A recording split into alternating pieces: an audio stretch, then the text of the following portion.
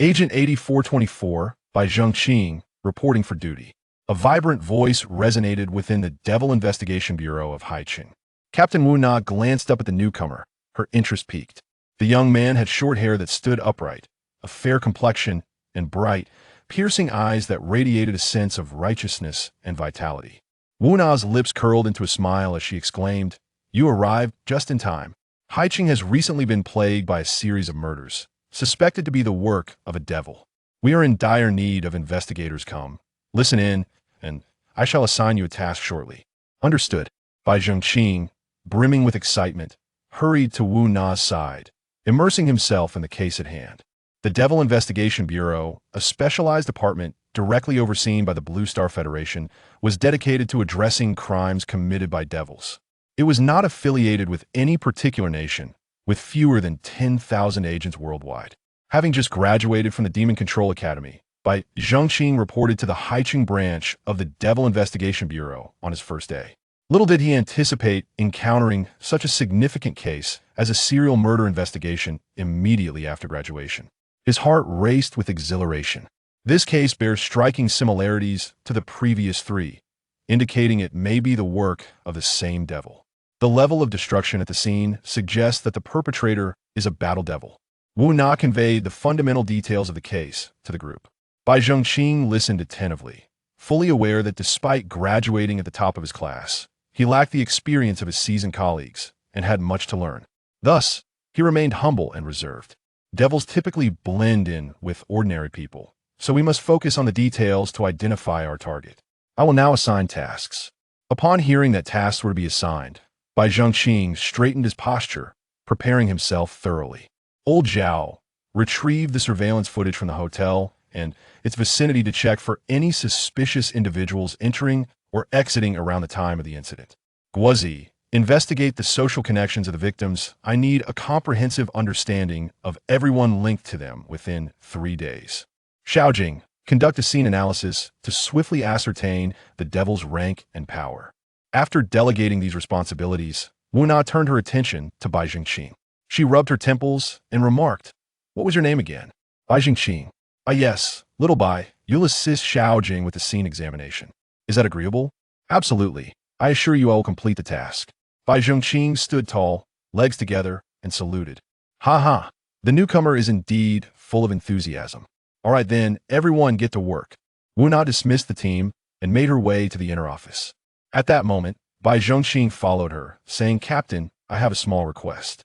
Wu Na halted, regarding him curiously. "What is it?" Bai Zhengqing gathered his thoughts before speaking. "I would like to review the case files of the Pentagon Square massacre from 10 years ago." Wu Na began to reassess the youthful figure before her. The case Bai Zhengqing mentioned was the largest-scale devil murder incident in nearly a century, occurring right in Haiqing. Until now, the perpetrator of the heinous crimes remains at large. She was perplexed by Bai Zhengqing's keen interest in the case. Reason, Wu Na's expression suddenly turned serious. She had no desire for her subordinates to be individuals who overestimate their capabilities. Should Bai Zhengqing fail to provide a valid justification, she would contemplate submitting a report to request his replacement. Bai Zhengqing hesitated before explaining, "My father perished in that catastrophe, so I wish to comprehend the details surrounding this case." Upon hearing this, Wu Na's demeanor softened as she recalled her own father. He too had lost his life in that tragic event, and she felt an immediate sense of shared sorrow. "My condolences. However, the most pressing matter at hand is to effectively resolve the case we are currently handling. I acknowledge your situation, and once we have cracked this serial murder case, I will grant you access to the case files." Understood. Bai Zhengqing saluted once more before swiftly departing. Watching him dash away, Wu Na smiled gently, thinking to herself, "Youth is indeed a wonderful thing." At 34, Wu Na maintained a fit and well-proportioned physique due to her background as a martial artist, rivaling that of women in their 20s. Coupled with her alluring eyes, crimson lips, and strikingly elegant features, she easily garnered the admiration of younger men. Yet, the weight of her life experiences led her to feel that she was no longer youthful. Shaking her head to dispel her myriad thoughts, Wu Na returned to her office. She retrieved a substantial stack of documents from her drawer and began to peruse them one by one. These were the case files of 3 previous murder incidents. Instead of filing them away, She had left them on her desk for convenient access. Meanwhile, Bai Jingqing, having received his assignment, arrived at the scene of the Crimea hotel that was already cordoned off. A contingent of police officers stood guard in the hallway, preventing anyone from approaching. Bai Jingqing presented his exclusive credentials from the Magic Investigation Bureau, donned disposable gloves, shoe covers, and a hat, and under the envious gazes of the officers, entered the crime scene. Shi Xiaojing had already arrived, so he greeted her, "Senior sister, why didn't you wait for me?" Shi Xiaojing glanced at Bai Jingqing and replied apologetically, "I thought you were in discussion with the captain, so I came ahead."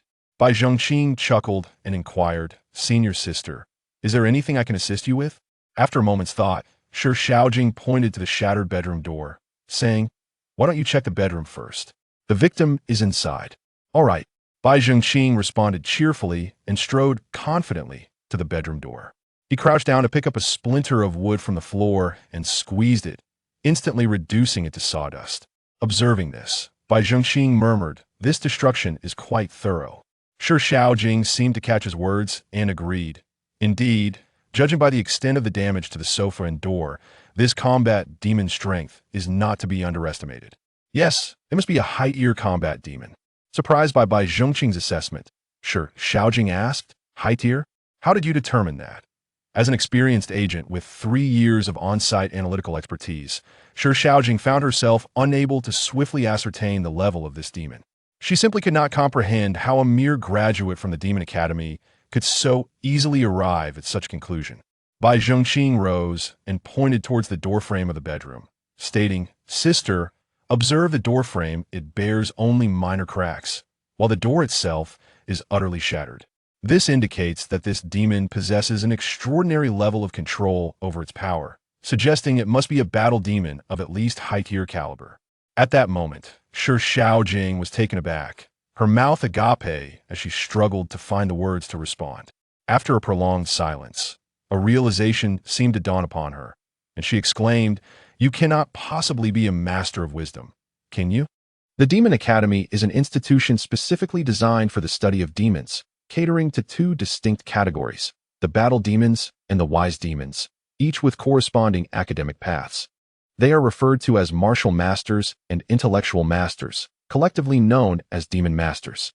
If martial masters are rare geniuses, then intellectual masters are indeed prodigies, existing perhaps only 1 in 100,000 or even a million. Worldwide, the number of demon masters is fewer than 10,000, with martial masters comprising over 99% of this figure. This highlights the extraordinary rarity of intellectual masters. It is said that to become an intellectual master, one's IQ must exceed 150, and the development of the brain must reach level 5. Could it be that you are one of these legendary anomalies? Shi Xiaojing was astonished by her own deductions. Their Haiqing Demon Investigation Bureau is ranked among the top 10 in the world, yet she has never encountered an intellectual master. Therefore, even though Bai Jingqing possesses extraordinary observational and judgmental skills, she still hesitated to affirm his status as an intellectual master. Upon hearing Shi Xiaojing's startled exclamation, Bai Jingqing bashfully scratched the back of his head. Indeed, he was an intellectual master, but he did not take pride in it. He believed it was merely a stroke of luck, as becoming an intellectual master simply meant having slightly better innate conditions than others. "Sister, it's not important. Let us continue our investigation," Bai Jingqing replied modestly before swiftly entering the bedroom. His words undoubtedly reinforced Shi Xiaojing's conviction. She hurried after him into the bedroom, questioning, "Are you truly an intellectual master? Oh my, I can hardly believe I've encountered a living intellectual master. Please, sign my name." At this moment, Bai Jingqing felt a wave of embarrassment. How could a mere 19-year-old be regarded as an idol? Furthermore, even though intellectual masters are rare, he was not the only one in existence, so what was there to fawn over? "Sister, I am merely an ordinary intellectual master," Bai Jingqing explained helplessly. However, Shi Xiaojing remained undeterred, excitedly retorting, "What of being an ordinary master? Just becoming an intellectual master is already remarkable. Moreover, cultivation can be gradually enhanced. Who can guarantee that you one day become an exalted master in the future?" Upon hearing Shi Xiaojing's words, Bai Jingqing felt speechless. An exalted master? Do you understand what an exalted master represents? Intellectual masters are divided into 4 tiers: ordinary, bright, distinguished, and exalted, with exalted being the highest level, and only one has been recorded in human history. Bai Zhengqing dared not entertain such extravagant hopes. He scoffed. I believe your chances of becoming a peerless martial master are far greater. This statement made Shi Shaojing blush slightly. The peerless level is also the pinnacle of martial masters, and she was self-aware enough to know that she could never reach such heights. You too should take pride in being an intellectual master. How can you remain so humble? I must inform the captain. It seems our Haiqing branch's case-solving rate will significantly improve in the future. Shi Shaojing exclaimed. Sister, let us focus on the task at hand. We should prioritize our investigation, Bai Zhengqing replied with a hint of exasperation. Upon hearing this, Shi Shaojing sheepishly smiled, stuck out her tongue, and dashed out of the bedroom. After her departure, Bai Zhengqing finally had the opportunity to survey the bedroom. The bedroom appeared remarkably tidy, in stark contrast to the chaotic exterior. The only jarring element was the corpse bound to the bed. The deceased was a woman, likely aged between 20 and 25, with a slender figure and pleasing features. There were no traces of blood on the bed. Though the body retained the appearance of a normal human, it had been utterly obliterated, resembling a human puzzle pieced together flawlessly. Bai Zhengqing inhaled sharply at the sight. As a distinguished student of the Demon Sorcery Academy, he had encountered numerous corpses, yet he had never witnessed one in such a state. Fortunately, being a strategist endowed with exceptional mental fortitude and having undergone rigorous psychological training, he was not overwhelmed by disgust. From the condition of the corpse, he surmised that the perpetrator possessed a formidable level of skill, likely at the high-tier level. To completely shatter a person while maintaining their form required an extraordinary degree of power and control, far beyond the capabilities of an ordinary individual. With this accurate assessment, he decided it was time to depart. The preliminary evidence collection would be handled by the police. His team's task was to ascertain the combat level of the battle mage, which had evidently been accomplished. As for identifying the battle mage's identity, further information would be necessary for inference. Scanning the bedroom, he found no weapon and stepped outside. He addressed Shi Shaojing, stating, Senior sister, it has been confirmed that this is a high-tier battle mage. We should withdraw. Aware of his status as a strategist, Shi Shaojing had no cause to doubt his judgment and happily accompanied Bai Zhengqing back. This marked the highest efficiency in scene analysis she had experienced since beginning her investigative work. Throughout the journey, Shi Shaojing chattered incessantly, while Bai Zhengqing maintained a warm smile. Upon returning to the station, he felt as though his face would freeze in a smile. Shi Shaojing entered Wu Na's office to report the findings of the scene analysis and Bai Zhengqing's status as a strategist. Consequently, Wu Na summoned Bai Zhengqing to her office. You are a strategist? Wu Na inquired, eyeing the young man with a hint of skepticism. Typically, strategists were assigned to the top 3 demon investigation bureaus or retained at headquarters, leaving her perplexed as to why their branch in Haiqing would have one. However, as soon as the question escaped her lips, she anticipated the answer. Perhaps it was due to his father's case. Indeed, Bai Zhengqing confirmed, yes, I have come for that case. Wu Na showed no sign of surprise but continued, I have a question and hope you will answer honestly. Please, speak, Captain. Bai Zhengqing replied, sincerity evident in his gaze. Why does your file indicate that you are a high-tier martial artist? Wu Na had not seen the files of other strategists, so she was unaware if confidentiality was the reason for the omission of their true identities. Nonetheless, it seemed inappropriate for a strategist to be classified merely as a martial artist. Thus, she harbored doubts regarding Bai Zhengqing's identity. Bai Zhengqing, however, remained composed and replied earnestly, because I am also a martial artist. Upon hearing his response, Wu Na's pupils constricted, waves of astonishment crashing within her. A strategist and martial artist simultaneously? How could this be? Throughout the millennium-long history of the Demon Master Academy, it is said that only 3 masters have been able to simultaneously cultivate both wisdom and martial prowess.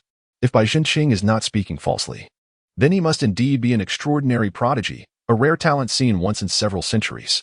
Wu Na found it difficult to maintain her composure. After taking a vigorous sip from the cup on the table, she inquired, Are you certain? Her voice trembled slightly. Bai Zhengqing nodded solemnly. At that moment, Wu Na felt as if her head had been struck by a hammer, her mind buzzing with thoughts. After a brief pause, her eyes suddenly sparkled with intensity as she fixed her gaze upon Bai Zhengqing. She realized that there was hope for her father's case. With such a genius to assist in the investigation, she regained confidence in the unsolved mystery from a decade ago. After a considerable time, Wu Na exhaled a deep breath. Regaining her composure, she retrieved a stack of documents from her drawer and handed them to Bai Zhengqing, saying, "These are the details of the first 3 murders in the serial killing case. Please study them." She refrained from mentioning the case from 10 years prior, choosing instead to evaluate Bai Zhengqing's abilities through this series of murders. She wished to discover just how formidable a wise master truly was. Bai Zhengqing accepted the documents and began to peruse them diligently. The first incident occurred in the early hours of March 20th, 2021, in an aged residential complex. The victim was also a young woman, similarly bound to her bed. However, her demise differed from the current case. She had been dismembered and then reassembled, rather than being entirely shattered. The instrument of dismemberment was a wood saw. According to forensic examination, the blood had been entirely drained from the body. The victim was an orphan, with no relatives or boyfriend. Her only close friend had an alibi for the time of the incident.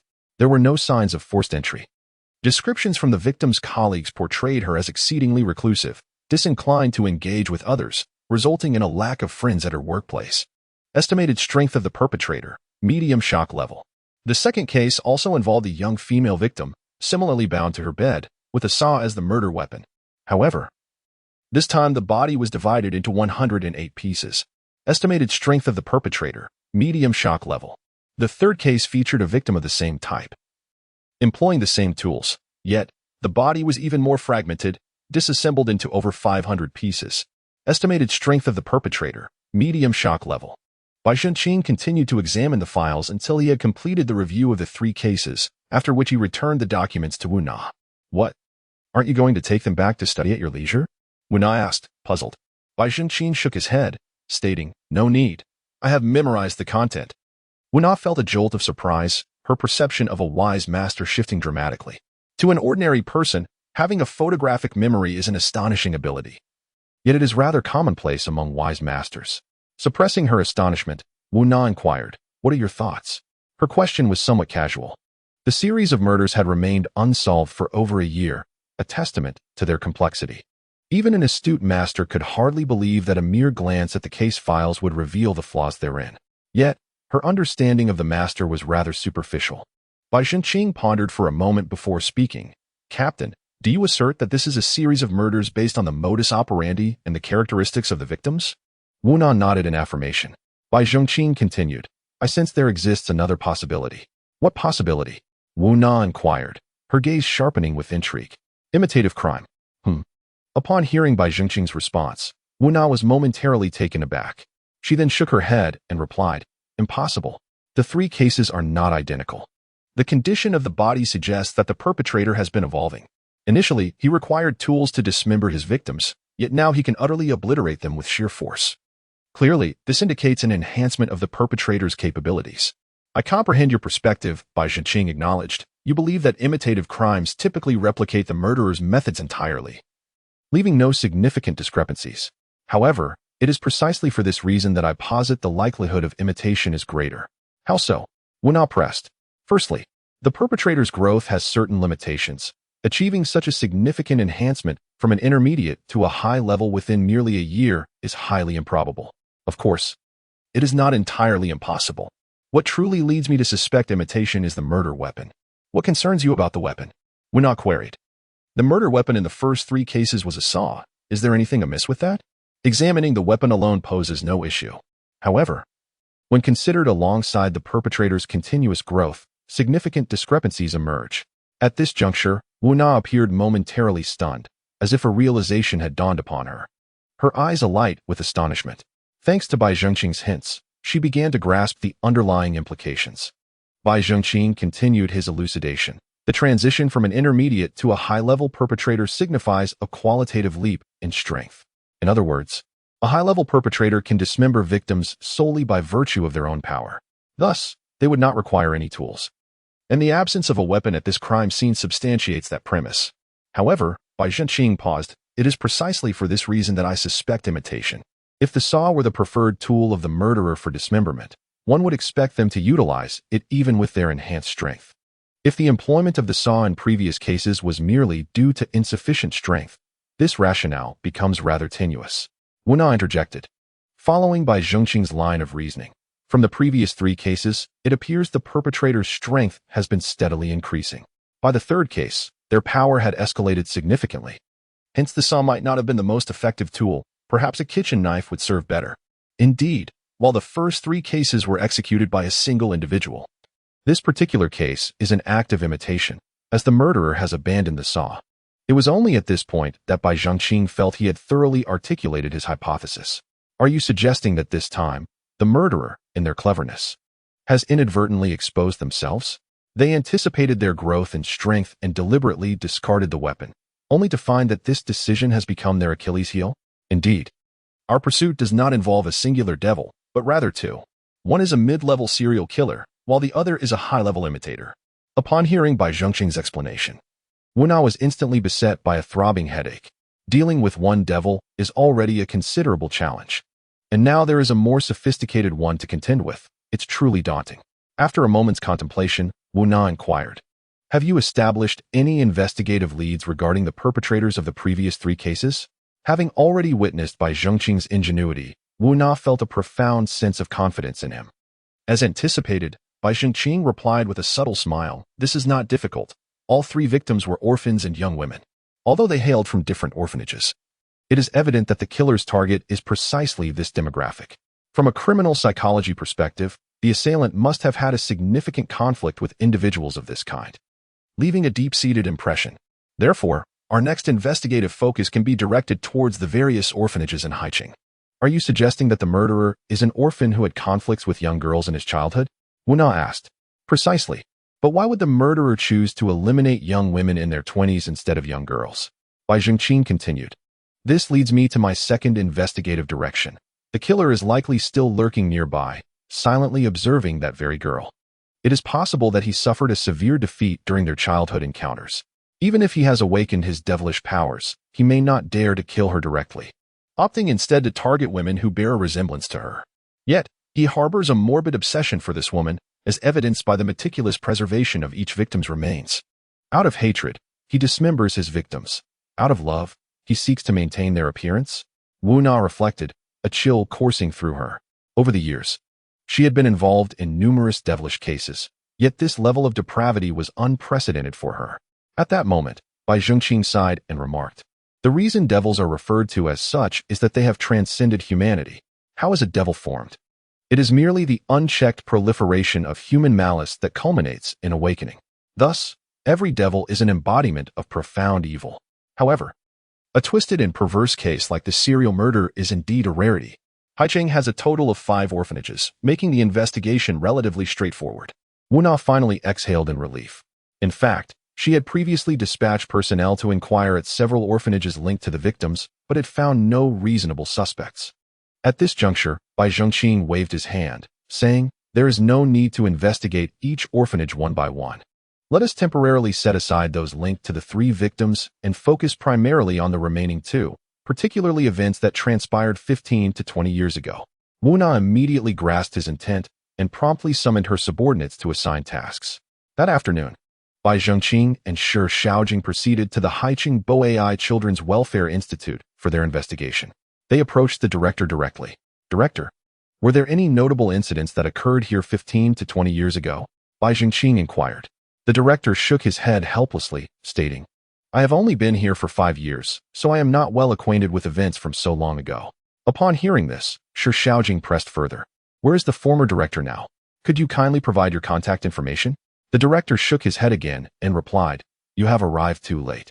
The former director passed away over a year ago." Upon hearing this news, Bai Zhengqing's expression shifted with intensity. How coincidental it was. The timing coincided precisely with the initial crimes committed by that fiend. "How did the former director die?" Bai Zhengqing inquired immediately. The director paused to recollect before responding. "It appears he fell down the stairs and met his end. As you know, such unfortunate incidents can easily occur with advanced age. A misstep, was it?" Bai Zhengqing, without needing to ask further, deduced the implication. The former director's demise had undoubtedly been classified as an accident, thereby excluding the case from the jurisdiction of the Magical Investigation Bureau. Otherwise, given Wu Na's experience, she would have undoubtedly linked his death to the serial murders, and it would not have remained unsolved for over a year. After a moment of contemplation, Bai Zhengqing said, "Director, do you have an archive room? May we have the opportunity to examine it?" "Certainly, follow me," the director replied. He stood up and led the two of them to the entrance of a dilapidated room. Taking out a key he had on him, he unlocked the door. Ladies, this is the archive room. Feel free to browse. Just ensure you lock the door behind you when you're done. Thank you, they replied. Once the director departed, Bai Zhengqing and Shi Shaojing began their search for documents. Bai Zhengqing opened a metal filing cabinet, glanced briefly inside, and then closed it. The archives were meticulously organized by date, making it quite convenient for their inquiries. Soon, he located several cabinets pertaining to the years 2000 to 2005. He opened the one labeled with incidents and began to sift through the contents. Upon reaching the documents from August 2003, he halted. He realized that some materials were missing. There was no need to search further. They had undoubtedly been stolen in advance, and the thief was certainly the murderer. Bai Zhengqing speculated that had the perpetrator not been wary of attracting their attention, he might have set the entire archive building ablaze. Senior sister, there's no need to search through the incident files. Please assist me in locating the profiles of orphans who were in the orphanage during August 2003. We shall visit them shortly, he instructed. What? What happened? Shi Shaojing asked, puzzled. Documents have been stolen, Bai Zhengqing replied nonchalantly. However, this news struck Shi Shaojing as rather alarming. This devil is far too cunning, she murmured. Bai Zhengqing chuckled, no worries. We can simply ask those who were at the orphanage during those years to uncover what transpired. Besides, the theft narrows down our focus, haha. Hearing this, Shi Shaojing swiftly transformed her frustration into delight. With you as my clever mentor, these are mere trifles. Bai Zhengqing shook his head in resignation, not pursuing the topic further. Ever since Shi Shaojing learned of his role as a mentor, she frequently praised him, which made him feel quite uncomfortable. Before long, they unearthed a list of personnel. In August 2003, there were over 20 orphans at the orphanage. Armed with this list, Bai Zhengqing and Shi Shaojing commenced their visits, merely inquiring with 3 individuals. They swiftly discerned the details of the suspect. Chen Jin, a male aged 24, was sent to the Haicheng Bo AI Children's Welfare Institute in September 2001, where he resided for nearly 2 years before being adopted by an elderly couple. Bai Zhengqing was recounting the suspect's information at the bureau. During his 2-year stay at the Welfare Institute, he had numerous confrontations with a girl named Gu Xiaomin, each culminating in Chen Jin's misfortune. The most severe incident transpired in August 2003, when Gu Xiaomin inadvertently struck a vital area of his body. At this juncture, Bai Zhengqing paused. Why have you stopped? Shi Shaojing queried, her gaze questioning. Beside her, old Zhao gently tapped her on the head, remarking, You're being foolish. Is that not evident? Shi Shaojing rubbed the back of her head, displeasure etched across her face as she turned to old Zhao. Yet, his remark enlightened her. The term vital area referred to a potentially lethal spot. However, it was evident that this devil named Chen Jin had not perished. Thus, it could only pertain to that critical area. Contemplating this, Shi Shaojing gasped, So what about him now? Bai Zhengqing silently shook his head. Shi Shaojing comprehended. He was irreparably damaged. She couldn't help but shiver. No wonder he harbored such hatred for Gu Xiaomin.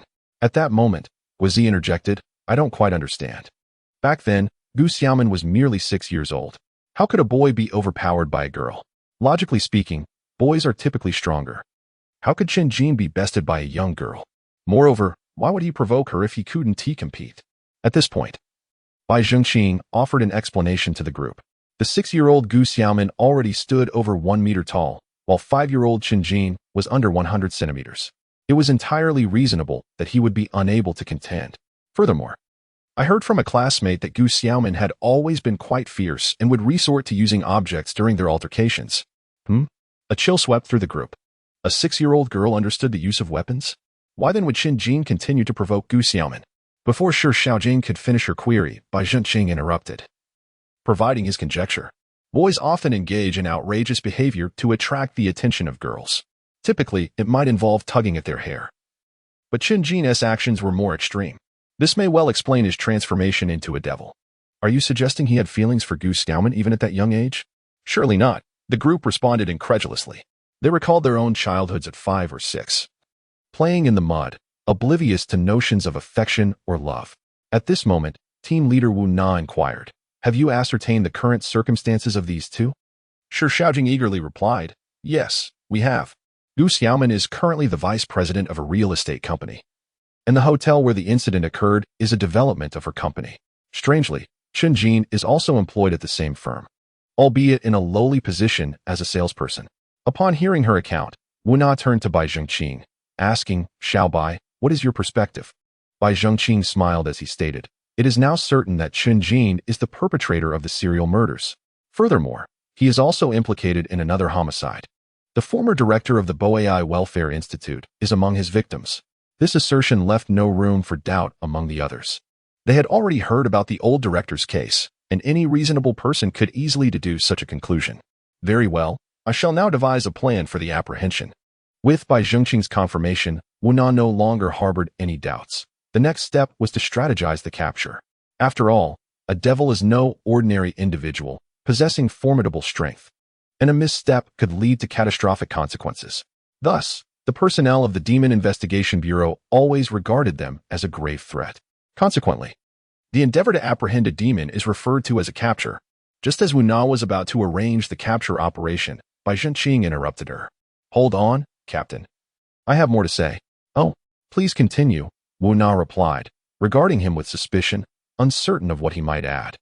Bai Zhengqing's smile faded as he spoke in a serious tone. "This time, we are not only capturing Chen Jin but also Gu Xiaoman." Everyone looked at him in confusion, puzzled by his assertion. To their astonishment, Bai Zhengqing boldly declared, "If I am not mistaken, Gu Xiaoman is the murderer behind this imitation killing spree." His words sent shockwaves through the room. Wu Na, with a serious expression, inquired, "Do you have any evidence?"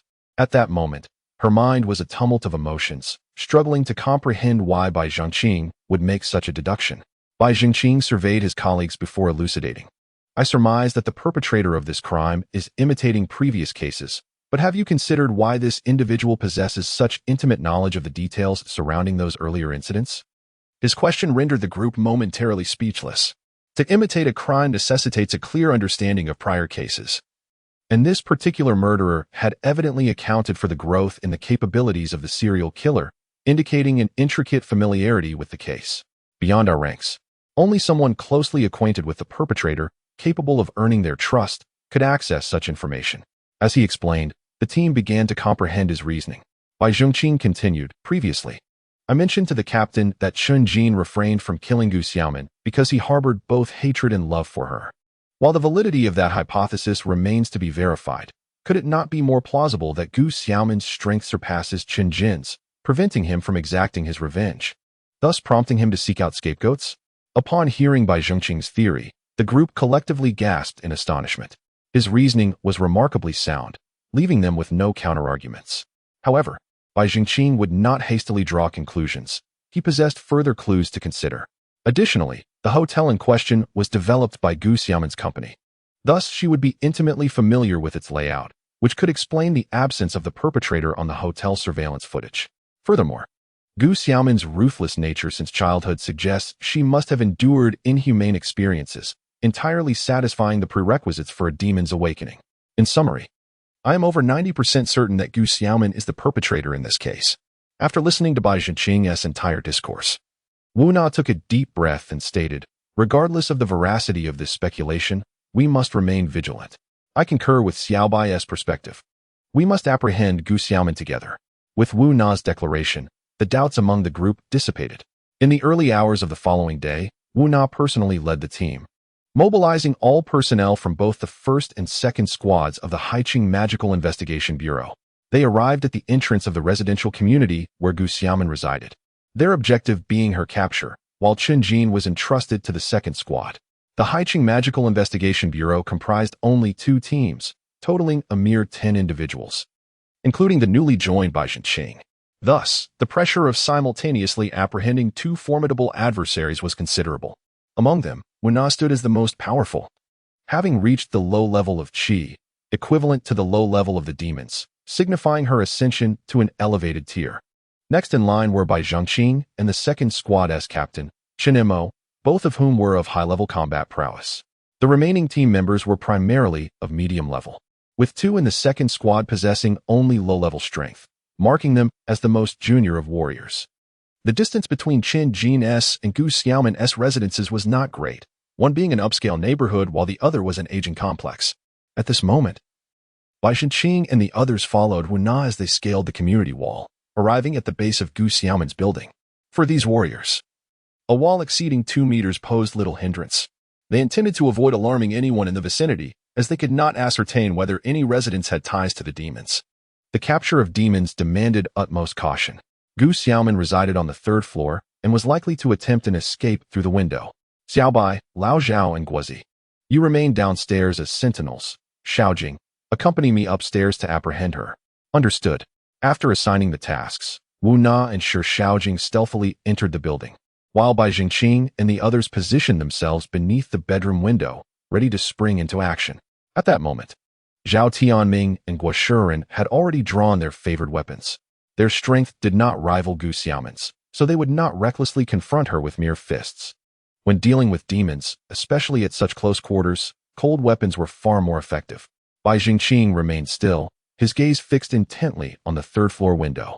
Before long, a loud crash resonated in the ears of Bai Jingqing and his companions. They understood that Wu Na had forced her way in. To a warrior, a standard security door could be easily kicked open. Upon breaching the door, Wu Na accelerated into the adversary's bedroom.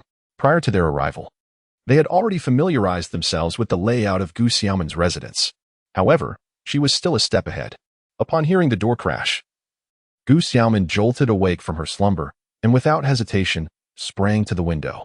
As Wu Na charged into the bedroom, Gu Xiaoman had already shattered the glass and leaped out. Just as she landed and had not yet exhaled in relief, Bai Jingqing, concealed below, was the first to react. Launching a powerful punch aimed at the nape of Gu Xiaoman's neck, Bai Xia immediately noticed the black veins sprawling across Gu Xiaoman's exposed skin, a manifestation of the demon entering its battle state. The effect revealed the transformation of her blood vessels. A chilling gust swept from behind, sending a shiver down Gu Xiaoman's neck. She reacted with remarkable swiftness, ducking and rolling forward to evade Bai Jingqing's ambush. At that moment, Zhao Tianming and Guo Shiren finally comprehended the situation, flanking her from both sides and simultaneously striking down towards the rolling Gu Xiaoman with their weapons. One wielded a retractable wooden stick, while the other brandished a spiked club. Gu Xiaoman merely raised her arms to block, deflecting their powerful blows. Even the seemingly razor-sharp spikes of the club only left shallow puncture marks on her arm, demonstrating the remarkable resilience of a high-tier demon's flesh.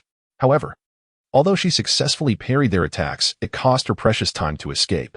As Gu Xiaoman rolled, Bai Jingqing advanced, executing a low kick that struck her squarely in the back, while she was preoccupied with blocking Zhao Tianming and Guo Shiren. With a dull thud, Gu Xiaoman was sent flying several meters away. Just as Bai Jingqing prepared to capitalize on his advantage, a figure suddenly charged in from the side. Without a moment to discern who it was, Bai Jingqing instinctively threw a punch. Yet, this brief hesitation allowed Gu Xiaoman to rise from the ground, intent on fleeing. Though she was grievously injured, it had not entirely hindered her movements. At that moment, a shadowy figure glided overhead, landing next to Gu Xiaoman from a distance. Before her feet could fully touch the ground, the figure reached out and seized Gu Xiaoman by the nape of her neck, rendering her immobile. It was Wu Na, who had arrived just in time to capture Gu Xiaoman. Meanwhile, Bai Jingqing's punch had forcefully sent the approaching figure flying. With a muffled groan, the figure collapsed to the ground, blood spilling from their mouth, unable to rise. At last, Bai Jingqing recognized the individual before him. It was Qin Jin.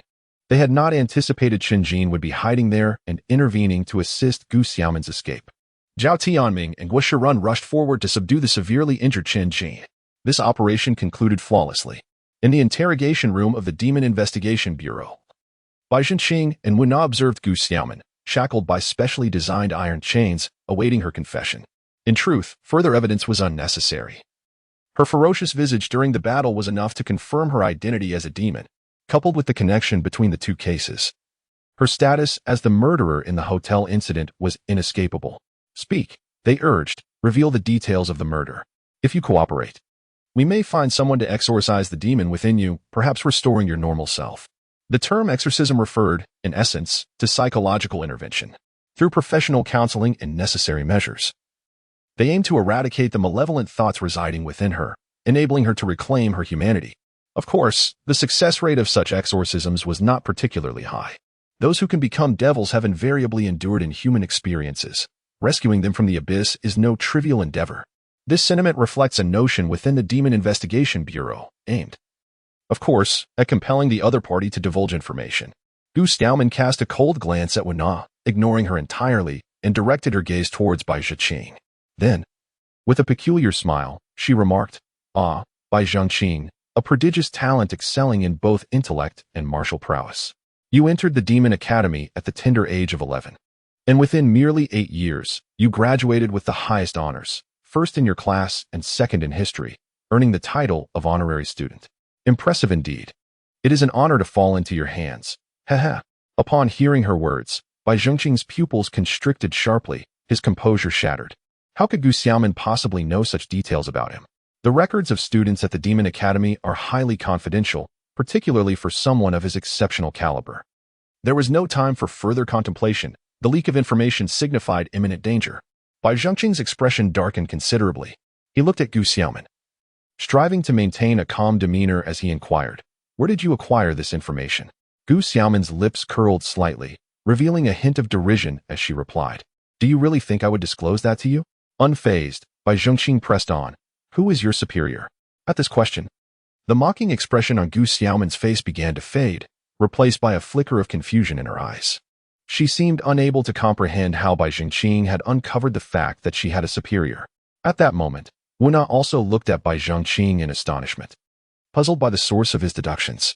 Noticing Gu Xiaomin's silence, Bai Zhiqing continued, "Qin Jin is merely a mid-tier demon, isolated and limited in intellect. Thus, I was quite surprised that he could identify 3 targets akin to you. I suspect someone must have provided him with information. Your earlier remarks have elucidated much for me. There must be a mysterious organization backing you, or perhaps you are indeed a member of that enigmatic group." Gu Xiaomin's lips twitched at Bai Zhiqing's analysis. Yet she remained silent, fists clenched tightly. She understood that the more she spoke, the greater the potential for error. This was evident from their earlier exchange. She had come to appreciate the terrifying nature of an intellect like his. However, she still underestimated Bai Zhiqing. Suddenly, Bai Zhiqing rose and slowly approached Gu Xiaomin. His gaze locked onto her as he continued, "Do you realize that some of your subtle expressions have betrayed you? Furthermore, the tension in your tightly clenched hands signifies that my suspicions are indeed correct. However, there is one more thing I wish to confirm with you. In just over a year, Qin Jin's abilities have escalated significantly. While you have ascended to a high-tier level at such a young age, how has this been accomplished?" Bai Zhiqing seemed to harbor no expectation that Gu Xiaomin would respond. As he began to pace beside her, analyzing the situation, logically, the awakening of a demon is a singular event, even if one's strength were to grow thereafter. It would typically be a gradual process. What has transpired among you has, at the very least, confirmed one thing for me. The organization behind you has devised a method to augment the powers of demons. At this point, Bai Zhiqing turned to glance at Gu Xiaomin, who had closed her eyes. He chuckled softly, saying, "Ah, it seems I have struck a chord once more. Remarkable indeed, to have developed such a technique. It is likely that your organization harbors an intelligent demon, perhaps even one of a spiritual tier or higher. We must take this seriously." While Bai Zhiqing's words did not frighten Gu Xiaomin, they left Wu Na in a state of shock. A spiritual tier intelligent demon? What does that imply? This could spell disaster. With a grave expression, Wu Na inquired, "Xiao Bai, are you serious?" Bai Zhiqing nodded resignedly. "It's highly probable. This matter is grave. I must report it to the capital S headquarters immediately. Today's interrogation concludes here." Thus, the two swiftly exited the interrogation room. It was only after their departure that Gu Xiaomin opened her eyes, her demeanor incredibly solemn. She realized that their organization had encountered a formidable adversary. This recent graduate, a prodigious talent, was far more terrifying than they had anticipated. Meanwhile, Shi Shaojing and Zhao Tianming also emerged from the interrogation room shortly thereafter. They had finished questioning Qin Jin, but the results were unsatisfactory, as Qin Jin remained utterly silent throughout the process. Bai Zhiqing had foreseen this outcome. He smiled at Shi Shaojing and Zhao Tianming, offering reassurance. "Do not be disheartened. Demons are inherently reticent. Only by pinpointing their vulnerabilities can we elicit a response." Zhao Tianming retorted with irritation. "Stop adopting that air of wisdom. One might think you are the seasoned investigator." "Ha, Zhao. It seems I have overstepped. My apologies." Bai Zhiqing replied with a grin. Shi Shaojing, ignoring their banter, inquired eagerly, "Xiao Bai, what do you believe Qin Jin's weakness is?" It's quite simple. Gu Xiaomin is his Achilles heel." Upon hearing Bai Zhiqing's response, Zhao Tianming and Shi Shaojing fell into contemplation. They had already considered the possibility of Qin Jin appearing beneath Gu Xiaomin's residence. However, They remained uncertain about how to proceed. Just as they were deep in thought, Guoshuren rushed in from outside. Noticing the three gathered together, he inquired hastily, "Where's the captain?" Bai Zhengqing gestured toward the office, stating, "In there." No sooner had he spoken than Guoshuren bolted into Wu Na's office. They vaguely heard him shout, "Captain, something's wrong." However, the office door soon closed, muffling the rest of his words. The three exchanged puzzled glances, bewildered by Guoshuren's usually calm demeanor suddenly turning urgent. Moments later, the answer became clear. The office door swung open, and Wu Na emerged with Guoshuren. Seeing Bai Zhengqing and the others present, she announced loudly, "Guo has discovered a hidden compartment while leading a search at Gu Xiaomin's residence, revealing a list we suspect to be a death list, as several names have been crossed out." Upon hearing Wu Na's words, Bai Zhengqing and the others abruptly ceased their laughter, their faces adopting an unprecedented gravity. At this moment, Zhao Tianming inquired, "Captain, how many individuals are on the list? How many have perished? Furthermore, who are these individuals?" Zhao Tianming, a seasoned investigator, adeptly grasped the crux of the matter. The list contained a total of 5 names, with 3 marked as deceased, while their details were still under verification. Only names. How could Gu Xiaomin be privy to their information? Shi Shaojing questioned, perplexed.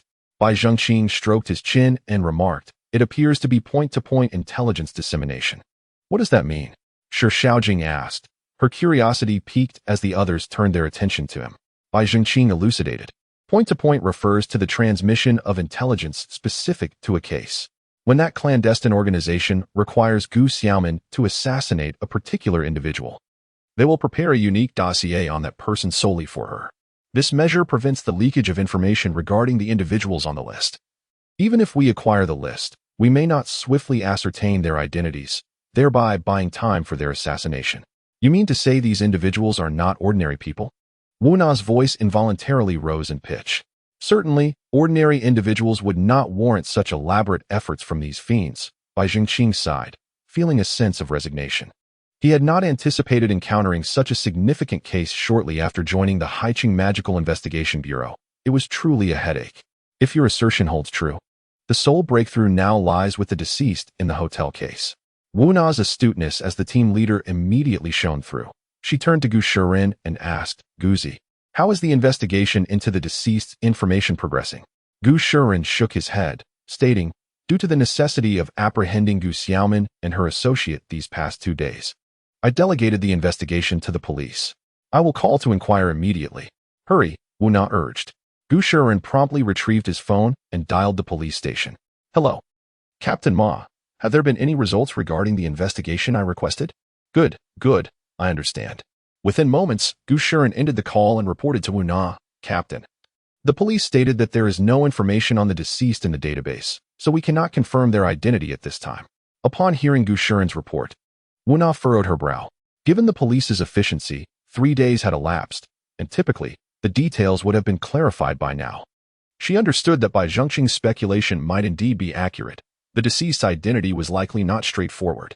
The absence of identification documents and the lack of database information complicate matters. Shi Shaojing lamented. At her words, the group fell into deep contemplation. Suddenly, Bai Zhengqing interjected. "The inability to locate comparative data suggests that no family or friends have reported them missing. I suspect the deceased may be an orphan." Upon hearing this, a glimmer of insight flashed in Wu Na's eyes as she nodded in agreement, stating, "Indeed, generally speaking, if an individual has been missing for 3 days, their relatives or friends would certainly file a report. Thus, the likelihood of the deceased being an orphan is exceedingly high. Not just a possibility, but a certainty." Bai Zhengqing stated with utmost certainty, "Let us not forget that Gu Xiaomin's case is a mimicry of murder. The 3 victims previously slain by Chen Jin were all orphans. Thus, the deceased must also hold an orphan's identity, or else the premise of mimicry falls apart." Upon hearing his words, the group felt a chill run through them. With this deduction, the search became significantly simpler. Consequently, Wu Na promptly organized the team to commence their investigation, to expedite the process. She also notified the police for assistance in the inquiries. That very afternoon, the police reported their findings. The identity of the deceased had been confirmed. The victim, Zhao Yeshu, was 22 years old, born in 2000, and had been admitted to the Haiqing Social Welfare Center in 2004. She was currently employed at a state-owned pharmaceutical institution. engaged in pharmaceutical research and development. The group listened intently as Wu Na elaborated on the victim's information. At that moment, Shi Xiaojing whispered. No wonder her identity was difficult to verify. It turns out she was part of a secret research institute. Wu Na, having overheard her, cast a warning glance at her. Shi Xiaojing shrank back, refraining from further interruptions. Once Wu Na noticed her silence, she continued. Zhao Yushu is presently involved in developing a psychotropic medication. According to the head of her institution, this drug effectively suppresses the symptoms of individuals with antisocial personality disorder. It is widely recognized that those with antisocial personality traits constitute a high-risk group for demonic awakening. Therefore, once this medication is released, it could significantly reduce the rate of such awakenings. At this juncture, Zhao Tianming interjected. Could it be that Gu Xiaoman assassinated Zhao Yeshu to prevent this drug from reaching the market? That is indeed a possibility, Wu Na affirmed with a nod. What about the other 4 individuals on the list? Could they be connected for similar reasons? Gu Shiren inquired, perplexed. Upon hearing his question, Wu Na fell silent. She was unable to ascertain this, as the identities of the other 4 had yet to be confirmed. At that moment, Bai Zhiqing suddenly asked, Captain, have the other 2 deceased been located? Wu Na paused, then shook her head, stating, no, neither we nor the police have found any additional bodies. It has been relatively peaceful in Haiqing these past 2 years, with only Chen Jin's serial murder case reported. Upon hearing Wu Na's response, the others displayed expressions of resignation. However, Bai Zhengqing shook his head, asserting, it is not necessarily the case that everything occurred in Haiqing. The others were momentarily taken aback by his comment. Indeed, who had declared that the incidents must have transpired in Haiqing. Wu Na, jolted into action, declared, I will immediately contact the headquarters to inquire if there are similar cases in other regions. Bai Zhiqing added, it does not have to be identical cases, Captain. Just ask if there have been any unidentified corpses or highly classified confirmed bodies in recent years. His suggestion resonated with Wu Na, prompting her to leave to make the call. At that moment, Shi Xiaojing dragged her chair closer to Bai Zhiqing, smiling, you were truly remarkable, Xiao Bai. You swiftly found the key to unraveling this mystery. Bai Zhiqing, shaking his head in resignation, replied, this hardly qualifies as a resolution. We have barely begun. Indeed. We must await news from the headquarters for confirmation, Gu Shiren agreed. Say, should we reconsider Gu Xiaoman and Chen Jin? Perhaps we might uncover some inconsistencies within them? Zhao Tianming interjected. Old Zhao, are you not satisfied with the setbacks you've faced and wish to further humiliate yourself? Guo Shirun remarked. Having heard of Zhao Tianming and Shi Xiaojing's prior missteps with Chen Jin, which left them with nothing to show for their efforts. With a darkened expression, Zhao Tianming retorted. Why don't you give it a try? Let us see how capable you truly are. Exactly, Brother Guo, why not give it a shot? You might just manage to pry open Chen Jin's mouth, Shi Xiaojing chimed in with a malicious grin, for she too had experienced failure alongside Zhao Tianming. And Guo Shirun's words felt like an affront to her. Observing the banter, Bai Zhengqing shook his head in resignation. Being new to the group, he had yet to fully acclimate to the dynamics among old Zhao and the others. However, Zhao Tianming's assertion resonated with him. Gu Xiaoman, as the executor of the Zhao Yeshu case, undoubtedly possessed some insider information, making her a potential breakthrough. Yet, he remained uncertain about how to elicit her cooperation. Choosing not to engage in the exchange, Bai Zhengqing redirected his gaze to the relationship chart on the whiteboard.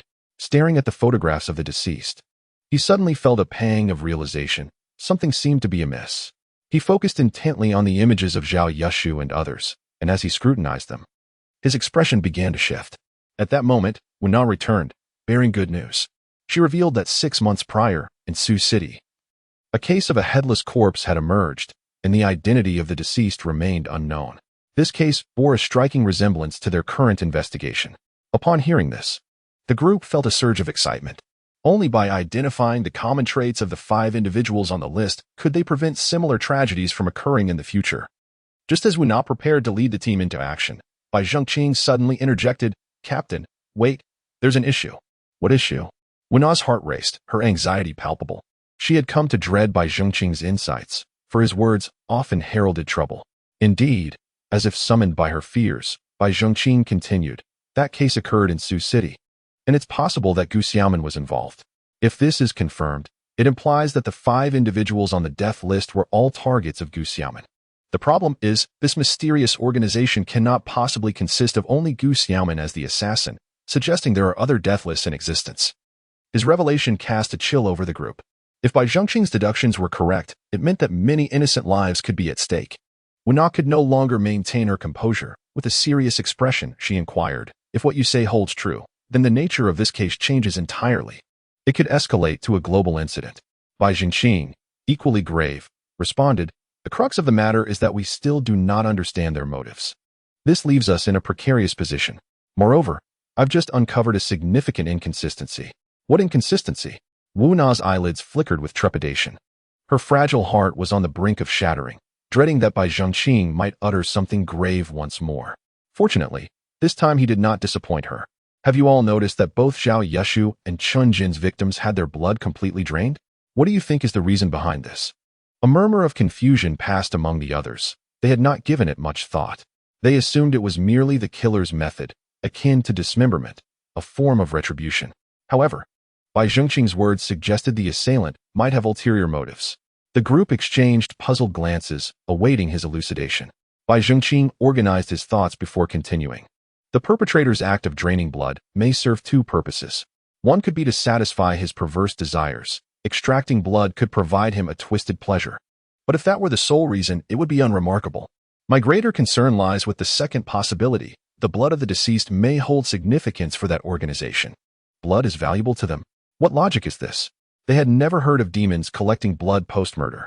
Sensing their confusion, Bai Zhengqing clarified, "Over the past year, Chen Jin has rapidly enhanced his powers. I suspect that the mysterious organization behind him has developed a method to swiftly augment a demon's strength. And this method may involve blood. Certainly, ordinary blood would be of no use. Otherwise, the demons would have long unleashed a massacre. Thus, I believe the blood of those on the death list possesses some unique quality. This could very well be their true objective." Upon hearing his exposition, the group exchanged glances, uncertain whether Bai Zhengqing was overthinking or if there was truth to his claims. However, if he was correct, it could spell trouble. For each death on the list might signify the growth of another demon.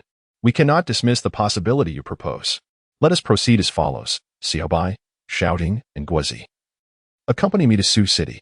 Lao Zhao, investigate Zhao Yush's blood type and background. See if there is anything peculiar. Understood. With the tasks assigned, the team set forth once more. Meanwhile, as Bai Zhengqing and his companions made their way to Sioux City, within an abandoned factory on the outskirts of Haicheng, a middle-aged man clad in a black jacket carried a comatose woman in one hand and a black metal case in the other. He casually discarded the woman onto the ground and placed the case atop a wooden crate. Opening the metal briefcase, he extracted a large metallic canister, at least 5 liters in capacity. Upon uncapping it, a chill emanated from within, indicating it was a cryogenic sealed container. Setting the canister beside the woman, he retrieved a sizable needle and a transfusion tube from the case. Approaching her, he inserted the tube into the canister and, without hesitation, plunged the needle into the woman's carotid artery. Blood surged swiftly through the transfusion tube, filling the canister. As time elapsed, the woman's complexion grew increasingly pale. And in the process of this blood extraction, she silently succumbed to death. Until no blood remained, the man withdrew the needle and stored the metal canister. Once everything was meticulously arranged, he pressed his hand upon the woman's lifeless body, exerting a slight force that reduced her remains to mere fragments. Having completed this grim task, he rose and departed without a backward glance, carrying his case. At the Sioux City police station, Wu arrived with her team. They first obtained the case files from the local authorities before proceeding to the morgue. At that moment, Shi Xiaojing was poring over the case documents while Wu Na, Bai Zhengqing, and Guo Shiran listened intently, examining the corpse. The homicide case in Warehouse 007 had been filed on November 23, 2021, with the victim's identity unknown and death resulting from hypovolemic shock due to exsanguination, the body having been dismembered. The remains before them could no longer be classified as a body, but rather a mass of flesh, prompting Guo Shiran, a seasoned investigator with over a decade of experience, to avert his gaze after a brief inspection. In contrast, Wu Na appeared unaffected, her eyes fixed on the remains. Bai Zhengqing merely cast a glance before redirecting his attention to Shi Xiaojing's report. The victim's blood type is a rare Rh negative, she stated.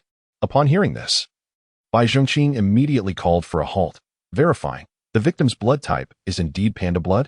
Shi Xiaojing glanced at the documents once more and nodded affirmatively. At this, Bai Zhenqing narrowed his eyes, seemingly uncovering the answer he sought. Wu Na, having overheard his inquiry, asked Xiao Bai, "Do you believe this panda blood is connected to the assassination targets of that mysterious organization?" Bai Zhenqing nodded, affirming, "Indeed. Once we receive results from old Zhao's side, we will have confirmation." Wu Na acknowledged with a nod, and the group turned their focus back to identifying the victim. "Do you have a method to ascertain the person's identity?" Wu Na inquired of Bai Zhenqing. He pondered briefly before responding, "There are ways, albeit somewhat cumbersome." "Oh. Spare us the suspense." Shi Xiaojing playfully nudged Bai Zhenqing's arm. He smiled wryly. "We should investigate the orphanage and the homeless shelters in Sioux City. There may be leads." Wu Na immediately grasped the implication of his words. Indeed, over 6 months had passed without any missing person reports, indicating the victim was likely without family or acquaintances, perhaps even lacking a place of employment. Otherwise, co-workers would have sought him out. Thus, it seemed this individual was a beggar. Should it be confirmed that he appears on the list of deceased, Zhao Yushu's initial hypothesis regarding the cause of death would require reevaluation. After all, a beggar could not possibly influence the machinations of a devilish organization. This would validate Bai Zhenqing's theory that they were indeed after blood. Contemplating this, Wu Na cast another deep glance at Bai Zhenqing. Although panda blood is not exceptionally rare, with several million individuals in Xia country possessing it, the sheer number heightened the urgency felt by Bai Zhenqing and his colleagues. Every moment, there existed the potential for such individuals to fall prey to that enigmatic organization. Now, Wu Na could only hope that Bai Zhenqing's deduction was erroneous. However, reality proved to be harsh. Soon, she received a call from Zhao Tianming, confirming that Zhao Yushu also possessed the rare blood type known as panda blood. Wu Na's mind buzzed, and she felt an overwhelming sense of dread. It is important to note that there are millions of individuals with this rare blood type across the nation, and Haicheng, being the largest city in Xia country outside the capital, has a population of panda blood bearers numbering in the tens of thousands. How could they investigate this? Who could ascertain the next target of that mysterious organization? Wu Na could only look to Bai Zhenqing for assistance, hoping he could devise a strategy. Yet, Bai Zhenqing, although highly intelligent, was not a deity. He could not swiftly determine the adversary's next target. He paced back and forth, pressing his temples repeatedly, a habitual gesture when he was deep in thought. After what felt like an eternity, Bai Zhenqing finally halted. The onlookers gazed at him with anticipation. At that moment, instead of providing the answers they sought, he posed a question. "How do you think that organization identifies individuals with panda blood?" The group fell silent, each beginning to ponder. Wu Na, with her rich experience, reacted the fastest. She exclaimed, "The blood type database. They must have accessed information from the blood type registry." Bai Zhenqing nodded in agreement, saying, "Indeed, there are only 2 methods to rapidly identify panda blood possessors. One is to obtain blood donation or patient lists from various hospitals, or to impersonate medical personnel and randomly solicit blood donations from passers-by on the street. However, this method is highly inefficient and relies on luck.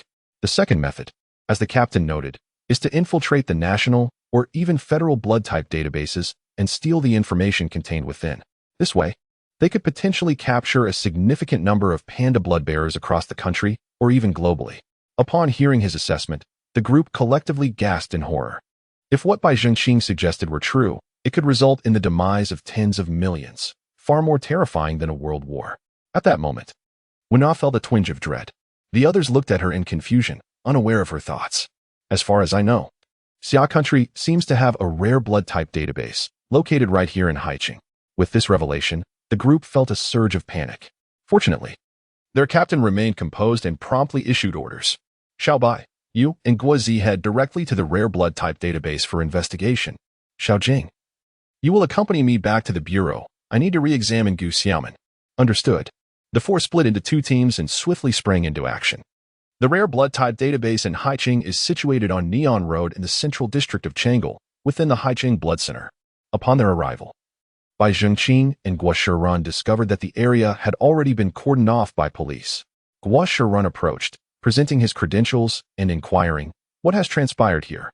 The officer on duty, recognizing the personnel from the special department, immediately saluted and reported, "Today, some blood samples from the blood center have been stolen."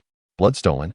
Bai Zhengqing and Guo Shiran exchanged glances, both feeling a sinking sensation in their hearts. This was a disaster. The organization had outpaced them once again. Let's go in and investigate, Guo Shiran remarked, and Bai Zhengqing nodded, following him inside.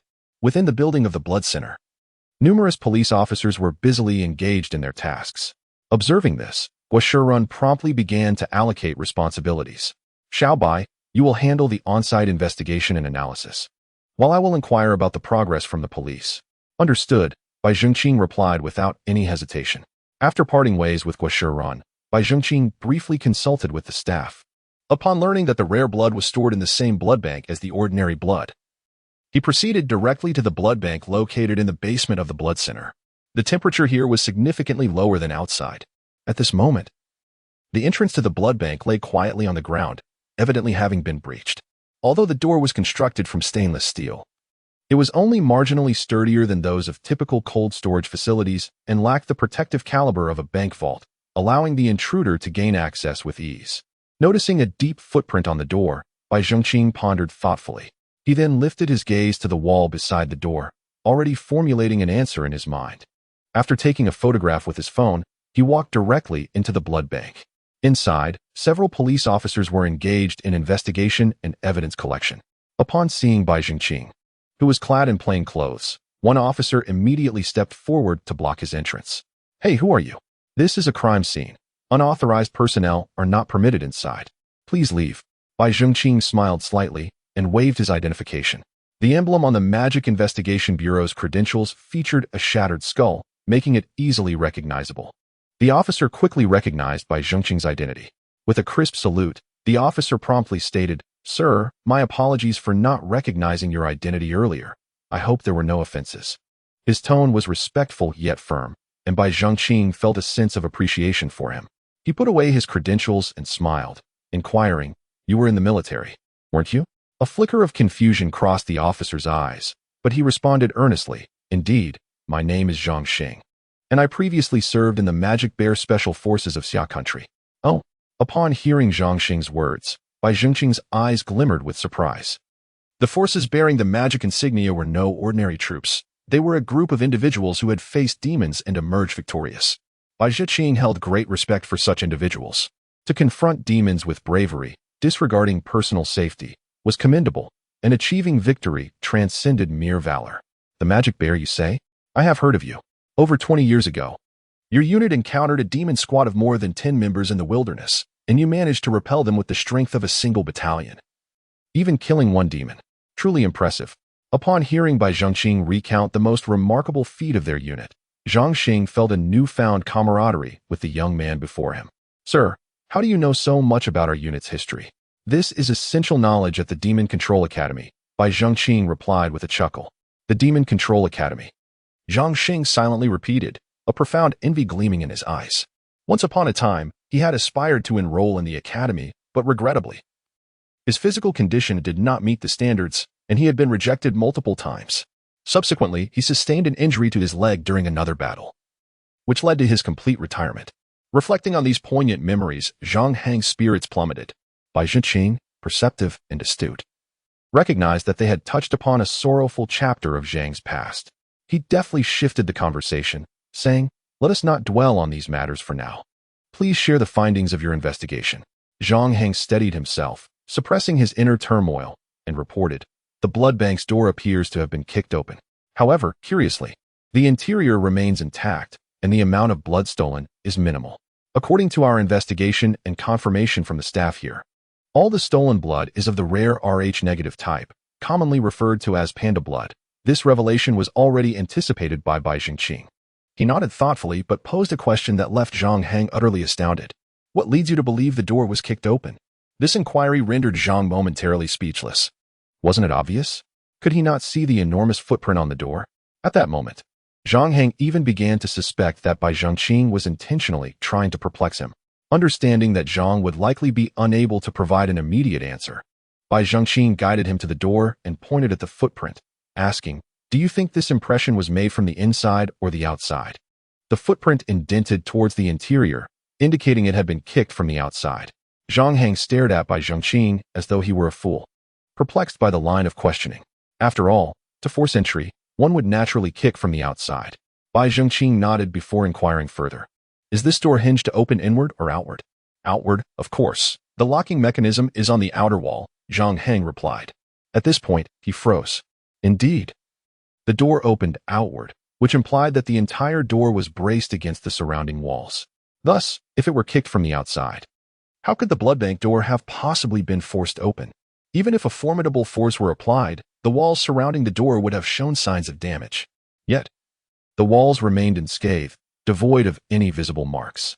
With this realization, Zhang Heng's gaze towards Bai Zhengqing transformed. He had not anticipated such keen observation and analytical prowess from someone so young. It was no wonder that he had been unable to gain admission to the Sorcerer Academy. The sorcerers there were formidable indeed. In truth, he had misjudged. Some of the martial sorcerers were not particularly sharp-witted, yet their physical talents were unmatched. Observing Zhang Heng's change in demeanor, Bai Zhengqing discreetly nodded in acknowledgement, understanding that Zhang had come to a realization. He then continued. There should be no footprints within the blood bank, correct? Zhang Heng, still in a daze, nodded in agreement. Although he was unclear how Bai Zhengqing could ascertain this without having inspected the premises, he had grown accustomed to acknowledging the brilliance of his companion. Bai Zhengqing smiled and said, Very well, could you please inquire with the staff here whether they are required to wear shoe covers when entering the blood bank? Certainly. I shall do so immediately. At that moment, Zhang Heng held Bai Zhengqing in immense esteem, knowing that this information might prove invaluable to his investigation. And thus he did not dare to delay. As Zhang Xing dashed away, Bai Zhengqing cast another glance at the footprint before re-entering the blood bank. The police officers still inside had seen his credentials moments earlier, which deterred them from obstructing his passage. The blood bank was densely packed with numerous freezers, most filled to the brim with blood bags, save for a solitary small freezer in the corner that stood empty. Approaching this freezer, Bai Zhengqing observed a plethora of vacant metal baskets within, designated for storing blood bags, each marked with various blood types for distinction. Beneath these labels, a line of small print read, Rh negative. Realizing this, Bai Zhengqing understood that his suspicions were indeed correct. Their target was the rarest of blood types, colloquially known as panda blood. Yet, such brazen theft from a blood center would surely expose their intentions. Did they truly care so little about being discovered? If that were the case, why conceal the identities of the deceased? Or was it merely a coincidence? At that moment, Bai Zhengqing's thoughts were muddled, and clarity eluded him. Just then, Zhang Xing returned. I asked several individuals, and they all stated that one must wear masks, shoe covers, and hats while retrieving blood from the blood bank. Much like our on-site evidence collection, Zhang Xing reported. Bai Zhengqing nodded in acknowledgement. Rather than continuing their discussion on the case, he smiled and said, Would you be interested in working at the Magic Investigation Bureau? Huh. Zhang Xing looked bewildered, unsure if Bai Zhengqing was jesting. Are you serious? Absolutely. However, you must consider this carefully. While the external affairs work at the Magic Investigation Bureau is not particularly challenging, primarily involving some investigative errands, we do confront devils. And a moment's carelessness may lead to peril. Thus, take your time in deciding. Zhang Xing saluted and declared, Joining the Magic Investigation Bureau has been my lifelong dream. Since you have offered me this opportunity, I cannot possibly let it slip away. I am willing. At that moment, Bai Zhengqing smiled broadly, finally exhibiting a semblance of the youthful vigor expected at his age. The Magic Investigation Bureau had openings for external personnel, meaning that non-magic practitioners also had a chance to work there. However, they would not be formally incorporated. Rather, they would serve as ordinary contract workers, with considerably less favorable conditions. Moreover, given the Bureau's direct confrontation with devils, the inherent dangers were substantial, deterring most from seeking such employment. This explained why the Haiqing Magic Investigation Bureau currently had no external personnel at all. Of course, the secretive nature of the Bureau also contributed to this situation. Aside from high-ranking police officials and certain elite units, the general populace remained unaware of the Bureau's existence. Most officers believed it to be a specialized department within the police force. Were it not for Zhang Xing's background as a member of the Magic Bear, he too would likely be oblivious to what the Magic Investigation Bureau truly entailed. Consequently, the Bureau was not inclined to accept just anyone. Both Bai Zhengqing's earlier remarks regarding the blood bank's entrance and his suggestion for Zhang Xing to inquire about the shoe cover served as tests for Zhang Xing ultimately. He demonstrated quick thinking and attention to detail by confirming information with multiple sources, reflecting a meticulous nature. Adding to the background of the Special Forces service with the magic insignia, coupled with the unyielding demeanor displayed upon first encountering Bai Zhengqing. It was this that prompted Bai to consider him for recruitment. Bai Zhengqing waved his hand, signaling Zhang Xing to follow, and then exited the blood bank. Upon reaching the first floor, Bai Zhengqing noticed Guo Shirun interrogating a young woman in her 20s, prompting him to approach and invite him to return to the Magic Investigation Bureau together. However, after taking a few steps, he halted. He caught the tail end of their conversation. "Officer, I've already said everything I needed to," the woman replied with evident impatience. Guo Shirun smiled and said, "Wu Jing. Is it? This is a routine inquiry, just a few questions that won't take up much of your time. I hope you can cooperate." "Fine, go ahead and ask." She continued, "I checked your duty roster. This morning, during the theft at the blood bank, you were on duty with a colleague named Wang Chao, correct?" Guo Shirun inquired, maintaining a steady gaze. The woman's eyes flickered with a hint of panic as she touched her nose and replied, "Yes, so what? Just because I'm on duty. You suspect me? I have surveillance footage to prove it. I was in the duty room the entire time, never stepped out. Please remain calm. We are not accusing you."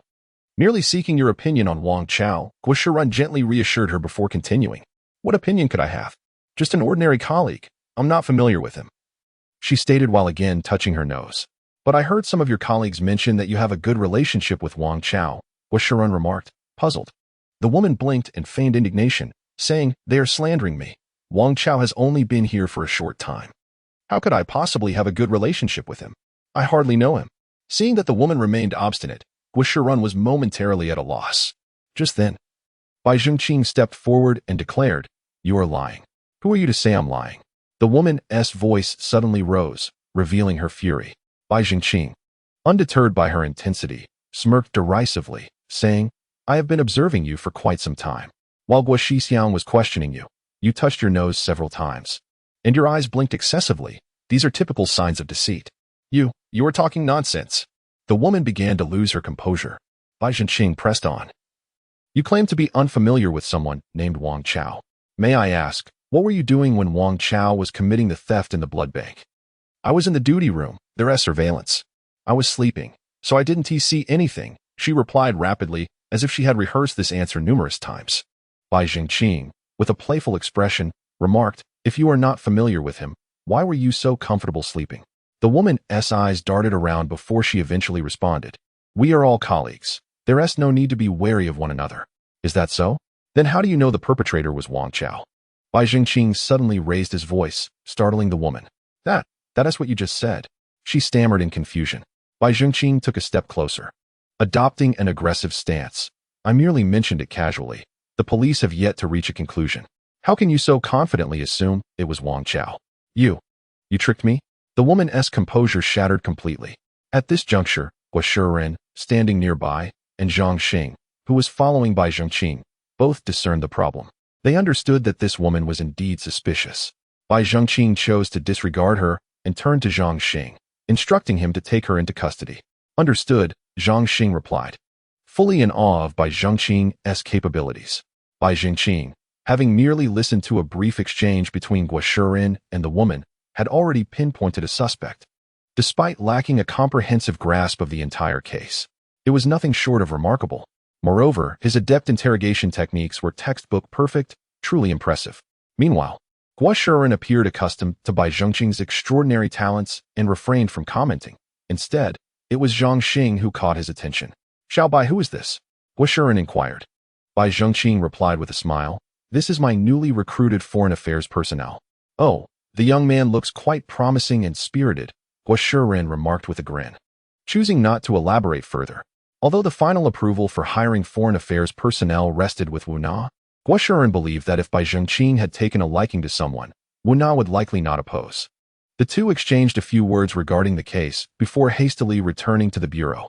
Upon returning to the Magic Investigation Bureau, the two met with Wu Na and the others to deliberate on the case. In the early hours of April 21st, a newly appointed researcher at the blood center, Wang Chao, in collusion with the on-duty researcher Wu Jing, who was also his girlfriend, executed a theft of panda blood from the blood bank. Thus, it became evident that the mysterious organization targeted panda blood. Bai Zhengqing was presenting the report to everyone. At that moment, members from the second team joined the discussion. The magnitude of this case was such that the first team's manpower was woefully insufficient. Wuna had already reported to the headquarters, which agreed to the collaboration of both teams to solve the case. From the investigation, it was determined that Wang Chao had accessed the blood bank's main door using a password. Upon opening it, he forcibly kicked it down, creating the illusion of a break-in. He had already provided a detailed analysis regarding the door, which everyone accepted. However, Bai Zhongqing added, "Yet, I believe his actions may hold further significance." Huh? What significance? Shi Shaojing immediately inquired. The assailant could have directly damaged the door, which would have aroused less suspicion regarding his identity. Why then? Did he choose to first unlock it with a password before destroying it? Bai Zhongqing's counter-question deepened the group's confusion. Indeed, there was no necessity for such elaborate theatrics. "Come, take a look at this footprint," Bai Zhongqing said, pointing to the footprint visible in the photograph of the door. The force of this footprint suggests that the individual possesses intermediate-level strength. I have calculated that to kick down that door would likely require high-level strength. Therefore, do you not think that the assailant, unable to directly damage the door, opted to first unlock it? Wrong. I believe he sought to convey to us that his strength is merely intermediate. Bai Zhongqing's statement was somewhat convoluted, yet those present were not foolish and grasped his point.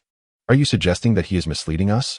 I believe that even if one were to masquerade with the strength of a mid-level practitioner, a few forceful kicks could suffice to breach the door. Why must one resort to a password? Inquired Chen Mo, the captain of the second team, furrowing his brow. The members of the second team were still unfamiliar with Bai Zhongqing, hence they harbored doubts regarding his deductions. Wuna seemed to grasp this concern as well. She interjected, "Old Chun, while kicking the door might be feasible, wouldn't it create too much noise? Besides the two researchers on duty at the blood center, there are security personnel patrolling intermittently, so it is unlikely he would take such a risk." Chen Mo nodded in acknowledgement, choosing not to pursue the matter further. Bai Zhongqing, undeterred, continued, "What I intend to convey is that the adversary seeks to lead us to believe he possesses only mid-level capabilities. Thus, even if his identity were to be exposed, he might still have a chance to flee." This time, no one voiced any dissent. They all nodded in agreement with his assertion. Furthermore, based on Wu Jing's testimony, it was established that Wang Chao was responsible for the operation that early morning, while she handled the surveillance. However, I have one point of contention. Since they chose to act during their own shift, it complicates the possibility of clearing their suspicions. Therefore, I surmise that Wang Chao is not apprehensive about his identity being revealed. Bai Zhongqing's reasoning took the others by surprise. Chen Mo pressed further. "You assert that he is unafraid of exposure? Then why enlist Wu Jing's assistance with the surveillance?" Bai Zhongqing chuckled softly. "The blood center has 2 researchers on duty each day. If he wishes for Wu Jing to assist him, he must allay her concerns. I believe the surveillance issue is merely a smokescreen devised by Wang Chao to manipulate Wu Jing." Xiaobai remarked, upon hearing that, "I can't help but feel pity for Wu Jing. She has been deceived in matters of the heart by Wang Chao, and now she is being led into crime by him." A solemn silence enveloped the group. Wu Jing was no devil, she was an ordinary person. A fact they had confirmed. Her love for Wang Chao had indeed led her astray, which warranted sympathy. Nonetheless, sympathy aside, one must bear the consequences of their actions. At that moment, Wuna clapped her hands, declaring, "All right, our current mission is to swiftly apprehend Wang Chao." Xiaobai, what are your thoughts? In my view, Wang Chao's actions constitute a provocation against our Magical Investigation Bureau, indicating that this organization does not regard our High City Magical Investigation Bureau with any seriousness. It is likely that more significant events are on the horizon. Bai Zhongqing's expression was grave. His words proved prescient. As the High City Magical Investigation Bureau soon received a new case forwarded from the police department. In an abandoned warehouse on the outskirts of High City, a female corpse had been discovered. The case was transferred to the Magical Investigation Bureau because the body had been utterly obliterated. When Wuna and her team arrived at the scene, the police had already conducted a preliminary examination. Surprisingly, the identity of the female corpse was quickly confirmed. "What did you say? You have already confirmed the identity of the deceased?" Wuna asked, perplexed, as she looked at Ma Mingyuan, the head of the Criminal Investigation Unit at High City Police Department. Ma Mingyuan, equally bewildered, replied, "Yes. Why? Is there a problem? Isn't it good to confirm the identity so soon?" He mused inwardly. "How did you manage that?" Wuna inquired, her brow furrowed. At that moment, Ma Mingyuan was utterly bewildered. "There's an ID." An ID? The previous two victims left no identifying information. Why was this one so careless? Wu Na asked gravely. What is the name of the deceased? Sun Qiuji. Wu Na's expression hardened. It was not a name on the list. Bai Zhengqing murmured quietly. It seems to be another group of assassins. After Ma Mingyuan departed, Wu Na gathered the others for a brief discussion. It seemed chaos was about to ensue in Haiqing. Besides Gu Xiaoman, there were other malevolent forces at play, and we needed to hasten our efforts. Captain, has anything come to light during the interrogation of Gu Xiaoman? Bai Zhengqing suddenly asked. Wu Na shook her head. She remains calm and composed, revealing nothing, seemingly unperturbed about her situation. Bai Zhengqing stroked his chin thoughtfully. That shouldn't be the case. Villains are inherently selfish. Now that she has been captured, how can she still maintain such composure? Does she believe she can escape? Wu Na and Bai Zhengqing spoke in unison. This is bad. We must return immediately. As Wu Na and her team rushed to the outskirts where the crime had occurred, a man clad in a black jacket approached the entrance of the Magic Investigation Bureau, concealed within an old foreign-style house. The bureau appeared to be just another ordinary building from the outside. However, this man effortlessly located it. Sporting sunglasses, he surveyed the numerous security cameras surrounding the entrance, a slight smirk playing on his lips as he waved casually. He then strode boldly into the headquarters. The ground floor of the house housed the main office of the Magic Investigation Bureau, featuring a disguised reception area and two large offices, which belonged to Team 1 and Team 2.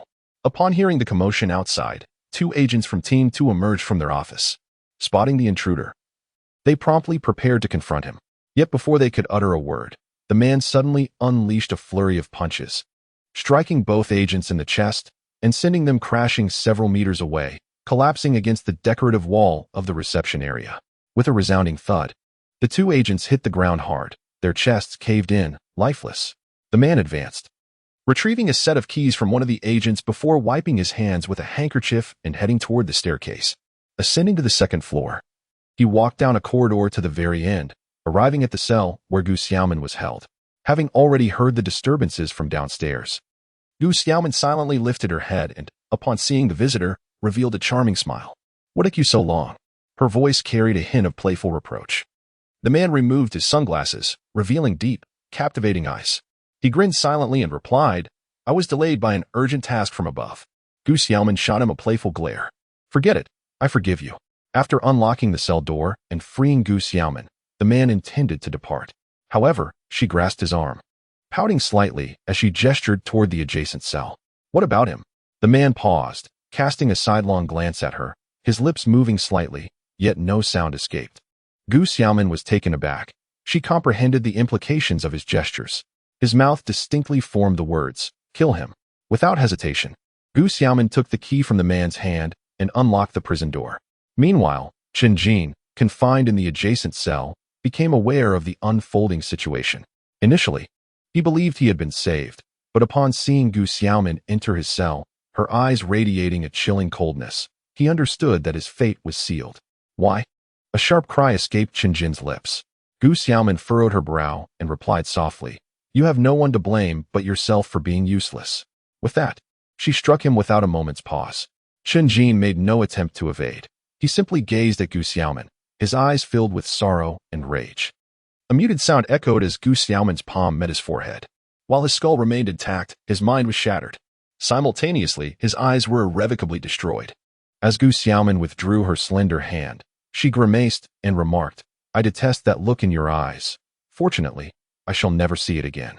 With that, she departed without a backward glance, leaving behind a lifeless body devoid of sight. Over an hour later, Wu Na and her colleagues returned to the Demon Investigation Bureau. Upon entering, her heart raced at the sight of two colleagues' lifeless forms sprawled on the floor. Without a moment to ponder, she rushed upstairs to the holding cells. However, upon arrival, she discovered the place was deserted, save for Chen Jin's body, eerily standing still. A wave of dizziness washed over Wu Na, nearly causing her to faint. Fortunately, Bai Zhengqing, quick on his feet, steadied her. Captain, are you all right? He inquired. Wu Na shook her head and replied, I'm fine. The fact that a formidable Qi master like her nearly succumbed to unconsciousness illustrated the extent of her shock. Zhao Tianming and the others, trailing behind, wore expressions as dark as coal, their fury barely contained. They had suffered both loss of comrades and a setback. Vengeance was imperative. Zhang Xing, following closely behind by Zhengqing, felt an array of complex emotions. Having been at the Demon Investigation Bureau for less than 2 days, he had already witnessed the demise of 2 demon masters. It became evident that Bai Zhengqing's warnings of danger were not exaggerated. The work at the Bureau was perilously treacherous. If even the demon masters could perish so easily, what chance did an ordinary person like him have? Yet, he was resolute, for the more audacious the demons became, the more fervent his desire to fight. This was the essence of a veteran Special Forces soldier. Bai Zhengqing noticed Zhang Xing's serious demeanor and the fire in his eyes, feeling a sense of relief. He had feared that his recruit would be frightened away. In truth, the one whose expression was most grim was Chinemo, after all. The 2 who had perished were his subordinates. They promptly arranged for the handling of their fallen comrades' affairs, and then set to work. The world offered them no time to mourn. They needed to unearth the mastermind behind the tragedy and avenge their colleagues. Each one was imbued with a renewed sense of purpose. In a pitch-black room, a long table was filled with individuals. There were a total of 12 individuals present, including Gu Xiaoman and the man who rescued her. At that moment, a screen at one end of the room suddenly illuminated, revealing a figure cloaked in a hood. Upon his appearance, all 12 individuals rose simultaneously, placing a hand over their hearts in a gesture of respect, uttering, "We greet the Spirit Envoy." The Spirit Envoy spoke softly. "Sit." Immediately, they all took their seats in unison. Once seated, each individual straightened their posture, not daring to exhibit the slightest sign of relaxation. It was evident that within this organization, the hierarchy was exceedingly strict. The Spirit Envoy appeared entirely unfazed by the formality, addressing the assembly directly. "Jinghu, Jinglang. Report on the progress of your tasks." Gu Xiaoman stood first, stating, "The progress of Task 1 is at 60%. After speaking, she resumed her seat. Her words were succinct, without any superfluous embellishments. This seemed to embody the essence of this enigmatic organization. The man who had rescued her then stood as well, declaring, "The progress of Task 1 is at 40%, and Task 2 has been completed. You are given 1 month to complete all tasks." "Understood." The Spirit Envoy then turned to the leader of the group, saying, "Jing Xiong, report on the Target S status." The man, imposing in stature, stood and blocked the view of those behind him like a wall. He seized a document from the table, opened it, and read aloud. "The target reported to the Magic Investigation Bureau a week ago, participating in the investigations of both Jing Hu and Jing Lang cases. And he has documented every movement of Bai Zhengqing, including where he dined. Everything that transpired outside the Magic Investigation Bureau was under the Target S surveillance." Upon hearing the entire report, the Spirit Envoy let out a soft chuckle. "Ah, a genius?" "Hardly." At this moment, Gu Xiaoman could no longer restrain herself, saying, "Spirit Envoy, shall we take action and eliminate him now?" The Spirit Envoy slightly lifted his gaze, his penetrating stare causing Gu Xiaoman's complexion to pale. She realized she had spoken out of turn. Yet, she had always perceived Bai Zhengqing as a significant threat, prompting her to take this risk. The Spirit Envoy seemed disinclined to pursue the matter further, merely stating a final remark before severing the video connection. "Let him grow fat before we strike." Although those present were unaware of the Spirit Envoy's true intentions, none dared to defy his wishes. "Captain, I have an idea." Bai Zhengqing forcefully pushed open Wu Na's door, intending to report his work. However, at that moment, Wu Na was clad only in lingerie. Facing away from the door as she donned her clothing, a lace ensemble, Bai Zhengqing silently cursed under his breath, his face flushing with embarrassment as he retreated. After a brief interval, Wu Na's voice called from within, "Come in." Bai Zhengqing entered, noticing that Wu Na's expression remained unchanged, which relieved him. "You mentioned having an idea? What is it?" Wu Na inquired gravely, her gaze fixed on Bai Zhengqing, appearing seemingly unaffected. Yet, her body involuntarily shifted slightly, betraying her inner turmoil. Any woman caught in the act of changing clothes would naturally feel a sense of awkwardness, especially in the presence of a vigorous young man. At this moment, Bai Zhengqing seemed to have lost his usual keen powers of observation, earnestly reporting, "Captain, I propose to organize a blood donation conference, gathering all the panda's blood donors in Haiqing, luring the opposing organization into a trap." Wu Na frowned and replied, "Do you think they are that foolish? Such a scheme would be easily seen through, and coordinating so many people would be quite troublesome." Bai Zhengqing smiled slightly and said, "I want them to see through it." "Huh? What do you mean?" Wu Na looked at him with suspicion, waiting for an explanation. "By gathering all the panda's blood donors in Haiqing. Don't you think it presents a splendid opportunity for that organization?" "Of course, But they will anticipate our layered defenses and thus will not willingly walk into this trap, correct? Wu Na shot him a glance and nodded. Bai Zhenqing, with a grin, said, but what happens after the event? We won't have enough personnel to maintain order. Do you think they would take action then? Huh? Wu Na was taken aback by Bai Zhenqing's assertion. It did seem plausible. However, uncertainty lingered. If they mobilized forces for such a charade and the opposing side did not fall into the trap, she feared severe reprimands from her superiors. Wu Na hesitated. At this moment, Bai Zhenqing elaborated, I have long suspected that there is a cunning mastermind orchestrating their actions, and every mastermind is proud, knowing we have set a trap. The audacity to leap into it and succeed would undoubtedly provide him with immense exhilaration. Hence, I believe they will indeed fall for it. Wu Na began to waver under Bai Zhenqing's persuasive reasoning. With several unresolved cases weighing heavily on her, she felt a sense of urgency. Perhaps Bai Zhenqing's strategy could provide a lasting solution. After careful consideration, she finally agreed. Share your thoughts. Subsequently, the two conspired in her office for a full 2 hours. What? A blood donation conference? Captain, will this really work?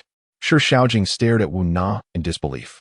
Zhao Tianming, Guo Shiran, and Chun Mo from the second team all looked at her quizzically, puzzled by her reasoning. Wu Na, maintaining a calm demeanor, replied. The panda's blood at the blood center has been stolen, necessitating the replenishment of a new supply. We are merely responding to the directives from above and ensuring proper precautions. Bai Zhenqing discreetly gave her a thumbs up. The ability to tell such a lie without batting an eye is not a skill possessed by everyone. Upon hearing that it was a task assigned from higher authorities, the group ceased their inquiries. What followed was the coordination effort.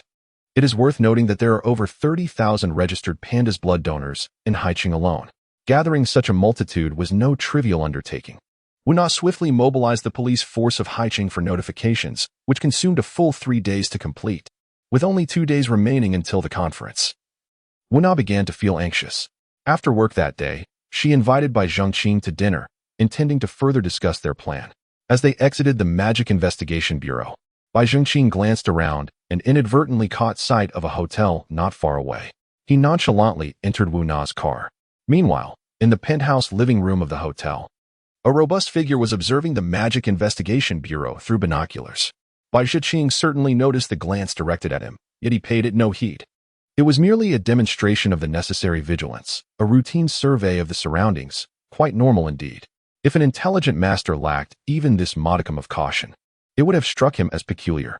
Moreover, this scenario had unfolded numerous times over the preceding week without any notable discrepancies. Once Wu Na's car departed, Jing Xiong lowered the binoculars and, retrieving a walkie-talkie, commanded, Jing Quan, follow them. Understood, came the response from the device. After issuing the order, Jing Xiong stretched his neck and cast a cold smirk in the direction where Bai Zhenqing had vanished. Once again, the dark room convened for a meeting, the blood donation conference. The spirit on the other end of the video pondered this news. Suddenly, a strange laugh emanated from behind the mask. Ah, intriguing. It seems this brilliant genius is quite confident. Let us indulge him. With that, he directed his gaze towards Jing Xiong, instructing, please report on the basic details of the blood donation conference. Yes. Jing Xiong rose and retrieved a document from the table. Reading aloud, the blood donation conference is scheduled for April 27th, which is the day after tomorrow, at the newly constructed 100,000-seat stadium in Haiqing. The event will commence at 8 a.m. and continue until 6 p.m. The stadium has 12 entrances. Jing Xiong had conducted thorough research, even uncovering the catering arrangements for lunch. Upon concluding his report, the spirit stroked his chin, entering a state of deep contemplation. The 12 subordinates remained silent, waiting patiently. Finally, after several minutes, the spirit lifted his head to address the assembly. I will now outline the action plan. First, each of you will monitor one entrance. Our operation is tentatively scheduled for after the event concludes. Remember, our target is 120 individuals, so each of you is responsible for 10. I will forward the detailed plan to Jing Xiong shortly. Understood. Very well, for now, familiarize yourselves with the environment. You are dismissed. As the meeting concluded, Jing Xiong instructed everyone to rest briefly before they all proceeded to the stadium. Along the way, he received the plan from the spirit. Jing Xiong shared the plan with the others. One of the gangly men scoffed, moving after we're 10 kilometers from the venue? The spirit is being overly cautious. Another man with slick back hair concurred, indeed, after 10 kilometers, it may be challenging to keep track of 10 individuals. Jing Xiang replied gravely, "We will adhere to the plan. As for the surveillance, we can employ some manpower for that. The devils have their own forces, particularly those among them who are wealthy and maintain a cadre of thugs.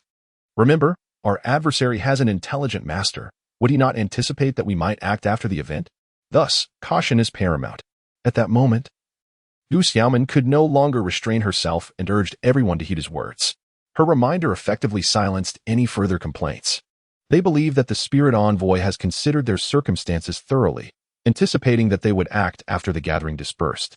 In truth, the group merely engages in idle chatter. None dare defy the spirit envoy's commands. Meanwhile, the silent figure of the shock wolf in the corner kept his head bowed, concealing the cold glint that flickered in his eyes. Soon, the minibus drove directly into the parking lot of the sports arena. After disembarking, the group led by Shock Bear made their way toward the venue. The arena was closed today, leaving it desolate within. Yet, for reasons unknown, all the entrance doors stood ajar.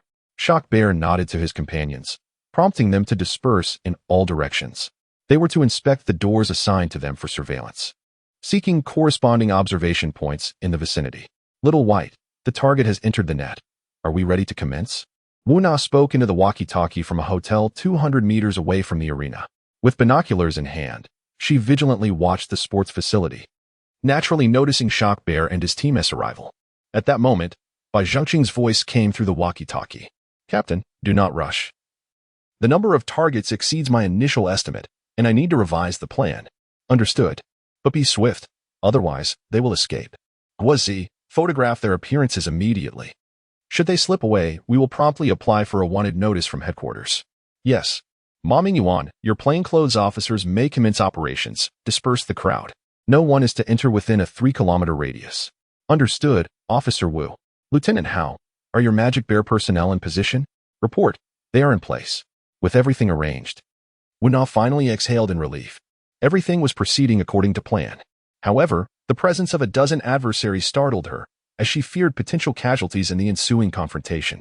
Just then, Bai Zhengqing's voice echoed through the walkie-talkie.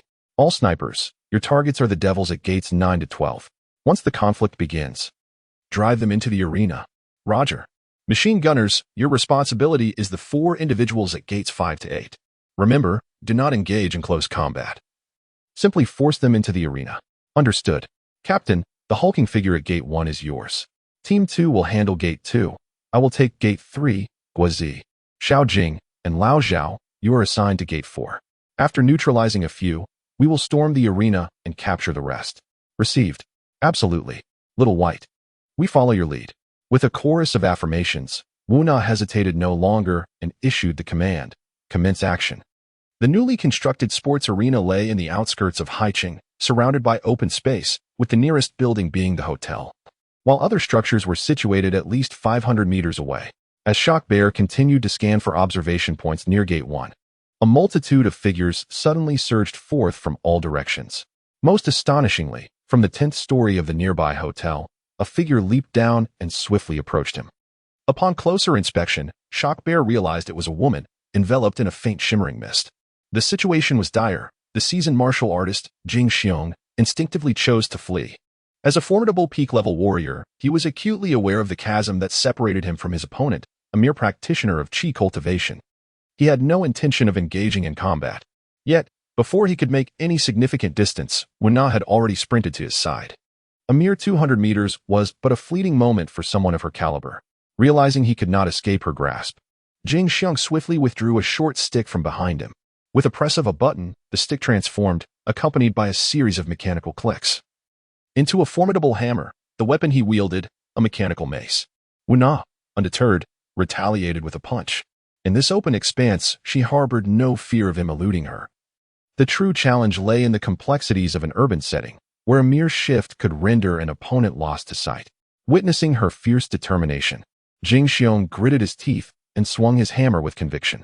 He held firm in his belief that a mere mortal fist could not possibly contend with his tungsten steel mace. At that moment, he had fully embraced his demonic persona, the dark patterns on his face resembling a fiend from the depths of hell. However, even this transformation proved futile against overwhelming strength. As their respective strikes were poised to collide, a luminous mist encircled Wu Na, coalescing around her fist. With a fierce cry, she unleashed her full might. The sound of their impact echoed like thunder. Jing Xiong felt an overwhelming force surging through his hands, tearing at his grip, causing the mechanical hammer to fly from his grasp and leaving deep lacerations in its wake. His hand had gone numb, dulled to the pain of his injuries. Before he could react further, Wen Na launched her next assault, a swift, forceful thrust of her fingers, with a sound akin to a blade slicing through air. Her arm pierced through Jing Xiong's robust frame. He slowly lowered his gaze, staring blankly at Wen Na, his eyes filled not with disbelief, but with envy. Why was she so powerful? Why was he not? Such was the unfairness of fate, the final thought that crossed his mind before his demise. As Wen Na effortlessly dispatched her foe, the sounds of gunfire erupted around them, signaling that battles had commenced elsewhere. Zhao Tianming and his companions faced a wiry adversary, a man with a sharp visage. Although he was also a high-level warrior, he was merely a novice in that tier, and the trio managed to hold their ground, indicating that the fighting here would not conclude swiftly. Meanwhile, Chen Mo found himself in an unexpectedly perilous situation. They were up against the formidable Jing Lang, the man notorious for his leather jacket. His prowess was significantly greater than that of a typical high-level warrior. Among the 12-member demonic ensemble, he was recognized as second only to Jing Xiong in strength. Yet, his combat abilities now surpassed those of Jing Xiong, placing Chen Mo, despite being an experienced high-level martial artist with 2 mid-level warriors at his side, at a distinct disadvantage from the very outset of the confrontation. One misstep could endanger the lives of his subordinates, leaving Chen Mo in a state of profound frustration.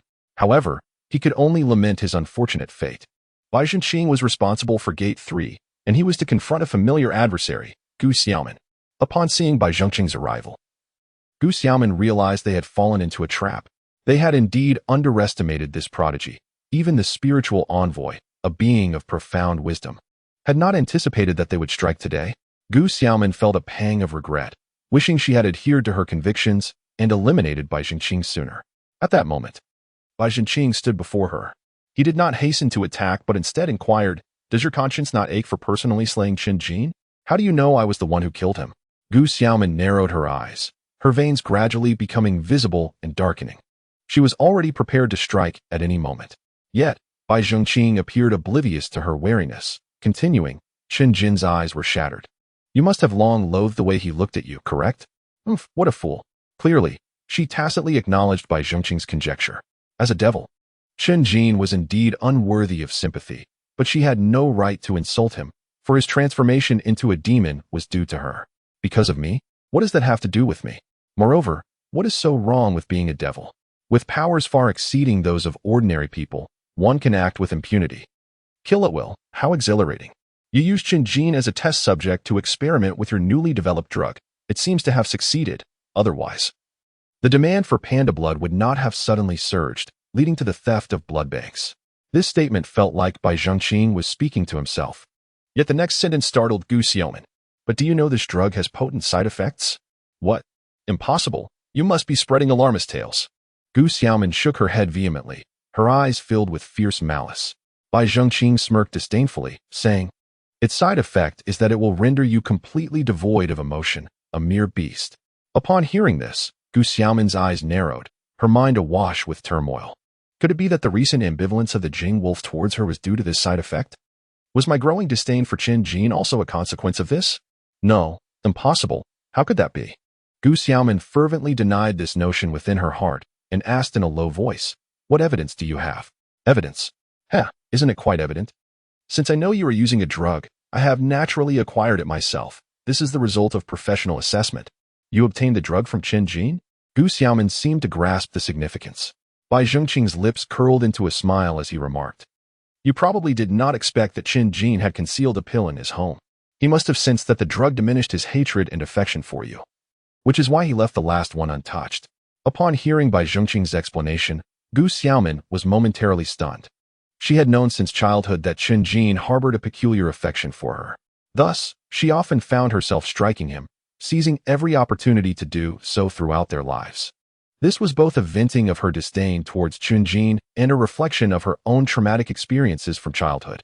Qin Jin, it seems, also relished the idea of her striking him, for he would invariably approach her to invite punishment, which left Gu Xiaoman feeling rather disturbed. Yet, inexplicably, Through this prolonged and peculiar interaction, she found herself increasingly dependent on Qin. She yearned for a perpetual outlet for her frustrations to accompany her until she encountered Jing Lang. Jing Lang was far more striking than Qin and possessed a chilling aloofness that captivated her. Consequently, she ceased all communication with Qin. Nevertheless, he continued to linger near her, his gaze imbued with a mix of admiration and resentment, gradually igniting a sense of loathing within Gu Xiaoman. It is unclear when this transformation began, but in retrospect, it might have commenced from the moment Jing Lang handed her the first pill. Deep down, she understood that she was merely one of the organization's test subjects, no different from Qin. Upon hearing Bai Zhenqing discuss the side effects of the drug, everything became clear to her. At that moment, she also grasped Bai Zhenqing's assertion that Qin had become a demon because of her. A tumult of thoughts cascaded through her mind, and a dark mist began to seep from the crown of Gu Xiaoman's head, swiftly dissipating into the air. Her expression transformed. No longer fierce or callous, but imbued with a hint of emotion. Observing this, Bai Zhenqing could not suppress his delight. Gu Xiaoman had been successfully exorcised. His initial approach was not one of direct confrontation, but rather a test of exorcism. The enigmatic organization targeted those with panda blood. Even if they exterminated all the demons present, their pursuit would not cease. Hence, he needed to identify a breakthrough among these individuals. Among them, he understood Gu Xiaoman best, which prompted him to experiment. To his astonishment, it had truly succeeded. Bai Zhenqing regarded her with a look of satisfaction and said, "I know you are in great pain right now. Once we return, I will take you to visit Jin's grave." This statement caused Gu Xiaoman's nose to tingle, and mist filled her eyes. How long had it been since she had experienced the act of crying? Even she could not recall. She suddenly felt as though her former self had been akin to a walking corpse, devoid of the positive emotions that characterize humanity, completely enveloped by hatred, anger, and a myriad of negative feelings, truly no longer resembling a human being. Bai Zhenqing had no intention of lingering in this place. After securing Gu Xiaoman with specially designed handcuffs, he gestured for a police officer to escort her away and then plunged directly into the gymnasium. Inside, the remaining 8 demons had gathered, each wielding weapons as they confronted Wu Na. Even in an 8-to-1 scenario, they were filled with trepidation. The most formidable among them, Jing Xiong, could barely withstand 2 seconds against this woman. Wu Na, however, did not rush into action. After all, facing 8 high-tier demons posed a significant risk of injury. Since the adversary showed no intention of fleeing, she was content to await reinforcements. Soon, Bai Zhenqing's figure appeared beside Wu Na. "Captain, I have arrived." "Well, you choose one, and I'll take the other 7, Wu Na declared assertively. Bai Zhenqing was taken aback, his cheeks flushed, and he replied, "I'll take 2. Do not forget that I am still a wisdom master." Wu Na paused momentarily before nodding in agreement. A wisdom master is not merely a person of intellect devoid of combat prowess.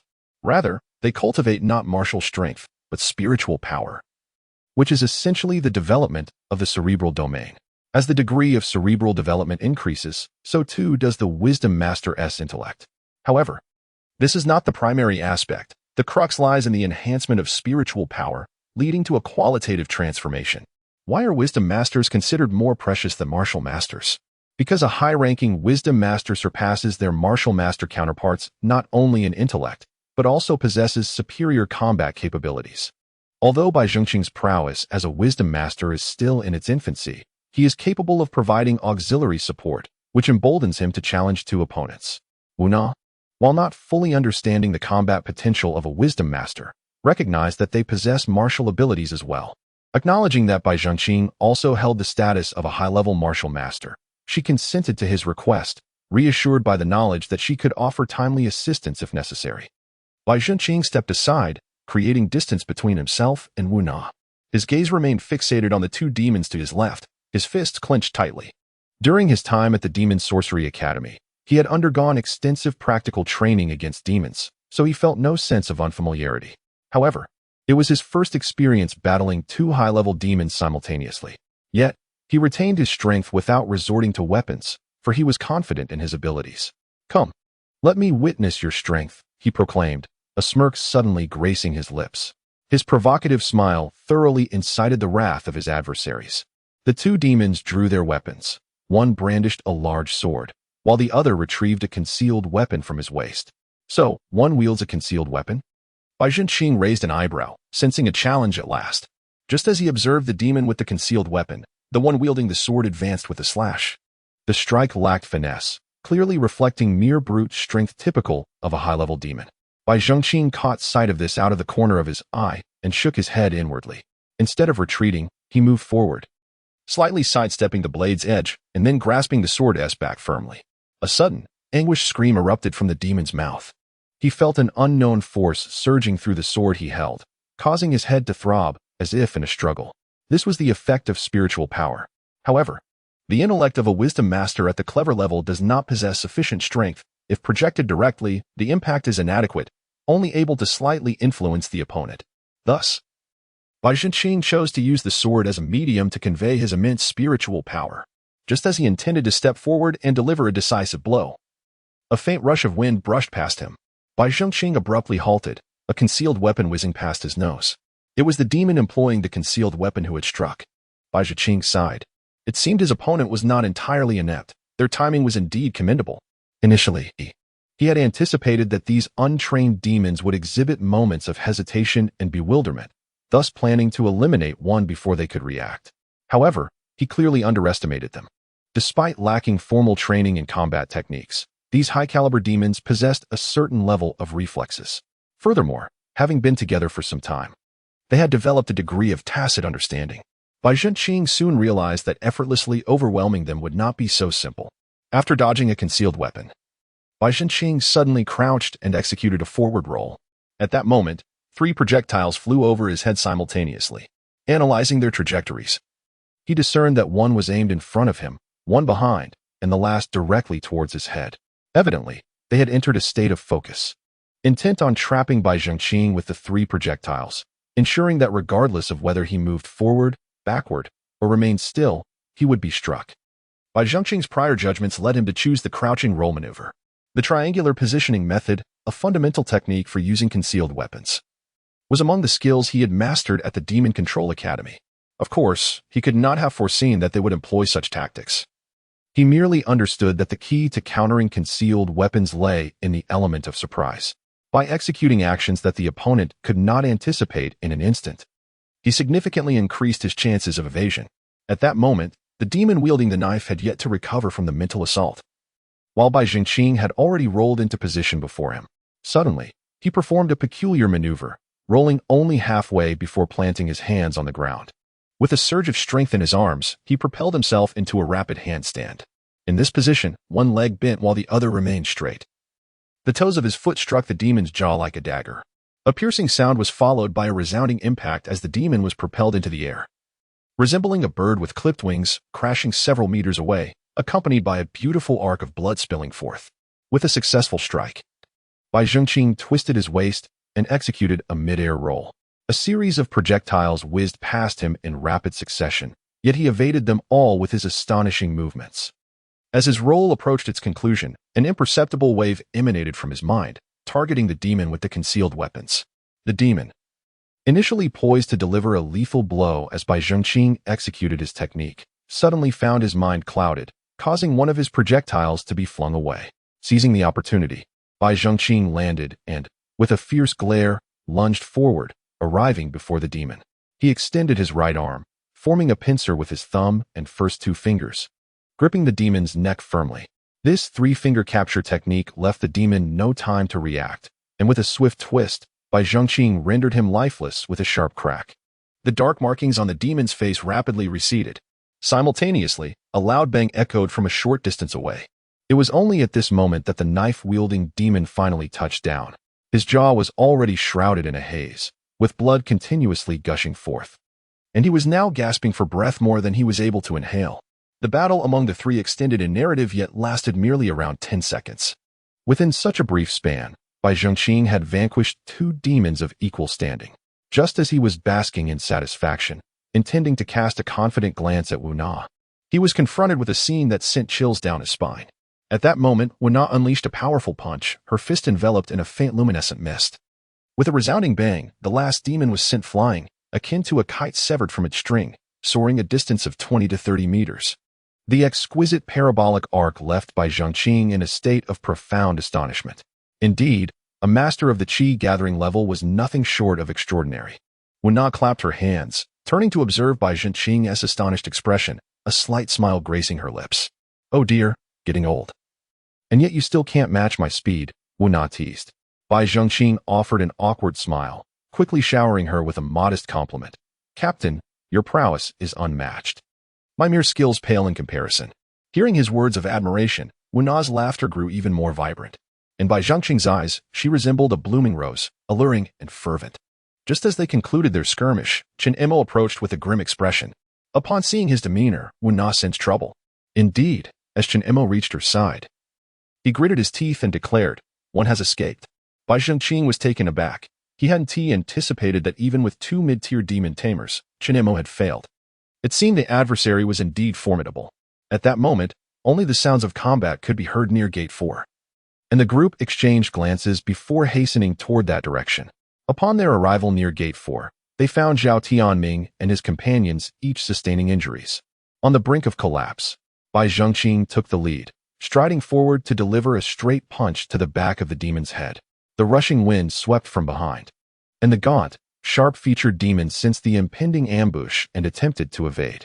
However, suddenly, a wave of dizziness washed over him, rendering him momentarily frozen in place. This was the effect of externalized mental energy. Though it could not directly assault the brain like mediated psychic attacks, that subtle influence was sufficient. With a soft thud, Bai Zhenqing's forceful punch shattered the demon's skull like a watermelon. Brain matter and fluid splattered forth, resembling the juice of a burst watermelon, showering the trio of Zhao Tianming before them. Experienced, Zhao Tianming sidestepped gracefully, while Guo Shiren merely ducked to avoid facial injury. The unluckiest was Shi Xiaoying, who, in a daze, was caught directly in the splatter. A piercing scream rent the air within the gymnasium. Following that, an irate roar echoed. Bai Zhenqing. The operation had proceeded far more smoothly than anticipated. Although one demon had managed to flee, given the overwhelming numbers of the adversary, this outcome was commendable. Moreover, Bai Zhenqing had successfully exorcised Gu Xiaoman, marking a significant victory. This indicated that they could extract numerous vital clues from her. The task of clearing the battlefield naturally did not require the expertise of the magical investigators from the Bureau. Wu-Na led all the personnel back to the headquarters. The following day, it was time for recognition and rewards. Undoubtedly, the one who contributed the most to this operation was Bai Zhenqing. He was the architect of the plan, and the number of enemies he eliminated was second only to Wu-Na. Furthermore, he successfully exorcised Gu Xiaoman, a series of achievements that garnered widespread admiration. In light of your outstanding performance, I have reported to the headquarters, awarding you a third-class merit reward, along with a 20 increase in benefits. And your rank has been elevated to second lieutenant. Wow, a second lieutenant already? That's incredibly fast, exclaimed Shi Xiaojing with a look of envy. I've been working for over a decade just to attain the rank of lieutenant. I feel utterly embarrassed. Gu Shiren covered his face, appearing quite bashful.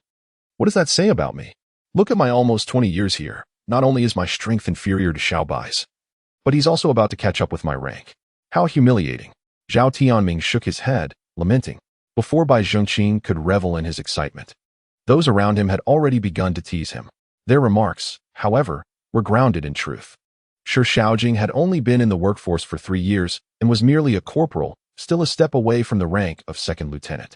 Gu Shiren had been in the Haiqing Magical Investigation Bureau for over 10 years, and despite no noticeable improvement in his abilities, he was only 1 rank higher than Bai Zhenqing. Zhao Tianming was even more stagnant. His abilities had largely plateaued, and without an extraordinary opportunity, he found it challenging to advance. His rank was primarily due to his seniority, having only managed to reach the level of captain. Conversely, Wu-Na was exceptional. Having graduated from the Exorcism Academy over a decade ago, her abilities continued to grow steadily, and she had accumulated considerable merit. She had now attained the rank of major. It is important to note that transitioning from the rank of lieutenant to that of major represents a significant leap in status. Following this incident, she was likely to be promoted once again. Wu-Na, observing the atmosphere, smiled and said, "Rest assured, everyone has contributed to this success. We have received a collective third-class merit award from the headquarters, and each of your benefits will also be increased by 10. Yay. Haha. It's rare for the headquarters to recognize us." The 3 of them grinned broadly. Only Chen Imo remained silent, embodying his name. Although the second team had also put in effort, they had allowed the demon to escape, thus forfeiting any reward. To To make matters worse, during the course of the investigation, 2 of his team members had perished and 2 others were injured in the confrontation with the demon. It seemed that misfortune had a way of finding his team, and Chen Mo was understandably displeased. Noticing his somber demeanor, Wen subtly gestured for Bai Zhiqing and the others to quiet down. She was concerned that her overly exuberant subordinates might inadvertently provoke him. The group understood her unspoken cue, casting a discreet glance at Chen Mo, and the atmosphere gradually settled into silence. Shi Xiaojing stuck out her tongue and turned her back to Chen Mo, making a helpless expression. Bai Zhiqing and the others, witnessing her playful antics, struggled to suppress their laughter. All right, we must extend our heartfelt gratitude to Zhang Xing. If it weren't for your connections with the magical bear assault team, this mission would have been significantly more challenging. Wen spoke the truth. The current plan is far too rushed. Even if we were to request the special operations team from the headquarters for assistance, it may not arrive in time. Furthermore, the more individuals who are privy to the plan, the greater the risk of information leakage. Therefore, in this operation, even the headquarters is only vaguely aware of the details, knowing primarily the timing of our actions and the adversary we must confront. The police and the magical bear have established their connections through personal relationships. Zhang Mingyuan and the individuals from Magical Bear are quite reliable. This foundational trust is what underpins the potential success of this operation. Zhang Xing sheepishly scratched his head and remarked, I haven't contributed much. My comrades know I've joined the Magic Investigation Bureau, and they are quite envious of me. I am already satisfied with that. Wen chuckled, genuinely acknowledging this somewhat naive former Special Operations member recruited by Bai Zhiqing. All right, we've cracked the case. Shouldn't everyone be celebrating? Shi Xiaojing chimed in cheerfully. Guo Shiren, nearby, egged them on. Exactly, Captain. After solving such a significant case, shouldn't you treat the brothers? Zhao Tianming suppressed a laugh and added, I see no fault in that. Wu Na, feigning exasperation while resting her forehead, remarked, You are truly a bunch of vampires. Fine. Let us consider this a way to avert disaster. Dinner is on me tonight. The atmosphere instantly surged with excitement. Bai Zhiqing observed this scene and couldn't help but smile. Simultaneously, he felt a genuine sense of relief. At least the recent cases have all been resolved. And now it is merely a matter of capturing the escaped devil to close the case. As for the organization behind these devils, they will certainly continue their investigation. But that will be a prolonged endeavor. With the rewards concluded, it was time to return to work. The following day, Wu Na and Bai Zhiqing re-entered the interrogation room, where their subject was none other than Gu Xiaomin. At this moment, Gu Xiaomin wore a serene expression, as if she had attained a profound understanding.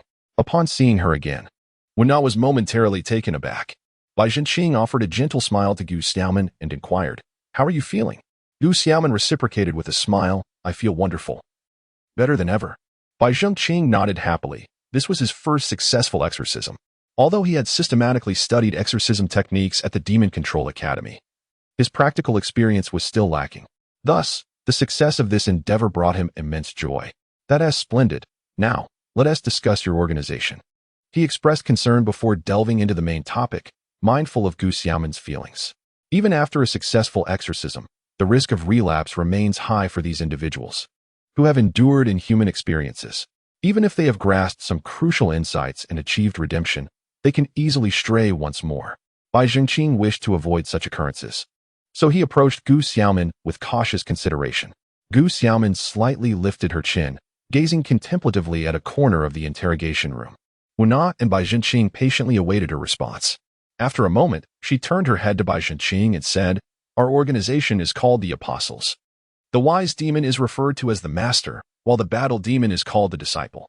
All members are designated by their strength, and our collective superior is known as the Spirit Master. The Spirit Master?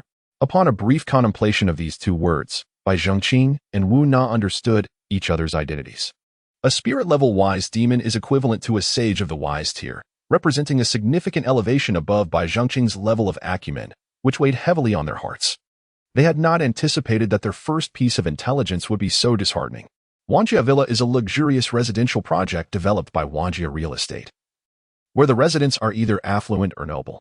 At this moment, within the standalone villa number 26 of Wanjia Villa, a man had shed his black jacket and was seated on the sofa, tending to his wounds. He was one of the demons of the Apostles, codenamed Shockwolf. He held numerous identities, such as Wang Chao, a suspect in the blood center theft case in Haicheng. However, his most significant identity was that of number 8 shock disciple.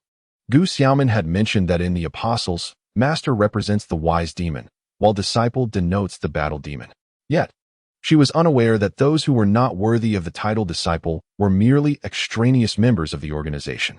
It was Shockwolf who was a formal member, deserving of the title disciple. After bandaging his wounds, Shockwolf retrieved his phone and dialed a series of numbers that were not stored in his contacts but were firmly etched in his memory. The call was quickly connected, and a familiar voice resonated from the other end. Is everything in order? Yes, everything is as you anticipated. The Demon Investigation Bureau had already laid an ambush. Shockwolf unconsciously adjusted his posture, speaking respectfully into the phone. From his words, it seemed the person on the other end had anticipated the Bureau's maneuvers. If Bai Zhenqing and the others were to learn of this news, they would undoubtedly be left astounded. Simultaneously, they would wonder why, if the information was already known, they would still willingly walk into a trap. Have those fools been eliminated? The voice on the other end was calm, viewing Gu Xiaomin and her demons as mere worthless entities. Shockwolf, filled with trepidation, replied, 10 have perished, but it seems that Shock Fox has been captured alive. The tone of the person on the other end finally displayed a shift. Upon hearing this change in demeanor, Shockwolf felt a jolt of anxiety and quickly assured, rest assured, Spirit Master, I will handle it. The individual on the line was indeed the Spirit Master. Why then would he resort to such measures? I shall grant you 3 days. Should you fail to accomplish the task, you know what must be done. Yes, yes. With that, the call ended, and Shockwolf exhaled a long breath, holding his phone. He then proceeded to a hidden chamber on the lower level, retrieving a blood-red pill from a safe. He gazed at the pill for quite some time before ultimately placing it back. The capital city, not only the heart of the great nation of the Summer Kingdom, the foremost power of Blue Star, but also the headquarters of the Blue Star Federation, naturally housed the main office of the federally governed Demon Investigation Bureau. The Peace Building serves as the headquarters for the Magical Investigation Bureau. It is an impressive skyscraper soaring to a height of 100 stories, adorned at its pinnacle with the sign of Peace Insurance. This clearly serves as a facade for the Bureau's true identity. At this moment, within the confines of the second conference room on the 99th floor, a high-level meeting is convening. The room is occupied by 9 individuals of diverse ethnic backgrounds. At the head of the conference table sits an elderly Asian gentleman with graying hair. Despite his silver locks, his visage bears no trace of wrinkles, betraying not a hint of his advanced age. He is Duan Tianya, the highest authority of the Magical Investigation Bureau. His gaze is piercing, as if blades were slicing through the air, creating an almost imperceptible sound of tearing in the atmosphere that lingers in the ears of those present. Yet, upon closer inspection, one realizes that there is no sound at all. The purpose of this gathering is to announce a matter of great significance. Duan Tianya speaks in a calm tone, his expression devoid of any emotion. The individuals seated on either side of the table sit up straight, their faces etched with seriousness as they regard him. Only one middle-aged gentleman at the foot of the table, exuding an air of elegance, remains unfazed, a smile lingering on his lips. I intend to establish a branch of the Magical Academy in Haicheng. Who among you is willing to take on the role of principal? He declares. The academy is crucial for nurturing the new blood of future magic practitioners, and thus, it cannot be treated lightly. The principal of the academy is concurrently held by Duan Tianya, necessitating that the head of the branch also be a high-ranking official. Naturally, Duan Tianya's gaze immediately falls upon the 8 individuals before him, each a deputy-level official within the bureau, second only to himself, making them the prime candidates. As his words hang in the air, silence envelopes the room, with no one daring to step forward. A flicker of disappointment crosses Duan Tianya's eyes. He then turns his attention to the refined gentleman. Ziyu, how about you take on this challenge? It is indeed a peculiar sight to witness the typically assertive Duan Tianya being so courteous to this elegant man. The others, however, seem unfazed, redirecting their gazes toward the individual referred to as Ziyu. Upon hearing this, Qin Ziyu nods with a smile. Very well. However, I have a condition. The audacity to propose terms to Duan Tianya is a rarity, likely confined to Qin Ziyu alone. Speak, Duan Tianya replies, finally managing a faint smile. Yet, as soon as Qin Ziyu articulates his request, that smile falters. Allow me to take Bai Zhenqing as my disciple. Duan Tianya stares at him, momentarily taken aback. You would have a rough individual like him as your apprentice? Wouldn't that mislead him? Qin Ziyu maintains his smile. It would be better for him to be under my guidance. Duan Tianya, slightly exasperated, responds, but he is also a martial artist. Qin Ziyu, with a bemused expression, retorts, does that truly matter? One day, when he evolves into an exceptional intellect, his martial skills will be of little consequence. Duan Tianya's eyes flicker with intrigue. You hold him in such high regard? Qin Ziyu's smile blossoms, of course. Agreed. Duan Tianya concedes after a moment of contemplation. The interrogation of Gu Xiaomin is still ongoing. We, the warriors of the battle, are named after our prowess and the animals we embody. For instance, my code name within the organization is Startling Fox, while our leader is known as Startling Bear. Gu Xiaomin continued to elucidate. Startling Fox? Startling Bear? No wonder that imposing figure appeared so robust. He is indeed a bear. Bai Zhenqing mused to himself. Who was that devil in the black jacket who fled? Wen Na inquired. Gu Xiaomin paused, a frown crossing her face as she asked. He escaped? Wen Na nodded. With a sigh, Gu Xiaomin replied, he is Startling Wolf, remarkably powerful, second only to Startling Bear among the peak demons. Observing her sudden shift in demeanor, Bai Zhenqing asked, are you quite familiar with him? You seem rather concerned. Gu Xiaomin glanced at him, her expression tinged with bitterness. He is the one who facilitated my awakening. This revelation astonished both Wen Na and Bai Zhenqing. They were taken aback to learn that Gu Xiaomin's transformation into a demon was attributed to Startling Wolf. Are you all right? Bai Zhenqing asked with genuine concern. Gu Xiaomin offered a faint smile and replied, it's nothing. It's all in the past. Bai Zhenqing exhaled, relieved, as he feared that Gu Xiaomin might be emotionally affected by Startling Wolf. If you don't mind, would you care to share your story? He ventured cautiously. Gu Xiaomin was lost in reminiscence. 3 years prior, she had met Startling Wolf at a launch event hosted by her company. Startling Wolf was strikingly handsome. With fair skin and prominent features, most notably, his smile had a slight tilt, radiating an alluring charm. This distinctive quality captivated Gu Xiaomin. At that time, she was not yet the vice president of the company, merely a manager in the sales department, while Startling Wolf was a buyer, which facilitated their interaction. Gradually, as they spent more time together, they embarked on a clandestine romance. Having endured inhumane experiences from a young age, Gu Xiaomin harbored a wild spirit, exhibiting ruthlessness towards others and herself. This intense drive propelled her to ascend to a managerial position at such a young age. Consequently, her love for Startling Wolf became twisted, marked by an overwhelming possessiveness that was suffocating. Yet, Startling Wolf seemed unfazed. He indulged Gu Xiaomin immensely. Until one day, she discovered a hotel room keycard tucked within the pocket of his jacket. From that moment, she realized Startling Wolf had been maintaining relationships with numerous women behind her back. Gu Xiaomin was on the brink of madness. She had never imagined that the man who appeared so obedient and tender before her was, in fact, so unprincipled. Nevertheless, she clung to the hope that if he were willing to sever ties with those other women, she would forgive him. However, it was from that point onward that Startling Wolf seemed to transform into a different person, persistently berating and striking her, even going so far as to present other women before her, enacting scenes that were unbearable to witness. Following this, Gu Xiaomin became utterly unhinged, and the demon within her was awakened. Only after her awakening did Startling Wolf reveal the full truth. The Apostle organization had been monitoring her for some time, and his approach had merely been part of his mission, aimed at guiding her awakening. Upon grasping the entirety of the situation, Gu Xiaomin's psyche became increasingly distorted, ultimately transforming her into a remorseless demon. After hearing her narrative, Bai Zhenqing and Wen Na fell into a profound silence. Indeed, demons represent a perverse breed, capable of committing any atrocity in pursuit of their desires. So, Chun Jin was your catalyst for awakening? Wen Na inquired softly, breaking the stillness. Gu Xiaomin bitterly nodded in affirmation.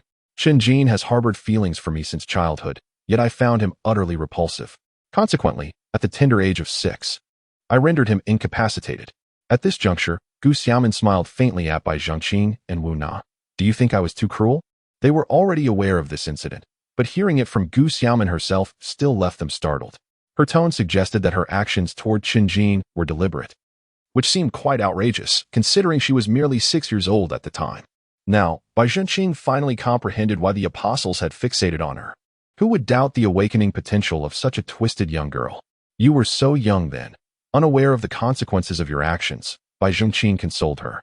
Gu Xiaomin cast a grateful glance in his direction, You are the first person to offer me such comfort. Bai Jingqing was momentarily taken aback, realizing that perhaps Gu Xiaoman's descent into darkness was a byproduct of this wretched society. Could the rampant evil in the world today be attributed to societal failures? He began to reflect deeply. Wu Na, seemingly perceiving his thoughts, gently remarked, "Evil exists everywhere, but the choice between good and evil lies within oneself. We cannot expect everyone to choose righteousness. We must focus on our own actions, striving to save others and living without regret." Bai Zhenqing turned to Wu Na, his eyes gleaming with newfound insight.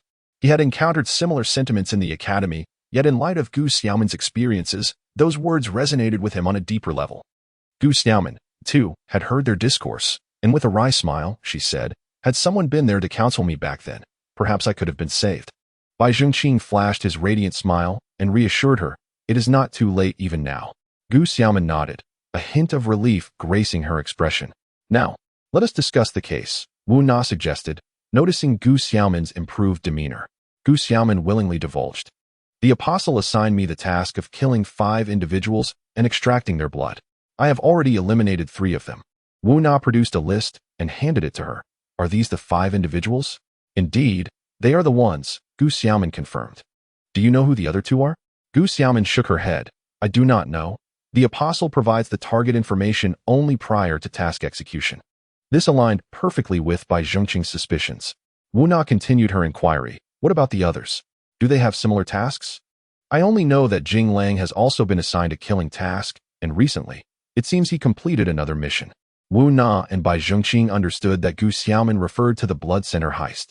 According to the blood center's records, the suspect Wang Chao bears a striking resemblance to the escaped figure known as the Frightening Wolf, leading them to preliminarily conclude that Wang Chao is indeed the individual in question. However, this is merely an alias. His true name remains unknown to them. What of the others? Are there additional assignments? Indeed. Gu Xiaoman turned to Bai Zhenqing and remarked that Frightening Bear and Frightening Dog, along with their associates, seem to have been tasked with monitoring him. Bai Zhenqing smiled slightly, acknowledging, "I am aware." His response momentarily startled Gu Xiaoman, who then appeared to comprehend a multitude of revelations. Bai Zhenqing had long since realized that he was under surveillance.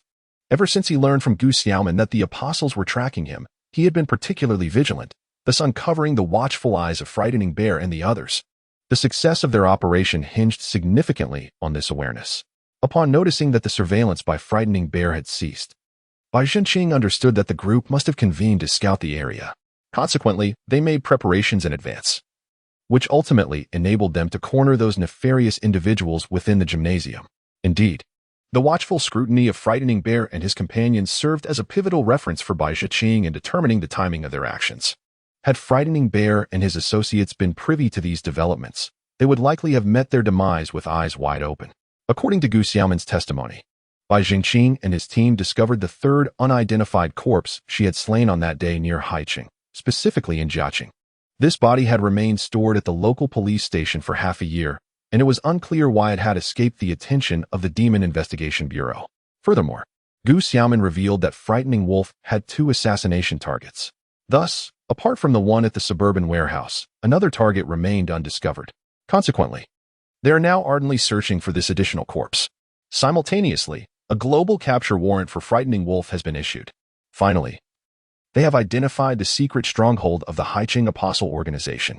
According to Gu Xiaoman's account, they traced the hideout's location to the very office building of the real estate company where she worked, named Wanjia, drawing the scrutiny of the Demon Investigation Bureau towards this establishment. On the night following the interrogation, a shadow stealthily appeared outside the entrance of the Demon Investigation Bureau. Frightening Wolf, peering through the crevice of the door, discerned that the only illumination came from the hallway lights, indicating that the Bureau's personnel had departed for the day. With a swift leap, he lightly propelled himself off the wall, directly landing atop the old mansion. Upon the roof, he spotted a protruding window. Intending to enter through this aperture, Frightening Wolf produced a small dagger, inserting the slender blade into the window's seam. With a subtle tremor, the window's lock was dislodged. A smirk played upon his lips as he quietly opened the window and swiftly slipped inside. The entrance led to the attic of the mansion, which served as a storage facility for the Demon Investigation Bureau. Approaching the storeroom door, Frightening Wolf crouched down, listening intently for a moment. Hearing no sounds from outside, he cautiously began to open the storeroom door, ensuring that the entire process was devoid of any noise. Instead of immediately bursting forth from the room, he retrieved his phone, activated the night vision recording feature, and stealthily extended the camera out into the hallway. After a cautious glance around, Jinglang noticed the corridor was empty, allowing him to breathe a sigh of relief before quietly stepping outside. Arriving at the staircase leading to the attic, he employed his previous tactic, once again lowering his phone. Noticing that the corner of the staircase was unoccupied, he stealthily descended the stairs. Upon reaching the second floor, he found a dimly lit corridor. And peering into a room at the end, he observed a figure slumped over a table, deep in slumber. Jinglang realized this individual was the duty officer for the night, tasked with overseeing the prison. However, he felt a twinge of skepticism. The officer appeared far more negligent than he had anticipated, audaciously sleeping on the job. Perhaps the Magical Investigation Bureau had grown too complacent. Jinglang rationalized this to himself. The distance from the staircase to the duty room was less than 10 meters. A trivial span for someone of Jinglang's exceptional abilities. Yet, he remained vigilant, cautiously maneuvering along the wall towards the end of the corridor. The process went smoothly until he reached the duty room's entrance, where the officer remained oblivious to his presence. A smile crept onto Jinglang's lips. He had not expected his mission to proceed so seamlessly. However, the thought that the Magical Investigation Bureau might still be reveling in their recent successes brought him solace.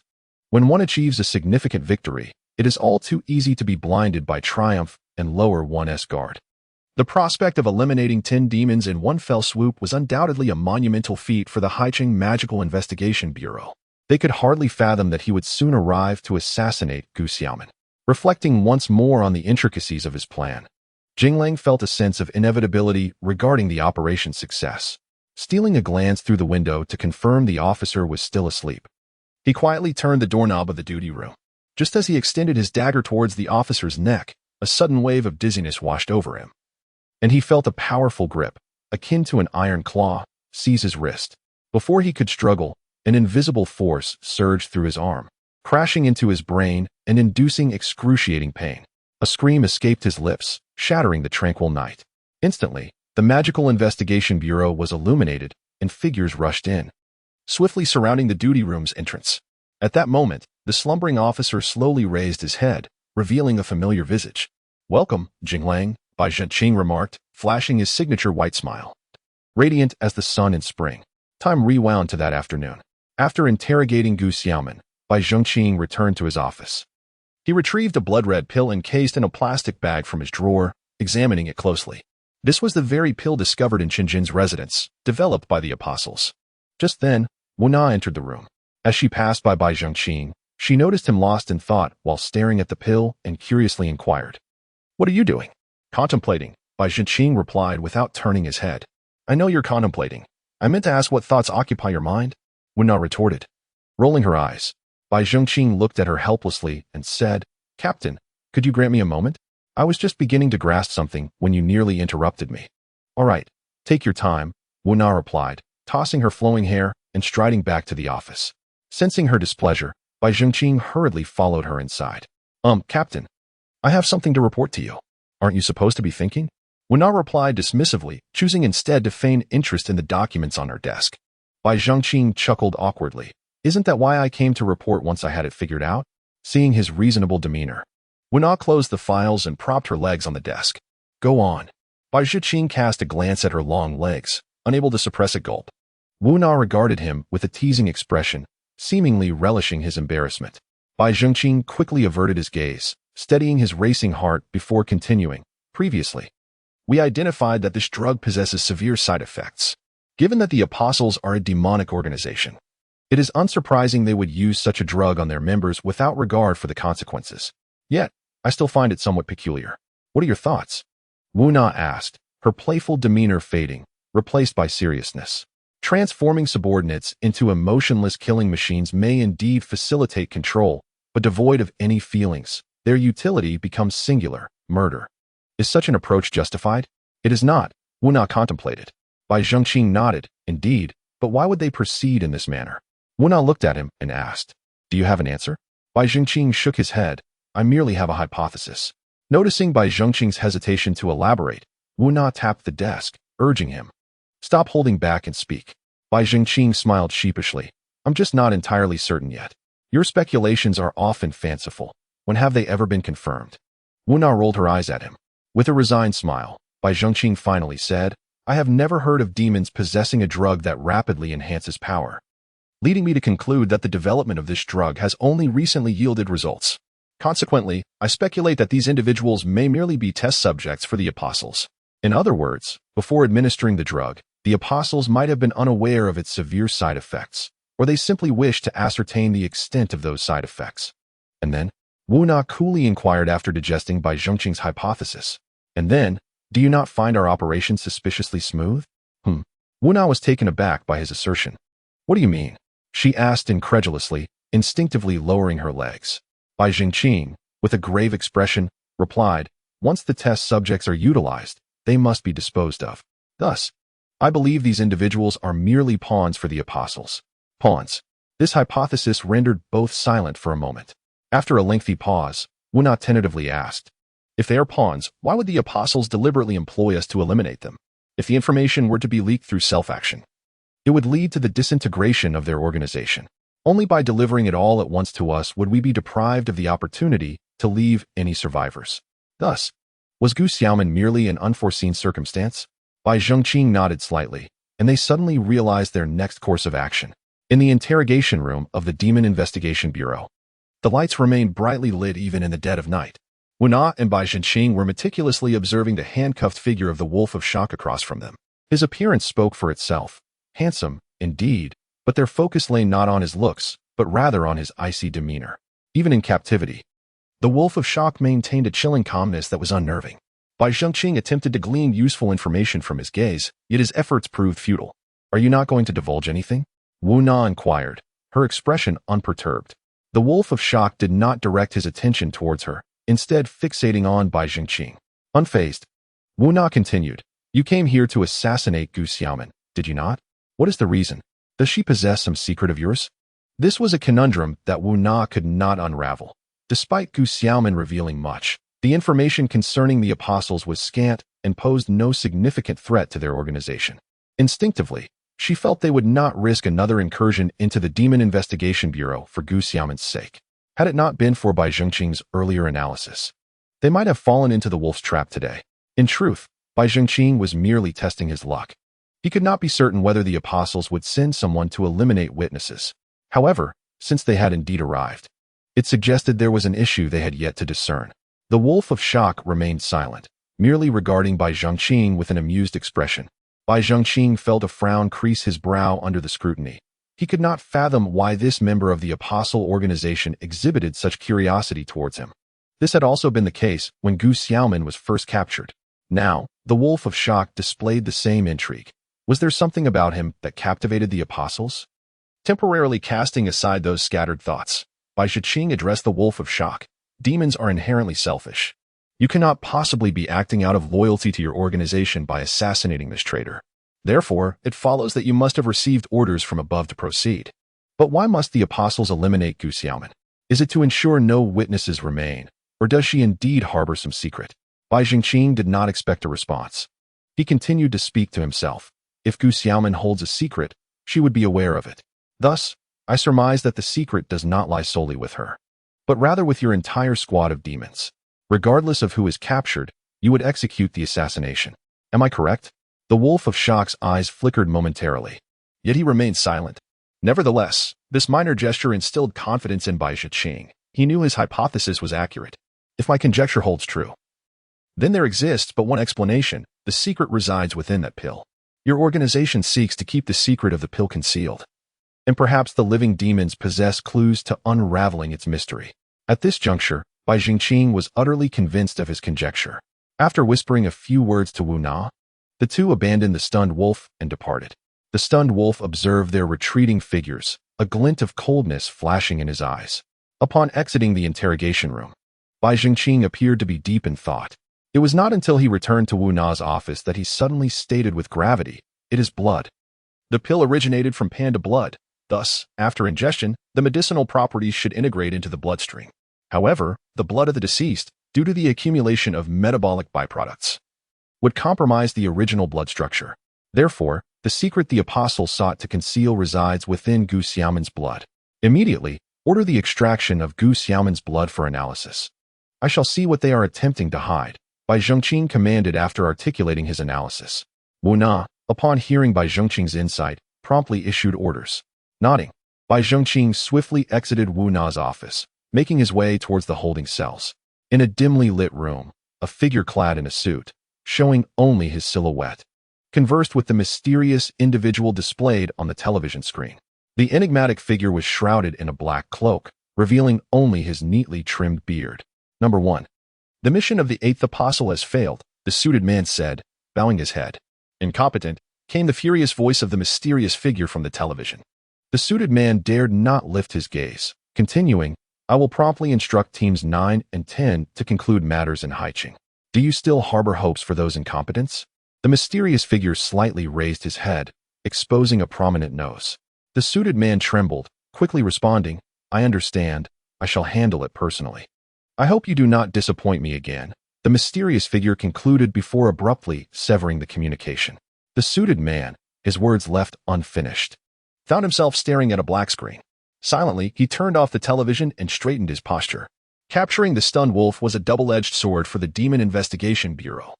On the one hand, it filled a void left by previous cases, marking a somewhat successful completion of their mission. On the other, it heralded further complications ahead. Bai Zhengqing interrogated the stunned wolf twice more, even employing mental inducement, yet to no avail. The stunned wolf's willpower seemed significantly stronger than that of an ordinary demon. Perhaps one of the reasons he had ascended to a formal member of the apostles. Clearly, extracting any valuable information from the stunned wolf was an impossibility. However, fortune soon smiled upon them as intelligence from the police department revealed a breakthrough. They had pinpointed the stunned wolf's hideout. By cross-analyzing clues left during the stunned wolf's escape from the last operation along with traces from the recent attack on the Demon Investigation Bureau, they ultimately identified a specific area. Within this region, one location immediately captured everyone's attention, Wanjia Villa. The previously sealed gathering spot for demons was located within the Wanjia real estate building, suggesting a potential connection between these demons and Wanjia real estate. Yet, with the days consumed by interrogations and the pursuit of the stunned wolf, the personnel at the Demon Investigation Bureau had not yet had the opportunity to inquire at Wanjia real estate. Nevertheless, upon noticing Wanjia Villa, they instinctively focused their attention on it. This matter was easily resolved. The Magical Investigation Bureau, in conjunction with the police, conducted a thorough search of the entire Wanjia Villa community, swiftly honing in on Villa number 26. This residence is one of only 10 standalone villas in the area, underscoring the significance that Wanjia real estate places on the incident involving the frightened wolf. This time, Wu Na personally led the team into the villa for investigation. The villa comprises 4 levels, 2 above ground, an attic, and 1 basement. Personnel from the Magical Investigation Bureau dispersed throughout the villa, meticulously scouring every corner. However, after over an hour of searching, they uncovered nothing but a pile of blood-soaked gauze and cotton balls. Once everyone reconvened, Wu Na furrowed her brow and inquired, Have you all searched thoroughly? Everyone nodded in affirmation. Yet, Bai Zhengqing remained unusually silent. Noticing this, a glimmer of hope flickered in Wu Na's eyes. Xiao Bai, have you discovered anything? Bai Zhengqing shook his head, responding, Nothing. The spark of hope in Wu Na's eyes extinguished. Let us withdraw, she commanded with a sense of resignation. Just then, Bai Zhengqing suddenly interjected, Wait. Huh. The group looked at him in confusion. Bai Zhengqing whispered a few words to Zhang Xing, who promptly dashed outside. His actions only deepened the group's curiosity. However, it wasn't long before they understood his intentions. Zhang Xing soon returned, holding a blueprint. As they gathered around to examine it, they realized it was a floor plan of the villa. Wu Na raised an eyebrow and remarked, Are you suggesting? Bai Zhengqing nodded, stating, I wish to verify the details more thoroughly. After they scrutinized the ground level, upon reaching the basement, Bai Zhengqing halted in an entertainment room. Captain, I have made a discovery. Wu Na and the others quickly surrounded him. Bai Zhengqing pointed to the dimensions on the blueprint, saying, This room is indicated to be 10 meters by 8 meters, yet I perceive it to be square. Are you implying that part of it has been partitioned off? Wu Na immediately grasped his intent. Bai Zhengqing affirmed, Precisely. Everyone, search this room meticulously for any hidden compartments or mechanisms, with renewed vigor and a clear objective. The team eagerly began their quest. Yet, despite the knowledge of a concealed room, finding the mechanism proved to be no simple task. Otherwise, their initial search would not have yielded such meager results. As Bai Zhenqing wandered through the room, he furrowed his brow, observing his surroundings. The space was cluttered with an abundance of items, making it difficult to locate any hidden mechanisms. Not only were there fitness equipment and sound systems, but also projection devices, a billiard table, and a bar counter, all crammed into a room of approximately 60 to 70 square meters. Soon, Bai Zhenqing approached a floor-standing speaker, noticing a thin layer of dust on the ground around it. This was typical if the speaker had been turned up loud enough. The vibrations would cause the dust to settle beneath it. However, this discovery halted Bai Zhenqing in his tracks. He noted that there was an almost imperceptible 1 or 2 millimeters of empty space between the dust and the speaker. This indicated that the speaker had likely been moved recently. Bai Zhenqing lifted the speaker aside and, indeed, discovered a button embedded in the ground beneath it. He crouched down and pressed it, prompting a series of clicking sounds as the entire wall housing the projection screen began to descend. Witnessing this spectacle, everyone finally comprehended why the hidden chamber had eluded their search initially. Ordinarily, one would search for concealed doors. But who would have anticipated that an entire wall could serve as a secret entrance? Once the wall sank into the ground, the concealed chamber was revealed to all. It was a modest room, measuring scarcely a dozen square meters. The sparse furnishings included a table and chairs, a safe, and a television mounted on the wall. The group's attention immediately gravitated towards the safe, knowing it likely contained the secrets of the Apostle organization. Bai Zhenqing, however, found the television intriguing. He doubted that Jing Lang would venture into a hidden chamber merely to watch television. "Captain, summon the tech team to examine this television. I suspect it harbors secrets," he suggested. Wu Na nodded in acknowledgement. The subsequent steps were straightforward. The safe was transported back to the Demon Investigation Bureau, while the television was entrusted to the police for their technical team to decipher. As Bai Zhenqing had surmised, it was not a television at all, but rather an encrypted computer. This posed no challenge for the technical team, who routinely decrypted thousands of encrypted phones and computers each year. In less than half a day, the computer was successfully unlocked. Soon enough, the Demon Investigation Bureau received an abundance of data stored within. This included operational plans for several cases, lists of assassination targets, and personnel information from their 8th Demon team, among other details. The entire case became remarkably clear, and unexpectedly, the target information that Gu Xiaoman received for assassination was sent by Jing Lang. This revealed Jing Lang's significant standing within this organization, or rather, within this team, as evidenced by the distinct code name 8th Apostle that set him apart from other demon members. It became evident to Wu Na and her team that perhaps those designated with the character for disciple as a code name were the true members of the Apostle organization, while Jing Lang was merely an 8th-tier member, suggesting that numerous such demon teams existed.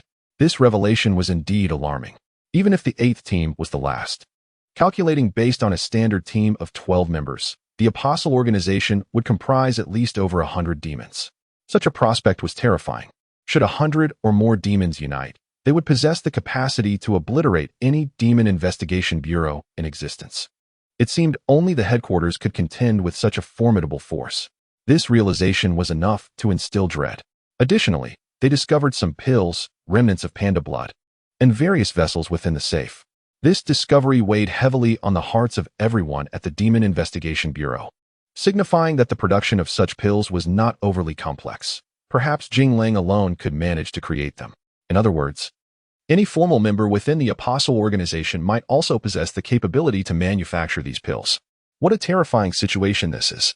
At the top floor of the Wanjiao real estate building, the elevator doors chimed open, revealing Wu Na alongside Bai Zhenqing and Shi Shaojing as they stepped out.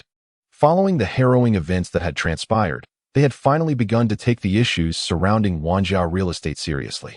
Today, they were here to meet with the chairman of Wanjiao real estate. The front desk secretary, upon seeing Wu Na present her credentials, promptly approached them. "Officers, please follow me. Chairman, one has been expecting you." The general public remained unaware of the existence of the Magic Investigation Bureau. Thus, they operated under the guise of police officers. This floor housed the office of Wang Guomin, the chairman of Wanjiao real estate. They followed the secretary to the door of the office, where she knocked 3 times. A middle-aged man's voice resonated from within. "Come in." The tone was gentle, devoid of any oppressive undertone. The secretary opened the door and stepped aside, ushering Wu Na and her companions inside. Chairman Wan, the officers from the Municipal Bureau have arrived, she announced before exiting and closing the door behind her. Bai Zhengqing surveyed Wang Guomin's office, which was expansive, measuring at least 200 to 300 square meters.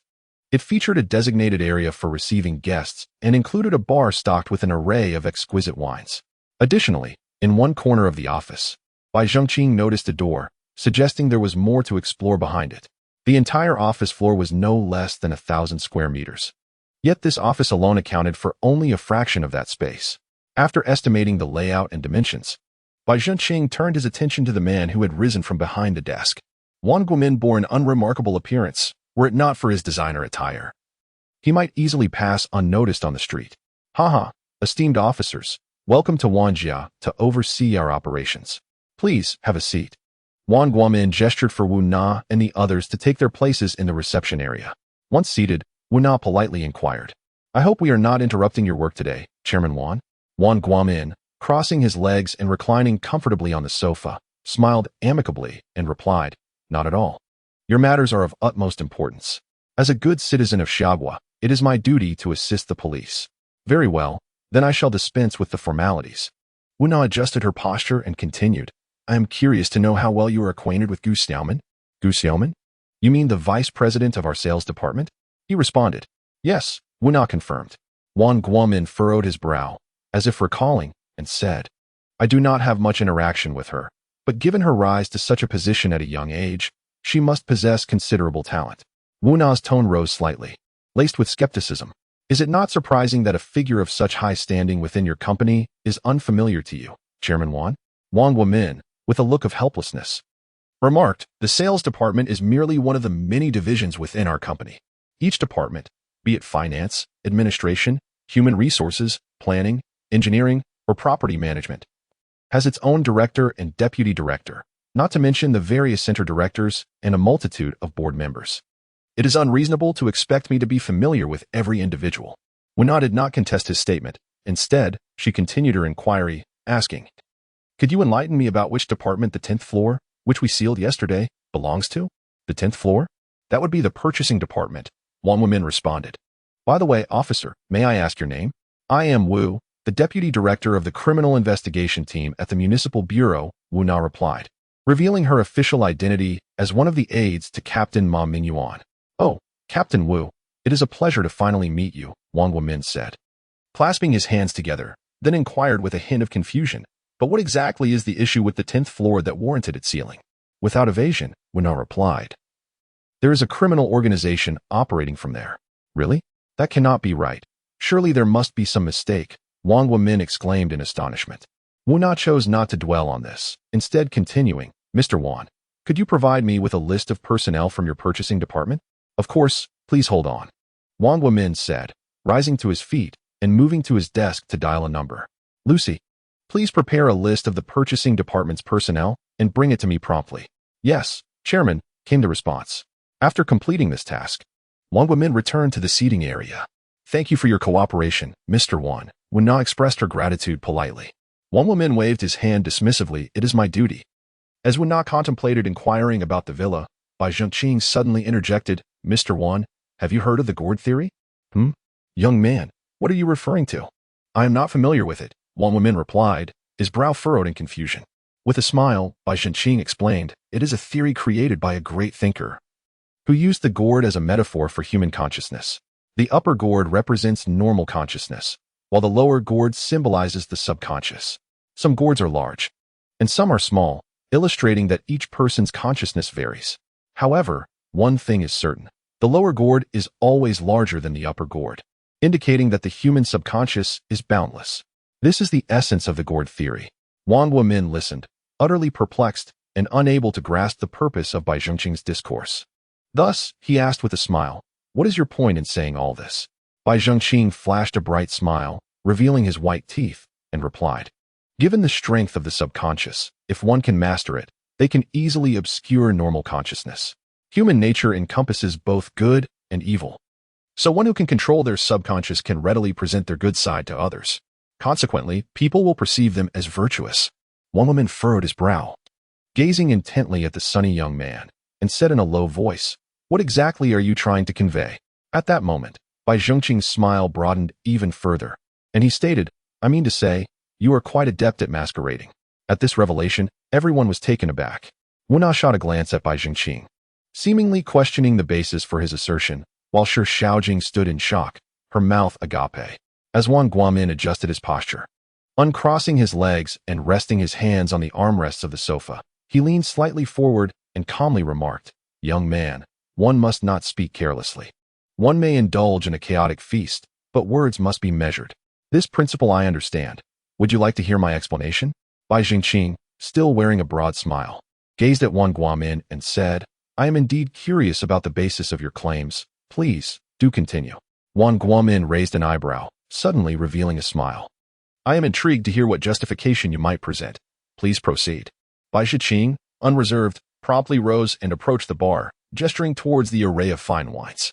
"These bottles must be quite valuable. Wouldn't you agree?"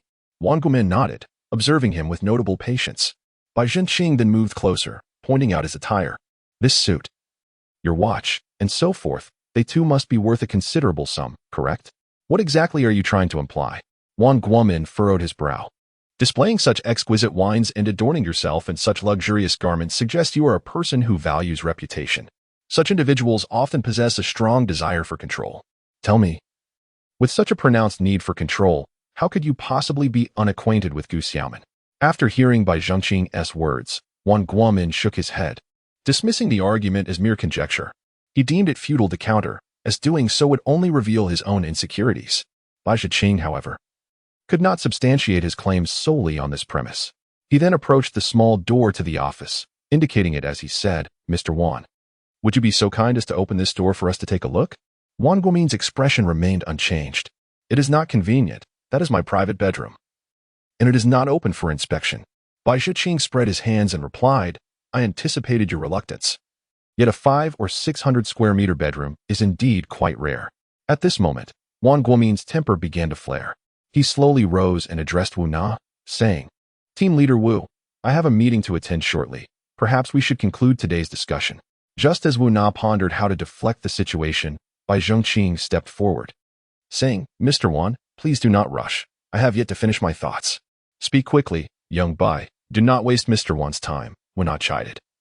Feigning authority while secretly buying time, her own curiosity piqued about what Bai Zhengqing intended to say next. "Yes, Captain." Bai Zhengqing replied with a smile and a salute before continuing, "Mr. Wan, you mentioned that the 10th floor houses your company's procurement department. Yet Gu Xiaoman is the vice president of sales. This implies that if the 10th floor can be commandeered by a criminal organization as a hideout, then members of this organization must also reside within your procurement department. Oh. And I must not forget that a criminal is also residing within one of your Wan family villas, which falls under your property management as jurisdiction, correct?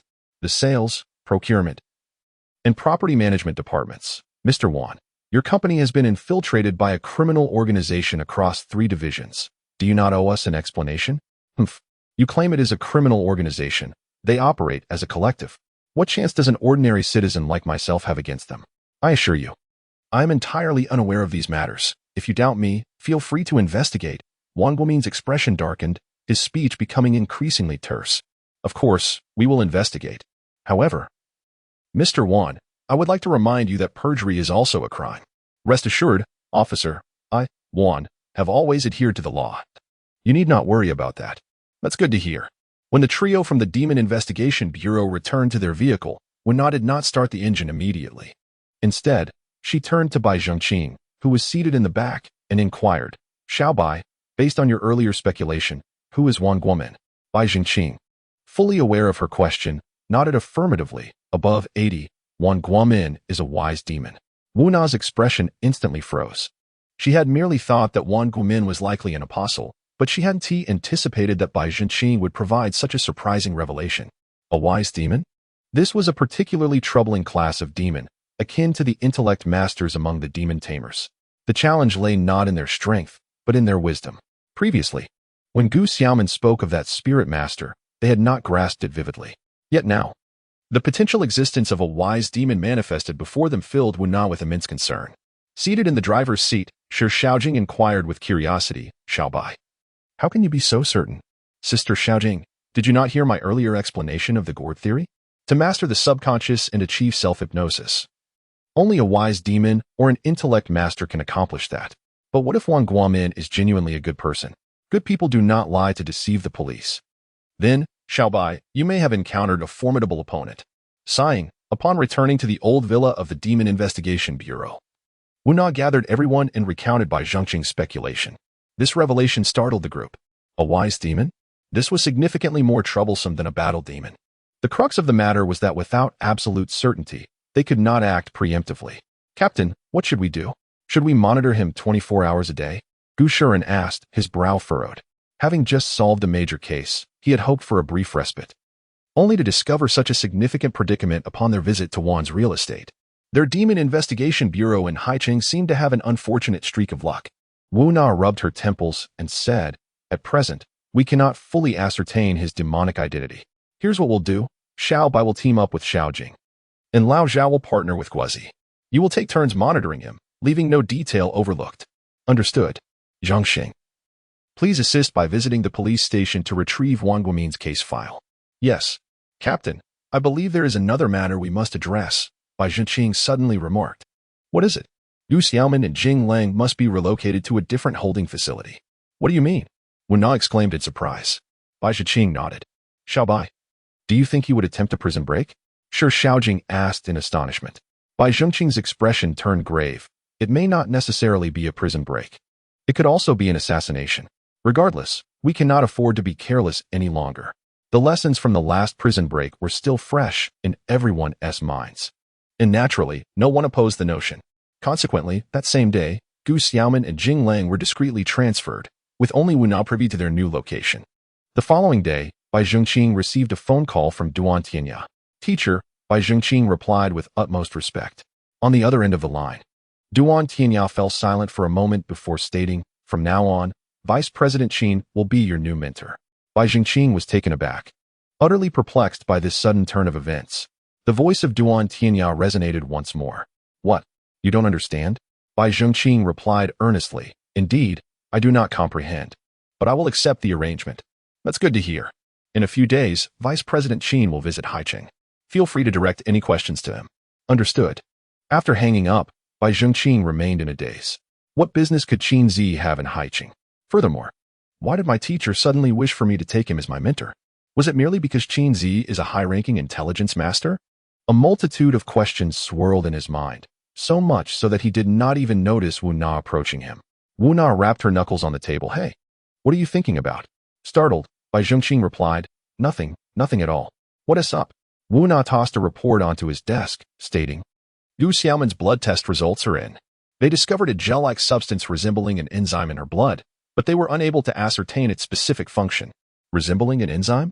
A gel-like substance? Bai Zhengqing's understanding of biology was quite limited, and he was genuinely stumped by this. After a moment's contemplation, he suggested, it seems this substance is what the apostles are trying to conceal.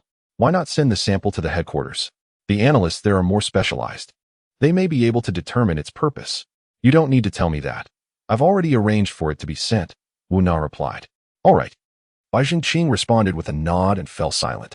Noticing his distracted demeanor, Wu Na curiously inquired, is something bothering you? Bai Zhengqing hesitated for a moment before abruptly pulling Wu Na into his office. As he closed the door behind them with an air of mystery, Wu Na felt an unsettling sensation creeping over her. What's wrong?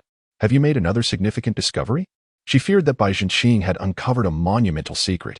However, the reality was even more alarming than she anticipated, as Bai Zhengqing's subsequent words left her utterly bewildered.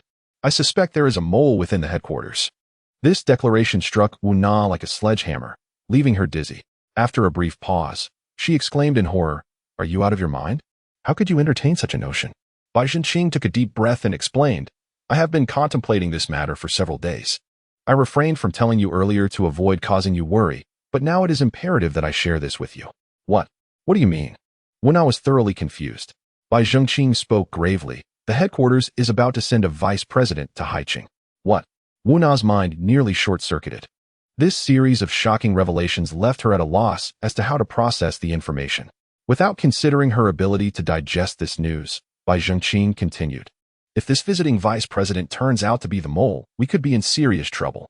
Wait, how did it become a mole? You need to explain why you believe there is a traitor in the headquarters. Wu-Na finally clarified her thoughts and promptly interrupted him with a question.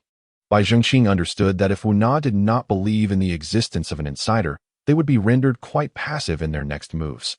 Thus, he patiently elaborated. My conjecture is based on 4 key points. First, the intelligence provided by the headquarters has been untimely. Given the intelligence system of the headquarters, it should have been effortless to ascertain the connection between the cases in Sioux City and Jia City and the devil, yet they did not inform us until we inquired. We even learned of the Jia City case through Gu Xiaomin, which is rather unusual. At this point, Wen-Na finally engaged fully, sitting back in her chair, resting her chin thoughtfully on her clasped hands. Bai Zhengqing continued. Secondly, the infiltration of the blood center by the devil. Although the blood center is not classified as a highly confidential department, it is not easy to infiltrate. Is it conceivable that a mere Wu Jing could facilitate the employment of Jing Lang? It is implausible. One must possess a governmental position in Xia to become a researcher there, and you are well aware of the severity of Xia's political scrutiny. Wu-Na adjusted her posture, leaning against the back of her chair while gazing contemplatively at the ceiling of the office, pondering Bai Zhengqing's assertions. It cannot be said with absolute certainty, as every system has its vulnerabilities, yet there is one matter I find perplexing, which constitutes my third point of suspicion. At this, Wu-Na looked down at him, her expression one of confusion. She could not fathom what could perplex Bai Zhengqing, a figure of intellect. Bai Zhengqing replied with a serious demeanor. How did our location get exposed? How did the adversary know precisely where our bureau was to stage a prison break? Furthermore, the surveillance footage on that day was replaced. How did the devils accomplish this? The Magic Investigation Bureau's monitoring system is an independent entity, accessible solely from within. How did the devils manage to alter the footage? This was the crux of Bai Zhengqing's concerns. At the time, only 2 agents from the second team remained at the bureau, yet both had perished. Thus, Bai Zhengqing implied that only the headquarters could have breached their surveillance. Ultimately, the fourth point, which is the most perplexing, is this. If Gu Xiaomin and the others were merely pawns, how did the apostles precisely time their delivery to us? Upon hearing Bai Zhengqing's final point of doubt, Wu-Na's pupils constricted sharply. If the apostles had located the Magic Investigation Bureau through their intelligence system, it would be plausible. However, this operation was highly confidential, with no internal personnel leaking information. Thus, the apostles could not possibly have known. On the surface, it seemed that Gu Xiaomin and her group had merely stumbled into their trap, yet Jing Lang's appearance corroborated their theory of the pawns. This rendered the situation rather intriguing. Wu-Na took a moment to gather her words and said, Your concerns are entirely valid, but if your conjecture holds true, how then did the devil infiltrate the headquarters? She understood what Bai Zhengqing implied. The headquarters not only has stringent screening processes, filled with experts, but also possesses high-ranking intellects, making it exceedingly difficult for the devil to infiltrate. Yet, it is unwise to generalize. Even among the devil, there exist formidable wiseful beings. To infiltrate the headquarters, it must undoubtedly be a wise demon. However, since intelligent masters are inherently rare, would a wise demon, if it were to assume the role of an intelligent master, not be discovered? Wu-Na continued to express her doubts. Bai Zhengqing narrowed his eyes and remarked, A wise demon infiltrating the demon masters need not necessarily assume the role of an intelligent master. Perhaps they could take on the role of a martial master instead? At his words, Wu-Na felt a chill run down her spine. Are you suggesting a demon proficient in both combat and wisdom? How could that be possible? Her eyes reflected disbelief. If one truly aimed to infiltrate the headquarters, they would require exceptional intelligence to elude the discerning gaze of high-ranking intelligent masters and their rigorous scrutiny. Yet, to masquerade as a martial master under the guise of a wise demon, one must exhibit the characteristics of a combat demon, possessing considerable martial prowess and formidable physical attributes. This suggests that only a demon like Bai Zhengqing, who is adept in both disciplines, could fulfill such criteria. Nonetheless, the number of such demons is exceedingly rare, even more so than the already scarce intelligent martial masters. Demons acquire their extraordinary abilities through awakening. Unlike the structured curriculum of the Demon Master Academy, where sufficient potential allows one to gain supernatural powers through study and training. Thus, it is indeed uncommon for a demon to awaken both combat and wisdom abilities simultaneously.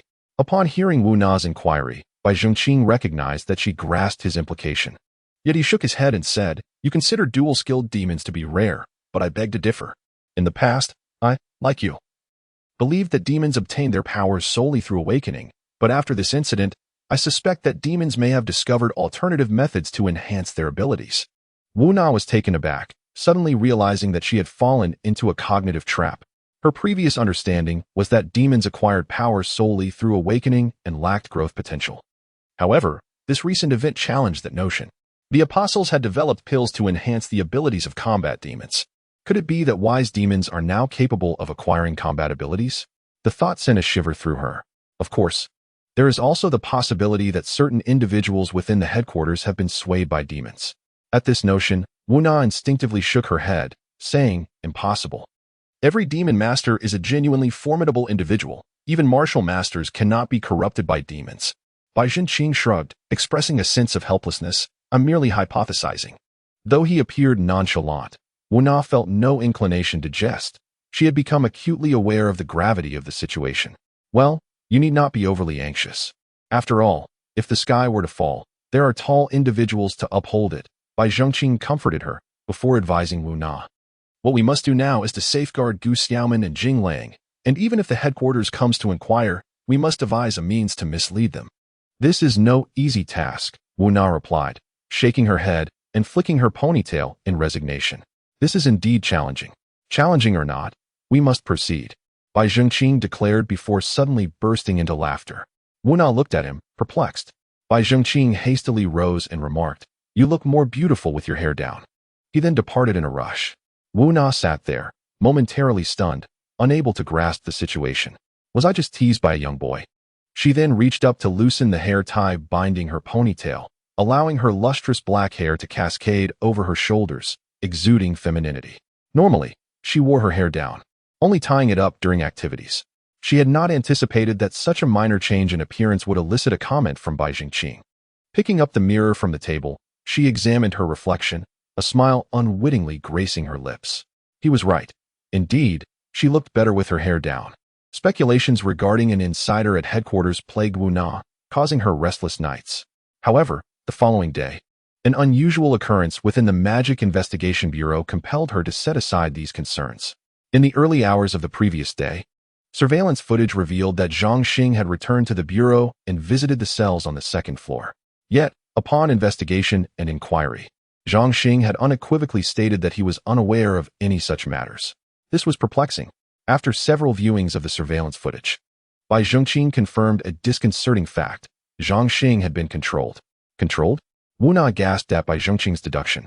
Understanding that her knowledge of the intellect masters and wise demons was limited, Bai Zhongqing elaborated.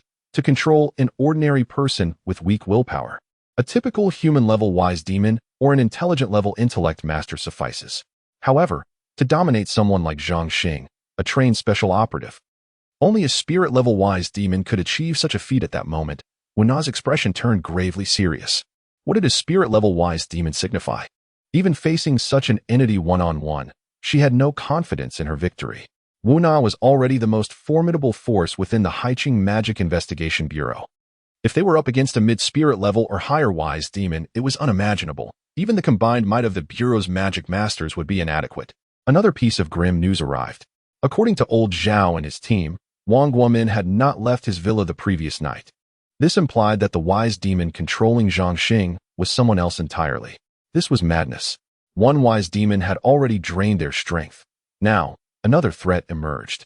Did the apostle intend to annihilate the entire Haiqing Magic Investigation Bureau? An unprecedented sense of crisis enveloped everyone. Nevertheless, there was a sliver of good news. The apostle's target was indeed Gu Xiaoman and her companions. At least until they located them. It seemed unlikely that they would act recklessly. "I believe we should report the situation to headquarters," Zhao Tianming suggested. Wu Na hesitated. After all, Wang Guomin's identity remained unverified. And the existence of the wise demon controlling Zhang Xing felt elusive. Seeking help from headquarters now seemed overly hasty. She turned to Bai Zhongqing and inquired, "When will Deputy Qin arrive?" "Tomorrow," he replied. "Then we shall wait for his arrival before proceeding." Wu Na and her team intended to brief Qin Zi upon his arrival in Haiqing, ensuring that whatever actions they took next would be under a safeguard. However, Their hopes were soon dashed. That afternoon, Bai Zhengqing received word that Qin Zi would arrive later than anticipated. This revelation inevitably led Bai Zhengqing to suspect that a mole within the headquarters had begun to take action, presumably to afford their accomplices in Haiqing ample time to locate Gu Xiaomin and her companions. However, this turn of events also alleviated Bai Zhengqing's suspicions regarding Qin Zi. If Qin Zi were indeed the traitor, he would have arrived in Haiqing much earlier. Upon relaying this information to Wu Na, her expression darkened considerably. Consequently, she resolved to report the current situation directly to the headquarters. After communicating with them, Wu Na received an order that placed her in a precarious position. The headquarters demanded that she escort Gu Xiaomin and Jing Lang to Beijing for custody and interrogation. While the directive was undoubtedly justified, Wu Na, who had begun to harbor doubts about certain high-ranking officials at the headquarters, found herself in a difficult predicament. Thus, she sought counsel from Bai Zhengqing. "Surely we cannot send them. That would be akin to leading lambs to slaughter," Bai Zhengqing exclaimed with fervor. He had previously cautioned Wu Na regarding this matter. Yet he was taken aback that events had unfolded precisely as he had anticipated. This left him feeling utterly powerless. Wu Na, of course, was equally reluctant to comply, yet felt she had no viable alternatives. "I understand completely, but what do you suggest we do?" Wu Na retorted with frustration. Bai Zhengqing fell silent, pondering whether he should inform Duan Tianya of the situation, yet he lacked any substantial evidence. Moreover, voicing his concerns could incite panic within the headquarters, which would only benefit their adversaries. What to do? Bai Zhengqing found himself ensnared in a dilemma. The atmosphere in the office descended into a profound silence. After what felt like an eternity, Bai Zhengqing sighed and proposed, "Let us retain a blood sample from Gu Xiaomin and proceed with the transfer." "Transfer them?" Wu Na's brow furrowed, nearly pinching a fly to death with her expression. With a decision made, Bai Zhengqing regained his composure. "Before you send them off, inform the headquarters that you possess a blood sample. This way, Gu Xiaomin's safety can be assured." The implication of Bai Zhengqing's suggestion dawned on Wu Na. The apostles' objective must be the secret of Gu Xiaomin's blood. If they retained a sample, even if they were to eliminate her, they could not entirely eradicate the threat. Indeed, should Gu Xiaomin perish, the headquarters would inevitably place greater emphasis on the issue of the blood sample, rendering any advantage gained by the apostles moot. Thus, until the apostles acquired the blood sample in their possession, Gu Xiaomin and her companions should remain safe. Wu Na exhaled a breath of relief, gazing at Bai Zhengqing with a faint smile. "You always have a way." Bai Zhengqing chuckled, ruffling his hair. "This is merely a measure among measures." With that, he wiped the smile from his face and cautioned Wu Na, "Do not let down your guard. Knowing that we possess the blood sample, the apostles will not easily overlook us, and thus the crisis in Haiqing persists." "Indeed," Wu Na replied, her smile fading. "What? They retained a blood sample? Have they already discovered the secret of the blood?"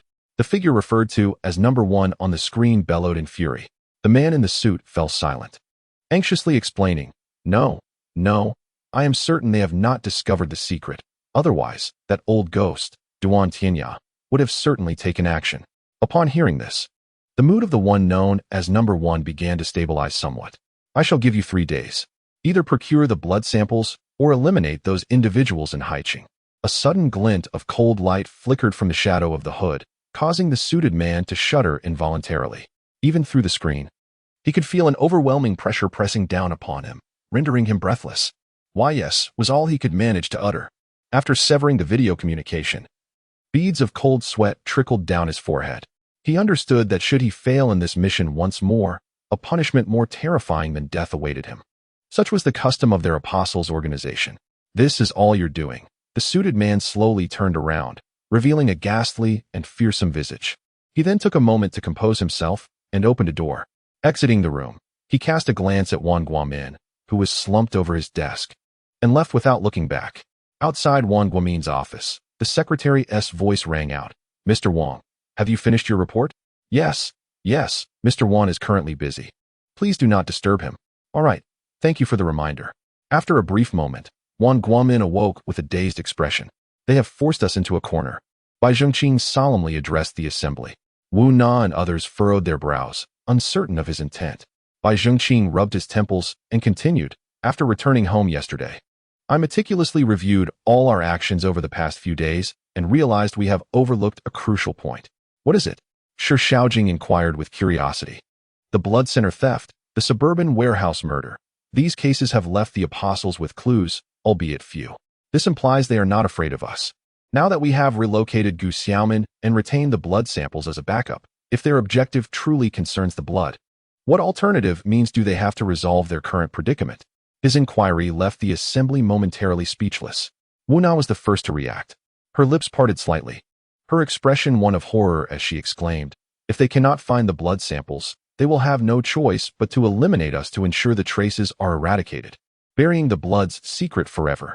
Her words sent shockwaves through the room. Bai Zhengqing felt the time left to them was dwindling. The devils would undoubtedly anticipate that they might seek assistance from the headquarters. Thus, the most prudent course of action was to act swiftly. They needed to overturn everything before reinforcements from the headquarters arrived in Haiqing. Consequently, Bai Zhengqing's countenance grew exceedingly grim. If they wish to annihilate us, they will surely summon forces we cannot resist. We stand at the brink of life and death, but they cannot possibly know the extent of our strength, can they? Chen Mo remarked with a hint of false hope. Bai Zhengqing and Wu Na's analysis regarding the presence of a mole in the headquarters was unknown to the others, which explained Chen Mo's naivety. Yet, Wu Na understood that with the internal line from the headquarters in place, their capabilities must have been thoroughly assessed by the adversary. In that moment, Wu Na declared resolutely, "Do not harbor any illusions. We must prepare comprehensively for what lies ahead." With those words, she began to exhibit the decisiveness befitting a leader. Zhang Xing informed the Magic Bear to dispatch personnel promptly to seize the high ground near the Magic Investigation Bureau and ensure they are battle-ready at all times. Wazi, notify the police to establish a tight perimeter within a kilometer of the Magic Investigation Bureau. Every individual entering this area must have their identity verified, allowing no unidentified persons to step foot within. Lao Zhao, contact the headquarters and relay our suspicions to them, urging them to send reinforcements swiftly.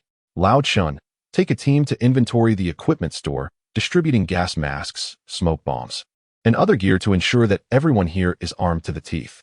Everyone, do not return home these days. Remain within the bureau. I intend to see if these demons dare to wreak havoc here.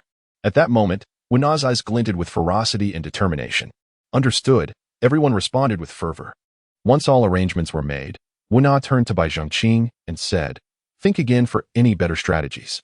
Bai Zhengqing nodded thoughtfully.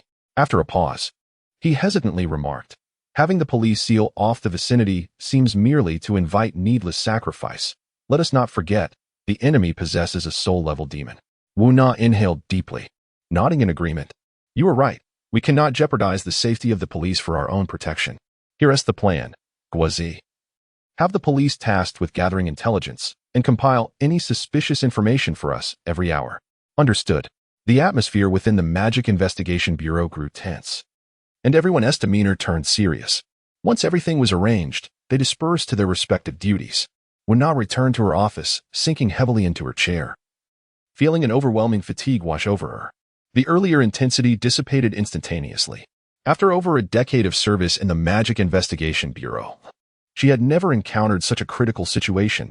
The constant tension had left her on edge, fearful of issuing a misstep.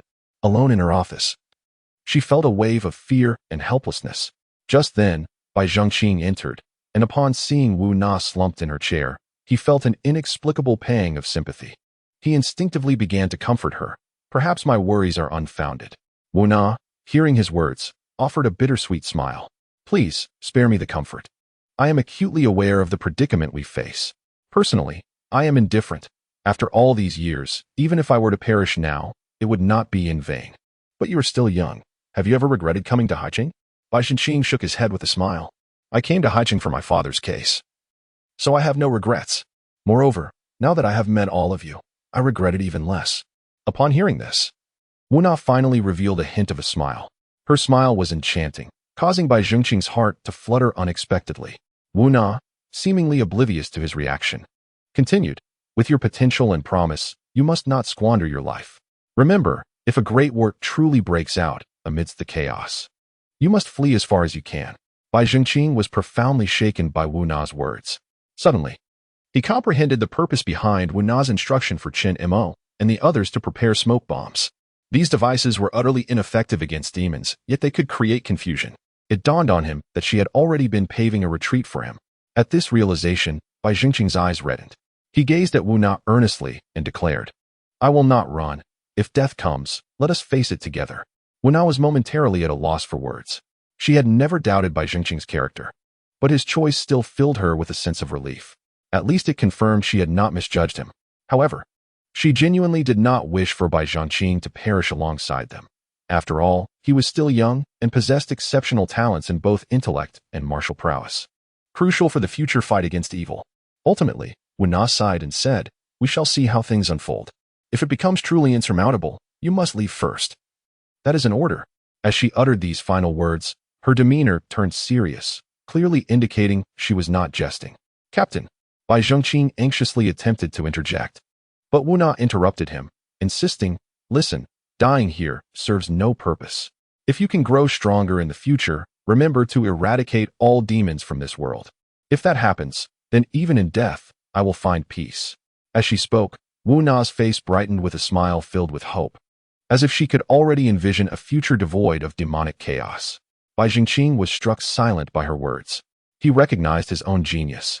Yet he had never contemplated such vast ideals. Deep within, his sole obsession had been to uncover the truth behind his father's death and seek vengeance. However, in this moment, he was suddenly overcome by a sense of mission and responsibility. He felt that his talents should not be squandered. He must strive to improve, to protect humanity from the demon's onslaught and restore peace to the world. His mind began to swirl, thoughts crystallizing, and a concept known as life as purpose began to emerge. This newfound clarity was akin to a sharp spike piercing through the shackles deep within his consciousness.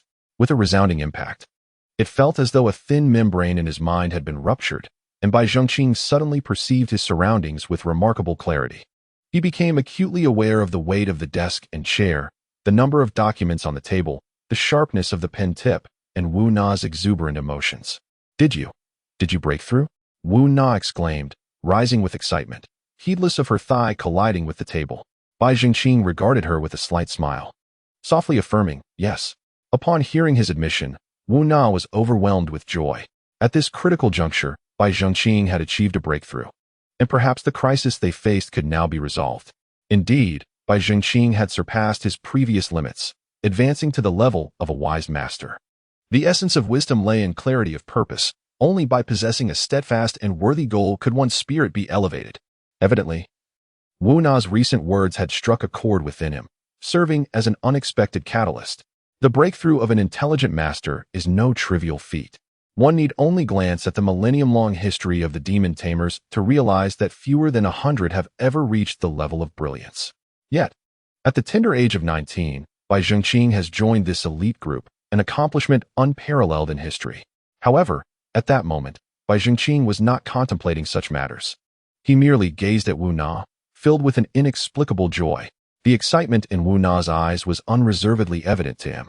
Xiao Bai, you are truly remarkable, she sincerely exclaimed. A wider smile spread across Bai Zhangqing's face. Captain, we will undoubtedly survive and eliminate those devils once and for all. Having transcended to the level of brilliance, he felt this confidence welling within him. Just as the two exchanged smiles and engaged in trivial chatter, Guo Shiren abruptly burst into Wu Na's office. Captain, this is dire news. The Wan family real estate building has been seized by demons, and the occupants are being held hostage. Both Wu Na and Bai Zhangqing were momentarily taken aback. Hostages at Wan family real estate. What is happening here? They had previously suspected Wang Guomin of being a cunning demon, yet now his entire company was under siege. Surely there was some unspeakable secret at play. It appears they are wary of the Demon Investigation Bureau, hesitant to confront us directly, Bai Zhangqing observed. Wu Na nodded and turned to him, inquiring, do you think they intend to use those innocent people as hostages to coerce us into surrendering blood samples? It is quite possible, Bai Zhangqing affirmed. At that moment, Guo Shiren interjected, we just received word from the police. The demons demand that we send only one person. If a second individual is detected, they will execute a hostage. How cautious of them, Bai Zhangqing remarked. In that case, I shall go. Guo, inform everyone to remain on standby near Wan family real estate, ready to assist at a moment's notice. Understood, Guo Shiren acknowledged before exiting. Bai Zhangqing, anxious, turned to Wu Na and insisted, Captain, you cannot go. If you do, there will be no one to lead them. I should go. My presence will have the least impact on everyone. Wu Na shook her head resolutely. No, you are still inexperienced. I fear you may not cope well under pressure. Besides, I am the only one privy to the location of the blood samples. Should the adversary exploit this knowledge, I must have a contingency plan. Captain, enough. It is decided, Wu Na interrupted, decisively leaving the office. Bai Zhongqing watched her retreating figure, helplessly slapping the table in frustration. The elation from his recent breakthrough evaporated in an instant. He refrained from pursuing Wu Na to persuade her further. For she was correct. She alone knew the location of the blood samples and was the only one fit to confront those demons. Yet, Bai Zhongqing was not one to remain passive. After a moment of rapid contemplation, a bold decision began to take shape within him. The Wanjie real estate building is situated in a bustling urban area, yet at this moment, it stands in eerie solitude, devoid of any pedestrians. The police have meticulously cleared a 3-kilometer radius around it, establishing a necessary buffer zone against the formidable threat posed by the assailants. Due to the gravity of the situation, law enforcement officers dare not approach any closer than 500 meters, forming a temporary cordon at a safe distance. This encirclement is densely populated, with each officer armed and directing their weapons towards the distant Wanjia real estate building, some even wielding heavy artillery. Meanwhile, on a main road 600 meters from the building, a colossal super truck, weighing 150 tons, is stationed at the roadside, serving as a makeshift command center. Inside the truck's container, Ma Mingyuan paces anxiously, flanked by an array of instruments displaying various angles of the vicinity along with pertinent data. A dozen staff members busily operate the equipment, their focus unwavering. At that moment, a police officer jogs into the container, saluting as he reports, "Captain, they have arrived." Ma Mingyuan halts abruptly, his gaze directed towards the entrance. Just then, the fully armed Wu Na enters alongside Bai Zhongqing and his team. "Wu team, you have finally arrived." Ma Mingyuan exclaims, his relief palpable. He vents his frustration. These individuals are truly deranged. They have taken the entire building hostage. In my years of criminal investigation, I have never encountered such a grand heist. With ordinary officers nearby, he refrains from uttering the word devil, adhering to the police department's confidentiality protocols. Wu Na, observing her old friend in a state of disarray, yet maintaining his composure, offers a reassuring smile. "It's all right. We will handle the situation from here. You focus on securing the perimeter and ensuring no unauthorized individuals gain entry." With her words, Ma Mingyuan exhales a long sigh of relief. As the captain of the municipal administrative team, he is acutely aware of the nature of the assailants. They are not mere mortals that can be deterred by firearms.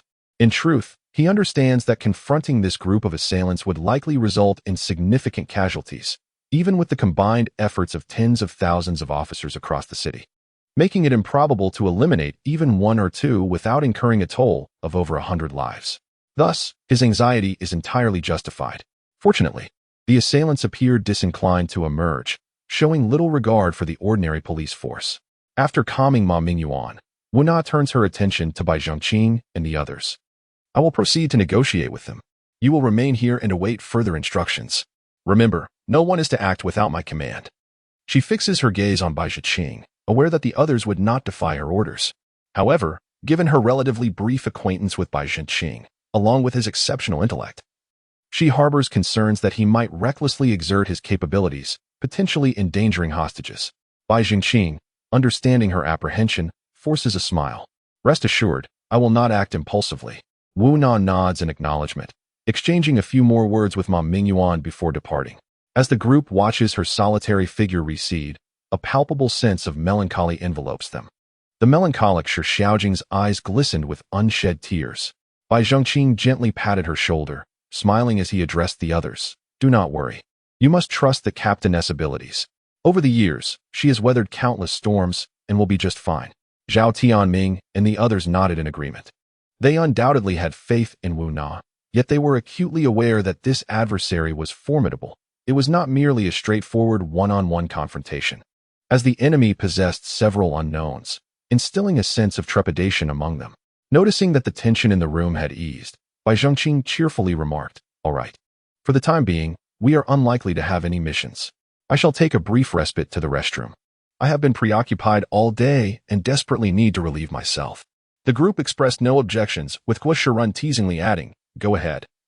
We want T-rat you out to the captain." Bai Zhongqing chuckled once more before departing the command center. At that moment, It seemed that no one noticed anything amiss, save for one individual. Chun Imo observed by Zhang Qing's retreating figure, a slight furrow appearing on his brow. Chun Imo's concern for Bai Zhiqing surpassed that of anyone else. Firstly, due to Bai Zhiqing's rare status as a strategist, he had demonstrated formidable prowess in previous encounters. An instinctual reverence for the strong was evident in Chun Imo. Secondly, with their second team currently understaffed, he had been contemplating ways to recruit Bai Zhiqing into their ranks. Although all were members of the Haiqing Magical Investigation Bureau, the first and second teams typically operated independently, prompting Chun Imo to seek an opportunity to persuade him. Regrettably, Bai Zhiqing maintained good relations with the first team, leaving Chun Imo lacking in confidence regarding his ability to sway him. However, he sensed a chance had arisen. Bai Zhiqing's sudden excuse to visit the restroom struck Chun Imo as peculiar. As a strategist, he should have been acutely aware of the gravity of the situation. Logically, he would remain to devise a plan to assist Wu Na. Yet he chose to leave under the pretext of attending to personal needs. Seizing upon this small vulnerability as leverage, Chun Imo viewed it as an opportunity to persuade Bai Zhiqing to join the second team. Once Bai Zhiqing had exited, Chun Imo announced his own intent to visit the restroom and hurriedly followed suit. The others began to grasp the implications of the situation. Shi Shaojing turned to Zhao Tianming and inquired, "Old Zhao, do you think they are?" Zhao Tianming shook his head, signaling her to refrain from further speculation. They were all acutely aware that Bai Zhiqing and Chun Imo's clandestine actions could jeopardize the lives of some hostages. Nonetheless, in their hearts, the safety of Wu Na far outweighed that of the strangers. Human nature harbors a selfish streak. Faced with a choice between unfamiliar lives and the safety of comrades with whom they shared daily experiences, the majority would make a similar choice, and it was entirely understandable. Perhaps some might stand atop a moral pedestal to criticize them, asserting that as guardians of societal order, it was their duty to protect every ordinary life. Yet, to what extent could those critics truly act upon such ideals? When one stands to criticize others, it is prudent to reflect upon oneself. The adage, "Do not impose upon others what you do not desire for yourself," has endured for millennia, for good reason.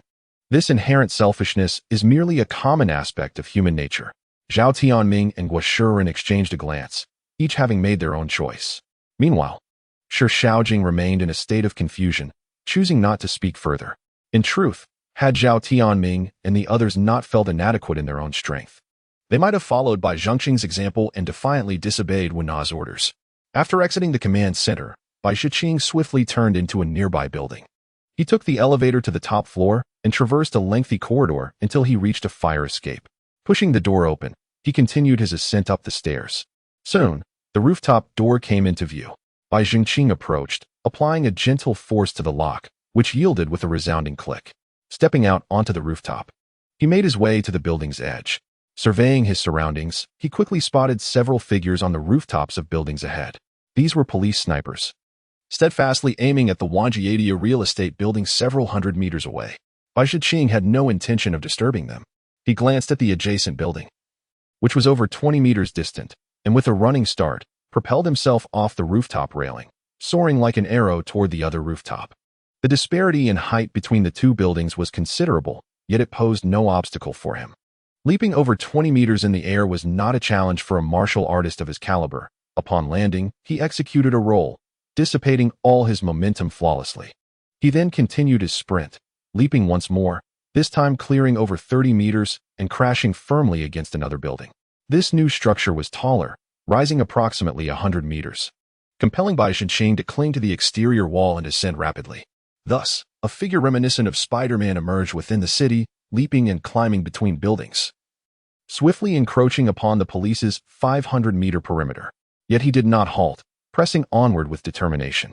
At that moment, the snipers positioned atop various buildings seemed to sense movement, glancing around in search of the source. However, Bai Zhiqing's speed was too swift for their eyes to capture, exemplifying the stark contrast between martial artists and ordinary individuals. Why is it that armed police struggle against devils? Because the devils move with extraordinary speed. Even the most inept low-tier devil possesses the reflexes to evade bullets. Those at the high-tier level can disregard the onslaught of machine gun fire, effortlessly navigating through a hail of bullets. With their robust physiques, even a stray bullet would struggle to penetrate their resilient skin, unless it were to repeatedly strike the same spot. Similarly, the sorcerers of demon control share this trait. A martial artist of high-tier ability possesses physical capabilities on par with, or even superior to, those of high-tier devils. Due to their rigorous training, they possess a comprehensive combat system and mastery of strength utilization, unlike demons that awaken spontaneously. Many unexpectedly awakened demons possess power but lack the ability to wield it effectively. Thus, throughout history, numerous demons have met their demise at the hands of law enforcement and military forces. Bai Zhengqing stands as an exceptional figure among the demon hunters, demonstrating a nearly flawless command over his abilities. Even if a sniper detects a hint of anomaly, the human eye finds it exceedingly challenging to capture his deliberately evasive silhouette. Soon, Bai Zhengqing arrived near the Wanjia real estate building. This 18-story edifice, situated in the heart of the city, was somewhat unremarkable, appearing diminutive amidst the towering steel jungle. Consequently, Bai Zhengqing found himself on the rooftop of a nearby building, surveying the scene below. He observed Wu Na just emerging in front of the Wanjia real estate building. Fortunately, there was still time. Bai Zhengqing exhaled a sigh of relief. He would not allow Wu Na to venture into danger alone. Prior to his arrival, he had resolved to exploit Wu Na's ability to attract the attention of those demons. Seizing the opportunity to infiltrate the Wanjia real estate building, he intended to employ his newly acquired formidable strength to independently eradicate the societal scum, the nightmares of humanity. This confidence stemmed from his status as a master of wisdom and his elevated martial prowess. Unbeknownst to him, Chen Mo had followed him to the rooftop of an adjacent building, one even taller than the one beneath Bai Zhengqing. Thus, Chen Mo concealed himself perfectly, silently observing Bai Zhengqing's every move. At this juncture, he had already gathered incriminating evidence against Bai Zhengqing for openly defying superior orders and acting independently. Should he report this, Bai Zhengqing might face demotion and reassignment to a mundane instructor role at the Demon Hunter Academy. Of course, this was merely Chen Mo's interpretation. Little did he know, Bai Zhengqing was unperturbed by such consequences. Otherwise, he would not dare to act so recklessly. Chen Mo refrained from intervening, as he was keen to witness the full extent of Bai Zhengqing's capabilities. "I have arrived. Send someone out to speak with me," Wu Na declared as she stood before the Wanjia real estate building. After a brief observation, she shouted towards the upper floors. Her voice, though not shrill, resonated with a commanding presence. Infusing her words with her inner energy, she ensured that everyone within the building could hear her clearly. This demonstrated the prowess of a Qi essence level martial artist. Reaching the Qi essence level transcends mere extraordinary strength. Within their bodies, they cultivate a gas known as inner energy. This energy permeates the limbs and bones, continually enhancing muscle, fascia, and skeletal strength, rendering their physical capabilities far superior to those of mundane martial artists. However, the most critical distinction between Qi essence level and mundane martial artists lies in the ability to externalize inner energy. This externalization forms a protective aura around the body, akin to an impenetrable eggshell. Such a protective layer cannot be breached, even by the most penetrating armor-piercing rounds. Reaching such a realm, the vast majority of conventional weaponry proves ineffective against them. Moreover, practitioners at the Qi essence level exhibit remarkable dexterity in their internal energy manipulation. They can condense this energy at specific points in their bodies for offensive or defensive purposes, resulting in a geometric increase in both lethality and resilience in those areas. Consequently, to vanquish a practitioner of lower Qi levels, at least 10 high-level fighters must coordinate flawlessly to have any chance of success. However, to ensure the opponent's demise, it may require over 30 individuals willing to sacrifice their lives.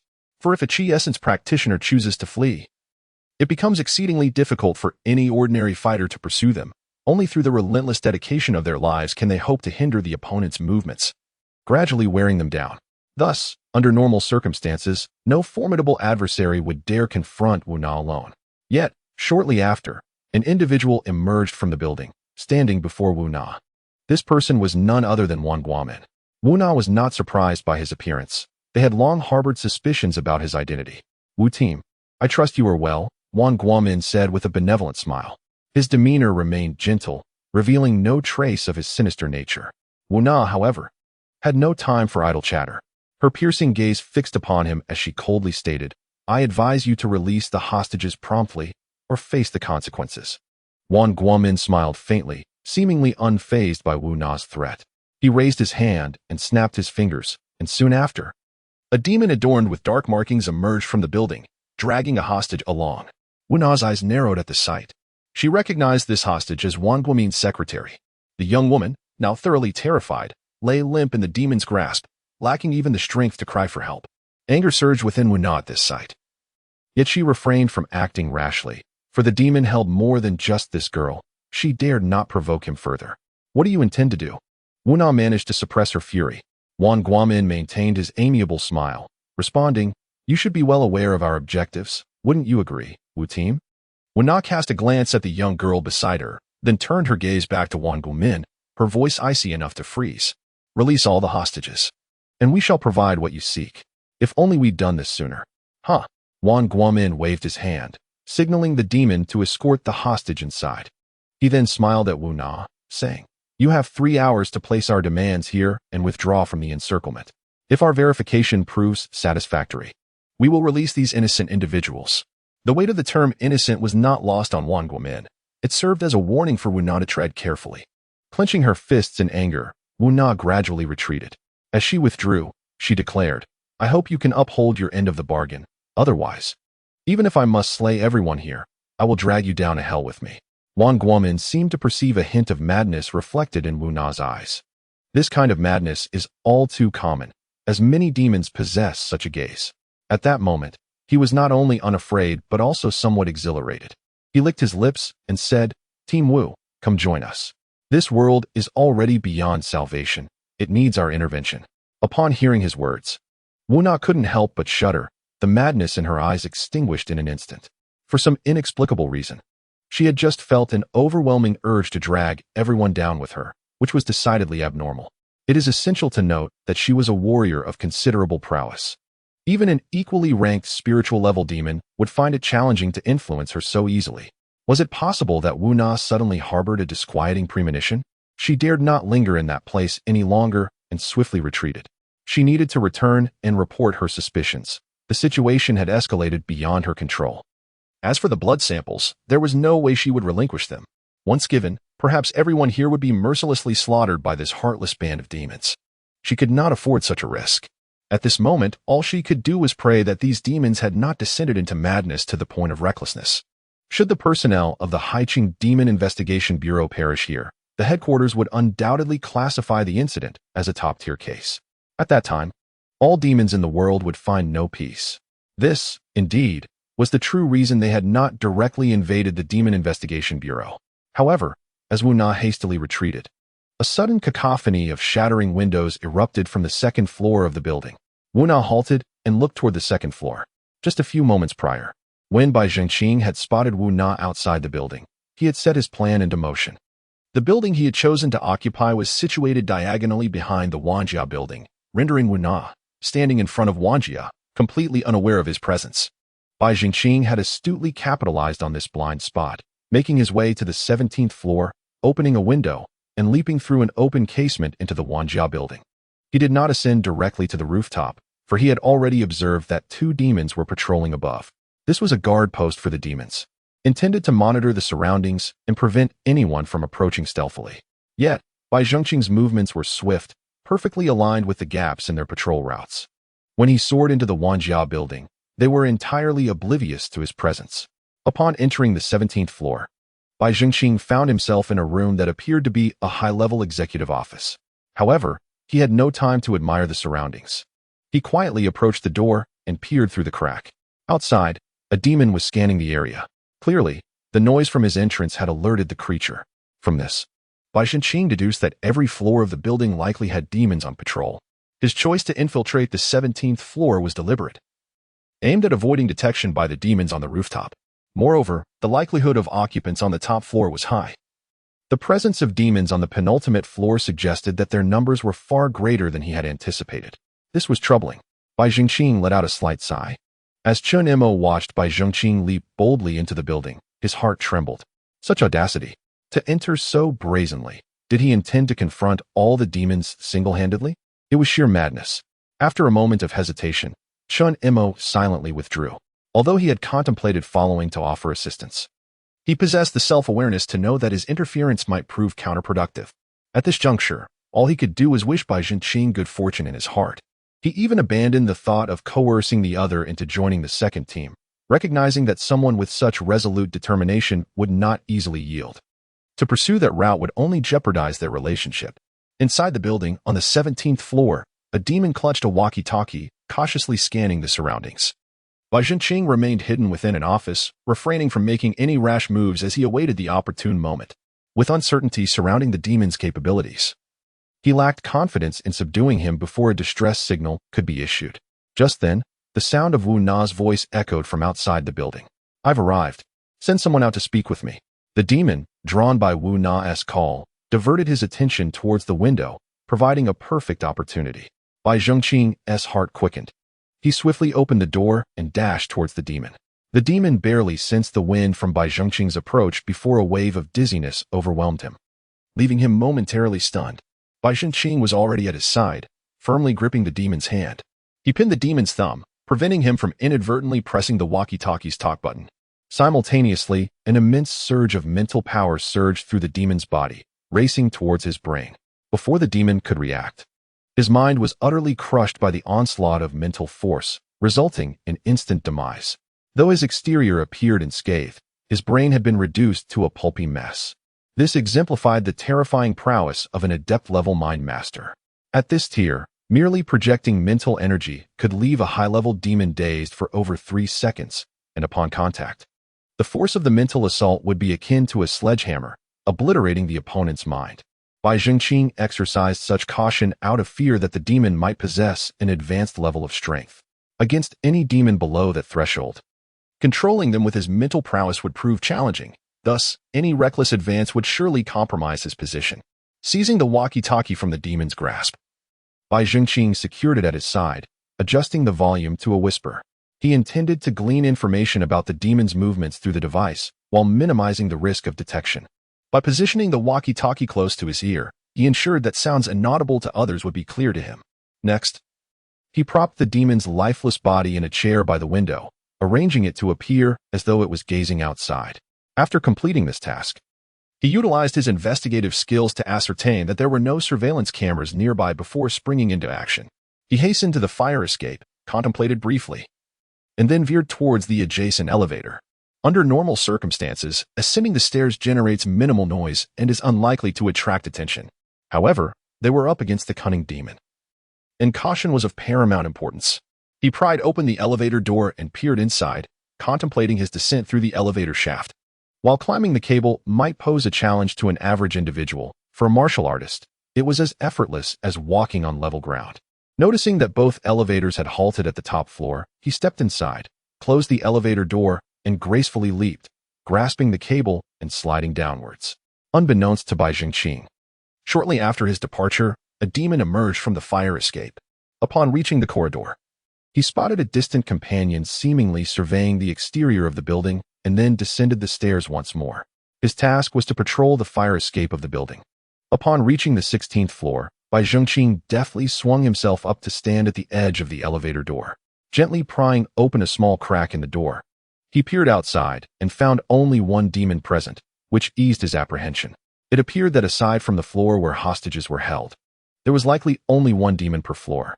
It was reasonable to assume that even if the number of demons exceeded his expectations during this operation, it could not be to the extent of having multiple demons on each floor. With a total of 18 floors, if there were 2 demons per floor, that would amount to 36 demons, not to mention those guarding hostages, engaging in negotiations with Wu Na, and those on the rooftop, which could easily total nearly 50. Where would such a multitude of demons come from around Haiqing? The apostles would not mobilize such a significant number of demons for a mission of this scale. The commotion would be excessive. Therefore, Bai Zhenqing estimated that the demons numbered at most in the 20s, the vast majority of whom were likely of the alarming level. He refrained from startling the demons and continued his descent. His current mission was not to eliminate a significant number of demons, but rather to swiftly rescue the hostages and identify the commanding figure lurking in the shadows, be it 1 or 2 cunning demons. That was his true objective. As for the alarming level demons, they posed little challenge for him, now that he had ascended to the level of a wise strategist alongside Wu Na. Descending through the 15th and 14th floors, Bai Zhenqing finally located the hostages on the 2nd floor. At that moment, all the hostages were huddled in a corner, their expressions filled with terror. The demon's decision to confine all hostages on the second floor was deliberate, with nearly 1,000 hostages in the entire building. Once they were apprehended, releasing them would easily incite chaos. However, had the hostages been held on a higher floor, even with 1,000 individuals, their varying mindsets and motivations would lead them to exit the building gradually, complicating the demon's escape. This, however, indicated that the demons were not interested in slaughtering the hostages. Their singular objective was the blood sample. Bai Zhengqing quickly discerned their intentions. He quietly observed everything outside the elevator. From the number of patrolling demons, there were a total of 4 on this floor. Yet, Bai Zhengqing did not believe that a demon squad led by a cunning demon would be so foolish. He was certain that at least one demon was concealed among the hostages. This posed a significant complication, as Bai Zhengqing contemplated his next move. A faint sound emanated from the intercom. "Take the hostage out." He then observed a demon casually seize the secretary of the international community, making its way toward the elevator. Bai Zhengqing swiftly sealed the door and, noticing the elevator on the left descending from the 18th floor, leaped toward the right elevator door. Listening intently to the subtle vibrations accompanying the descent, an idea sparked within him. He rapidly ascended to the 3rd floor, pried open a sliver of the elevator door, and unleashed an invisible wave of mental energy toward the distant demon. Upon seeing the demon momentarily stunned, he quickly threw open the elevator door, darted to the demon's side, and with a decisive press of his right hand, incapacitated it. Following this, he climbed out of the window and concealed himself in a secluded corner on the 2nd floor. His gaze fixed intently on the crowd within the building, he extended his hand and pushed toward the distant glass faade. An unseen force erupted from within him, colliding with the glass curtain wall. A cacophony of shattering glass ensued, startling the hostages into instinctive screams and crouches. Yet among the throng, one individual remained standing, gazing toward the shattered glass. With a steely focus, Bai Zhengqing, positioned outside the window, clenched his fist and shattered the window before leaping inside. Simultaneously, an intangible ripple of energy expanded outward. A wave of mental force surged through the 2nd floor office area, swiftly subduing everyone present. However, Bai Zhengqing dared not relax for a moment, as this mass mental projection wielded significantly diminished power. Those formidable demons could only be restrained for a fraction of a second. Time was of the essence. Having shattered the glass and controlled his adversaries, the overwhelming output of mental energy left his head feeling as though it might explode. Having just ascended to the enlightened level, his mental power had yet to stabilize, and the consecutive exertions were beginning to take their toll. Nevertheless, he had no time to ponder this. Gritting his teeth, he launched himself inside, his eyes locking onto the positions of 4 demons. In that instant, his right hand deftly reached for his waist, drawing forth a soft sword, the Wagujian. This weapon, supple as water, is challenging for most to wield effectively, yet when mastered, its myriad transformations can deliver devastating lethality. Bai Zhengqing glided parallel to the ground, rapidly maneuvering his sword with precision. The 2 demons standing close together each bore a gaping wound in their foreheads before toppling slowly to the ground. After dispatching them, he casually tossed his sword, impaling one of the demons amidst the crowd against the wall. Only after accomplishing this did he finally touch down. At that moment, the last demon regained consciousness. But it was too late. Gazing at the pallid-faced Bai Zhengqing, who stood before the hostages, the demon's own complexion turned even more ashen, filled with dread. Outside the building, upon witnessing the glass shatter, Wu Na realized with alarm that something was amiss. She swiftly dashed forward, her sights set on the recently entered Wang Guomin. Although Wang Guomin had not witnessed the preceding scene, the successive shattering of glass left him momentarily stunned. He turned to rush outside to ascertain the situation, only to find the rapidly approaching Wu Na. In a state of shock, he suddenly collapsed to the ground. Observing this, Wu Na's pupils dilated in realization. He was merely a puppet controlled by the cunning demon. This revelation caught her entirely off guard, yet she had no time to dwell on it. With a few swift steps, she dispatched the demon stationed on the 1st floor and made her way to the elevator. Before the demon escorting the secretary could react, Wu Na struck him powerfully in the back. The forceful blow sent the demon crashing against the elevator doors, while she caught the young girl in her arms. "Run!" Wu Na shouted urgently to the girl before striding purposefully up the fire escape to the 2nd floor. As she reached the 2nd floor, a familiar figure caught her eye in the distance. The figure, wearing a warm smile, silently watched her. It was the most comforting smile she had ever seen, rendering her momentarily dazed. "Captain," Quickly notify old Zhao and the others to come for assistance. Bai Zhengqing's loud call pulled her back to reality. Wu Na immediately retrieved her walkie-talkie and issued commands. All team members, proceed to the Wan family building for rescue. Ma Tuan, maintain perimeter lockdown. Engage any demons attempting to flee with suppressive fire. None shall escape today. Understood, came the resolute responses over the radio. At that moment, Bai Zhengqing hastened to her side and swiftly reported, there is a demon on every floor above, and the situation on the top floor is unclear. There are 2 on the rooftop. Wu Na nodded, her expression grave. Be cautious. I suspect a mid-level cunning demon is orchestrating this operation. A mid-level cunning demon? Bai Zhengqing's pupils constricted sharply. Though he did not understand the basis of Wu Na's assessment, he trusted her judgment completely. Suddenly, Bai Zhengqing sat cross-legged, instructing her to give him some time before lapsing into silence. He needed to restore some mental energy swiftly. Otherwise, even if he and Wu Na charged upstairs, it would be tantamount to suicide. Wu Na stood vigil at the stairwell, her gaze resolute as she guarded him. Meanwhile, the hostages remained ensnared in Bai Zhengqing's mental control. A throng of bewildered individuals sitting vacantly on the floor. The mental fortitude of ordinary people was insufficient. Even a slight brush with Bai Zhengqing's area mental assault left them dazed. Had the demons not been standing, and the hostages crouched down, Bai Zhengqing would have found it challenging to act. Yet, the quiet atmosphere now favored Bai Zhengqing's recovery. At that moment, a tantalizing voice emanated from the walkie-talkie at his neck. Come up. The voice penetrated Wu Na's mind, leaving her with a sense of foreboding. Wu Na suddenly felt an uncontrollable urge to ascend the staircase. Through the intercom, she was astounded by the formidable mental prowess exhibited by the other party. Fortunately, as a practitioner of qi cultivation, she managed to retain her composure. Yet, she realized that the demons were congregating on the upper floors.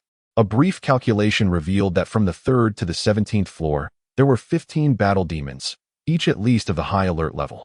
There might be more lurking at the top, in addition to the unidentified, possibly mid-spiritual level demon. Wu Na felt an overwhelming pressure. A perilous situation unlike any she had encountered since becoming the captain. However, the command from that demon had inadvertently granted Xiao Bai some time to recuperate, she mused. Before long, Zhao Tianming and the others swiftly arrived at the scene. Upon seeing this, Wu Na's brow furrowed in sudden concern. Where is Chen Imo? Just then, Chen Imo appeared, ascending from below. Wu Na quickly addressed the group. The adversaries we face are exceedingly formidable. I have no confidence in our success. Lao Zhao, you and the others are responsible for organizing the evacuation of the hostages. Chen Imo, Xiao Bai, and I will pursue the demons. Captain, we want to go too. Shi Shaojing shouted loudly. Wu Na shot her a fierce glare and retorted angrily. Do not complicate matters. The enemy consists of high alert level demons. What do you hope to achieve? Are you seeking death? Obey my orders. Shi Shaojing immediately fell silent. Facing high alert foes, their middle level combatants would indeed be no match. Even Chen Mo's presence would be perilous. Yet, they were short on personnel, and every additional effort counted. Of course, some argued that it would be better not to engage, allowing the opponents to slip away. However, exterminating demons was the very duty of the Demon Investigation Bureau. Wu Na could not simply turn a blind eye. It was akin to the narcotics officers who, despite the danger posed by drug traffickers, did not refrain from taking action. If they allowed such individuals to operate freely within the country, could society remain as tranquil as it is? There are always those who, for the sake of their mission, are willing to risk their lives. Such individuals we call heroes. Wu Na did not aspire to be a hero, yet she possessed the qualities of one. At that moment, Bai Zhengqing finally stirred from his stupor. Although fatigue lingered in his eyes, his complexion had significantly improved. Let us go. If we delay any longer, they will escape. Bai Zhengqing murmured. This group consisted of demons. Given enough time, they would surely slip away from the rooftop, rather than waiting for them to come knocking. The trio of Wu Na hastened up the staircase without further hesitation, their hearts filled with unyielding courage. However, when they reached the top floor, they abruptly halted. Before them stood a middle-aged man in a suit, flanked by a row of grim-faced demons adorned with dark markings. At that moment, the man grinned widely, silently laughing, "Welcome to hell." When confronted with a menacing array of grotesque demons and a figure before them, grinning as he uttered such ominous words, what emotions would stir within you? At this moment, Wu Na felt an exhilarating rush of emotion surge through her mind, rendering her entire body cold and her scalp tingling. Standing 2 steps back in astonishment was Chun Mo, who struggled to regain his composure. Only Bai Jingqing appeared seemingly unaffected. However, this was merely an illusion. He fixed his gaze intently upon the leading demon, his right hand gripping the hilt of his boneless sword with unwavering resolve. At this juncture, he was unequivocally certain that Wu Na's deduction was correct. This individual was undoubtedly a mid-level spirit demon. His immense mental power surged toward them like a torrential river. In the face of such a formidable mental current, Bai Zhengqing perceived his own spiritual energy as a mere trickle, utterly incomparable. He understood that a fierce battle awaited them. Meanwhile, Wu Na bit down hard on her alluring red lips, using the pain to ward off the mental influence. Blood trickled slowly from the corner of her mouth as she let out a furious roar. Kill. Enveloping herself in her inner energy, she charged toward the mid-level spirit demon. Simultaneously, 2 delicate daggers slipped from her sleeves into her hands, her weapons. Wu Na recognized that their confrontation demanded not only a victory of the few over the many, but also the weak overcoming the strong. Thus, she resolved to summon every ounce of courage within her, disregarding life and death, to launch an assault, hoping that perhaps the goddess of victory would favor them. Bai Zhengqing shared this understanding. As Wu Na stepped forward, he too sprang into action. In this critical moment, Bai Zhengqing remained calm. He realized that even at his peak, he could not hope to directly overpower the opponent's formidable mental strength. Therefore, he concentrated all his mental energy around his body as a simple defensive measure, allowing him to withstand the adversary's psychic assault at minimal cost. As for his 2 companions, he could spare no thought for them. Wu Na, shielded by her inner energy, should be able to endure for a short while Chun Mo, Chun Mo was truly beyond his concern. Bai Zhengqing's footsteps quickened as he lightly touched the ground, his body gradually ascending. His boneless sword traced a graceful arc, aimed directly at the opponent's throat. This was one of his signature techniques, the flying immortal. In this moment, he moved with ethereal grace, his posture light and agile, wielding his sword with versatility. It could pierce, swipe, cut, or slice, transforming seamlessly in response to the unfolding battle. Faced with a formidable foe, he resolved to give his all. In truth, combat resembles a game of strategy. When the opponent's power far surpasses your own, one tends to adopt a conservative approach. The focus shifts to stability, minimizing losses, and carefully planning every subsequent move. Yet, when you suddenly adopt a desperate stance, wagering all your pieces in a bid for a decisive confrontation, you have already achieved victory, at least in spirit. Is momentum useful? Undoubtedly. Chun Mo, inspired by the fervor of his companions, let out a mighty shout as he charged toward the 2 battle demons at the periphery. He was on par with the 2 demons in terms of realm and was occasionally affected by the mental net woven within the room, prompting him to fight with utmost desperation. Nevertheless, even so, the opposing side still had a full 14 pieces poised to encircle and annihilate them. These 14 pieces are but mere pawns, yet do not underestimate them, for they are all valiant soldiers who have crossed the river of boundary, endowed with the audacity to charge forth. Wu Na, under the immense pressure of spiritual might, with a fluctuating aura of light and mist surrounding her, crossed her twin daggers and aimed for the abdomen of the cunning demon. She believed this to be the most effective method of attack. Having effectively sealed off the enemy's avenues of escape to the left, right, and below. As for above, there was the support of Bai Zhengqing. Soaring through the air, Bai Zhengqing, employing his extraordinary skill, could completely dominate the aerial space of the cunning demon. Thus, the only choice left for the demon was to retreat, which he proceeded to do. When the 2 charged forward, he was taken aback. He had long established a mental force field on this floor. Although this broad net strategy could not fully demonstrate the extent of his mental prowess, it was sufficient to influence the actions of those whose realms were inferior to his. Hence, he waited here unabashedly for them to walk into his trap rather than opting for escape. The plan to seize the blood samples had already failed. His only recourse was to eliminate them all, as ordered from above. Rather than assault the Demon Reconnaissance Bureau, he deemed it more prudent to settle the matter here.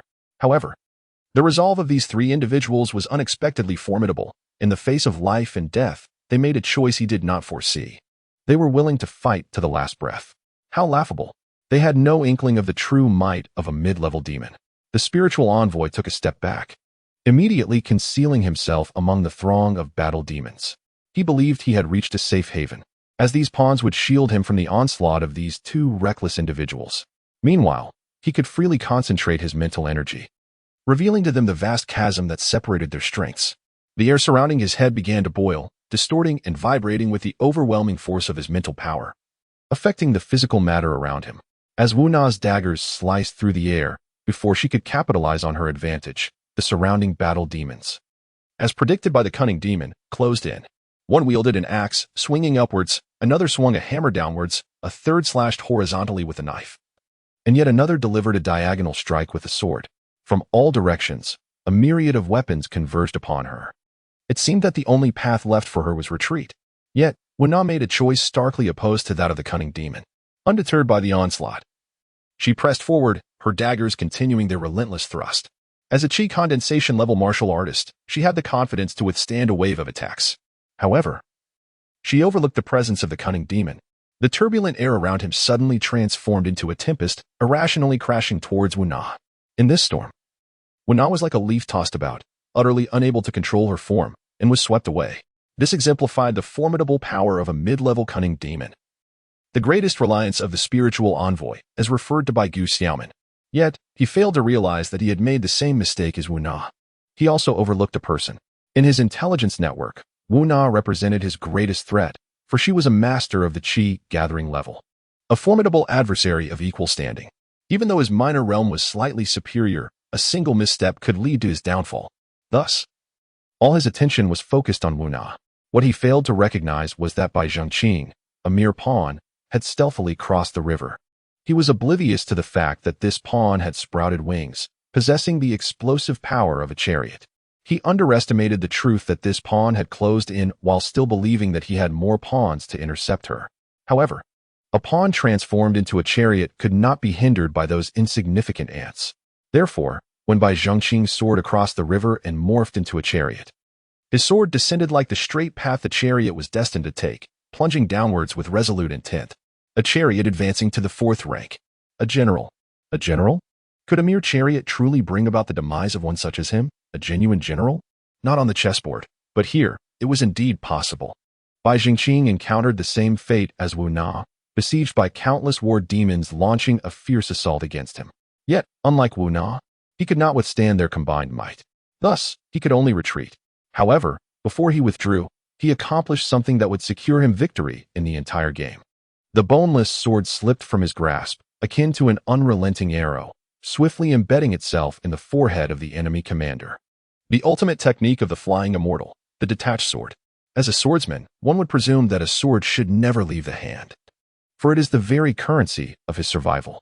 Yet Bai Zhengqing held a different perspective. Only the currency that is spent can yield results. Hence, he had prepared this maneuver at the demon-slaying academy, intending for his investment to transform into the decisive weight that would crush his enemy, the final straw that broke the camel's back. And now, he had succeeded. The boneless sword traversed through the gaps among the encroaching demons, aiming directly for its target's brow. The spirit manipulator, mere moments before being struck by the flying sword, reveled in the satisfaction of the heavy blow he had delivered to Wu Na. He believed that this all-out attack would surely incapacitate her. Perhaps, in the end, he could secure an undemanding victory without the loss of a single soldier. As for the other two, they were but insignificant ants. Bai Zhengqing's role lay in strategy rather than combat. A high-level martial artist, even paired with intelligent mental prowess, was ultimately just a stronger ant. Thus, from the very beginning, his contemplation was not of victory or defeat, but rather of minimizing unnecessary sacrifices. But at that moment, his smile froze.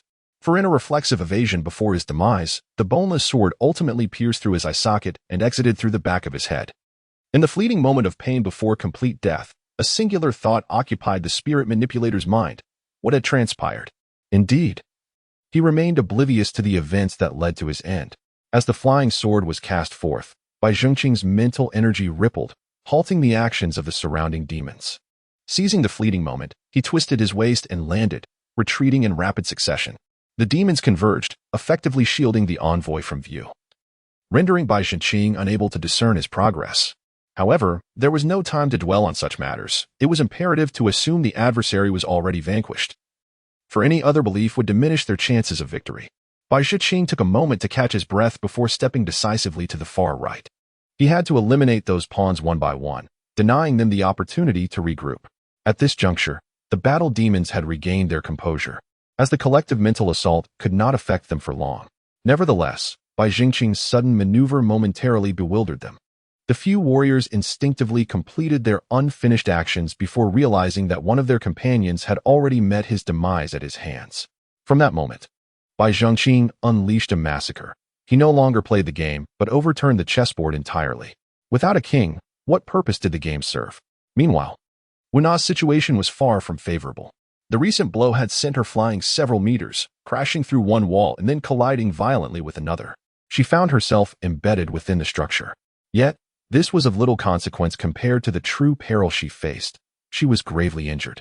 Her internal energy shield had shattered.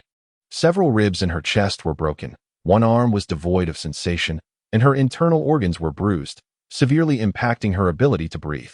Her injuries were indeed critical. Had she been an ordinary person, she would likely be teetering on the brink of death. However, her formidable physique as a chi-imbued martial artist granted her a fighting chance. Wu Na exerted herself to extricate her body from the wall, narrowly dodging an incoming attack from a pursuing demon by tilting her head. She then wielded her only functional left arm, swiftly using her dagger to slice through the adversary's throat. To kill effectively with a dagger, one must target the vital points, piercing the heart, penetrating the head, or slashing the throat. Wu Na opted for the least strenuous method, conserving her strength for the continued battle. At that moment, a concealed sword suddenly emerged from the underarm of the fallen demon, piercing Wu Na's abdomen.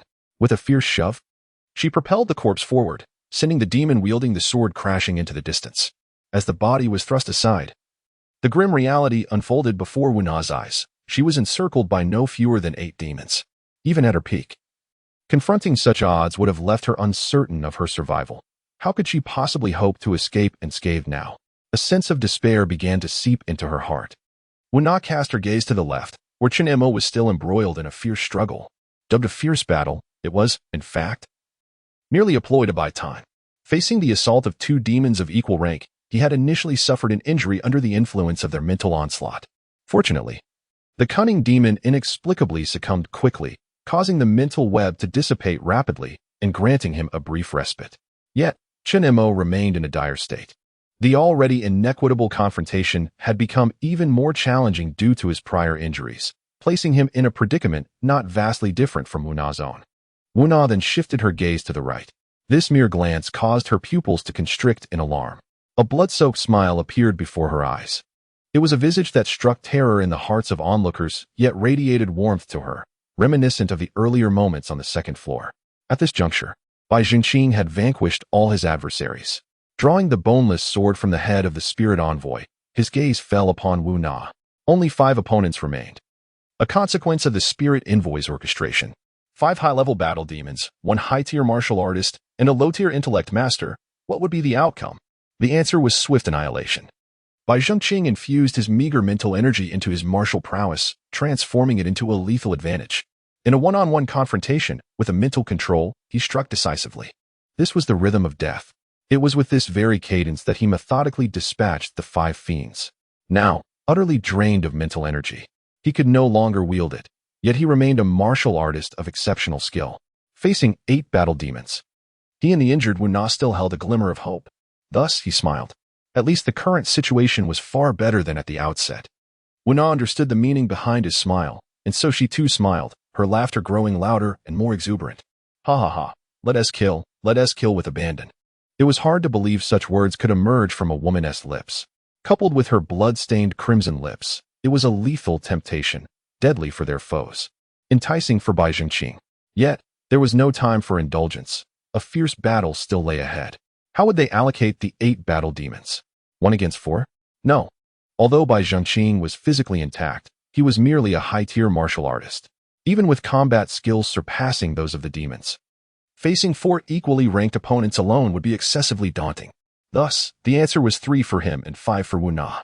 This allocation demonstrated the formidable strength of high-tier martial artists. Even gravely wounded and unable to harness her internal energy, Wu Na did not flinch at the prospect of being besieged by 5 foes. Of course, victory was not hers to claim. All still depended on Bai Jingqing. Meanwhile, the situation on their end was dire. but Chun Imo found himself in genuine peril. Initially, without the mental influence of the spirit envoy, he could have managed 2 demons of equal rank, being a seasoned magic master trained for such encounters. However, the mental influence of the middle-tier wisdom demon was overwhelming. Even a mere ordinary mental web, a fragment of residual mental energy, struck him hard the moment he engaged his opponents. In a daze, Chun Imo evaded one attack, only to be caught off guard by another, resulting in a gash to his abdomen. Subsequently, the spirit envoy perished, dispelling the mental influence, and Chun Imo could finally fight openly. Yet, he began to feel the repercussions of his abdominal injury. Perhaps this is what fate entails. As the battle raged on, blood flowed freely, and Chun Mo's complexion grew increasingly pale. His movements became erratic, his actions sluggish. He realized that if this continued, he would be ground down to nothing. Thus, he arrived at a formidable decision. As he sidestepped to evade a man's axe, Chun Imo wielded his sword, slicing upward along the haft of the axe. His weapon was indeed a sword, albeit a conventional longsword rather than the flexible sword wielded by Bai Jingqing. There exists a notion that the sword reigns supreme among all weapons, hence the prevalence of sword-wielding magicians. Chun Imo had always possessed a keen self-awareness. He understood that his talents were not particularly remarkable among the ranks of magicians, which is why he refrained from selecting an unconventional weapon. Over the years, his dedication to swordsmanship far surpassed that of the average magician. Consequently, the art of swordplay was etched into his muscle memory. At that moment, he intended to employ this instinctual method of attack to secure a favorable outcome. He succeeded. The blade glided forward, and as his opponent raised a hand to parry, the sword's tip deftly thrust upward. When his blade grazed the adversary's throat, the sound of flesh parting elicited a fleeting smile from him. However, this smile quickly dissipated. A demon behind him pierced his back with the sword, its tip emerging from his right chest. Chun Imo lowered his gaze to the sword protruding from his body and inexplicably felt a sense of relief. Thankfully, it was not his left chest, where his heart lay, vulnerable and vital. In fact, during the process of dispatching his foe, he had already sensed the chilling intent approaching from behind. Yet, he needed to complete his series of movements. Only by doing so could he swiftly eliminate one adversary and carve out more breathing room for himself. As he swung his sword, Chun Imo instinctively tilted his body, evading the critical area of his left chest, achieving the outcome he desired most. The unfolding of events had been meticulously calculated by Chun Imo, thus he glimpsed a glimmer of hope for survival. But how merciful could death be? Chun Imo lunged forward, withdrawing his form from the impaling sword, then propelled himself forward in an attempt to evade the impending assault from his assailant. Yet he faltered. Before him stood the lifeless body of the demon he had slain. Consequently, his motion was momentarily halted by the collision with the 2 bodies. In that fleeting instant, the curtain fell on Chun Mo's life. The demon behind him seized the opportunity as he surged forward. With a single step, the blade advanced once more. Stopped in his tracks, Chun Imo was pierced anew by the sword. This time fortune did not favor him. The blade skewered his left chest from his right back, severing a third of his heart. Blood gushed desperately from his wounds, and he found himself coughing up crimson torrents. His life had entered its countdown. Chun Imo understood that survival was a daunting prospect today, so in the final moments of his existence, he made another decision. With a swift flick of his wrist, he reversed the sword in his grasp and, summoning his remaining strength, thrust backward, even at the cost of severing a piece of his own flesh. The sound of the blade sinking into flesh resonated, and Chun Mo's lips curled into a smile. Even as blood surged uncontrollably, he still felt the urge to laugh. Even if he could not assist Wu Na and the others, he could not afford to become another adversary for them.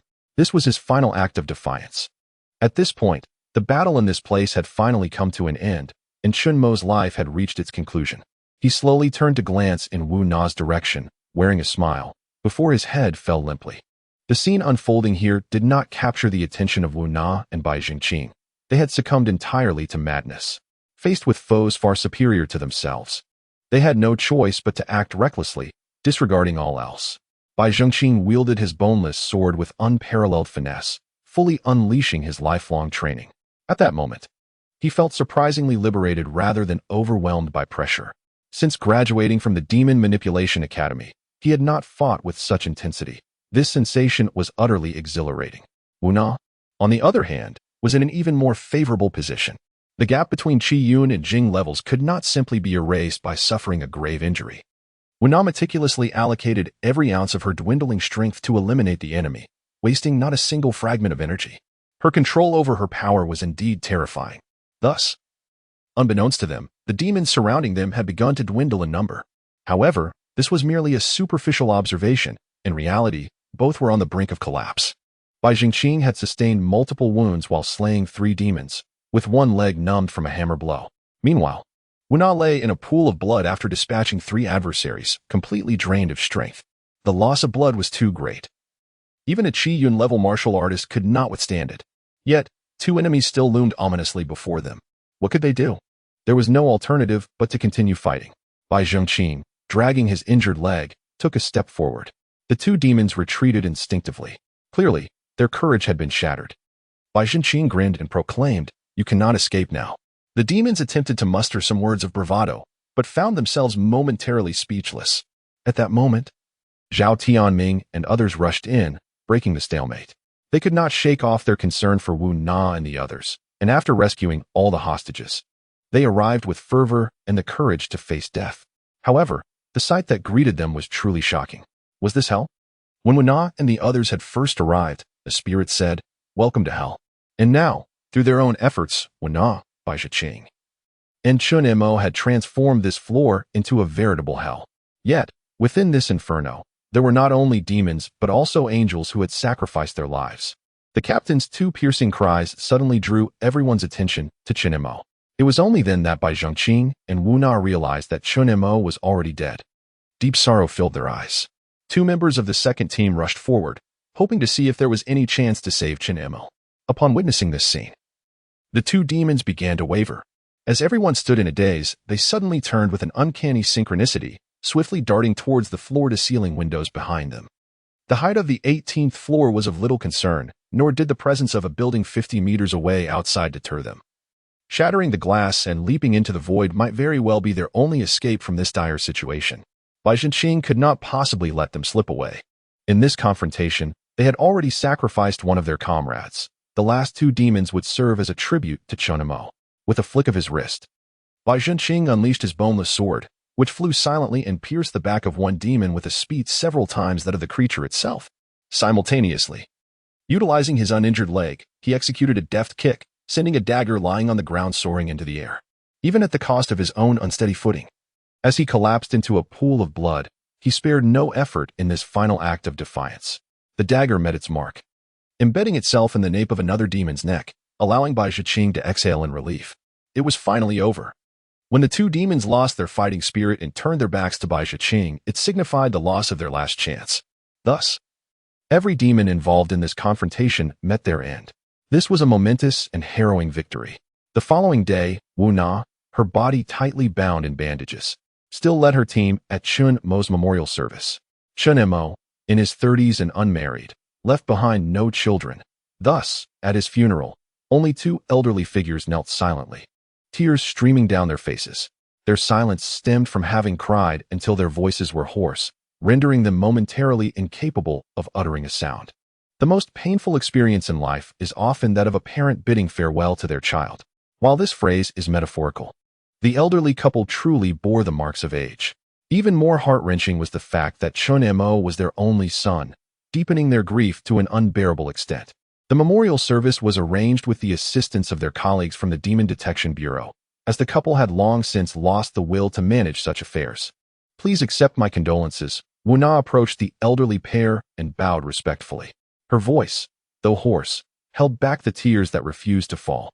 Sometimes, the inability to cry is the most profound pain of all. She was not familiar with Chun Mo's family. Those who lived on the edge of danger had developed an unspoken understanding, such as the tendency to avoid contact with each other's families. This was a precaution against the heartache that could arise from unforeseen tragedies. Like now, no matter how sorrowful the elderly couple felt, they were merely strangers to her. Compared to the anguish of encountering familiar faces, this distance offered a modicum of comfort, though it was merely a self-deception. With Chun Mo's connection to them, how could they entirely disregard the sorrow of the elderly couple? While they could not fully empathize, each bore their own grief. This hard-won victory in battle brought them little joy, for they had permanently lost a comrade. This was not only a loss for the Demon Detection Bureau, but for all of humanity. Even those accustomed to the cycles of life and death found themselves shedding silent tears upon gazing at Chun Mo's memorial portrait. Among them, Shi Shaojing wept the most audibly, for as a young woman, she possessed the liberty to express her sorrow unabashedly. Others, like Guo Shirun and Zhao Tianming, seasoned gentlemen, had mastered the art of emotional restraint. Though their eyes were red and swollen, as if they could weep blood, Wu Na did not cry. She merely stared blankly at the photograph, her thoughts veiled in uncertainty.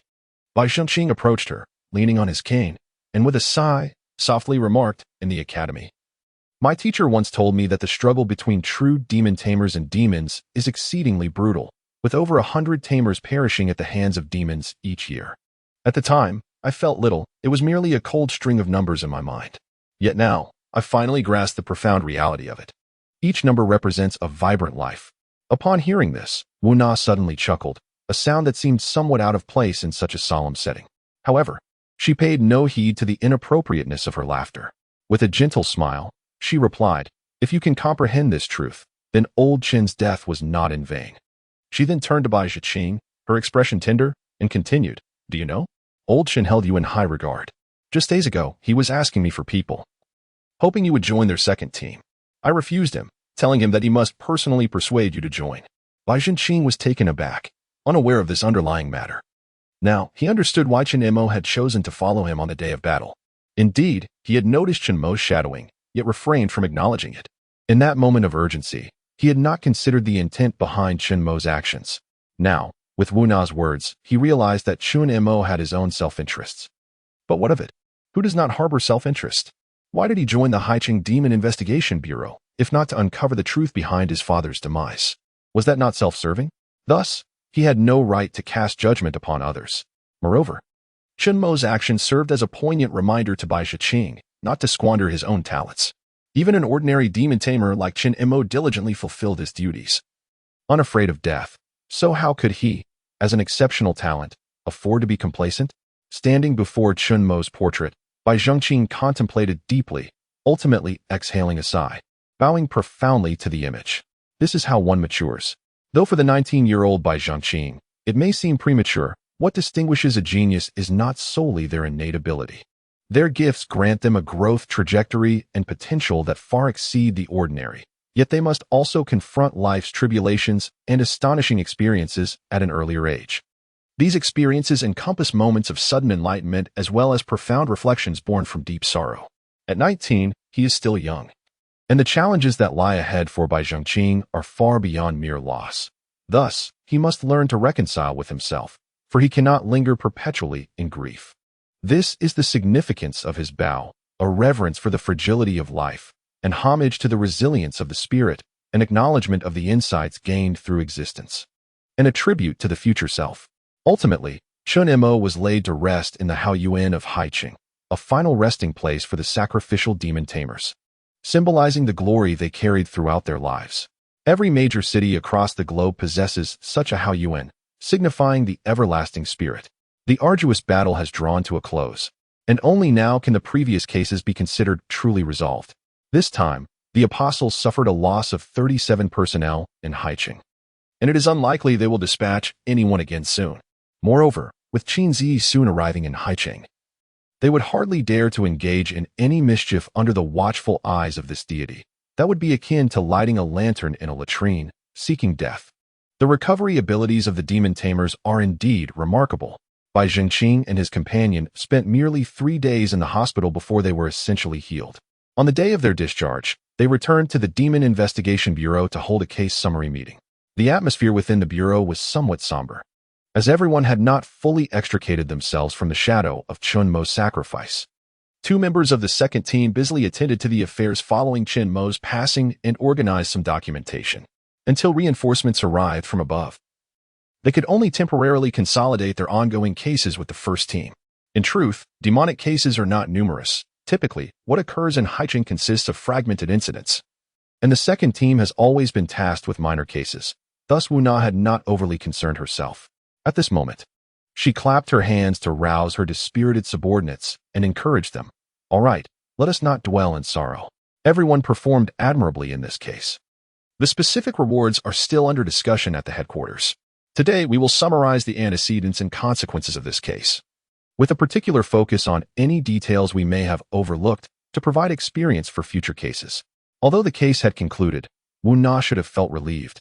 Yet the impact of Chen Mo's death weighed heavily on her, compelling her to stifle her grief and muster her spirits. After delivering these words, Wu Na turned to Bai Zhengqing and said, "Xiao Bai, you are observant. Why don't you start by addressing any aspects of the case that remain unclear or have been neglected? Please add your insights." Bai Zhengqing, less familiar with Chen Mo than she was, found it easier to lift himself from the atmosphere of sorrow. He surveyed the assembly, smiling as he nodded. "Very well. I shall initiate with a few thoughts to stimulate the discussion." His smile possessed an innate infectious quality, successfully enlivening the atmosphere. Of course, this was also aided by a touch of his advanced mental acuity. Mental prowess encompasses not only offensive and controlling capabilities, but also the skill of soothing others' emotions, a hallmark of a wise master. Guo Shiren was the first to feel this uplifting influence, liberating himself from the pall of melancholy. He jested, "Go ahead, throw your ideas. It would be splendid if you could toss out some gems, sparing us the mental strain." Heh. In that moment, Shi Shaoying and others joined in the laughter, and the atmosphere brightened significantly. Bai Zhengqing chuckled softly, shaking his head before rising to approach the whiteboard, where he had meticulously chronicled the intricate details of the case. This investigation commenced with Qian Jin's series of murders, which subsequently led to Gu Xiaoman's imitation crimes. Furthermore, from Gu Xiaoman's residence, a list of deceased individuals was discovered, prompting an inquiry into the organization known as the Apostles. Bai Zhengqing elaborated for over an hour, weaving together the connections among multiple cases, before posing several questions to the group. These inquiries were familiar to everyone, and I assisted in jogging their memories. However, there were a few aspects of the investigation that might have been overlooked, and I shall challenge you all with them. Xiao Bai, your attempt to provoke thought is indeed commendable. You truly have no intention of sparing us seasoned veterans. Gu Shiren jested loudly once more. Zhao Tianming rolled his eyes in response, saying, "You may acknowledge your age, but I refuse to do so." Xiao Bai, disregard him and proceed with your questions. "Indeed, Xiao Bai is merely enhancing our experience," Shi Shaojing chimed in. "You all are turning against me. Have our years of camaraderie been for naught?" Gu Shiren feigned indignation as he stood to complain. Laughter erupted in the room. Seeing the jovial atmosphere, Wu Na felt the last remnants of her sorrow dissipate, and a subtle smile graced her lips. Observing the lively scene, Bai Zhengqing, in a playful mood, added, all right, I concede. Have I wounded your delicate sensibilities, Brother Gu? My sincerest apologies." He then performed a mock bow, which thoroughly exasperated Gu Shiren, inciting another wave of laughter. Life, in its essence, encompasses moments of sorrow, confusion, and pain. Yet it also bestows instances of joy, excitement, and exhilaration. This is what renders life complete. While we cannot control life's course, we possess the power to make choices. We can choose to summon beautiful thoughts amidst negative emotions. We can opt to forge friendships, ensuring that in times of distress, we have solace. We can choose to radiate positivity, enveloping those around us in our warmth. Ultimately, the way we choose to live our lives defines our existence. After the light-hearted banter, Bai Zhengqing resumed a serious tone, stating, "My questions are not difficult, so please do not feel pressured." Noticing Gu Shiren's rising agitation, he waved his hand dismissively and continued. "Enough chit-chat. Let us proceed to the first question. Why did Chen Jin extract the blood of his 3 victims, none of whom possessed the rare panda blood type?" This question momentarily stumped them, as it had not crossed their minds before. Wu Na pondered for a moment before suggesting, "It must have been Gu Xiaoman who instructed him to do so, to obscure the true purpose behind the future imitation crimes." Bai Zhengqing nodded in agreement, saying, "Precisely. I had previously confirmed this with Gu Xiaoman." Following this discourse, the group finally shifted into a more serious mindset, ceasing their playful banter to engage in thoughtful contemplation. Next, he posed another inquiry. Initially, the apostles sought to conceal their need for panda blood. Why did the wolf later resort to stealing from the blood bank? In this manner, would it not directly expose us? Zhao Tianming responded promptly. "We have previously conducted a brief analysis on this matter. It appears that they have made significant progress in the production of pills, leading to a substantial increase in the demand for panda blood, which has compelled them to resort to the blood bank." Bai Zhengqing nodded in agreement. "This is one rationale, but I believe it is not the fundamental reason." Everyone except Wu Na looked at him in surprise, uncertain of what he intended to convey. Wu Na understood clearly that Bai Zhenqing was alluding to an insider within the headquarters who had leaked information to Jing Lang and his associates. However, Bai Zhenqing did not intend to disclose this bewildering speculation. He smiled and said, because Gu Xiaomin and Qin Jin were apprehended. They felt that this secret could no longer be concealed. No one objected, yet for reasons unknown, they felt a sense of unease about Bai Zhenqing's assertion, though they could not pinpoint why. In truth, it is quite simple. The disciples of the devil maintain a strict code of silence, for should they betray the organization, they would face a punishment more terrifying than death. Thus, even if captured, they would not divulge any information. Therefore, the disciples are not afraid of their confessions. Hence, Bai Zhenqing's reasoning is entirely flawed. Yet, Zhao Tianming and the others were not well acquainted with the internal circumstances of the disciples, leading to their erroneous judgment. Bai Zhenqing raised this issue to remind those present not to overlook any minute detail, for it could very well be the key to unraveling the case. There is also a third question. Why did the disciples choose the 10th floor of the Wanjia real estate building as their stronghold? Would this not make them easily exposed? I know the answer, Shi Shaojing interjected swiftly. It is because Wang Guomin is under the control of the Huema. In other words, Wanjia real estate is not their territory, so they have no fear of exposure. Bai Zhenqing smiled and nodded. Precisely. Initially, I had thought Wang Guomin was also a Huema. Fortunately, the worst-case scenario did not materialize. We only have to contend with one Huema, who, by controlling Wang Guomin, exploits the resources of Wanjia real estate to benefit their devilish group. Therefore, they are unafraid of exposure, as they can easily switch to another target of control. After affirming Shi Shaojing's statement, Bai Zhenqing added, by the time we investigated the Wanjia, the other party could have already withdrawn. Yet, that spirit master continued to manipulate Wang Guomin to engage with us. Their objective was to divert our attention, focusing us on Wang Guomin and thereby reallocating our personnel. Meanwhile, they covertly controlled Zhang Xing to silence him. Bai Zhenqing's explanation left the group in awe. Had it not been for Bai Zhenqing's vigilance in advising Wu Na to evacuate Gu Xiaomin and the others in advance, that spirit master might have succeeded. Moreover, it was precisely due to the failure of this feint that led to the subsequent battle at the Wanjia building. Had there been any slip-up on their part, this case might have been irrevocably stalled. This summary meeting was not in vain. It served as a crucial reminder to everyone. The process of solving a case demands utmost caution. After the conclusion of the meeting, the following day, a distinguished figure arrived at the Demon Investigation Bureau. Qin Zi had come. In Wu Na's office, Qin Zi occupied Wu Na's seat while Bai Zhenqing sat opposite him. Qin Zi scrutinized Bai Zhenqing with a smile, remarking, I hear you've once again achieved remarkable success. Bai Zhenqing, feeling slightly bashful, scratched his head and replied, just fortunate. Qin Zi scoffed, fortunate? That is a bit overly modest. Are you not aware that excessive humility borders on arrogance? That simply won't do. Upon hearing Qin Zi's jest, Bai Zhenqing finally relaxed his tense demeanor. In truth, he and Qin Zi were not well acquainted. Their interactions had been limited to a few lectures at the UMO Academy, where his primary instructor was Duan Tianya. As a sage, Bai Zhenqing had always envisioned Qin Zi as a genteel figure, and his attire seemed to suggest as much. However, he was taken aback to find Qin Zi to be quite lively and considerably more approachable than his teacher, Duan Tianya. Noticing Bai Zhenqing's easing of tension, Qin Zi smiled gently and said, Did old Duan inform you? You will be studying under me from now on. Bai Zhenqing nodded, though he remained perplexed about how this situation had arisen. Seemingly attuned to his thoughts, Qin Zi playfully tapped his head and said, You're supposed to be a sage. Yet you seem rather dim-witted. I must cultivate your sage abilities. Could old Duan accomplish this? Naturally, it falls to me.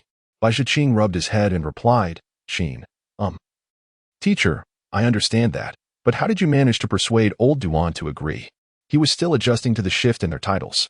Qin Zi chuckled heartily. At least you know to address me as teacher. Heh. He then crossed his legs and explained, Old Duan needed something from me. So he had to show some sincerity. Needed something from you. Is that the reason for your visit to Haiqing? Bai Zhenqing pondered aloud. It seems you're not as dull as you appear. Indeed, I'm staying in Haiqing for the foreseeable future. What? Bai Zhenqing was astonished. A top-ranking deputy would remain in Haiqing? Wasn't he that a waste of talent? Was the headquarters truly so unoccupied? Qin Zi shook his leg and said, Why the surprise? There is no harm in telling you.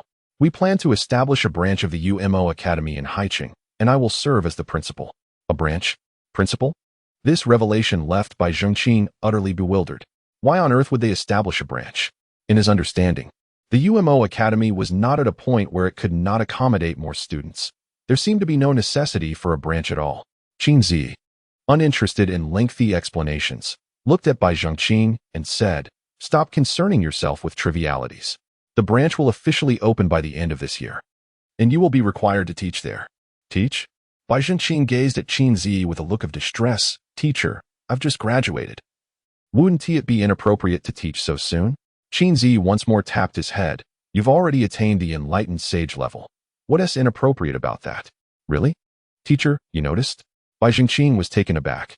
Previously, when facing the mid-spiritual level demon, he had concealed his newfound realm, yet Qin Zi discerned it at a glance, which left him astonished. Moreover, he had never heard that the realm of an intelligent master could be perceived so readily. Qin Zi raised an eyebrow and remarked, "What? Do you think such trivial matters can elude my perception? I have reviewed your operational report. To slay a mid-spiritual level demon and 24 high-tier battle demons. How could you accomplish this without the strength of an intelligent master?" Qin Zi spoke with unwavering certainty, yet Bai Zhengqing remained somewhat perplexed. While he could infer a general understanding from the report, he was unsure why Qin Zi was so confident that his breakthrough was into the realm of an intelligent master rather than a martial master. Qin Zi, disinterested in further explanation, continued with the prior topic. "Having you teach at the branch does not require your constant presence. You should investigate cases and take action as needed. As long as you can occasionally spare some time. That poses no problem." Bai Zhengqing nodded, feeling a weight lifted from his shoulders. After discussing this matter, Qin Zi tossed a prepared stack of documents toward him, saying, "I know you came to Haicheng for your father's case. This is the case file I brought from the headquarters, more comprehensive than what you have here. Take a look, and if anything is unclear, feel free to discuss it with me." Bai Zhengqing eagerly accepted the stack, nearly succumbing to the urge to peruse it immediately, though he restrained himself. He had harbored a significant question for quite some time, and upon hearing Qin Zi mention the case, he could not help but inquire, "Master, is it true that even with your wisdom, you could not solve that case from years past?" After asking, Bai Zhengqing anxiously regarded Qin Zi, uncertain if he had offended him, for as a high-ranking intelligent master, failing to solve a case could indeed be somewhat embarrassing. In response to the inquiry, Qin Zi shed his previously carefree demeanor, sighed, and said, "You will understand upon reviewing the case files, it is not that it could not be solved, but rather that the case is so simplistic that I find it hard to accept the conclusion." This response left Bai Zhengqing momentarily taken aback. A case deemed too simple? What could that mean? Unable to contain his curiosity any longer, he immediately opened the case file to investigate further. Upon reading, he grasped the essence of Qin Zi's assertion. According to the file, the incident had occurred quite suddenly. The case took place 10 years ago at the Pentagon Plaza in Haicheng, a bustling commercial hub with numerous large shopping centers. On the day of the incident, an ordinary office worker unexpectedly awakened as a demon at Pentagon Plaza, unleashing an unprecedented massacre. The reason it was deemed too simple was that the murderous demon was swiftly neutralized on the spot, and the details of the case were exceedingly clear, with all investigations indicating it was an unexpected incident. Background checks revealed the individual to be an utterly ordinary office worker. Thus, it was indeed a genuinely spontaneous occurrence. It is merely a matter of unfortunate circumstances that his father perished in this tragic incident. Clearly, Bai Zhengqing could not accept such a conclusion. His father, a psychologist, had been engrossed in researching a secret subject concerning demons prior to his demise, a fact that Bai Zhengqing later comprehended upon becoming a demon master. Consequently, he had always harbored the belief that his father had fallen victim to the revenge of a demon, leading to his sacrifice. Yet now, this dossier informs him that his father met his end by mere accident? Not a word of it could he believe. Bai Zhengqing meticulously perused the documents, pausing abruptly upon reaching the list of victims.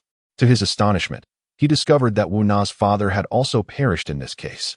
A police officer by profession, Wu Na's father had arrived at the scene in response to a report, unaware that a demon was responsible for the crime, thus becoming yet another soul claimed by the demon's hand. His death was undeniably tragic. Yet, what could be done? In a world inhabited by demons, humanity continually faces the peril of plummeting into the abyss.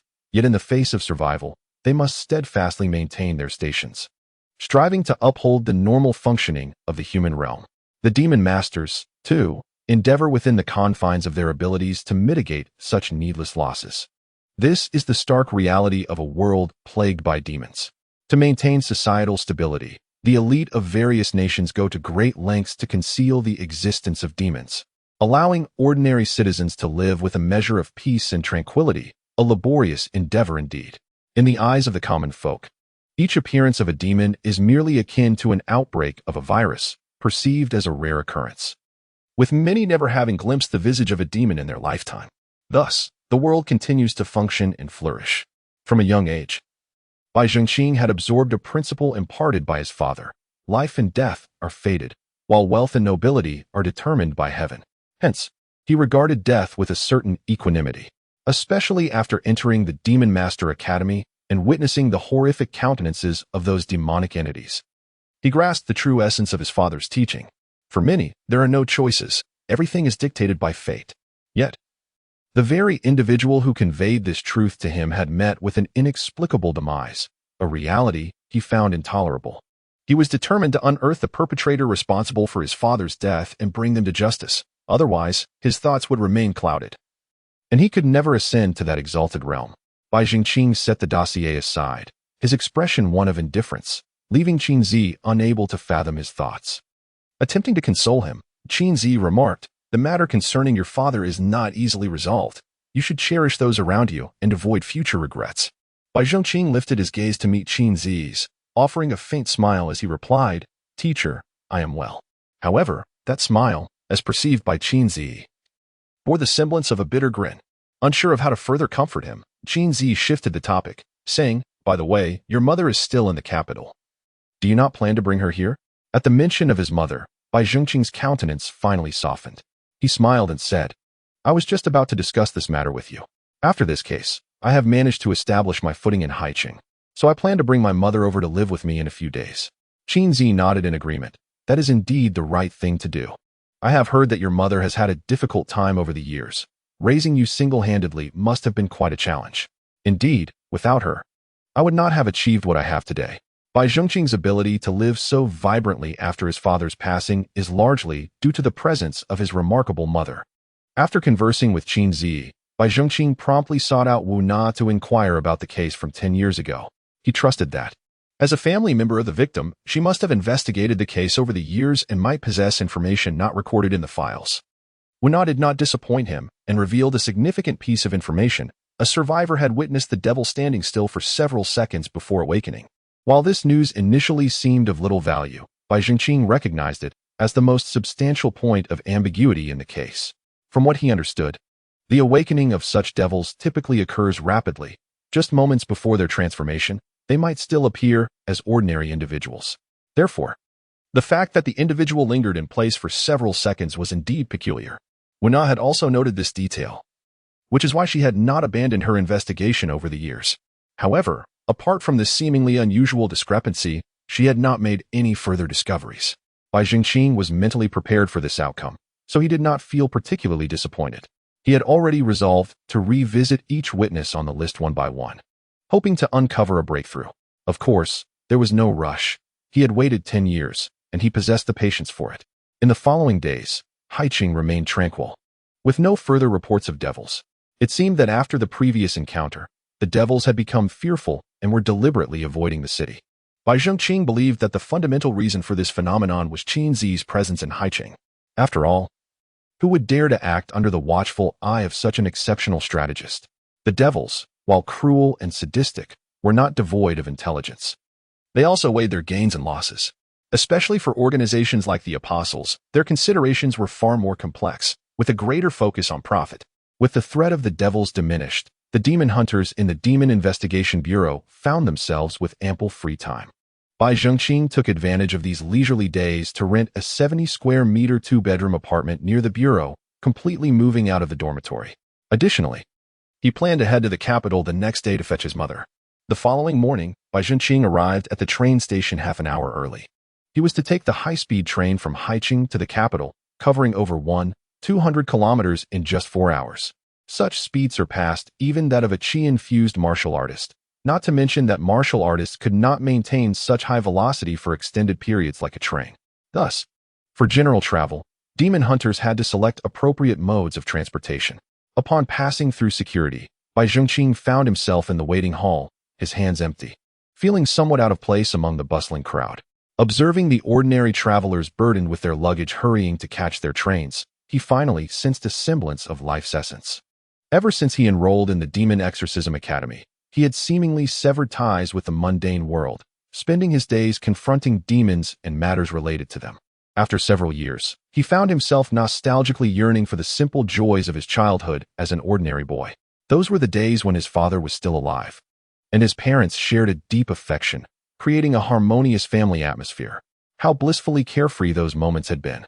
However, following his father's passing, he harbored a deep-seated resentment that drove him to apply to the academy, embarking on an irrevocable path. If one were to inquire whether he regretted his choices, Bai Zhengqing would resolutely deny it. He has never regretted the decisions he made. Moreover, throughout his journey of demon eradication, he had discovered the profound significance of his existence as an exorcist. The ordinary people of this world require individuals like him, who traverse the shadows to shield them from the storms of life. He willingly embraced the burden of being a beacon of light for this world.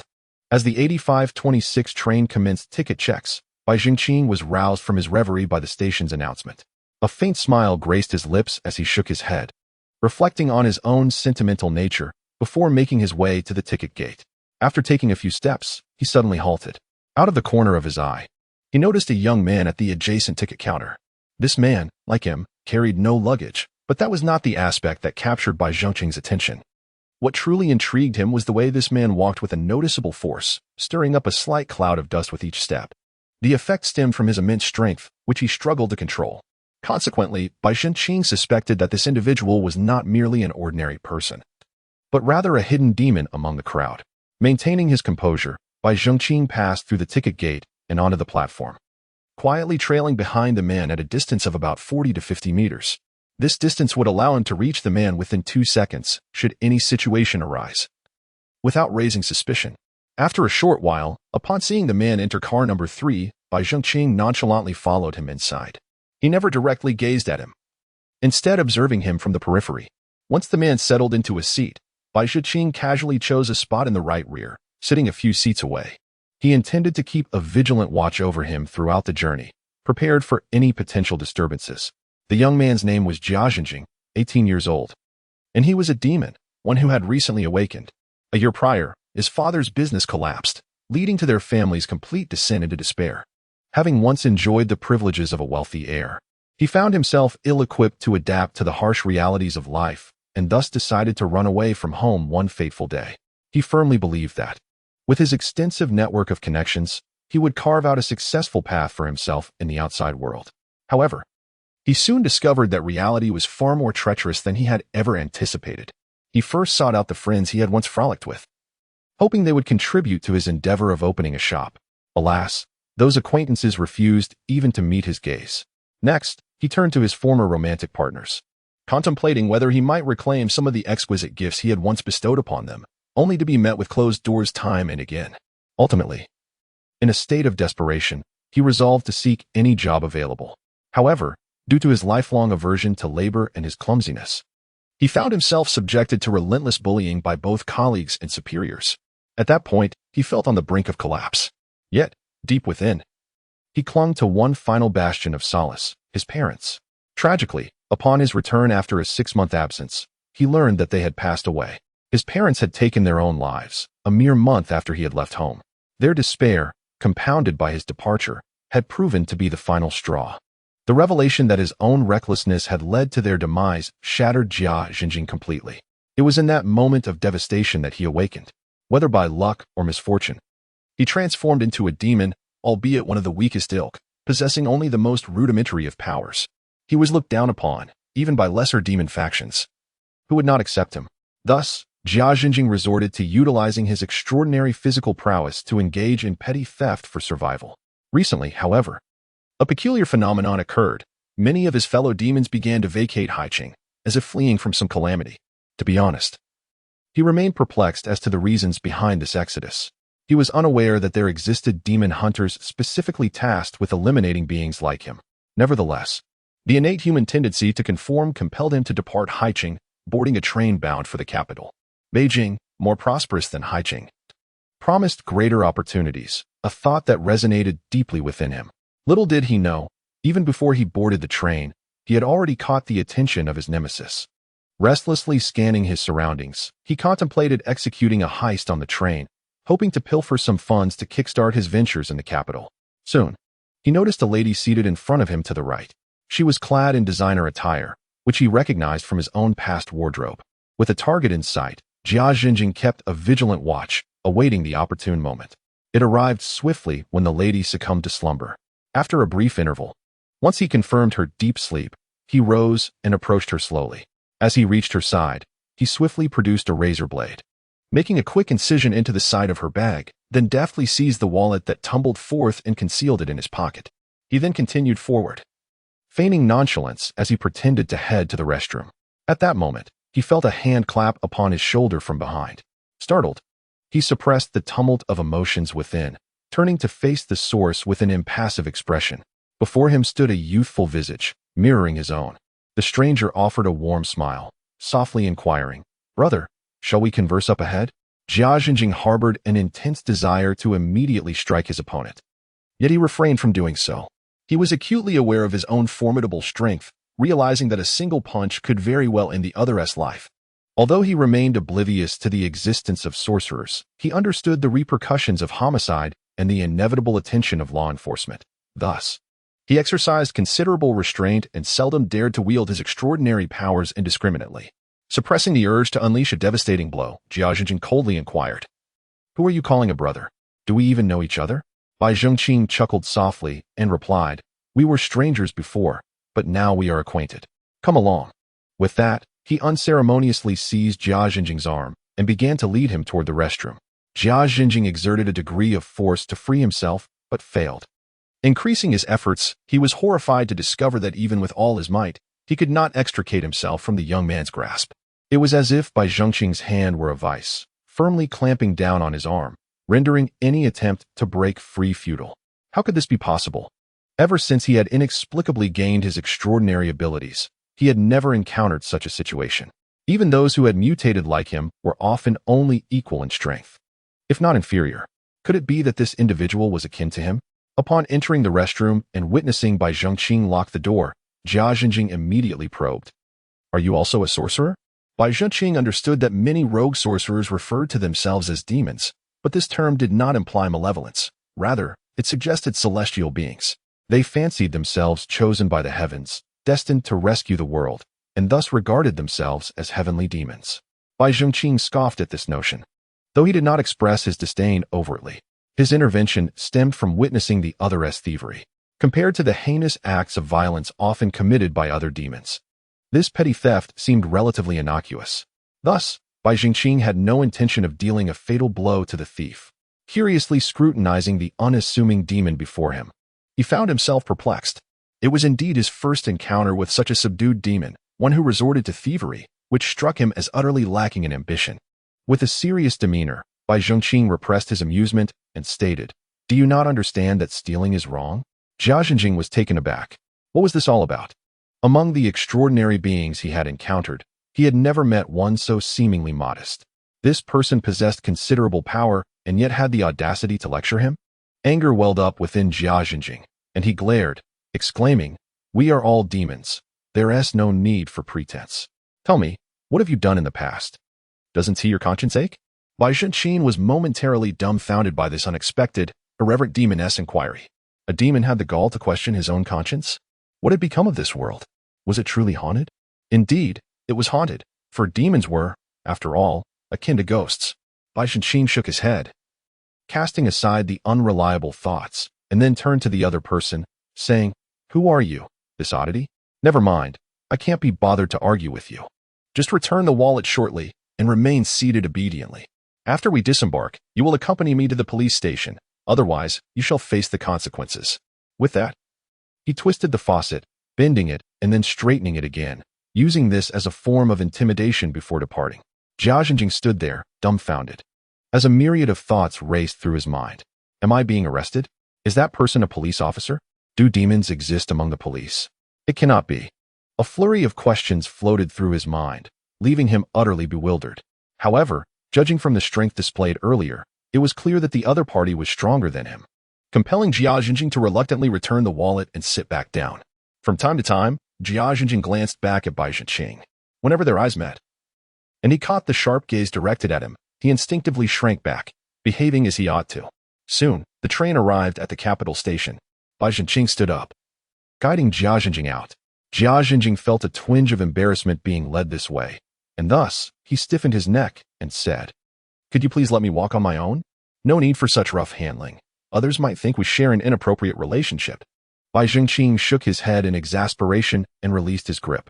This was the first time he had encountered such a peculiar demon. Unlike the experimental demons he had encountered at the academy or the vicious ones he had slain in Haiqing, how could there exist such an eccentric demon in the world? His curiosity about this unusual demon grew. Once they disembarked, a group of plainclothes officers from the Demon Investigation Bureau awaited them, and there were quite a number of them. Earlier on the train, Bai Zhenqing had already notified the headquarters in the capital. The Bureau always took matters concerning demons seriously, hence the present scene. Bai Zhenqing approached, presented his credentials, and pointed at Jia Jinjing, stating, "This is the one. Please take him back for detention. I have already applied for an interrogation with Director Duan, and I will personally conduct the questioning shortly." The leader of the group looked at Bai Zhenqing in surprise before nodding. He had no doubt about Bai Zhenqing's words, for no one in the entire bureau would dare to misuse Duan Tianya's name for deceit. Since Bai Zhenqing had asserted it, there must be truth to it. However, he was curious as to how this seemingly ordinary youth had managed to directly contact Duan Tianya. After Jia Jinjing was taken away, Bai Zhenqing hurried back to his home in the capital. Being a native of the capital, he had lived there with his parents during his childhood. But after entering the Demon Academy, he had seldom returned home. He had been in Haiqing for quite some time now, and he missed his mother dearly. "Mom, I'm back," Bai Zhenqing called out from the hallway before even reaching the door. An elderly lady from the opposite door was descending the stairs and, upon seeing him, greeted him with a smile. "Little Bai, you're back.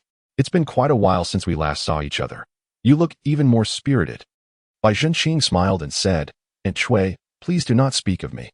Your health seems to be flourishing as well. You must have been indulging in square dancing lately." "Haven to you? Thanks to the presence of the Magic Investigation Bureau, our capital has become one of the safest cities in the world. The crime rate in the capital over the past decade scarcely equals that of other major cities within a year, allowing the citizens here to lead blissful lives, even enjoying their square dancing. Such a scenario is seldom encountered in other cities, particularly in third and fourth tier ones. Little Bai has indeed grown up. And your words are so sweet. I was just about to buy some fruits. What would you like? Just tell me, and I shall purchase it for you." At that moment, the door of Bai Zhenqing's home swung open, revealing a middle-aged woman with graying hair who poked her head out and addressed Aunt Chui. "No need. Sister Chui, we mustn't spoil the child."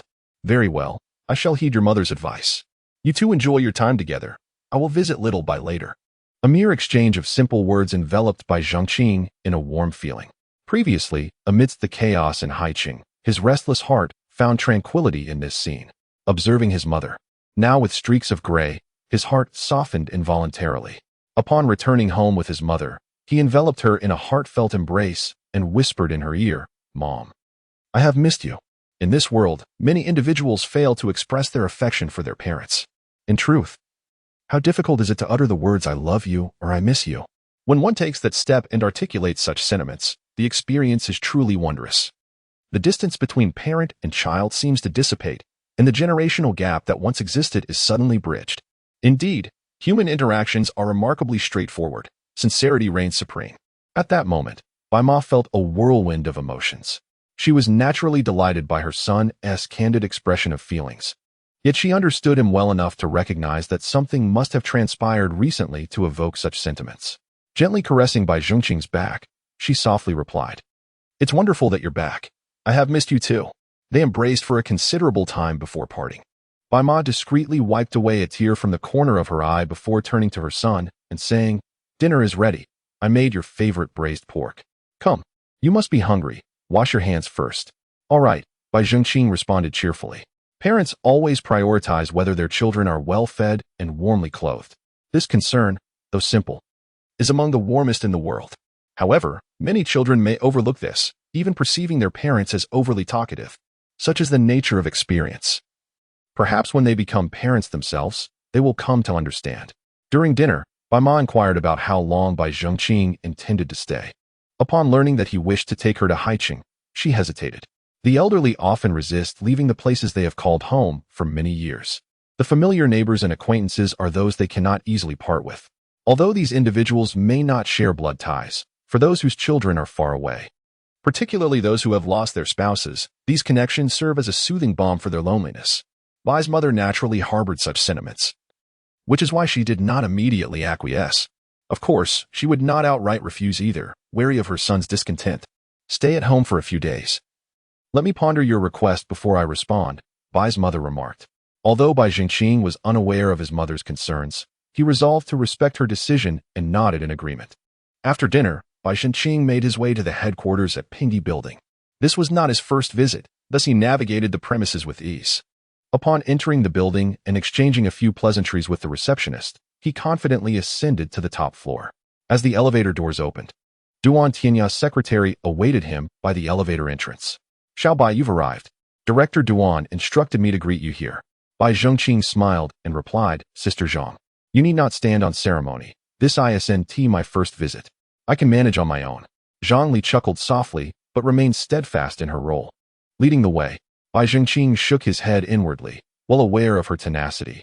Once she set her mind to something, it was difficult to sway her. Particularly when it came to Duan Tianya's directives, she executed them without fail, demonstrating remarkable dedication. Thus, he said nothing further and simply followed her to Duan Tianya's office. They first passed a large office where the various secretaries of the general administration were seated, loyal aides to the deputy directors, assisting with various trivial matters. Zhang Li was the head of this office, overseeing the secretary team.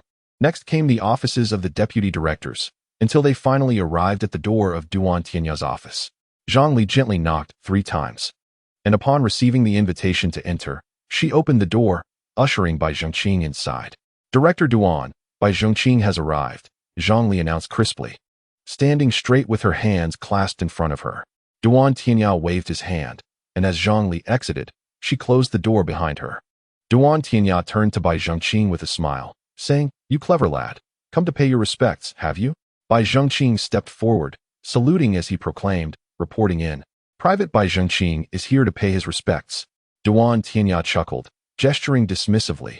No need for such formalities. Do you think I harbor ambitions of emperorship? You would put me in an awkward position. Bai Zhengqing stuck out his tongue playfully. Not at all. I was merely jesting. You mustn't take it to heart, dear teacher. All right, enough of that. Sit down, Duan Tianya said, shaking his head in exasperation. He found great fondness for this disciple. Bai Zhengqing was not only exceptionally gifted but also respected as mentors, embodying humility without the arrogance often associated with prodigies, a quality he valued immensely. However, he felt a twinge of displeasure at the thought of such a fine talent being overshadowed by Qin Zi, but he chose not to reveal his feelings. So tell me, you've recently tackled a major case. What insights have you gained? Bai Zhengqing knew that his mentor had been keeping a close watch on him and was well aware of the happenings in Haiqing. Thus, he did not intend to report on the case details. He let out a bitter smile and said, It is only after becoming a true demon master that I realized my many shortcomings, and those demons are far more vicious than I had imagined. A single misstep could lead to irrevocable doom. This was his heartfelt sentiment. He recalled the fierce battle in the Wan family building, a fight where life hung by a thread. Any mistaken choice on his part could have cost him his life. It could be said that he was dancing on a razor's edge, perilous in every sense. Duan Tianya naturally understood his feelings and, with a comforting gaze, sighed as he addressed Bai Zhengqing. I was indeed hesitant when I transferred you to Haiqing. After all, it is merely a branch office with too few experts to safeguard you. Initially, I had planned to wait until you matured before sending you out for experience. However, you were quite insistent on going to Haiqing, and I had no choice. Thankfully, you have managed to hold your own without any major incidents. Otherwise, I would have regretted my decision as your teacher. Bai Zhengqing, uncharacteristically embarrassed, lowered his head and replied, I have caused you worry, teacher. Duan Tianya waved his hand dismissively. It's all in the past. Let us not dwell on it. By the way, I heard you returned to bring your mother to Haiqing? Yes. but it seems she is reluctant to go and has yet to agree. At this, Bai Zhiqing felt a wave of melancholy wash over him. He had thought she would be eager to live with him. It was a surprise that things had not gone as he had hoped, leaving him puzzled about her reservations. Duan Tianya chuckled gently, offering solace. You young ones cannot fully grasp the concerns of the elderly. Letting go of familiar surroundings is not an easy task. Give her some time. Bai Zhiqing was taken aback by this insight and nodded in agreement, choosing not to voice further thoughts. By the way, teacher, I have another matter to discuss with you. Suddenly, Bai Zhiqing's expression turned serious, startling Duan Tianya. Furrowing his brow, Duan Tianya inquired, what is it? Bai Zhiqing took a deep breath and stated, I believe there is a mole within our headquarters. Duan Tianya's eyes widened, an invisible aura erupting from him. Bai Zhiqing, seated opposite him, felt as if a dormant volcano had suddenly erupted. The suffocating terror sent shivers down his spine, rendering him immobile. Was this the legendary master of unparalleled prowess? Truly terrifying. Duan Tianya was the only individual Bai Zhiqing had encountered who had transcended to the realm of the extraordinary. The one whom all demons feared most. While the strategic intellect of a wise master might invoke greater dread, in the face of absolute strength, any schemes and plots seemed trivial. Thus, in the absence of a master strategist of unparalleled caliber, Duan Tianya stood as the nuclear deterrent among demon masters, a stabilizing force. At that moment, upon hearing the news of a mole within the headquarters, his aura only leaked a fraction, yet it was enough to astonish Bai Zhiqing. Duan Tianya fixed his gaze on Bai Zhiqing, suppressing his anger as he demanded, clarify your words, young man. Confronted by Duan Tianya's overwhelming presence, Bai Zhiqing felt like a small boat amidst tumultuous waves, fearing it could capsize at any moment. Were it not for his wise-level mental fortitude, he doubted he could even utter a word. Bai Zhiqing, with a trembling heart, conveyed his suspicions in full detail to Duan Tianya, a mentor he had never doubted. If even the world's foremost expert were an insider, the Magic Detection Bureau would have long been annihilated. Thus, he had ample reason to trust his counterpart. As Duan Tianya listened to his account, his brow furrowed deeper with each revelation. Once Bai Zhiqing finished, he reined in his aura and replied, share your thoughts with me as well. Duan Tianya, possessing a keen self-awareness, recognized that as a martial artist, his intellect could not rival that of Bai Zhiqing. Hence, he sought to hear his insights. Naturally, he would later consult Qin Zi to strategize on how to unearth the insider Bai Zhiqing had mentioned. Duan Tianya held great trust in Qin Zi, given their shared experiences. After a moment's contemplation, Bai Zhiqing articulated, based on my deductions, achieving this would likely require more than one insider. Firstly, the intelligence division of the Bureau must have been infiltrated, otherwise, the incidents in Sioux City and Jia City would remain inexplicable. Additionally, the technical team must have their own operatives, otherwise, the surveillance of the Haiqing Magic Detection Bureau could not have been compromised. Furthermore, I suspect that the investigation teams coordinating with various regions are also compromised. Our previous plan regarding the gymnasium must have been leaked by them. Is that all? Duan Tianya's brow tightened further, hints of agitation surfacing on his countenance. He had not anticipated that the current bureau had become so riddled with holes. However, Bai Zhiqing's subsequent words shocked him even more. Not only that, I believe that if there is not someone orchestrating these actions from behind the scenes, then these individuals would merely be fighting their own battles, which would be inefficient and prone to errors. Therefore, I suspect there is another figure behind them, possibly a high-ranking official within the Bureau. With a thunderous crash, Duan Tianya's desk was reduced to dust, followed by the clattering of objects cascading to the floor. This was the result of his effort to restrain his power, for he was overwhelmed with rage. Should Bai Zhiqing's suspicions hold true, and there be an insider among the high ranks, then his position as the head of the Bureau would be utterly compromised. After a brief moment, Duan Tianya managed to steady his emotions and took out his phone to dial Qin Zi. Hello, you need to return to the capital immediately tonight. What is going on? Came Qin Zi's puzzled voice from the other end. Bai just informed me of something. I need to discuss it with you. Sensing the unusual tone in Duan Tianya's voice, Qin Zi fell silent for a moment before asking, did he mention the insider? What? Duan Tianya's eyes widened, and he felt an urge to leap through the phone and confront Qin Zi. From his tone, it seemed he had known about the insider all along without informing him, which was utterly unacceptable. Before his anger could escalate, Qin Zi, with a tone of resignation, interjected, calm down. I've been aware of the insider situation for some time now, and have already begun an investigation. You need not concern yourself. Just give me a little more time, and I will have results soon. What do you mean I need not concern myself? Are you the leader, or am I? Qin, are you plotting a rebellion?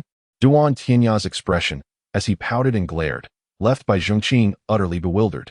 It was indeed his first encounter with this side of his teacher, rendering him somewhat endearing. Furthermore, he was astonished to learn that Qin Zi had long been investigating the traitor. Truly, a high-level intelligence master should not be underestimated. Suddenly, Qin Zi's voice rose sharply. What? Old ghost, do you intend to wield your power against me? Back in the day, I did this for you. All right, enough. Duan Tianyao promptly interrupted, conceding. You are the boss, fine. Then, taking a deep breath, he continued, you ought to inform me of the current situation, as I am completely in the dark.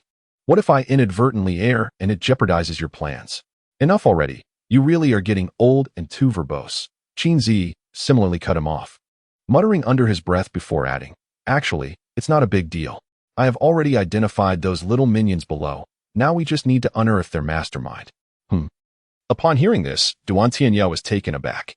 Initially, he had felt the gravity of the situation when Bai Zhongqing mentioned it, but after listening to Qin Zi, he suddenly perceived it as less consequential, a stark contrast in emotions. Hastily ending the call, Duan Tianyao swiftly regained his composure, feigning tranquility as he remarked, it's a trivial matter. Merely minor issues. Let Z handle it. Those individuals won't be able to evade for long. Watching Duan Tianya's remarkable transformation in demeanor, Bai Shiqing struggled to suppress a laugh, finding it quite amusing. However, with Qin Zi managing the matter of the traitor, Bai Shiqing felt a significant weight lifted from his chest. Exiting Duan Tianya's office, he made his way directly to the basement level. The subterranean section of the peace building served as the Devil Investigation Bureau's prison for demons, colloquially referred to as Hell. It comprised a total of 18 levels, with the demons imprisoned becoming increasingly formidable and the cells more fortified as one descended. Bai Zhongqing recalled Duan Tianyao mentioning that the cells on the 18th level were constructed from the hardest meteorite, enveloped in a high-voltage electric fence of tens of millions of volts, making escape nearly impossible even for him. The demons confined here served as one of the teaching materials for the Demon Control Academy, with many practical combat lessons conducted against these very demons. Thus, Bai Zhongqing was somewhat familiar with the upper levels. Upon reaching the guard station on the first basement level and confirming that Jia Jinjing was imprisoned here, Bai Zhongqing proceeded directly to find him. Naturally, a demon of the lowest rank like Jia Jinjing could not be confined to the lower levels. Bai Zhongqing had anticipated this, merely seeking to confirm it. Arriving at the detention area on the first basement level, Bai Zhongqing strode toward Jia Jinjing's cell. As he passed numerous cells along the way, he witnessed a myriad of demon behaviors. Some pounded on their cell doors, while others struck the walls of their enclosures, though these were merely newcomers. Those who had been confined for longer had long since lost hope, sitting vacantly. At first glance, it was nearly impossible to discern their demonic identities, resembling dejected individuals. Bai Zhongqing paid no heed to them, quietly approaching the door of Jia Jinjing's cell. Jia Jinjing was not like the typical devil. Upon his arrival, he did not create a ruckus but instead sat quietly, reflecting in solitude. He merely faced the wall, lost in his thoughts. Bai Zhongqing chuckled softly and remarked, "You are rather docile. Have you accepted your fate?" Jia Jinjing turned his head, tears tracing down his cheeks, and choked out, "You deceived me. This is not a police station. What kind of hellish place is this? It's terrifying here. What kind of creatures are confined within these walls? Are they all demons? How can there be so many frightful demons?" Although his words were plentiful, he articulated them with a certain clarity. Bai Zhongqing, initially concerned that the fear had rendered him speechless, realized he had overestimated the situation. Bai Zhongqing settled down outside the cell and, with a smile, remarked, "You are quite something. This is the first time I've seen a devil reduced to tears." Jia Jinjing, upon hearing this, bristled. Wiping away his tears, he retorted indignantly, "I am not crying out of fear. It's just too noisy here, making my tear ducts ache." What a ridiculous excuse. Bai Zhongqing laughed heartily. This devil was truly amusing. Now, tell me, how did you become a devil? Speak honestly, and if your confession is satisfactory, I shall release you. Really? You aren't deceiving me? Jia Jinjing inquired, his eyes wide with curiosity. Bai Zhongqing chuckled, "Rest assured, I am not lying. However, before you leave, I need to conduct an exorcism test. Do you understand what an exorcism entails? Never mind. By the looks of you, I can tell you do not. It's akin to psychological counseling. Now, let us not dawdle. Speak up. Wait a moment. Why do you refer to me as a devil? Shouldn't beings like me be called demons? Although some claim to be heavenly demons, I find that title rather strange. Devil sounds more impressive. Enough, enough. Cease your rambling. Bai Zhengqing interrupted decisively. Provide something of substance. Do not waste time. I have limited time, and you must seize this opportunity. Upon hearing this, Jia Zhengjing refrained from further trivialities and recounted his experiences in earnest. After listening to his tale, Bai Zhengqing came to a profound realization. It turned out that he was merely a naive boy battered by the harshness of society, his heart filled with resentment from the grievous wounds he had endured, which ultimately led to his awakening as a devil. Such a devil could still be redeemed. This aligned perfectly with Bai Zhengqing's intuition. When he had apprehended him on the train, Bai Zhengqing sensed that this young man was not an ordinary devil. He could still be salvaged. Now, having heard his story, he felt a renewed sense of assurance. Bai Zhengqing rose and requested the guard to assist in opening the door before stepping inside the cell. He sat down before Jia Zhengjing and commenced the exorcism process. Outside the cell, the guard stood watch, observing the exorcism unfold. The presence of the guard was essential for validating the exorcism. Otherwise, even if Bai Zhengqing claimed success, Jia Zhengjing could not be released. This measure was designed to prevent any exploitation of loopholes that might allow the release of imprisoned devils. Moreover, each cell was equipped with high-definition surveillance cameras, serving as an additional means of verification. Do you know how the demons you speak of are born? At a certain moment, when malevolent thoughts accumulate to a critical point, they awaken as demons. Your situation is rather unique. You do not appear to be particularly malevolent. Perhaps you have been suppressing the dark thoughts within you. In truth, if you open your heart and focus on the positive aspects of your life, such as the kindness your parents showed you in their lifetime or the carefree days you enjoyed before your downfall, you will soon find solace. Surely, you do not wish to drift aimlessly through life. Embracing malevolence offers no promise of fulfillment. Even in solitude, one can find brilliance. Trust me. By banishing your wicked thoughts, you can emerge as a noble soul. Bai Zhengqing spoke at length, simultaneously channeling his mental energy to influence the other, employing a dual approach. Before long, wisps of dark energy began to emanate from Jia Zhengjing's head. Compared to Gu Xiaoman's earlier state, his dark aura was considerably diminished, indicating that he had not succumbed deeply to corruption. The fact that he could still restrain his malevolent thoughts after becoming a devil suggests that his heart is not inherently wicked. Once someone like him is freed from demonic influence, it is unlikely they will fall prey to it again. Bai Zhengqing beamed with joy upon witnessing the success of his exorcism. Unlike the previous occasion where he relied on mere chance, this time he had come prepared, amplifying his satisfaction upon seeing the results. Turning to the guard outside the cell, Bai Zhengqing received a nod and the unlocking of the cell door. Addressing Jia Zhengjing, he stated, "You are free now. However, remember not to engage in any more thievery. Should you break the law again, I will not hesitate to bring you back. Do you understand?" At this moment, Jia Zhengjing was taken aback. He sensed the incessant dark thoughts that had plagued him were now absent. A sense of unprecedented lightness washed over him, as if he had transcended his former self. With palpable excitement, he replied, "Understood, understood. I shall strive to be a good person from now on. Thank you, benefactor. By the way, what is your name? I will surely light 3 incense sticks daily in your honor, wishing you a long life." 3 incense sticks daily? Does he think I am a spirit? Bai Zhengqing found the situation amusing.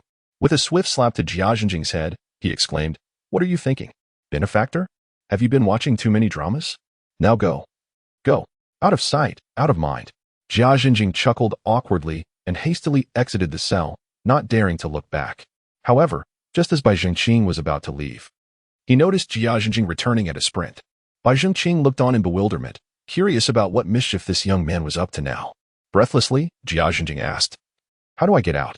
Bai Zhengqing rolled his eyes in exasperation. This fellow was truly amusing. Ultimately, Bai Zhengqing personally escorted him out of the main building, leaving his phone number behind with a warning, "I will contact you periodically to ensure you report any recent happenings. Should I discover you have resumed your wicked ways, beware. For I will not hesitate to skin you alive. And don't even think about changing your number. If I cannot reach you, prepare to face the consequences." At that moment, Jia Zhengjing felt as if he were a wild horse freed from its reins, utterly disregarding Bai Zhengqing's words. He offered a few perfunctory responses before making a hasty exit. By the way, what is your name? Jia Jinjing. How pretentious. Indeed, it is a rather frivolous devil. Even its name is quite irreverent. The matter concerning Jia Jinjing has reached a temporary conclusion, and Bai Zhengqing has set it aside. His foremost desire now is to persuade his mother to return with him to Haiqing. The following morning, Bai Zhengqing rose early to commence his morning exercises. This habit, cultivated at the Demon Academy, persists even as he finds himself ensnared at the pinnacle of the high combat level. He remains steadfast in his training, pondering that perhaps one day, amidst his practice, enlightenment may strike. After all, breakthroughs can be unpredictable. A mere flash of inspiration could lead to significant progress. Furthermore, even without a breakthrough, there are benefits to honing one's physical condition. Not all high combat level martial artists possess equal strength, variations in combat techniques, proficiency, and even slight nuances in physical fitness can enhance one's prowess. Bai Zhengqing maintains a commendable mindset regarding this matter. Upon arriving at the community square, he discovered a gathering of elderly ladies engaged in dance. Aunt Shui from across the way was among them. Noticing Bai Zhengqing's arrival, she waved cheerfully in greeting. He responded with a smile before stepping aside to draw forth his boneless sword, commencing his swordplay. With a low squat, his feet firmly planted, he executed fluid movements with his upper body in harmony with the sword, presenting a striking display. He continued his practice until the elderly ladies concluded their dance. Aunt Shui approached him, chuckling, "Oh my, young Bai, what are you practicing? It looks rather impressive." Bai Zhengqing smiled and replied, "I'm merely practicing casually." Aunt Shui, believing him, offered her compliments before departing. Though it is uncommon for young people to rise early for exercise, it is not entirely unheard of. So there was little cause for astonishment. Had it not been for his rather distinctive method of training, Aunt Shui might not have felt compelled to interrupt him. After dedicating 2 hours to this exercise, Bai Zhengqing concluded his practice. Typically, his training regimen encompasses a broader array of activities, but being in a residential area, he preferred to avoid drawing attention to himself. Thus, he opted for a more subdued form of exercise. Upon returning home, his mother had already prepared breakfast for him. After a refreshing shower, he sat down to enjoy his meal. Everything felt splendid.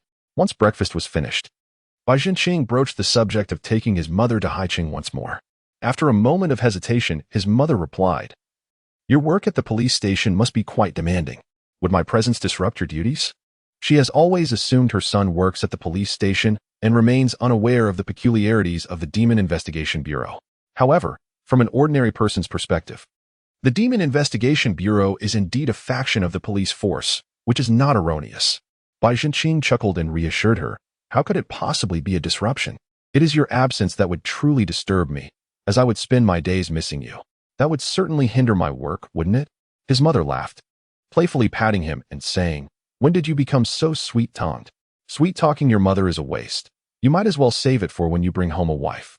Bai Zhengqing felt a wave of despair. At merely 19 years of age, was he already being urged toward marriage? Where was the justice in that? Bai Zhengqing chuckled awkwardly and remarked, "What is a wife compared to a mother?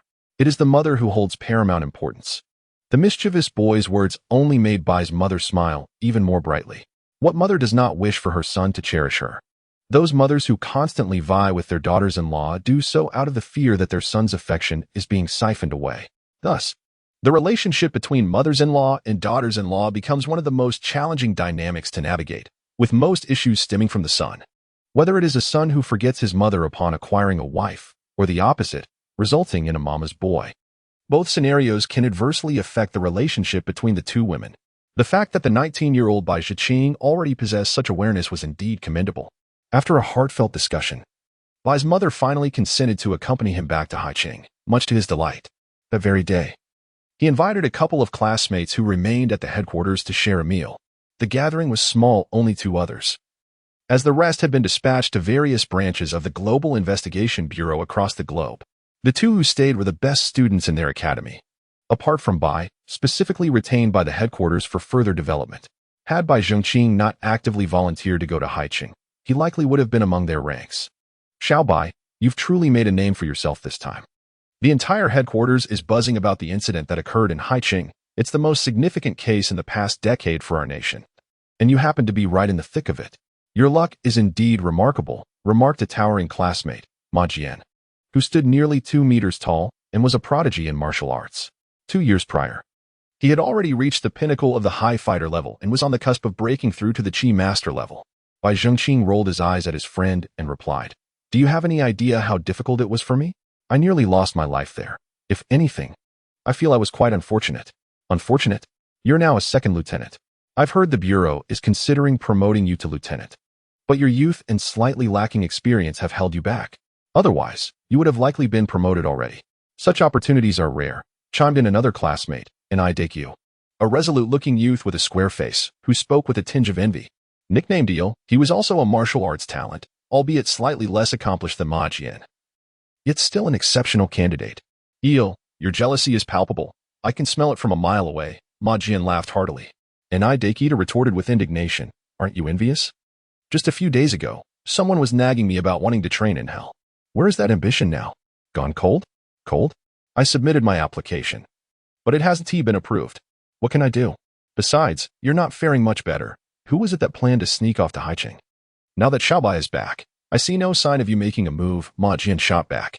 As the two began to bicker, Bai Zhengqing raised his hands in exasperation to intervene, saying, all right, you both are impressive in your own rights. It's a trivial matter, we rarely get together. So why not share some joy?"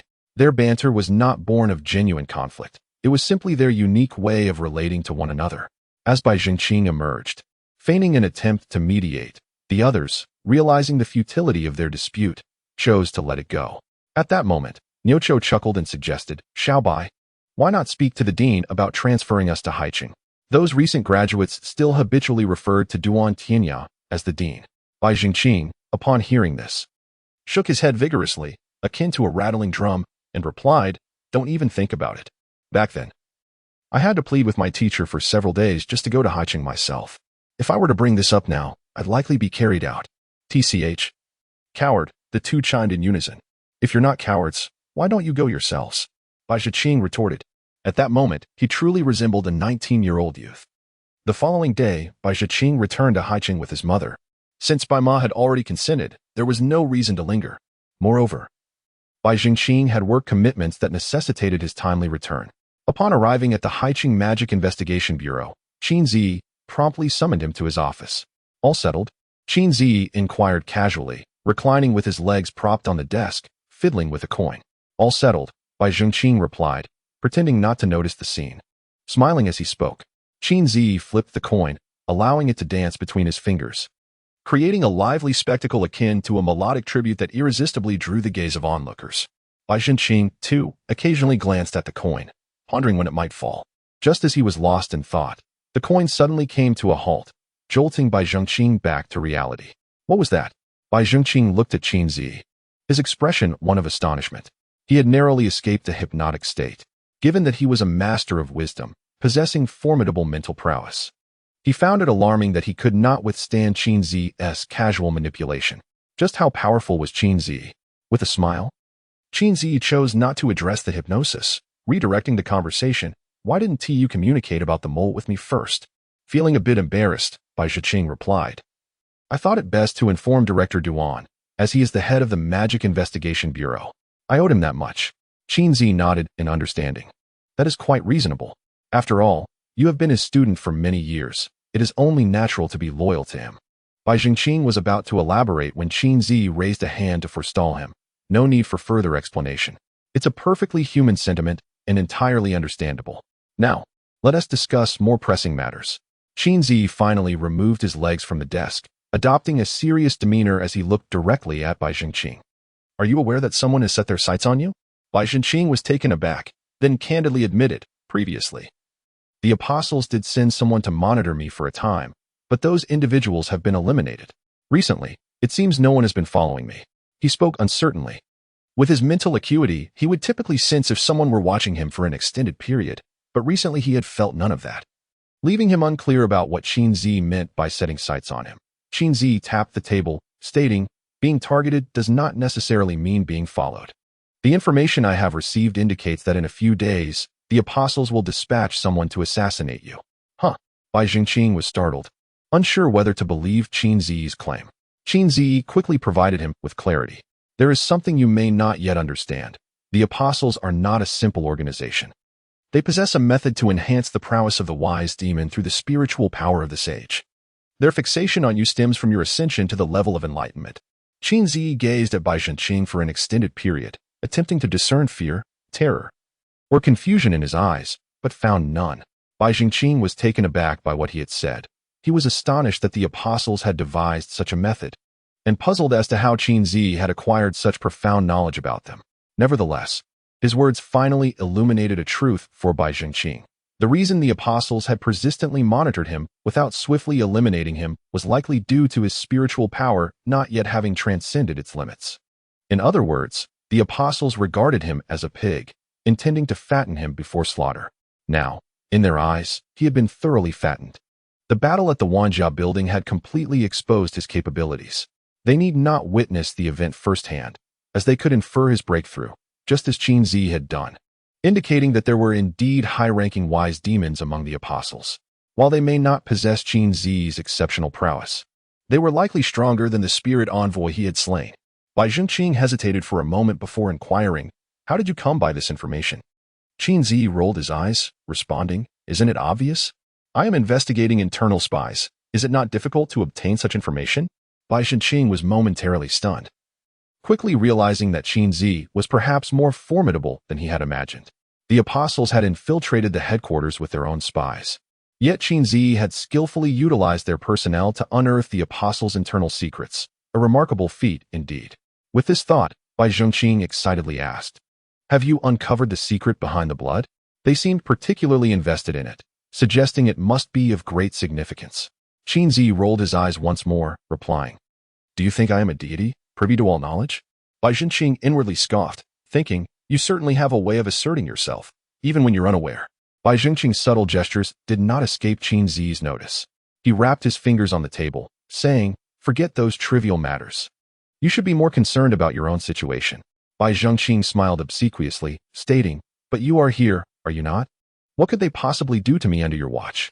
"Ah, so now you remember me." Qin Zi raised an eyebrow. "Master, I am your disciple. You wouldn't just stand by and watch me perish, would you?" Bai Zhenqing continued to flatter. Qin Zi shook his head in exasperation, saying, "I have just discovered your remarkable lack of shame." He then shifted the topic, stating, "Very well, a sage must be unashamed in their cultivation. Otherwise, there is no future." Bai Zhenqing felt taken aback. Why did it seem that this seemingly casual teacher was always a bit unorthodox? Qin Zi waved his hand dismissively, saying, "Enough of this idle chatter. I wish to discuss something with you. I plan to use you as bait to draw out the major force behind the apostles. Are you willing?" Bai Zhenqing raised an eyebrow, surprised, not by Qin Zi's plan, but by the fact that he was actually consulting him. The feeling of being respected was quite pleasing. Bai Zhenqing rose and offered a formal salute, resolutely declaring, "It is an obligation I cannot refuse." As May unfolded, the weather in the Summer Kingdom grew increasingly sweltering, imparting a sense of discomfort. Particularly in Haiqing, the heat was compounded by humidity, with the air perpetually suffused with a dampness that clung to the skin. Even the most physically robust martial artists found themselves at the mercy of nature's formidable power. Clad in a short-sleeved shirt and athletic pants, Bai Zhenqing navigated the bustling pedestrian street of Haiqing. The oppressive heat had melted his back to his damp shirt. Yet, he paid no heed to his discomfort, his full attention absorbed by the throngs around him. Today marked the execution of Qin Zi's operational plan.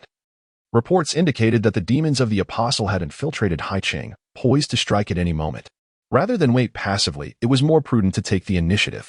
Thus, Qin Zi aimed to create an opportunity for the demons to launch a decisive attack on Bai Zhenqing. His presence in the crowded thoroughfare was precisely orchestrated for the demons' consideration. Should they choose to act here and fail, they could easily blend into the crowd to escape or seize an ordinary person as a hostage, an ideal scenario for the demons. Although Bai Zhenqing was unaware of the confidence that underpinned Qin Zi's strategy, the thought of having such an inscrutable mentor lurking in the shadows provided him with an inexplicable sense of security.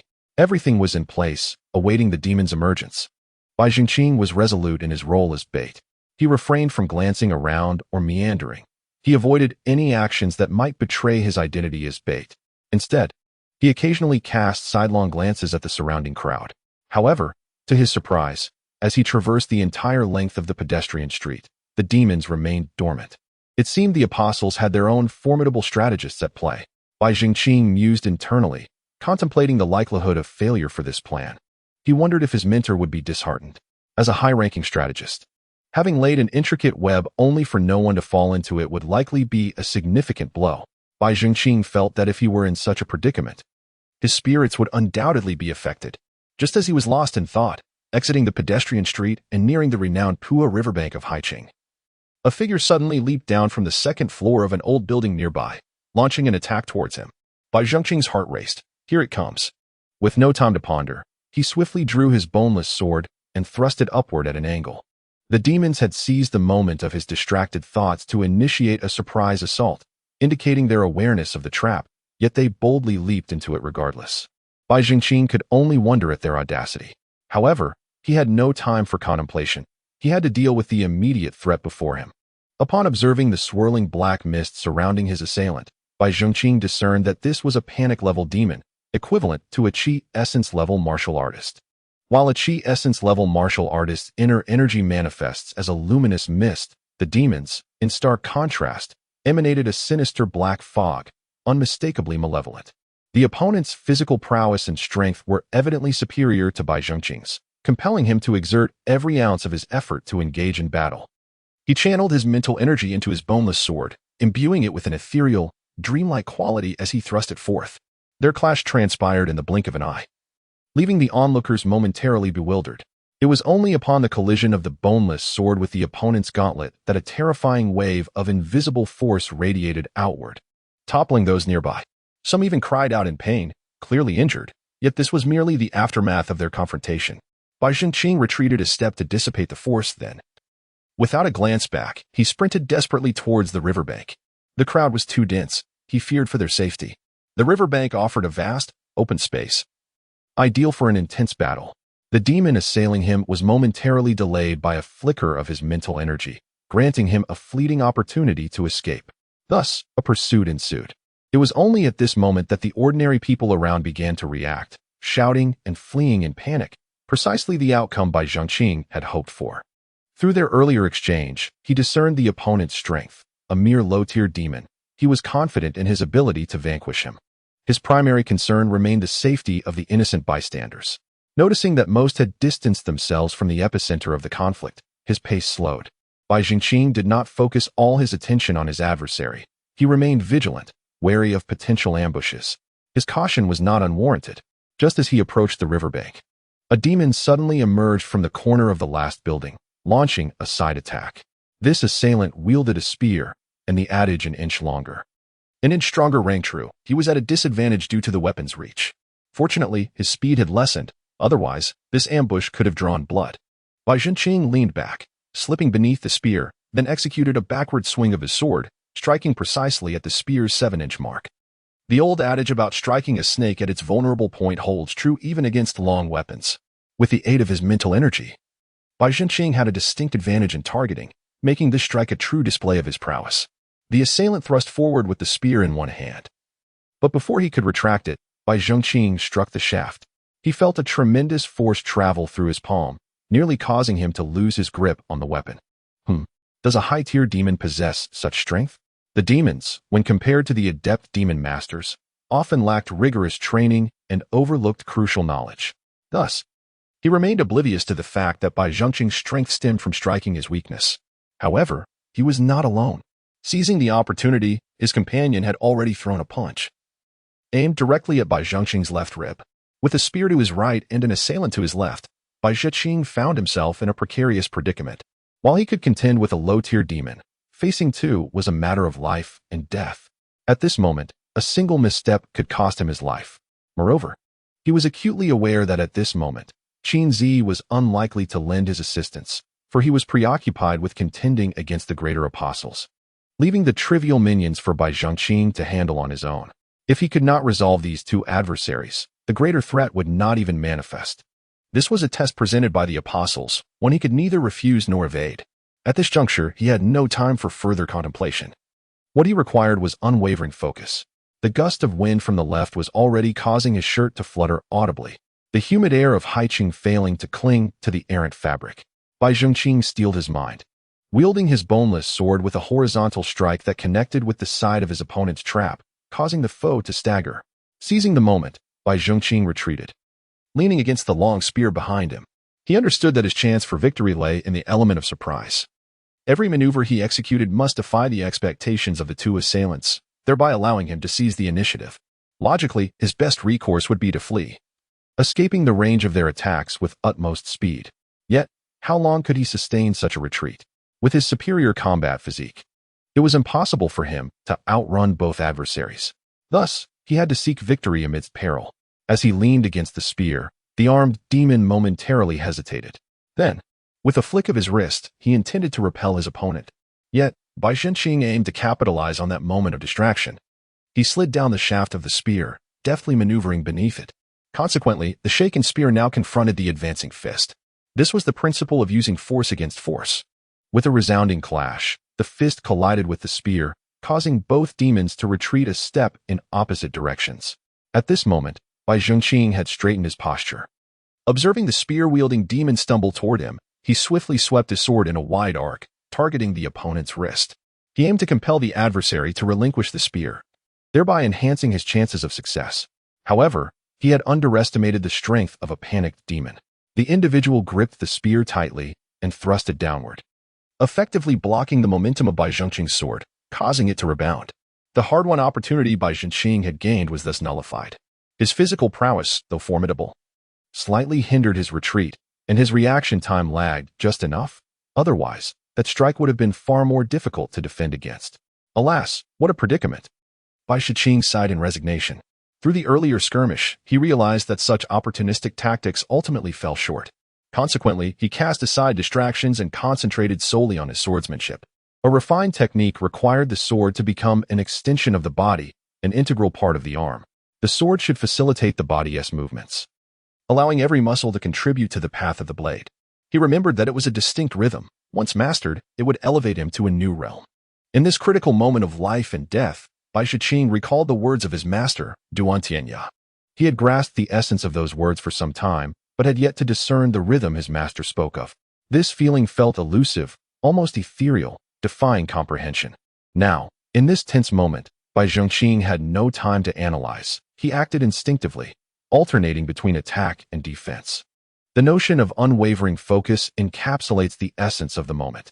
The sword dances between two demons, while Bai Zhongqing's body flows alongside it, akin to a nimble serpent, twisting and turning with an elusive grace. As the sword veers to the left, his wrist follows suit, muscles in his arm contract in unison, and his entire being shifts leftward. This is a fluid motion, executed in one breath. Yet, within this seamless action, Bai Zhongqing perceives a twinge of awkwardness. Indeed, it is a peculiar sensation. While maneuvering the arm with the wrist feels relatively effortless, directing the entire body through the arm reveals a hint of sluggishness. The strength exerted by each muscle group varies significantly, and relying solely on brute force proves arduous. It necessitates the extraction of power beyond mere muscle. This includes the skin, the blood, and the vital energy that can be drawn from every cell, known as inner breath. This delineates the distinction between the mundane combat level and the realm of inner essence. How does one extract that intrinsic energy residing within each cell of the body? Duan Tianya once imparted wisdom about discovering the rhythm. It is reminiscent of music. A splendid composition invariably hinges on a captivating melody. Various means such as instruments, arrangement, and mixing can enhance the auditory appeal of a piece. Yet the melody remains the foundation of music, the very flesh and blood of it. To transcend into the realm of inner essence is to pursue this corporeal melody. When the body moves with a distinctive rhythm, the inner breath naturally emerges from every limb and sinew, coalescing into a formidable force. This encapsulates the essence of breaking through the confines of inner essence. Yet, while the concept is comprehensible, its execution is fraught with challenges. How does one manifest such rhythm? This requires gradual understanding and the presence of an opportunity. Bai Zhongqing now stands at the precipice of such an opportunity. As the two demons corner him into a desperate situation, his thoughts become clearer, and his swordsmanship transforms into instinct. Instinctively, he defends against their onslaught, instinctively propelling his body, instinctively conveying the rhythm he has long yearned for. A soft sound, audible only to Bai Zhongqing, emanates from within him. His flesh and sinews suddenly swell with vigor. Then, with a distinct pop. Invisible energies begin to breach the constraints of his corporeal form, enveloping his surface in a shroud of ethereal mist. Bai Zhengqing is wholly immersed in this sudden surge of formidable power. Alarmed, the two demons recognize the shift. This lad has broken through. Retreat. They are astute, and upon witnessing the emergence of the mist surrounding Bai Zhengqing, they swiftly withdraw. Despite their previous advantage, they realize that they could not subdue him in that moment. And now that he has ascended, remaining would be tantamount to courting death. Yet, as the saying goes, one may escape the initial pursuit, but not the final reckoning. Bai Zhengqing lunges forward, swiftly closing the distance to the demon adorned with gauntlets, his boneless sword descending in a decisive strike aimed at the demon's face. The demon raises a fist to strike the sword's blade. However, Bai Zhengqing deftly maneuvers the blade to the side, gliding off the gauntlet, and with a fluid motion, he cleaves through the demon's obsidian shell, bypassing the neck, delivering a fatal blow. In his final moments, the demon cannot fathom how he became so easily vanquished. This is the manifestation of inner breath combined with mental fortitude. The combined strength of 1 + 1 is indeed significantly greater than 2 when applied to the sorcerer. When inner energy is infused with mental power, this force takes on a soul-like quality, enabling it to swiftly locate the vulnerabilities in an opponent's defenses and effortlessly disrupt their protective layers. Under the auspices of Bai Zhengqing's seemingly unfair methods, ordinary low-level demons find it exceedingly difficult to withstand his onslaught with mere inner energy shields.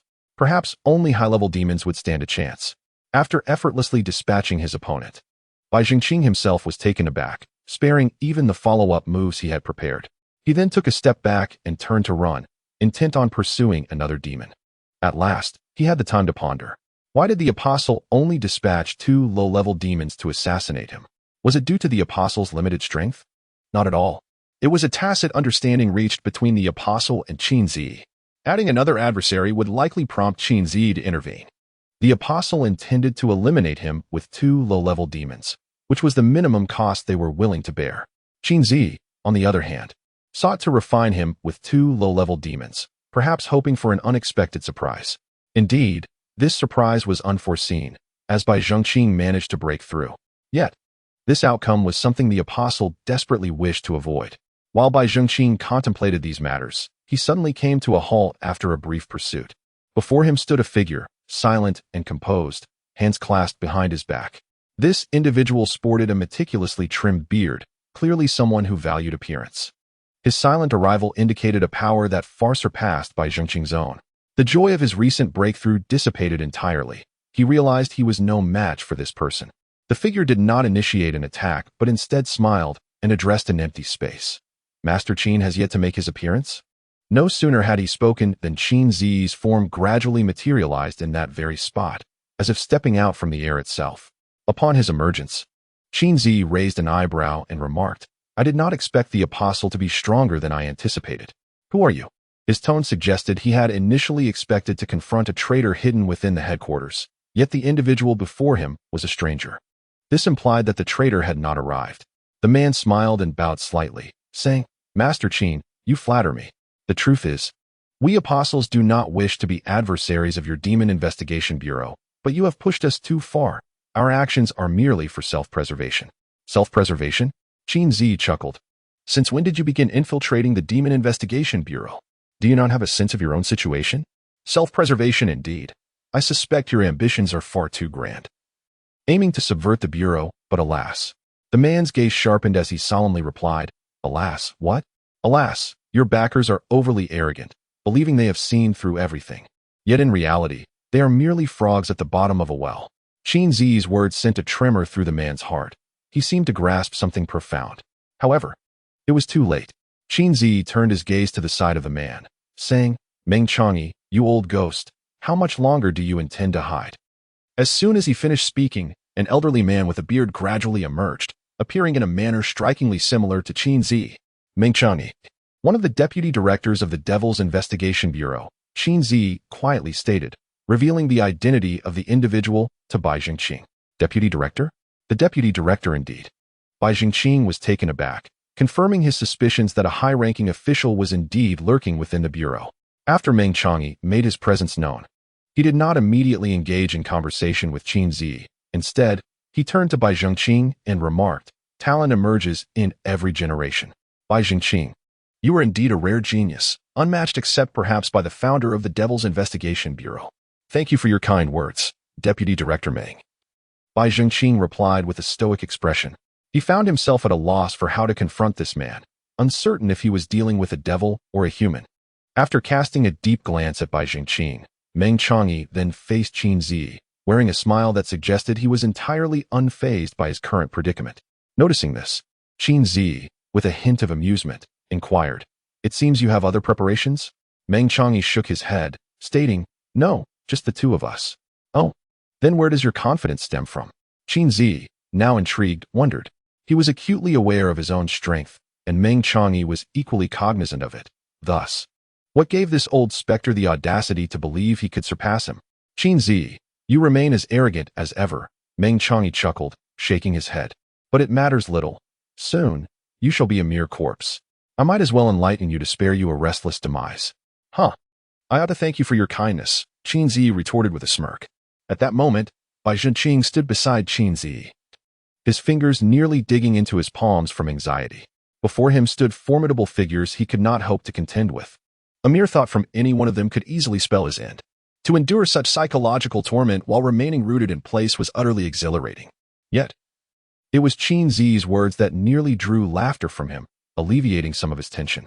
Ignoring Qin Zi's mockery, Meng Changyi smiled and said, "Haven't you been investigating blood recently?" Qin Zi's interest was piqued. "Is your confidence tied to the secret of the blood? Truly worthy of an exceptional level intellect." "You are indeed clever." "Yes, that is my trump card." This revelation intrigued even Bai Jingqing, who wondered what the secret of the blood could possibly be.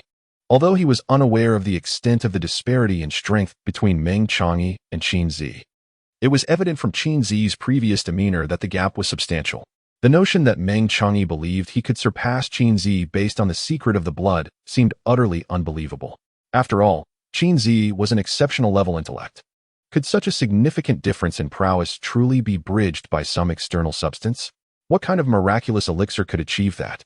After contemplating for a moment, Qin Zi remarked, "It seems my assumptions were correct. The primary function of this substance lies not in enhancing the power of the battle demon, but rather serves a different purpose altogether." After a contemplative smile, he remarked, "I am merely curious. As a master of profound realms, you must understand that at our level, there exists an inherent disparity between the wise and the martial. Moreover, my cultivation surpasses yours. Is there truly a divine elixir capable of bridging such a gap? Why not give it a try and see?" Meng Changyi stepped forward, twisting his neck, producing a series of audible cracks. However, the individual beside him retreated a few steps, seemingly disinclined to engage in the fray. This scene sparked a glimmer of insight in Qin Zi's eyes. What transpired next was utterly incomprehensible to Bai Jingqing. He merely sensed an intangible wave of energy emanating around Qin Zi, and suddenly, both he and Meng Changyi vanished from sight. Only Meng Changyi's companion remained, gazing intently at a certain spot, his eyes alight with intrigue. Such high-level combat unfolds with a subtlety that is almost imperceptible, Bai Jingqing mused. Yet, upon reflection, it was indeed reasonable. The commotion generated by battles of their caliber was already considerable. If confrontations between more formidable demons and demon tamers could not remain discreet, chaos would have long since engulfed the world. Reports of superhuman battles would have been rampant, impossible to suppress. What emotions would arise in people upon discovering the existence of such extraordinary beings? If these superhumans were benevolent, it would be one thing. But what if some were ruthless murderers? The despair among the populace would be palpable. Bai Jingqing pondered extensively, yet the conflict in the unknown realm was far from concluded. With time to spare, he turned to the person opposite him and inquired, "What do they call you?" The individual regarded him with surprise, seemingly baffled by his approach at such a moment. Was he audacious or merely fearless? The stranger smirked and replied, "You may call me number one." Number one? Bai Jingqing's eyes flickered with curiosity. The number one spirit master? The young man was indeed astute. Number one stroked his chin, contemplating whether to eliminate the opponent first. He had long harbored a desire to confront Bai Jingqing. In truth, it was he who had been tasked with dealing with Bai Jingqing, as he had been stagnating at the pinnacle of the spirit level for quite some time. If he could devour the mental energy of someone of equal wisdom, like Bai Jingqing, perhaps he could shatter his shackles and ascend to the coveted divine level. Divine-level wisdom demons are exceedingly rare in history. However, The reason he had yet to act was his trepidation, at least for the moment. Until Qin Zi was vanquished, he was hesitant to make a move. He was acutely aware of Qin Zi's formidable nature. Even though Meng Chang'e was currently preoccupied with detaining the opponent, and there was a possibility of defeating him, he could not ascertain what contingencies Qin Zi might have in store. Thus, he resolved to await the outcome or perhaps make an early exit. His apprehensions were not unfounded. At that moment, an invisible barrier of mental energy was safeguarding Bai Zhengqing. This had been covertly established by Qin Zi, who had discreetly informed Bai Zhengqing prior to his departure, which explained Bai Zhengqing's seemingly unwarranted attempt to engage the opponent in conversation. He sought to entice the other party into taking his life, intending to exploit the barrier laid down by Qin Zi to deal with that individual. However, it was evident that the opponent was not easily deceived. With a self-deprecating smile, Number 1 reflected on the adage that a person's reputation is akin to the shadow of a tree for the sake of his own life. It was prudent to tread carefully. He gazed at Bai Zhengqing, his eyes betraying a yearning sentiment. Noticing the silence from the other, Bai Zhengqing smirked and remarked, "If you remain silent, I shall take it as your tacit agreement." A spirit envoy, impressive indeed. I wonder if your organization has any other divine envoys? Number 1's lips twitched, and he chose to remain silent. Observing his demeanor, Bai Zhengqing chuckled heartily. It seems there are none. It stands to reason. Divine-level demon sages are not so easily found. You must be the leader of the apostles, am I correct? Although Meng Chang'e possessed greater strength, Bai Zhengqing did not perceive him as the leader of the apostles, nor did he regard Meng Chang'e as a demon. It was inconceivable for someone to achieve the position of deputy director of the Demon Investigation Bureau without being a demon. Surely, the apostle organization must have offered him some enticing advantages to persuade Meng Chang'e to take such risks. Thus, considering the codename of the individual before him, it was highly probable that he was indeed the leader of the apostles. However, if that were the case, the strength of the apostles was still somewhat below his expectations. Yet, even so, it was not within his current capabilities to contend against them. Number 1 did not respond to his remarks, but rather smiled and shifted the conversation. Why are you not curious about why only a few of us have come today? Bai Zhengqing was momentarily taken aback, and then a chill ran down his spine. A feint? Did the apostles have other objectives? His mind began to race, and he quickly lost his composure. At that moment, Number 1's subsequent words sent his heart plummeting. To be frank, while Meng Chang'e claims he has a handle on dealing with Qin Zi, I do not share his optimism. Therefore, I must keep a backup plan. To be honest, my target is you. What do you think I shall do? Bai Zhengqing instinctively thought of his mother. His mother, who had just arrived in Haiqing, was the perfect target for the apostles. If they held her life in their hands, Bai Zhengqing might very well surrender without resistance. However, this thought did not concern him in the slightest, for Qin Zi had already made arrangements. As the foremost strategist of the Demon Investigation Bureau, he could hardly overlook such a possibility. Bai Zhengqing then considered his colleagues at the Bureau. Though they were all demon masters, their abilities were rather average, making them susceptible to being captured by the apostles. However, since Bai Zhengqing had only recently arrived in Haiqing, why would the apostles assume that threatening his colleagues' lives would compel him to comply? Yet, demons were known for their principle of better to kill than to let go. So it was possible that Wu Na and the others might find themselves in peril. Whether Qin Zi had arranged for their protection remained a mystery to Bai Zhengqing.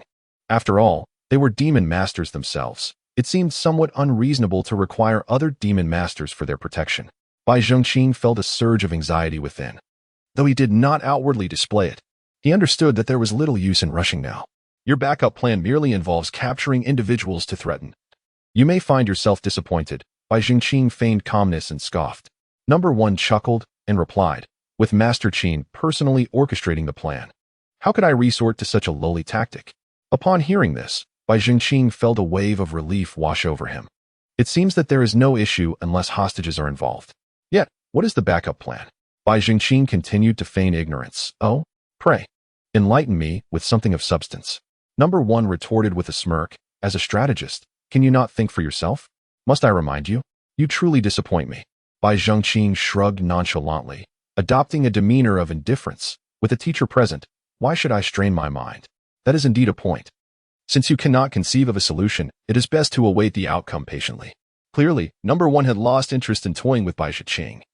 As further discourse held no value, he dared not approach to commit murder. The more he spoke, the more he would reveal himself, which was unnecessary.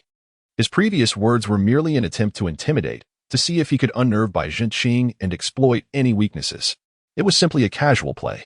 Since Bai Zhenqing was not falling for it, there was no point in further discussion. Bai Zhenqing stroked his chin, appearing contemplative. However, his thoughts were not on the opponent's potential backup plan, but rather on the secret of blood. In his understanding, a strategist of equal caliber would surpass a martial artist of mere intent, and given the earlier dialogue, it seemed that Qin Zi's realm was even superior to Meng Changyi's, indicating a significant disparity. Yet, Meng Changyi was no demon. How could he bridge such a gap? Was he perhaps using drugs? Could such substances be effective even on non-demonic beings? That would be astonishing. Or perhaps the apostle's original intention in developing such drugs was to transform ordinary individuals into demons. Such ambition would indeed be excessive. At this juncture, Bai Zhenqing suddenly grasped a vital realization. He had previously discussed with Wu Na the improbability of the higher-ups of the General Bureau being subverted, as all demon masters possessed formidable mental fortitude. Would Meng Changyi betray the Demon Investigation Bureau for the sake of so-called benefits? The answer was unequivocally negative. Yet, if such a drug could indeed be administered to ordinary individuals or demon masters, its side effects might lead to Meng Changyi's moral degradation. This would thoroughly elucidate the matter. As this thought crossed his mind, a chill coursed through Bai Zhenqing. What a remarkable and terrifying drug it must be. He even harbored doubts about whether the apostles, as a spiritual-level organization led by demons, could genuinely develop such a miraculous substance. The implications were deeply unsettling. At that moment, Bai Zhenqing felt a twinge of regret for being overly astute. The more he pondered, the more anxious he became. Suddenly, the air quivered, and the figures of Qin Zi and Meng Changyi gradually materialized. Bai Zhenqing turned to them, noting a trace of blood at the corner of Qin Zi's mouth, which inexplicably stirred concern within him. However, upon witnessing Meng Changyi's sunken chest, pallid complexion, and trembling form, he felt a sense of relief. It seemed that Qin Zi had ultimately triumphed. In that instant, Meng Changyi suddenly opened his mouth, and a torrent of blood gushed forth. Following this expulsion, his body ceased to tremble. Wiping the blood from the corner of his mouth, Meng Changyi regarded Qin Zi with a gaze laden with complexity. To my astonishment, Qin Zi, you have concealed your true self so deeply. This time, I concede defeat, but I shall certainly continue to learn from your remarkable skills in the future. With that, he swiftly seized number one and vanished in a blink. Just as Bai Zhenqing was about to inquire why Qin Zi did not pursue them, he suddenly observed Qin Zi slowly collapsing backward. Startled, Bai Zhenqing rushed to support him. "Teacher, what is the matter with you?" Bai Zhenqing asked in a panic. He had not anticipated that Qin Zi was so gravely injured. It was evident that he had been forcing himself to stand. Blood trickled from the corner of Qin Zi's mouth, and as he attempted to speak, more blood gushed forth, rendering him unable to utter a word. "Do not speak yet," Bai Zhenqing instructed, hastily carrying Qin Zi toward the pedestrian street, where police and medical personnel awaited in the shadows. In the hospital, as he paced anxiously before the bed where Qin Zi lay unconscious and pale, Bai Zhenqing felt a profound unease. This incident was far more serious than he had anticipated, and he could not comprehend why Qin Zi would push himself to such an extent. Given Qin Zi's intellect, Bai Zhenqing believed he should have had more comprehensive arrangements in place rather than resorting to a desperate confrontation. Could it truly be that he was overly arrogant? Bai Zhenqing found it hard to accept this conjecture. As a master strategist, he indeed had the merit to be proud, but to label him as arrogant seemed implausible. What, then, had led to this predicament? As he continued to wander in confusion, a robust figure appeared at the door of the hospital room. Turning to look, Bai Zhenqing was surprised to see Duan Tianya had arrived. Even he was stirred by this incident. It was clear that matters had escalated significantly. Duan Tianya strode into the room, and, upon seeing Qin Zi lying quietly on the bed, let out a slight sigh. "Teacher, do you know something?" Bai Zhenqing inquired immediately upon noticing Duan Tianya's sigh. If he were unaware of the underlying circumstances, such a reaction would be unexpected. Duan Tianya took a seat on the nearby sofa and gestured for Bai Zhenqing to join him. "Come sit." Bai Zhenqing obediently approached and sat down. His curious gaze fixed on Duan Tianya as he awaited enlightenment. Instead of discussing Qin Zi's situation right away, Duan Tianya patted Bai Zhenqing's hand and remarked with gratification, "You have broken through to the Qi essence level?" Bai Zhenqing nodded in affirmation. "Excellent. Truly commendable, my student." Duan Tianya exclaimed with hearty laughter. Before Bai Zhengqing could respond, a fit of coughing interrupted their conversation. Ahem. Qin Zi had awakened. He turned his head and spoke with a hint of irritation. Must you be so loud? Are you not allowing me to sleep in peace? Duan Tianya, taken aback, found himself momentarily speechless. Even in such a condition, he still had the presence of mind to jest. With a wry smile, Duan Tianya replied, in your current state, you still have the energy to quibble? Qin Zi chuckled, but his expression quickly changed to one of pain. Ouch. It was evident that the pain from his wounds had intensified. After a brief pause, he added, what you just said was incorrect. Xiaobai is now my student and has no ties to you, old man. Do you really have the leisure to argue about this? Duan Tianya was left utterly speechless. Bai Zhengqing observed as the two began to bicker, leaving him to sit quietly to the side, his gaze fixed on the floor, pretending to have seen and heard nothing. However, the ensuing dialogue between them completely captivated his attention. Enough of the trivialities, let us discuss your insights, Duan Tianya interjected, cutting through their meaningless exchange and steering the conversation toward the crux of the matter. Qin Zi also adopted a more serious demeanor. The strength has significantly increased. The mental energy awakened within the blood is quite formidable. Duan Tianya narrowed his eyes, lost in thought. Yet, Bai Zhengqing was taken aback by this revelation. Mental energy within the blood? Could this be the secret of the blood? Is it possible that the consumption of that potion could awaken such mental prowess? This is utterly astonishing.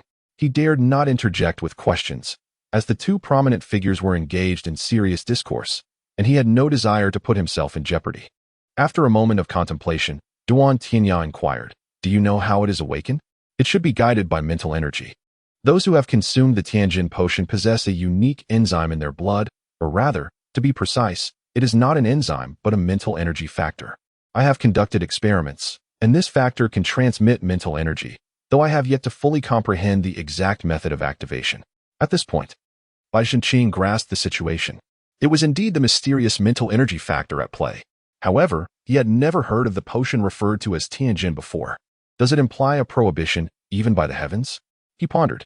Upon hearing this, Duan Tianya's eyes flickered with uncertainty. Do you think it is possible for us to eliminate its side effects? Are you suggesting the consumption of Tianjin? Qin Zi asked, squinting. Duan Tianya did not conceal his intentions, nodding in agreement. If we could eliminate the side effects, it would become a formidable asset for our Magic Investigation Bureau. He found it difficult to fathom the extent of power he might possess after consuming Tianjin and undergoing activation. Perhaps he could even enter that realm. Qin Zi shook his head, dispelling the notion. It would likely be quite challenging. If it were truly possible to negate those side effects, the apostles would have succeeded in their research long ago. However, it could serve as an interesting topic for study. Duan Tianya felt a tinge of disappointment but continued, this is feasible, however. We must keep this matter confidential until the side effects are resolved. Otherwise, he left the thought unfinished, yet everyone present understood the implication. He feared that someone within the Magic Investigation Bureau might succumb to the temptation of the potion, leading to dire consequences. Excessive consumption of such a drug could transform one into a heartless killing machine. At that moment, Bai Zhengqing, filled with curiosity, asked, Master, did you discover the secret of the blood long ago? It had only been a few days since they and Haiqing uncovered the issue with the blood. But judging by Qin Zi's demeanor, he seemed to have been investigating this matter for quite some time, which was unexpected. Qin Zi rolled his eyes. Do you think you are the only one to uncover the secret of the blood? Similar situations had arisen elsewhere long before. Now, Bai Zhengqing understood. The similar cases in other locations must have drawn Qin Zi's attention, leading him to unravel the secret of the blood. In essence, their discovery was merely a serendipitous occurrence. No wonder Qin Zi, fully aware of the presence of a traitor within the headquarters, still instructed them to escort Gu Xiaomin and her companion back to the capital. For he harbored no apprehension regarding the devil's cunning. His impulsive decision to retain the blood sample ultimately led to a perilous situation. Contemplating this, Bai Zhengqing lowered his head in bitterness. In a certain sense, Chen Mo's demise was a consequence of his actions, leaving him unsure of how to face his colleagues upon returning. Qin Zi, discerning his thoughts, offered words of solace. There is no need for you to blame yourself. The disparity in information can easily lead to such circumstances. Just be more vigilant in the future. Bai Zhengqing nodded silently, his spirits still low. Yet reason began to restore his composure gradually. With this topic concluded, Their conversation shifted to the true cause of Qin Zi's grievous injuries. The reason was rather straightforward. He had overstepped his bounds. Qin Zi had been at the pinnacle of excellence for some time, seeking to reignite his fighting spirit through this battle and possibly uncover an opportunity for breakthrough. However, it was evident that he had underestimated his opponent while overestimating his own comprehension. Nevertheless, Qin Zi was not one to recklessly place himself in perilous situations. From their discussion, it appeared that Duan Tianya had provided him with an item of significant protective value, though Bai Zhengqing remained unaware of its specifics. In truth, Duan Tianya had arrived in Haiqing a couple of days prior. His mission during this operation was to oversee the Demon Investigation Bureau while covertly safeguarding Wu Na, her companions, and Bai Zhengqing's mother. Thus, Qin Zi harbored no concerns for their safety. Furthermore, as the first-ranked individual had indicated, their faction had not dispatched anyone to abduct them. With this clarity, Bai Zhengqing felt a sense of relief wash over him. Yet, a lingering doubt plagued his mind. Teacher, the apostle who accompanied Meng Changyi mentioned that he had left a contingency plan for this operation. What do you think it could be? Bai Zhengqing inquired earnestly of Qin Zi. Qin Zi responded with an exasperated roll of his eyes. I am gravely injured and still recovering. Do you truly expect me to exert my mind on this matter? Bai Zhengqing found himself at a loss for words. You seemed quite engaged in your banter with Director Duan moments ago. Realizing his mentor was unreliable in this instance, he resorted to independent contemplation, though he struggled to conceive what further contingency plan might exist. At that moment, Duan Tianya interjected, since they have mentioned a backup plan.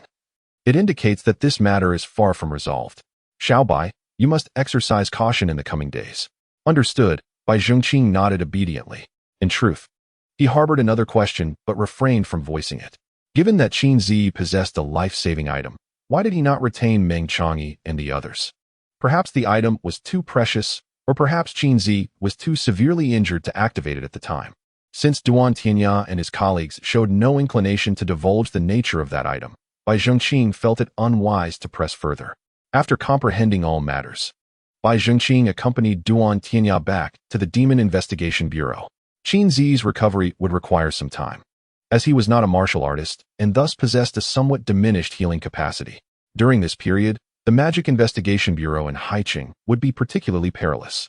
Consequently, Duan Tianya decided to remain stationed in Haiqing for a while. Inside a modest room, Meng Changyi sat cross-legged on a bed, cultivating his energy to heal his wounds. His battle with Qin Zi had inflicted more internal injuries, characteristic of the assault style of the Jishu. However, with his formidable physical constitution, he was confident that he would fully recover in just a few days. At that moment, Number 1 entered the room. Meng Changyi opened his eyes and inquired, "What is your plan moving forward?" Number 1 chuckled softly. "Oh, we shall simply wait for them to fall into our trap." A flicker of brilliance ignited in Meng Changyi's eyes. In a small hotel near the Magic Investigation Bureau, Duan Tianya sat upright on a sofa, discussing the forthcoming arrangements with Bai Zhengqing and Wu Na. My whereabouts must remain confidential. You are not to disclose them. Understood, Wu Na and Bai Zhengqing replied in unison. Additionally, the apostles are a dangerous cancer. During this time, you must exert extra effort to identify and eliminate those pests. Yes, this task was no easy feat, as their leads regarding the apostles had nearly run dry. Naturally, Duan Tianya could not dismiss the matter lightly.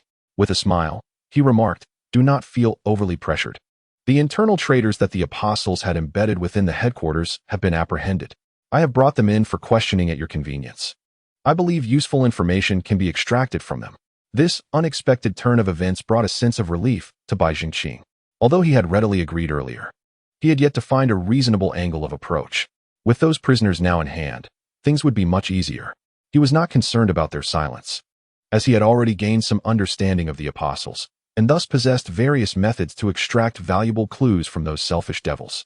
While this incident did not result in the direct elimination of Meng Changyi and Number 1, Bai Zhengqing had nevertheless slain a high-level demon, and coupled with his previous achievements, he swiftly ascended a rank to the position of lieutenant. Such an acceleration and promotion was akin to riding a rocket, leaving several members of the Haiqing Magic Investigation Bureau astonished and envious. Indeed, it was a case of outshining others leading to their demise. Just as Bai Zhengqing had anticipated, the traitors, under his coercive persuasion and cunning tactics, confessed everything. They had entered the headquarters through Meng Changyi's arrangements, indicating that he had been compromised long ago. According to their testimony, the reason behind Meng Changyi's defection was precisely as Bai Zhengqing had surmised. It involved a mysterious substance. Meng Changyi had a penchant for dining at private chefs, frequenting a specific restaurant. The apostles had surreptitiously administered the substance to him over time at that very establishment before approaching him. By then, Meng Changyi had undergone a significant transformation. Upon learning that the substance could enhance the mental power within his blood, thereby augmenting his strength, Meng Changyi readily consented. As for the origins of the drug's formulation, they were entirely unaware. According to their accounts, on a certain day over a year ago, the first individual unexpectedly revealed a particular formula and distributed it to all groups, which included detailed material ratios and preparation methods. At that time, the official members of those groups memorized the formula before destroying it. Thus, they were unable to locate the formula within the vault of the startled wolf. However, with the presence of these few individuals, acquiring the formula became a trivial task. The preparation of the potion was not particularly challenging, yet Bai Zhengqing was astonished to discover that, in addition to panda blood, the formula required a specific ingredient, the blood of a virgin, and it must be the blood of a panda blood virgin. This revelation clarified for Bai Zhengqing why their victims were exclusively young maidens. There was indeed an additional factor involved. Previously, they had overlooked this detail, as it did not pertain to a case of sexual assault, and with a defined method of murder, one would hardly suspect such a connection. With this insight, Bai Zhengqing and his team began to narrow down their target range. While the number of panda blood possessors was not insignificant, the requirement that they be women and specifically virgins greatly simplified their search. Controlling the apostles' acquisition of panda blood proved challenging for the Demon Investigation Bureau, but they could exert effort to regulate the intake of this specific ingredient. Based on the list of panda blood donors provided by the Blood Center, the Bureau collaborated with the police to meticulously screen the individuals, ultimately narrowing the pool of panda blood virgins across the entire Xia country to approximately 100,000. In Haiqing, however, there were only a few hundred. They communicated this situation to all global branches of the Demon Investigation Bureau, coordinating efforts to thwart the apostles. Additionally, leveraging police resources, they discreetly monitored all target demographics. Should another incident of demonic attack occur, they would trace the leads to unearth the apostles. Naturally, they might only have one opportunity. Currently, the apostles remained unaware that their knowledge of the ingredient had been discovered. However, should a single operation fail, they would become cautious. Furthermore, Bai Zhengqing and his team gleaned from these individuals the complete structural hierarchy of the apostles. The leader of the apostles was the first spirit envoy, who not only managed the other 3 envoys but also commanded a 10-member group of chaotic enforcers. Additionally, Group 1 fell directly under the first envoy's supervision, while Groups 2, 3, and 4 were overseen by the second spirit envoy, and Groups 5, 6, and 7 were managed by the third envoy. Previously, Bai Zhengqing and his team had eradicated Groups 8, 9, and 10, along with the fourth spirit envoy. This indicated that the apostles still possessed a total of 96 demons, a formidable force indeed. While this number paled in comparison to the global tally of demon hunters, if they acted in unison, local demon investigation bureaus would be utterly incapable of countering them. This reality weighed heavily on Bai Zhengqing's mind. Of course, he was not alone in his concern. All who comprehended the apostles' strength shared his apprehension, as the current circumstances suggested the apostles were situated within Haiqing. However, when Bai Zhengqing reported this matter to Duan Tianya, he found that the former mentor appeared rather indifferent. Just focus on your own tasks. There is no need for you to concern yourself with other matters, were the exact words spoken to him by Duan Tianya at that time. From this passage, Bai Zhengqing has always sensed that Duan Tianya seems to be concealing something from him. However, he also understands that his own rank and strength are insufficient, making it unnecessary to worry excessively. Thus, he chooses to concentrate his efforts on the case, focusing on those drug leads, as they represent the sole clue for capturing the apostolic demons. Duan Tianya visits the hospital to see Qin Zi, who is now able to stand and walk. Although an intelligence master's physique may not rival that of a martial master, it is still significantly superior to that of an ordinary person. Especially for a high-level intelligence master like Qin Zi, his formidable mental prowess enhances his physical body, making him even stronger than a typical martial master of the same rank. Observing Qin Zi performing rehabilitation exercises in the recovery room, Duan Tianya chuckles, remarking, "Look at you now." Qin Zi smirks, disdainfully retorting, "What do you know? Even though I didn't break through directly this time, I still gained quite a bit. Just wait until I shatter that glass ceiling. Then you'll see how I deal with you." The sight of his smug demeanor almost provoked Duan Tianya to deliver a solid reprimand. But out of consideration for Qin Zi's status as a patient, he restrained himself. "Enough of this banter," he said. "I came to inform you that we have yet to pinpoint the whereabouts of number 1 and Meng Chang'e." As Qin Zi maneuvered back and forth on the parallel bars, he displayed no signs of surprise at Duan Tianya's words, as if he had anticipated such a situation. "This is a crucial period. They won't reveal themselves easily. Just keep a close watch on those minions of the apostles. Whenever they plan a significant operation, they will require manpower," he casually remarked. Since entering Haiqing, Qin Zi had already placed the apostolic individuals under surveillance, which is why he ventured alone to the assassination attempt on Walking Street. He was fully aware of how many people the other side had mobilized. He did not share this information with Bai Zhengqing, partly to test the young man's courage and partly to foster mutual trust. Only by fully believing in his mentor could Bai Zhengqing ascend to greater heights. "Oh, by the way, your whereabouts have not been exposed, have they?" Qin Zi inquired nonchalantly. Duan Tianya shook his head, responding, "No, I haven't disclosed anything to anyone. I merely said I was in seclusion." "That's good," Qin Zi said, considering the topic concluded. He then shifted to a new subject. "And what about the individuals behind the apostles? You deliberately let them go last time. Did you gain any insights?" These matters were orchestrated by Qin Zi, and he was genuinely unaware of their progress. This was the true reason why he had possessed the treasure yet chose not to detain the two individuals. Qin Zi shot him a glance and rolled his eyes, saying, "Do you think such matters are easily resolved? Those old tortoises have been hiding for so long. Do you really believe they would reveal themselves so easily? What are you thinking?" Duan Tianya was nearly exasperated. Why could this person not communicate in a straightforward manner? Suppressing his anger, he asked in a low voice, "You haven't made any gains at all? That is unlike you." After completing a set of rehabilitation exercises, Qin Zi was slightly breathless. He gradually walked over to a nearby chair and sat down, wiping the sweat from his brow with a towel. Duan Tianya followed suit, seating himself beside him. After a brief pause, Qin Zi finally spoke. "There has certainly been some gain." Upon finishing this statement, he fell silent, leaving Duan Tianya feeling quite anxious. Sensing his agitation, Qin Zi continued, "Not long after they departed, my team detected unusual frequency bands emanating from the wind erosion satellite. You understand what that implies?" Duan Tianya certainly grasped the implication. It indicated that the individual known as No. 1 had used a satellite phone to report back to their superiors. Although satellite phone conversations are not easily intercepted, capturing certain signal bands is not particularly challenging. Upon hearing this, Duan Tianya's heart skipped a beat. The wind erosion satellite? Isn't that exclusively used by those retired old-timers? He remarked in a low voice. Qin Zi remained silent, merely narrowing his elongated eyes. Duan Tianya recognized the gravity of the situation. If any issues arose among that group, it could unleash a tremendous storm across the entire Xia nation. Qin Zi seemed to read his thoughts. He raised his hand and patted his old partner on the shoulder, casually stating, "The current situation is certainly better than being completely in the dark, wouldn't you agree?" Duan Tianya nodded in agreement.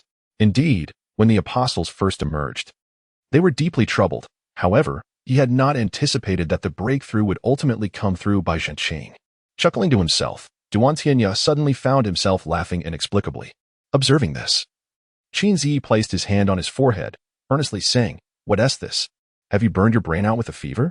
Duan Tianya's smile froze on his face. "Have you ever heard of a peerless martial artist catching a fever? Are you looking for a fight?" Not wanting to engage further, Duan Tianya rose and walked away without a backward glance. His purpose for coming had been fulfilled. As for what followed, he would leave it for Qin Zi to ponder. After his departure, Qin Zi's smile gradually faded, replaced by a deep furrow in his brow. "This is troublesome," he murmured softly before standing up and leaving the rehabilitation room.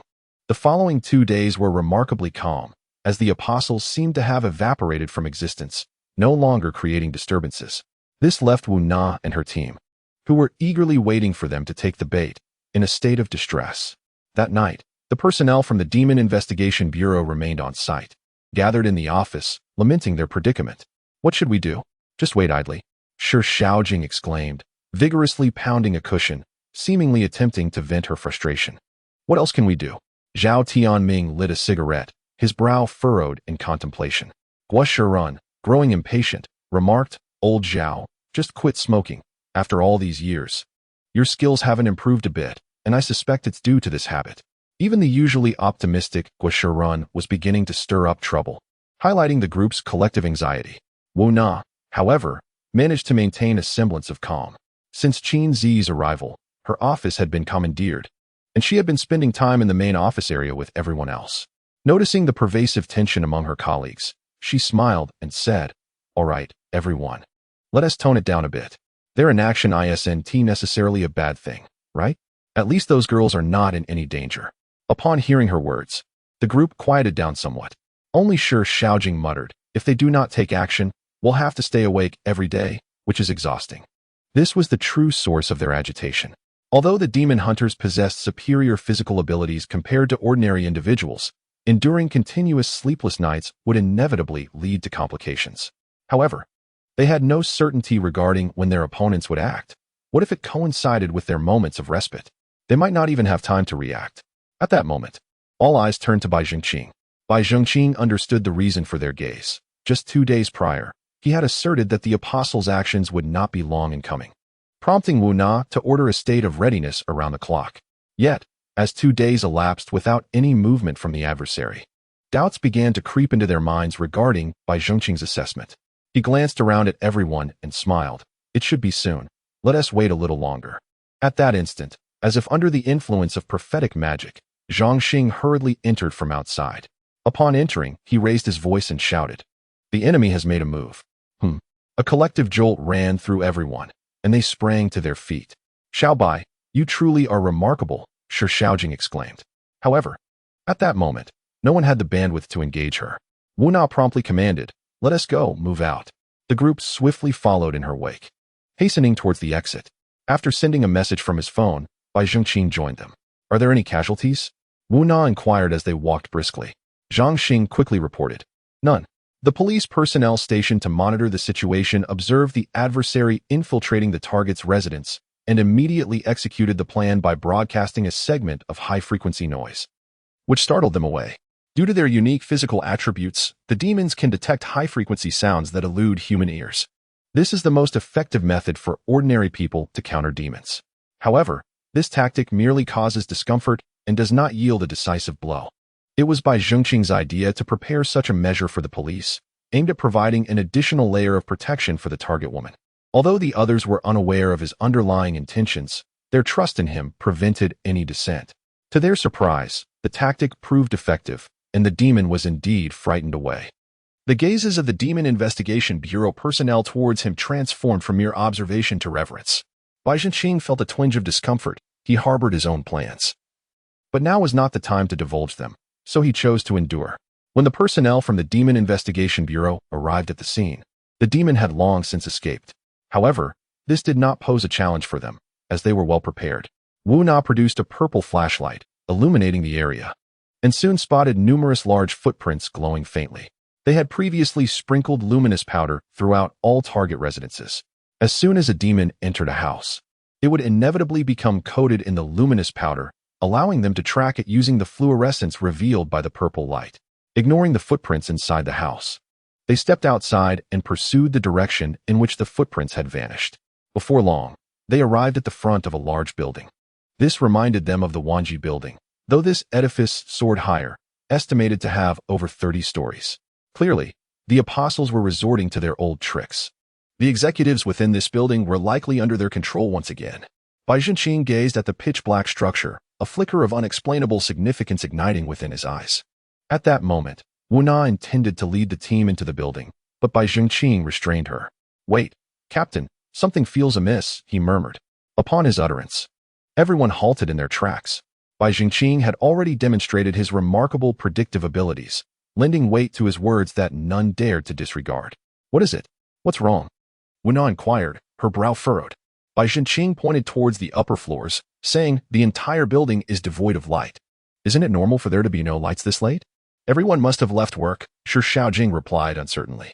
Bai Zhengqing shook his head. Even if no one is working late, typically, buildings will still have some lights illuminated in the corridors for the convenience of security patrols. This building is too dark. It seems not a single light is on, which is suspicious. His words heightened everyone's vigilance. Wuna contemplated for a moment and suggested, "Should I go in first to take a look?" As the captain, she felt it was her responsibility. "No, that's too dangerous." It was clear Bai Zhenqing had no intention of allowing her to indulge in personal heroism. They were already living on the edge. There was no need to invite unnecessary risks. "Then what do you propose we do?" Wuna asked. At that moment, Bai Zhenqing appeared more like their leader, and the others seemed to share his sentiments. Bai Zhenqing surveyed the surroundings before responding. "First, inform General Duan to send reinforcements. Additionally, let us conduct a perimeter check around the building to see if that devil has slipped away from another direction." His tone grew more assertive, and while Wu Na felt puzzled, she dismissed her concerns and began arranging their actions. Just then, 8 figures suddenly leaped from the rooftop of the building. This was over 30 stories high. Even a high-grade devil could not leap from such a height unscathed. Clearly, these individuals possessed far greater strength. Bai Zhenqing immediately spotted them and shouted, "Retreat!" The members of the Demon Investigation Bureau did not hesitate, swiftly retreating. At that moment, figures began to emerge rapidly from within the building. With a series of thuds, they landed, and the personnel of the Demon Investigation Bureau displayed expressions of sheer terror. They recognized that these figures were all devils. In mere moments, a horde of over 100 devils had appeared. What a terrifying sight. Even the experienced Wu Na could not help but gasp in shock. Were they initiating a war? 100 devils were enough to obliterate a city. At that moment, she realized that the devil targeting their assassination was merely a diversion, intended to lure them into a trap where they would be captured en masse. They were attempting to ensnare the devils, but the devils had turned the tables on them. It was utterly horrifying. At this point, she still did not comprehend that the adversary's true target was none other than Bai Zhenqing himself. Bai Zhenqing was acutely aware of this fact. He abruptly halted his retreat, casting a distant gaze upon a line of demons shrouded in darkness, a peculiar smile gracing his lips. The distance between them rendered the demons incapable of discerning his expression. At that moment, the demons methodically parted, allowing 2 figures to emerge from the midst. Bai Zhenqing focused intently and immediately recognized them. "Number 1 and Meng Chang'e," he exclaimed. "Vice President Meng, how fortunate to see you well." Upon hearing this, Number 1 furrowed his brow, a sudden foreboding stirring within him. Meng Chang'e felt utterly perplexed. How could one possess such audacity, remaining so composed in the face of this situation? At that instant, Wu Na and her companions also sensed Bai Zhenqing's anomaly and halted in their tracks. Ignoring his comrades, Bai Zhenqing steadily approached the gathering of demons. As he walked, he remarked, "Apostle Boss, Number 1 Spirit Master, is this your trump card? Utilizing an insider from the headquarters to divulge information and bait me?" The moment these words left his lips, Number 1's heart raced, and he bellowed, "Retreat." Without hesitation, Meng Chang'e seized him, intending to flee. Yet it was too late. A terrifying aura enveloped everyone present, suffocating the demons and rendering them breathless. At the epicenter of this oppressive force, Meng Chang'e found himself firmly rooted in place. Overwhelmed by dread, he already knew who had arrived. Yet, how could this be possible? In the dark of night, the scant stars offered a glimmer of illumination. Suddenly, the sky appeared to ignite, engulfed in flames. A towering figure emerged from the raging inferno, and as he revealed himself, silence fell over the scene. Even Bai Zhenqing, who had braced himself for this moment, was taken aback by the spectacle. It was undeniably magnificent. Duan Tianya descended step by step from the air as though traversing an ordinary staircase, with a tempest of angry flames trailing behind him. Upon landing, he cast a cold glance at the 100 or so demons and let out a disdainful snort. How foolish, facing 100 demons alone. His audacious demeanor sent heartbeats racing among Wu Na and her companions. It was incredibly impressive, utterly formidable. Bai Zhenqing was the first to react, hastening to Duan Tianya's side. "Master, you have finally arrived. Had you delayed any longer, my life would have been in jeopardy. Be gone. I saw you acting quite brazenly a moment ago.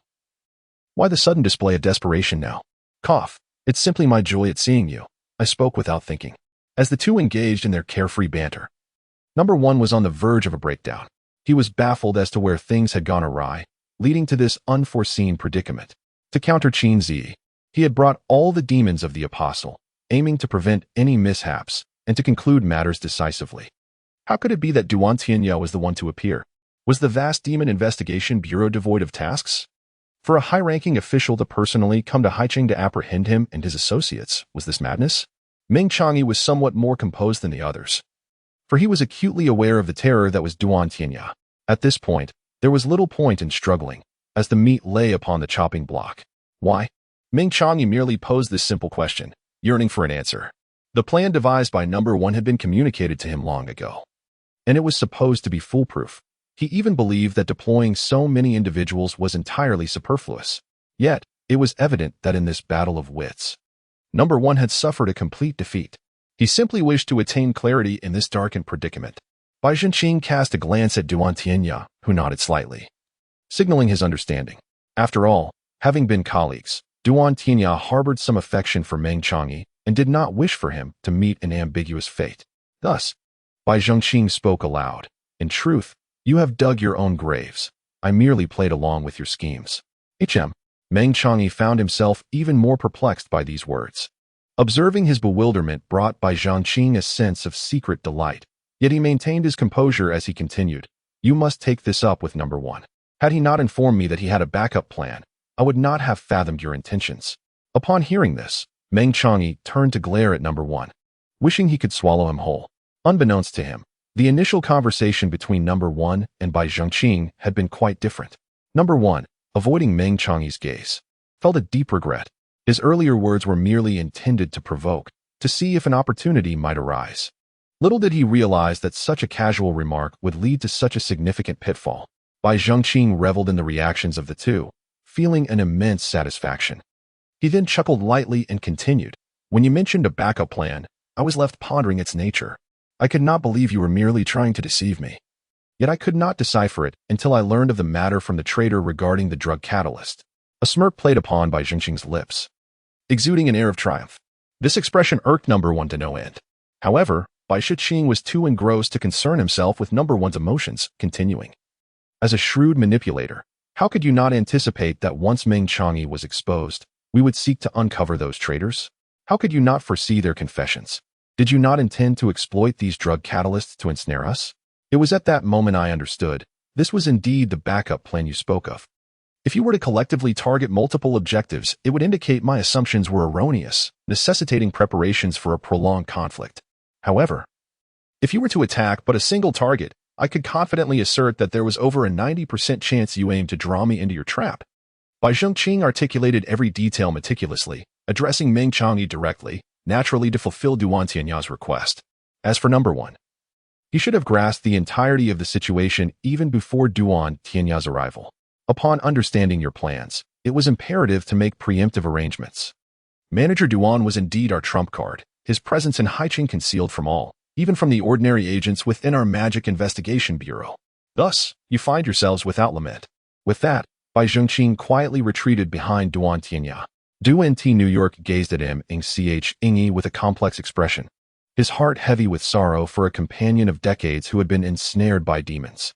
However, the irreversible side effects of the drug left him powerless to save his friend, compelling him to take the tragic step of ending Ming's life with his own hands. Ming's eyes reflected a cold detachment as he addressed Du-Nt New York. Is it wrong to pursue power? You know how envious I am of your ability to wield such destructive force. For years, I have sought countless ways to enhance myself, yet my potential has been exhausted. I can only watch as you bask in glory, and I cannot accept that I, Ming must remain beneath you, Du-Nt New York. This world is unjust. Listening to his old friend's poignant words, Du-Nt New York inhaled deeply, realizing that Ming was too far gone, beyond salvation. I will take good care of your family, he assured, before pressing down with his hand. Ming's body emitted a series of sickening cracks as his bones dislocated, and he soon collapsed to the ground like a puddle of mud. Ming was no more. Du-Nt New York coldly observed the unfolding scene, and with another press of his hand, the surrounding demons shattered into a gruesome array of flesh and blood. Only one, designated as number one, remained. Du-Nt New York had no intention of killing him, as he still held value. This operation was nothing short of flawless. The Demon Investigation Bureau had dismantled such a vast organization of demons without losing a single soldier. It was an event significant enough to be recorded in the annals of Haiqing's history. The members of the Haiqing Demon Investigation Bureau were filled with excitement. Although it was NT New York who had struck the final blow, they took pride in their shared success. Life seemed to return to a semblance of tranquility. Following the resolution of the Apostle case, NT New York escorted the imprisoned number 1 back to the capital's headquarters. After regaining his strength, QNZY began attending to matters at the Demon Control Division, while the others at the Haiqing Bureau found themselves with little to occupy their time. News of the Apostle's downfall in Haiqing had spread throughout the demon community, deterring any would-be criminals from attempting to operate in the city. Yet amidst the idleness, Bizhngq remained industrious, delving into the investigation of his father's case. Armed with a witness list from years past, he visited each individual on the list. But after days of inquiries, he found himself at a standstill. Noticing his relentless dedication, WN joined the investigative efforts, despite having already questioned many of the same people. Their shared desire to solve the case aligned their motivations. Well, let's conclude for today. There are still about 10 more to go. We aim to finish within 2 days.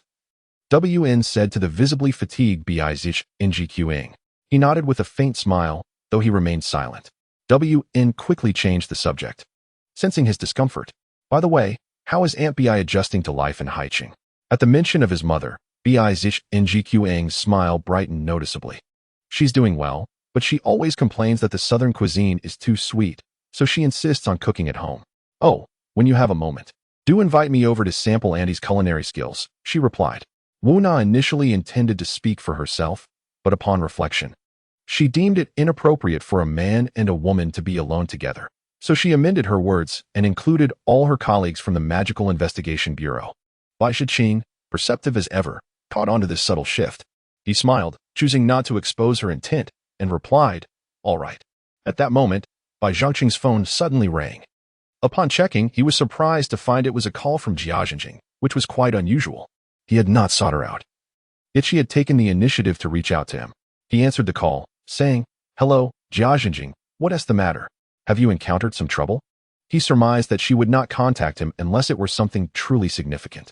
Indeed, on the other end of the line, Jiazhenjing spoke hurriedly, "Brother Bai, come quickly to rescue me, please." Then the call abruptly cut off. Bai Shiqing immediately redialed, but no one answered. Realizing that something was amiss, he turned to Wuna and said, "Captain, a friend of mine may be in danger. Could you assist me in locating her through the police?" Wuna had also heard the cry for help during the call and recognized the urgency of the situation. Without hesitation, she pulled out her phone to contact Ma Mingyuan. They then made their way directly to the police station. The technical team swiftly pinpointed Jiazhenjing's phone location. Astonishingly, it was in Haiqing.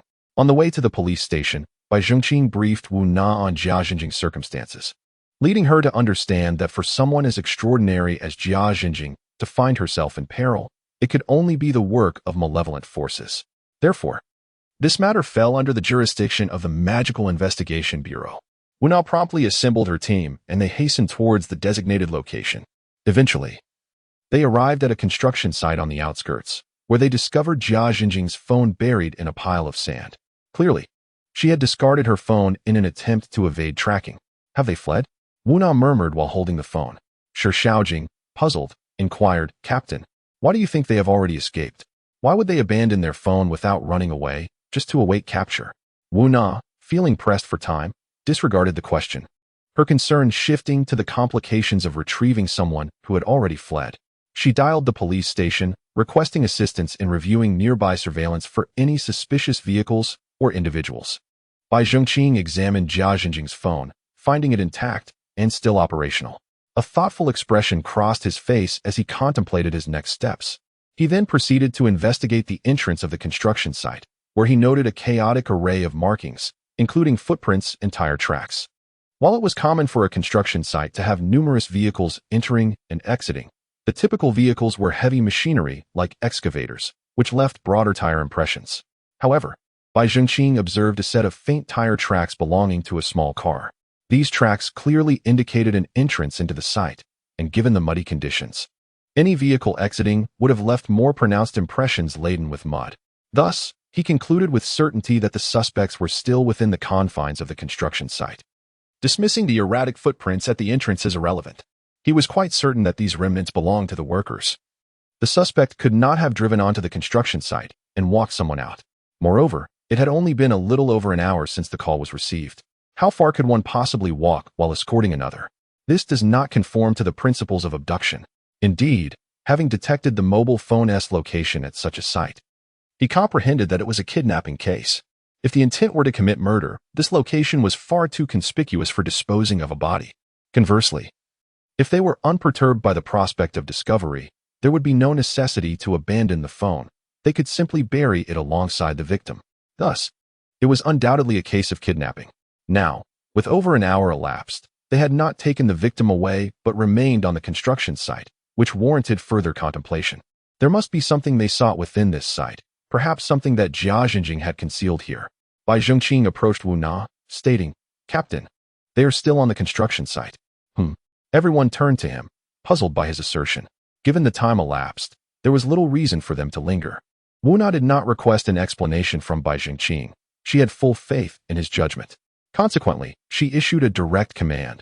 Guozi will team up with me, while Xiao Bai and Lao Zhao will form another group. Let us search separately, but remain cautious. The capabilities of the adversary remain unclear. Upon discovering them, regroup before taking action. Xiao Jing, stay by the entrance. If anyone attempts to flee, sound the alarm immediately.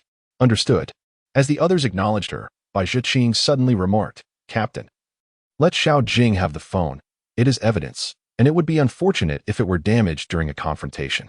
Wu Na cast him a skeptical glance but complied, handing over Jia Jinjing's phone. Soon, the two groups ventured into different directions. Bai Zhengqing proceeded slowly, his mind occupied with a particular thought. The construction site was eerily deserted. This was unusual. Where had all the workers gone?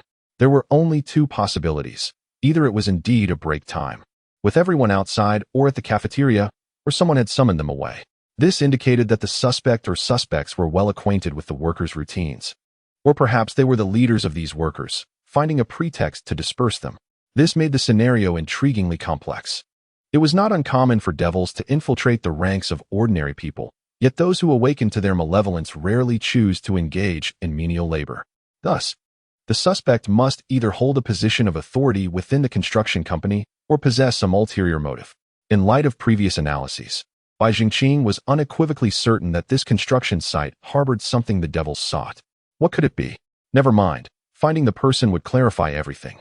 At that moment, Bai Zhengqing glanced towards the distant construction site gate, taking note of the name Tian'an Construction Company before descending underground with Zhao Tianming. The structure had risen several stories, rendering the underground dimly lit. Fortunately, some temporary work lights were illuminated, allowing them to discern their surroundings. After taking only a few steps into the underground, Bai Zhengqing halted Zhao Tianming. He raised a finger to his lips, signaling Zhao Tianming to remain silent. Then he crouched down to inspect the ground, noting several fresh footprints. Clearly, these marks had been left recently. While the footprints on the surface dried quickly under the sun, the damp earth beneath made it more challenging for them to vanish. Zhao Tianming followed suit, squatting to observe the peculiarities, and after a shared glance of understanding, they stealthily retreated. Once they reached the surface, Zhao Tianming promptly dialed Wu Na's number. It wasn't long before Wu Na and Guo Shiren arrived. After the four regrouped, Bai Zhengqing briefly outlined the situation, and they quietly descended once again. Moving with utmost caution, they followed the footprints until they found themselves in a dimly lit room where the suspects were present. There were 3 individuals in total, and Jia Jinjing had already been bound and rendered unconscious on the floor. Wu Na and the others refrained from acting impulsively, choosing instead to observe from outside the room. At that moment, one of the henchmen whispered to the leader, "Boss, it seems quiet outside. Those people must have left, right?" The leader, a large man with notably thick eyebrows, glanced at his phone, raised an eyebrow, and replied in a hushed voice, "Don't rush, they are still at the entrance." Upon overhearing this, Bai Zhengqing's heart sank. His suspicions were confirmed. The phone had been equipped with surveillance devices, likely for tracking their movements. How cunning. Fortunately, he had noticed the phone had not been powered off earlier, which made him cautious. At that moment, Wu Na also realized the gravity of the situation and looked at Bai Zhengqing with astonishment. The more she got to know him, the more enigmatic he seemed. Truly, he was a remarkable strategist. Wu Na couldn't help but reflect inwardly. Just then, another henchman remarked, "Why aren't they leaving yet?" "Boss, didn't you say that by leaving this kid's phone behind, They would assume we had fled? The burly leader smacked the henchman on the head and replied, "Mind your tongue." Yet, after saying this, he appeared somewhat perplexed. According to the information he had received, there was a wise strategist in Haiqing's Demon Investigation Bureau, which should have easily led them to suspect their departure. What had gone awry? The issue, of course, was that he had underestimated the strategist's capabilities. Meanwhile, another henchman quietly inquired, "Boss, where do you think that item could be hidden?" The leader shot him a glare, saying, "How would I know? If I knew, why would we bother capturing him?" The item? Just as I predicted, Bai Zhongqing thought to himself, nodding internally. He realized that aside from the leader's slight cunning, the other two appeared rather foolish, likely not possessing any significant intelligence. Although the leader had some wit, he was far from being a true mastermind. This made things easier. Bai Zhongqing exchanged a glance with Wu Na and signaled with his hands. Wu Na nodded in agreement. On the count of 3, the 4 of them darted out swiftly. Bai Zhongqing's target was the leader, while Wu Na engaged one of the henchmen, leaving the other to Zhao Tianming and Guo Shiren. When the 4 of them sprang out, they startled each other, and within a fleeting moment, Bai Zhongqing and his companions swiftly subdued the 3. Their strength was inherently lacking, with the leader barely reaching a high level of surprise. Thus, they were no match for Bai Zhongqing and his team. However, upon being captured, they were still somewhat dazed, unaware of what had gone awry. After handcuffing the trio, Bai Zhongqing stepped forward and gently tapped Jia Zhenjing. "Hey, wake up." Jia Zhenjing stirred awake. Upon opening his eyes and seeing Bai Zhongqing, joy surged within him, and he excitedly exclaimed, "Boss Bai, you finally came to rescue me. Be careful. Those people are not easy to." Before he could finish, he noticed that those very individuals were already handcuffed. Awkwardness ensued. He had not anticipated that the seemingly invincible demons would be so easily subdued by Bai Zhongqing and his companions. At this moment, he found himself perplexed by Bai Zhongqing's true strength. Yet, this was inconsequential. The essence was that he had been saved. As Bai Zhongqing untied him, he teased, "What brings you back to Haiqing? Were you afraid I would specifically come to find you?" Jia Zhenjing chuckled awkwardly and replied, "How could that be? My hometown is in Haiqing. I had to return eventually."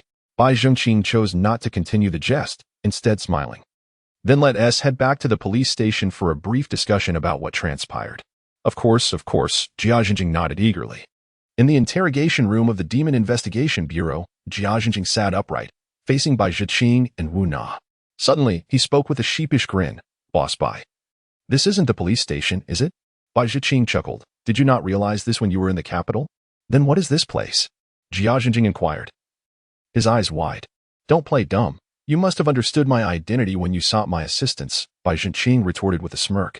At this moment, Jia Zhenjing felt genuinely embarrassed. "Well, I know a little. I heard it from someone else, but I don't know if it's true," he said while rubbing his hands together. At that moment, Bai Zhongqing suddenly changed his demeanor, a chilling expression crossing his face as he asked, "Do you still have contact with other demons?" Most information regarding the identities of the Demon Investigation Bureau personnel is typically known through demons, as ordinary people are generally unaware of their existence. Jia Zhenjing immediately shook his head. No,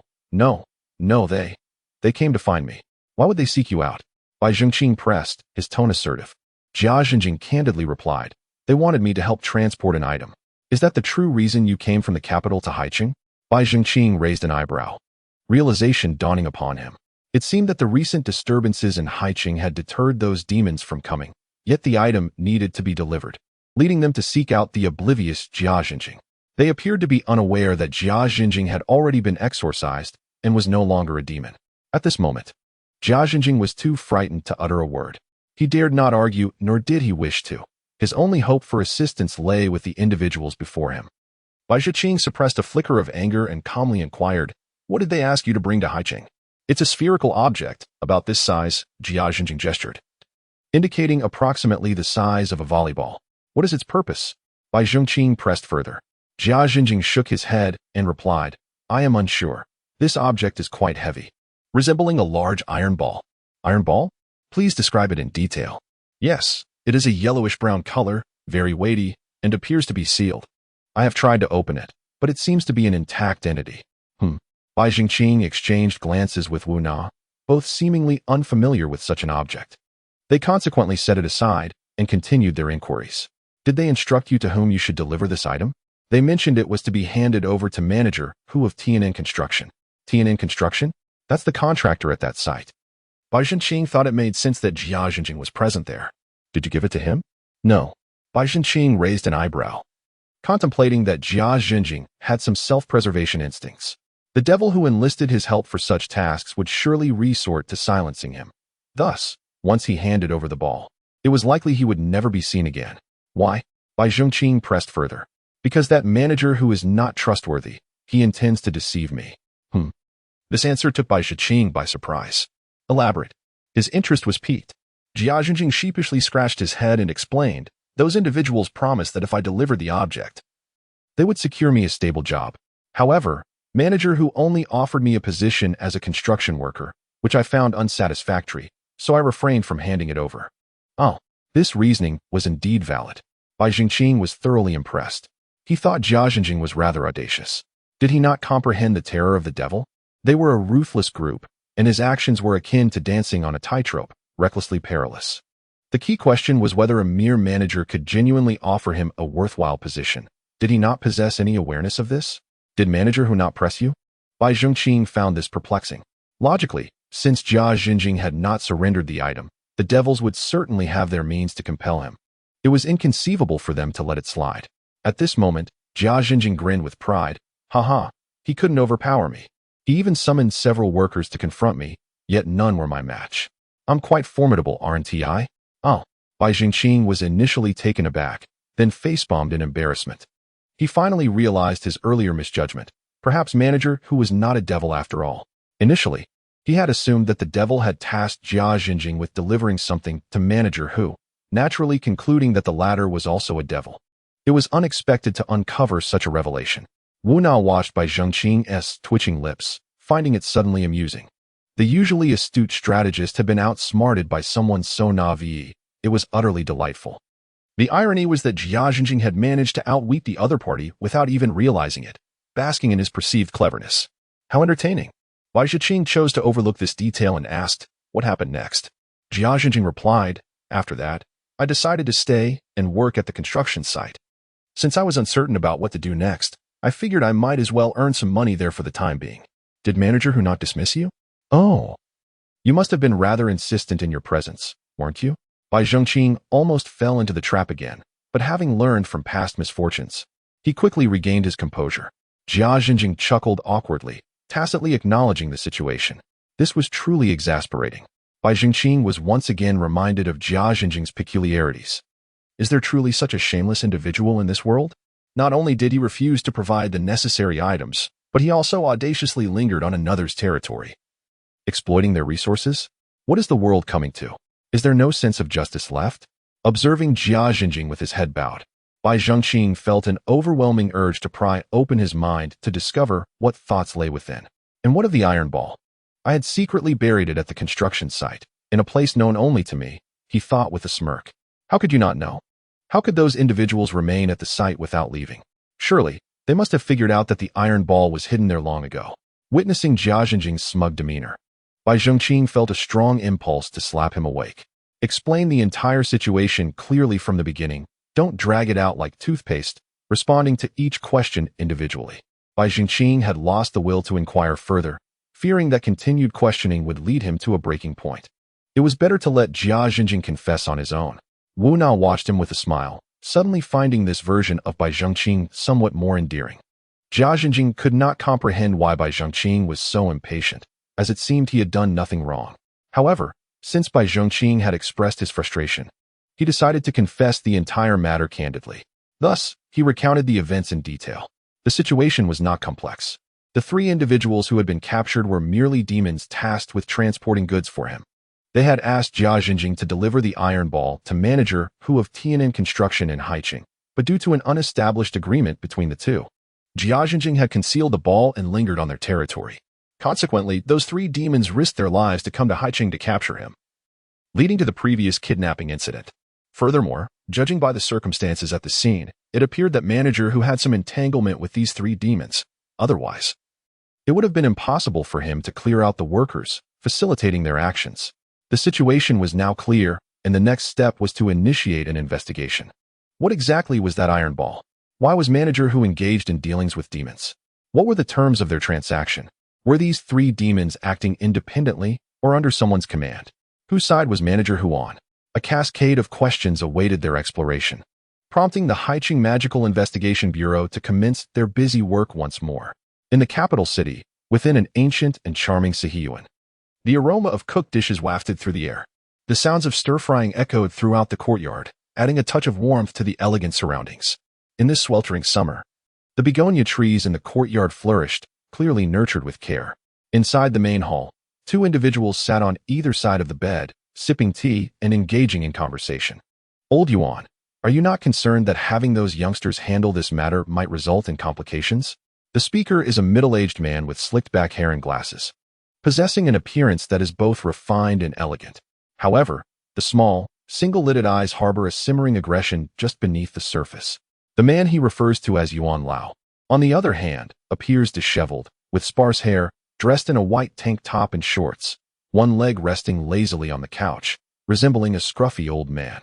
Yuan Zigong chuckled and nodded at Mitsushima Hiroyuki, saying, "Mitsushima, you people from Sakura country tend to be rather hasty in your undertakings." After savoring a sip from his teacup, he absent-mindedly stroked his graying leg hair and continued, "As for the meteorite iron, I have no shortage of it, and the quantity released this time is relatively small. It is merely a test, meant to provide a glimmer of hope for my old friend." Mitsushima raised an eyebrow in surprise, inquiring, "Are you truly willing to part with such precious meteorite iron?" "Of course, otherwise, how could I lure them in?" Yuan Zigong replied, revealing a crooked grin of yellowed teeth. Suddenly, his jovial demeanor shifted to one of ominous seriousness as he warned, "You must not jeopardize my plans." Mitsushima felt a shiver run down his spine but maintained a facade of calm, responding, however, with the apostles involved. Yuan Zigong waved his hand dismissively, interrupting, "Do not mention those useless fools. They nearly thwarted my grand scheme for the sake of trifling gains." Mitsushima fell silent, sipping his tea while contemplating the pros and cons of the situation. Truth be told, he was reluctant to sacrifice the meteorite iron. Yet it was evident that Yuan Zigong had made up his mind, making it increasingly difficult for him to effect any change. At that moment, the door of the main room swung open, and a kindly old woman entered, carrying 2 bowls of food. "Come, little San, it's a rare occasion that you visit. Do savor your sister-in-law's cooking." The term little San made Mitsushima's lips twitch involuntarily. Nevertheless, he silently set down his teacup, smiling as he accepted the dishes from the elderly woman, replying, "Very well." After handing over the plates, the old woman turned and exited. Yuan Zigong, now comfortably seated with both legs crossed, eagerly picked up his chopsticks and urged, "Eat, eat. Your sister-in-law seldom cooks, and it's a rare treat for me as well." "You are in luck." Mitsushima adjusted his glasses with a smile, saying, "Then I shall indulge." The scene appeared harmonious and cheerful. However, it wasn't long before Mitsushima produced a pair of silver chopsticks from seemingly nowhere, testing them in the food. Upon seeing that they did not change color, he commenced sampling the dishes. Yuan Zigong watched the scene with amusement, approvingly chuckling. Quite delectable. Do indulge further." The two then feasted heartily. Once the meal concluded, Mitsushima bid farewell and departed. As he stepped out of the courtyard, he glanced back at the gate, the smile on his face finally fading. "Old rascal," he murmured softly before striding towards the convoy parked nearby. Alongside the alley stood a line of 4 luxury cars, each flanked by 4 individuals clad in black suits and sunglasses. They stood rigidly, motionless, clearly having undergone rigorous training. As Hiroyuki Mikami approached, everyone uniformly bowed and greeted him with a respectful "Good day, President." After a brief grunt from his nasal passages, Mikami boarded the second vehicle. Subsequently, all followed suit, and the 4 cars swiftly departed from the alley. The summer alley returned to its former tranquility, as if no one had any knowledge of the luxurious cars that had recently graced its presence, nor of the affluent individual from the land of cherry blossoms who had come to visit a certain elderly gentleman residing there. For reasons unknown, the alley appeared particularly desolate, seemingly forever devoid of passers-by. Within the Haiqing Magical Investigation Bureau, all eyes were fixated on a large iron sphere, the size of a volleyball, resting on the table. This iron sphere was the object referred to by Jia Jingjing. It was exceedingly heavy, weighing significantly more than an iron sphere of similar dimensions, rendering it immovable by an ordinary person. "All right, enough staring," Wu Na declared, tapping the table before turning to Bai Zhiqing. Xiao Bai, please share your analysis. Bai Zhiqing nodded. Based on my calculations, this sphere weighs approximately 150 kilograms, and even if it were crafted from osmium, the densest known metal on Blue Star, it would weigh only around 100 kilograms. Thus, I have a bold hypothesis. This object is likely not a product of Blue Star. This conclusion startled everyone. Are you suggesting it's an extraterrestrial object? Shi Xiaojing exclaimed. Bai Zhongqing nodded, but added, while it is indeed possible that the object originates from beyond our world, the perfectly spherical form indicates it has been artificially cut. Is there anything in this world capable of slicing through such dense metal? Guo Shiren inquired, puzzled. Yes. Both Wu Na and Bai Zhongqing replied in unison. After exchanging a knowing glance, Wu Na continued, it can be cut using a high-powered laser cutter. Well, I must admit my ignorance, Guo Shiren said, raising his hands in surrender. Wu Na shook her head. That is not the crux of the matter. The key question is, what does Manager Hu want with this extraterrestrial iron? Bai Zhongqing explained, meteoric iron is inherently valuable, even surpassing gold of the same proportion. But its primary use lies in weaponry fabrication. The mention of weaponry sent a shiver through the group. The notion of crafting weapons from meteoric iron signaled a potential brewing conflict. Weapons made from meteoric iron are exceptionally durable, reigning supreme among armaments. To my knowledge, our Bureau's Director Duan employs weapons crafted from meteoric iron, though I cannot ascertain how this material compares to that of this particular piece, Bai Zhongqing elaborated. Furthermore, not all meteoric iron is created equal. Some variants are even less resilient than metals found on Blue Star. Once Bai Zhongqing concluded, Wu Na clapped her hands and announced, all right, now that we have clarified what this object is, let us each compile our findings for analysis of this case. Shi Xiaojing was the first to raise her hand, eager to contribute. I'll go first. I, along with Zhang Heng, am responsible for the interrogation of those three individuals. According to their statements, they too are unaware of the nature of the matter at hand. They merely accepted a sum of money from someone known as Zhao Yi to assist with certain tasks. And beyond that, they possess no further knowledge. Have you looked into who Zhao Yi is? Wu Na inquired. Shi Xiaojing, scratching her head, replied, I haven't had the chance to investigate yet. They mentioned that Zhao Yi is based in the capital. Captain, may I apply for a business trip? After speaking, she inadvertently stuck out her tongue. Wu Na shot her an annoyed glance, but nonetheless responded, approved, though you must take someone along. Great. The young girl beamed with joy. The standards for business trips at the Demon Investigation Bureau are quite high. It is a rare opportunity for a paid excursion, and she was naturally thrilled.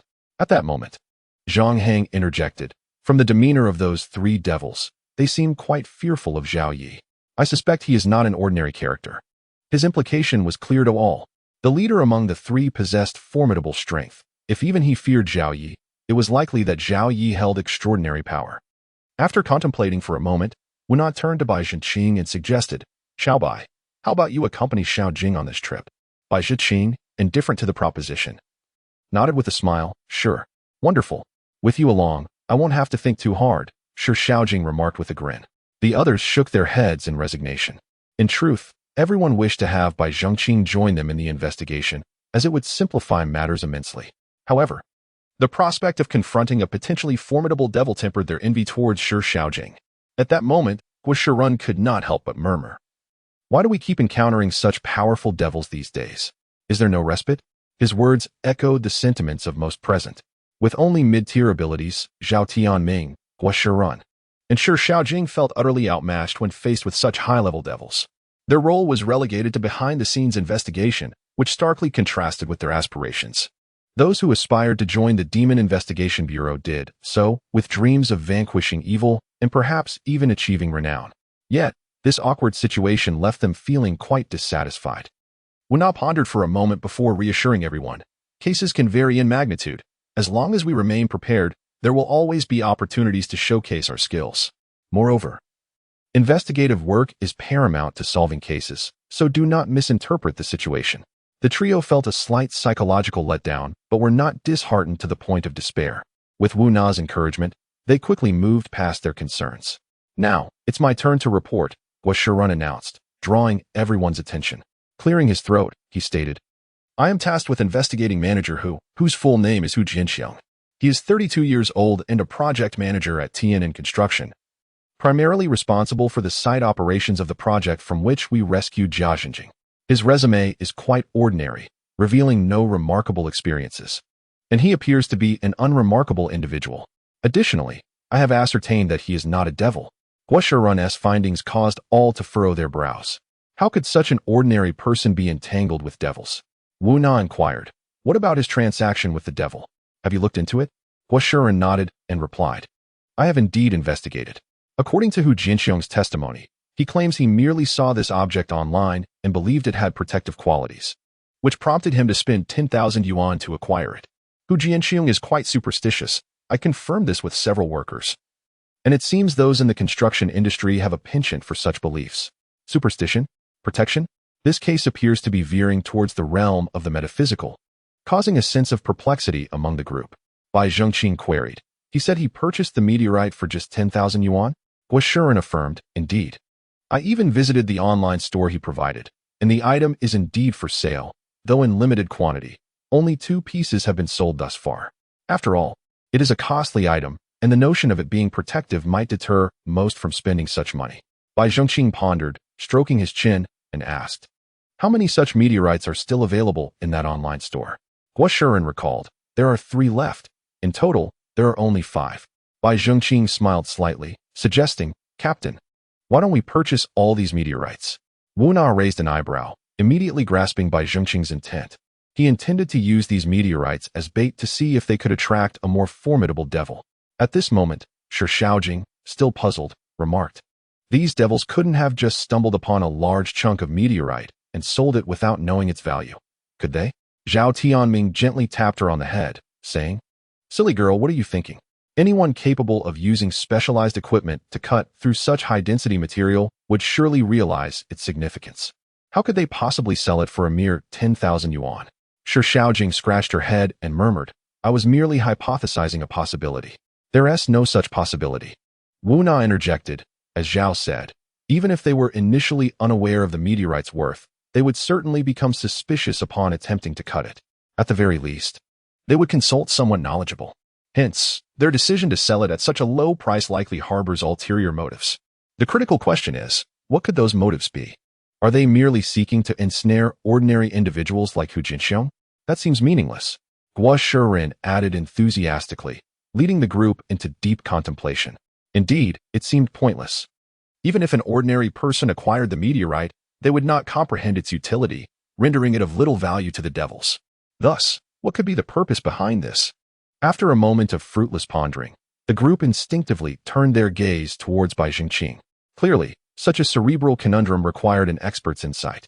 Bai Zhengqing, having thought for a moment, raised his head only to find 5 pairs of eyes fixated upon him, momentarily catching him off guard. What's wrong?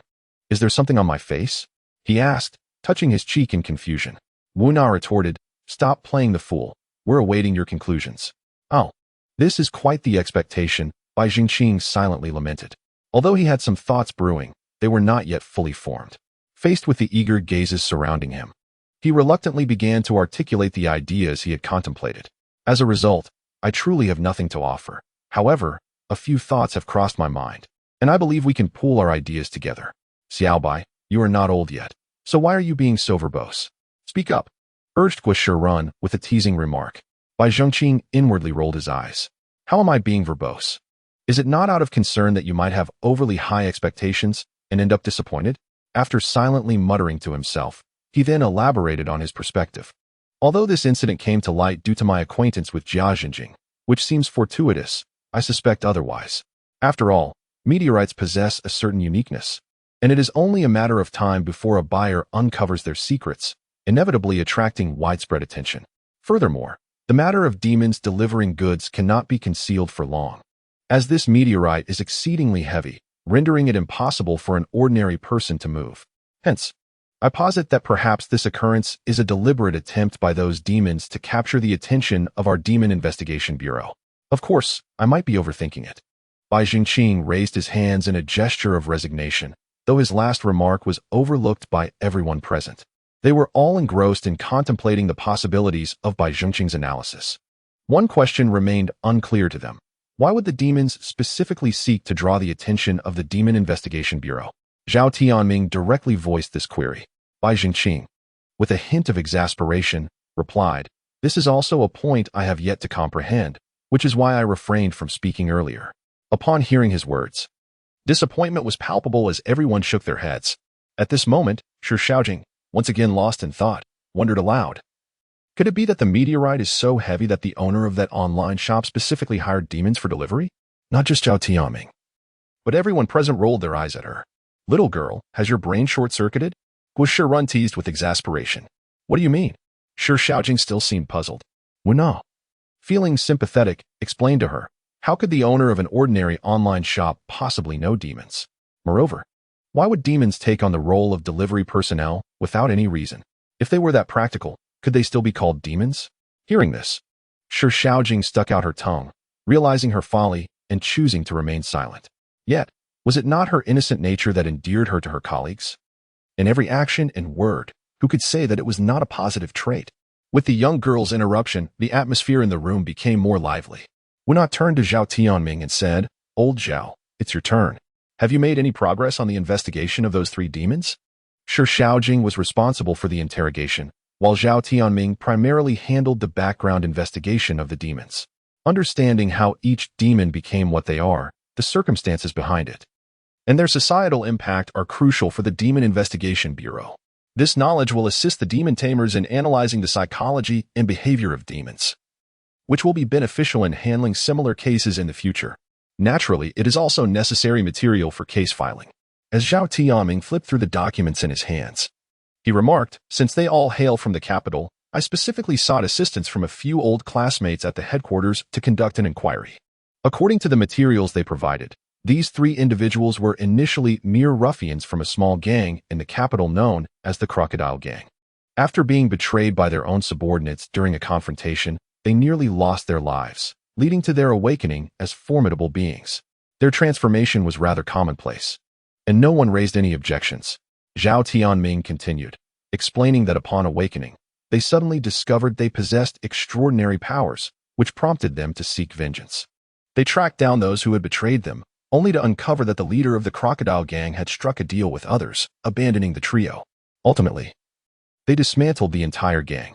That's quite a significant commotion, wasn't it? Did the headquarters not notice? Wu Na interjected. Zhao Tianming shook his head, stating, initially, it was the Capital Police Department investigating this matter, but later, someone intervened to smooth things over, which is why the headquarters remained unaware. Oh, who intervened? Wu Na's eyes brightened with curiosity. At this moment, Zhao Tianming's expression grew serious. According to the police testimonies, the person in question was known in the underworld as Buddha, a figure who navigated both the legal and illegal realms. Reportedly someone whose influence even compelled the chief of the city police to show deference. Strangely, however, no one knew the specifics of his background, as those who attempted to investigate him allegedly vanished without a trace. How astonishing! Shi Shaojing exclaimed. Meanwhile, Bai Jingqing's frown deepened with every word. What is the deal with all these figures like Zhao Yi and Buddha? How is it that these 3 minor characters are entangled with such powerful individuals? This is quite perplexing. Old Zhao, does the information indicate what status these 3 currently hold or to which faction they belong? Bai Jingqing inquired gravely. Zhao Tianming shook his head, saying, my old classmate hasn't managed to clarify their affiliations either. Then it seems we must start with that Zhao Yi, Wu Na concluded. Captain, should we not report this case to headquarters? After all, these individuals are part of the capital's underbelly. Even if we investigate, we must inform the headquarters. Zhao Tianming suggested. Wu Na nodded. I will call Commissioner Tong shortly. Every captain of the Global Magical Investigation Bureau has a corresponding superior at headquarters, designated as a commissioner, who is affiliated with the investigation department. Of course, these commissioners are not solely responsible for one bureau. The position overseeing the investigation department and concurrently serving as its director is held by a deputy named Lang Xia, who wields considerable power within the Magical Investigation Bureau, second only to Duan Trinya and Qin Zi. Wu Na's superior happens to be a female commissioner named Tong Xian. Upon receiving Wu Na's report regarding the case, Tong Xian immediately escalated it to Lang Xia, who promptly informed Duan Tianya. Although the case appeared minor, it involved meteorite iron and the enigmatic Buddha, prompting Lang Xia to feel it necessary to notify Duan Tianya. After learning of the situation, Duan Tianya relayed the information to Qin Zi, who was in Haiqing organizing the magical division. Thus, it was not long before Qin Zi directly sought out Wu Na and Bai Jingqing. "You two certainly have a knack for getting me into trouble," Qin Zi complained as he entered the room. Wu Na and Bai Jingqing exchanged perplexed glances, momentarily unsure of what had prompted Qin Zi's sudden eccentricity. Having spent some time together during previous cases, they had come to understand Qin Zi's character. He was an irreverent leader, and his mention of trouble could imply any number of possibilities. Even the astute Bai Zhengqing did not initially connect this matter to their current case, as he did not believe Qin Zi would personally intervene. However, it quickly became evident that he had misjudged the situation. Qin Zi was indeed there specifically for this case. Seeing the bewildered expressions on their faces, Qin Zi's frustration mounted. He slapped the table and exclaimed, "What? Are you still unaware of why I've summoned you? Truly foolish. It is no wonder you drag me into such nonsense." His words only deepened their confusion. How could they possibly be a burden to him? They had no significant cases on their hands that would warrant his attention. What was amiss? The two were utterly baffled. Noticing their continued ignorance, Qin Zi, in a fit of irritation, began pacing with his arms crossed. Bai Zhengqing, sensing the tension, cautiously ventured, "Sir, you cannot be referring to the meteorite case, can you?" He struggled to conceive of any other connection to Qin Zi. Surely it could not be related to the enchantment division, a matter in which they had played no part. Qin Zi halted, his agitation slightly subsiding as he retorted, "If not this case, then what else could it be? Do you think I am so idle as to seek out trouble?" Bai Zhengqing withdrew slightly, deterred from further comment. Wu Na, however, was less intimidated by Qin Zi and sought to demonstrate the requisite respect. Standing tall, she met his gaze and remarked, "Vice President Qin, we are still investigating this case. If we have inadvertently offended you, please clarify." At the sight of Wu Na's composure, Qin Zi unexpectedly chuckled. "Ah, you young lady possess quite the spirit," demonstrating a commendable fortitude. Though he was over 50, the term young lady felt somewhat incongruous, as he appeared scarcely older than Wu Na, creating an awkward dynamic. At least, it felt odd to her. Bai Zhengqing quickly interjected to ease the tension, "Sir, please, do speak plainly." Finally, Qin Zi shifted his focus away from Wu Na. He sank into his office chair, crossing his legs as he inquired, "Are you nearing the point in this investigation where it leads to that Buddha figure?" Both were taken aback. The Buddha's reputation was so formidable that even Qin Zi was aware of him.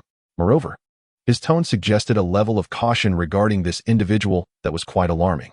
Bai Zhengqing, his expression grave, asked, "What exactly is the background of this Buddha figure?" Qin Zi slammed his hand on the table. "Why are you concerning yourself with this? Is it your place to be involved? Just hand over this case, and whatever follows will no longer concern you." His directive left them both bewildered. He was demanding they relinquish the case? Even when faced with the formidable apostles, Qin Zi had never acted in such a manner. Did this imply that the Buddha was a figure of even greater power than the apostles? The prospect was indeed exhilarating. Bai Zhengqing cast a glance at Wu Na, noticing her expression of reluctance. He took a deep breath and said, "Teacher, we wish to participate in this case." Now it was Qin Zi's turn to be taken aback. Was this audacious apprentice truly bold enough to defy the orders of his esteemed mentor so soon? How could he possibly regard him as an equal upon maturing? A reprimand was certainly in order.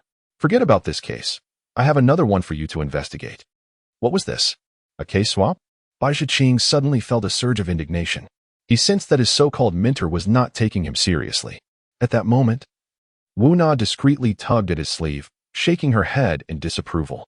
It was clear that clashing with Qin Zi would yield no benefits. There was no need to jeopardize their standing with the second-in-command of the Magical Investigation Bureau over an unknown case. Wu Na stood tall, saluting respectfully as she declared, "The Haiqing Magical Investigation Bureau acknowledges the order." "Now that sounds more like it," Qin Zi muttered, before directly accessing Wu Na's computer to download an encrypted file. After entering the password, he began typing rapidly. Once finished, he turned the screen towards them, proclaiming, "Behold, this is the case you are to investigate next. Let me be clear. If you do not resolve this within a month, your bureau will face demotion."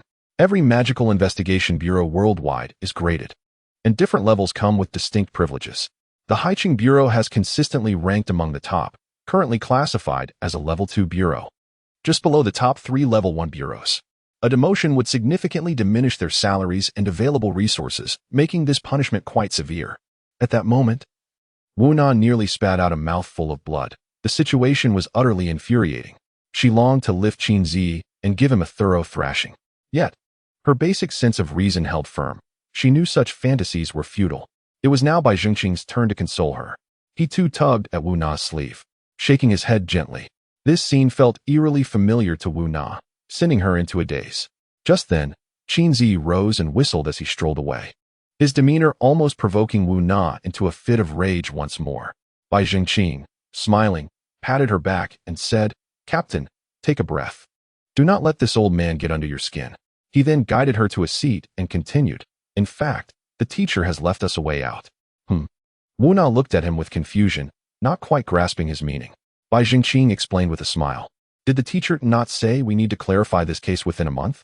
He specified clarification, not resolution, so the difficulty should not be insurmountable." Is that so?" Wu Na regarded the computer with suspicion, intending to uncover what this case truly entailed. Bai Zhengqing leaned in as well, eager to delve into the particulars of the new case. Embrace the circumstances as they are. Since resistance is futile, one might as well find solace in the outcome. However, upon reviewing the case introduction, both individuals gasped in astonishment. Bai Zhengqing utterly dismantled his previous understanding. The difficulty was not merely high, it was akin to a hellish mode. It seemed designed to be lethal. The computer screen displayed, "Assassination case in Dongdu City, revenge plan." Recently, Captain Nakajima Koji of the Dongdu City Magic Investigation Bureau was assassinated at home, and his entire family of 5 perished without exception. The headquarters in the capital initiated a revenge plan, mandating the Haiqing Magic Investigation Bureau to dispatch personnel to Dongdu City to assist in the operation. This revenge plan stipulated a 1-month time frame to identify the perpetrator responsible for the assassination and to execute vengeance. According to Bai Zhengqing's interpretation, their mission was to aid the Dongdu City Bureau in uncovering the mastermind and the assassin, which would constitute task completion. Yet, the Dongdu City Bureau held the same rank as the Haiqing Bureau, and the slain captain was a master of qi, just like Wu Na. The stealthy elimination of such experts highlighted the perilous nature of the situation. Moreover, Dongdu City was not in the Xia Kingdom, but in the Sakura Kingdom. Their unfamiliarity with the locale only compounded the difficulty. What was even more infuriating was the explicit directive for the Haiqing Bureau to assist in this operation. Was this not a blatant act of targeting them? It dawned on Bai Zhengqing that Qin Zi had just amended the instructions on the computer, evidently pushing them into a perilous predicament. He felt compelled to express his frustration in the Sakura language with an exclamation of baka. Nevertheless, with the task assigned, they had no choice but to comply. With only a month's time, they could not afford any delays. The following day, the two prepared their belongings and set off. Zhao Tianming and the others were left behind in Haiqing. The devils involved in this case were undoubtedly formidable, rendering their presence futile.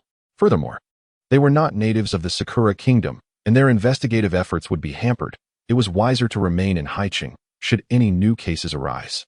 Although the likelihood of this was minimal, given the lingering repercussions of the apostles' actions, ordinary devils would hardly dare to stir trouble in Haiqing at this juncture. Wu Na discreetly communicated with Zhao Tianming, instructing him to keep a close watch on the developments of the meteorite case and report back to her. Clearly, she remained invested in that investigation.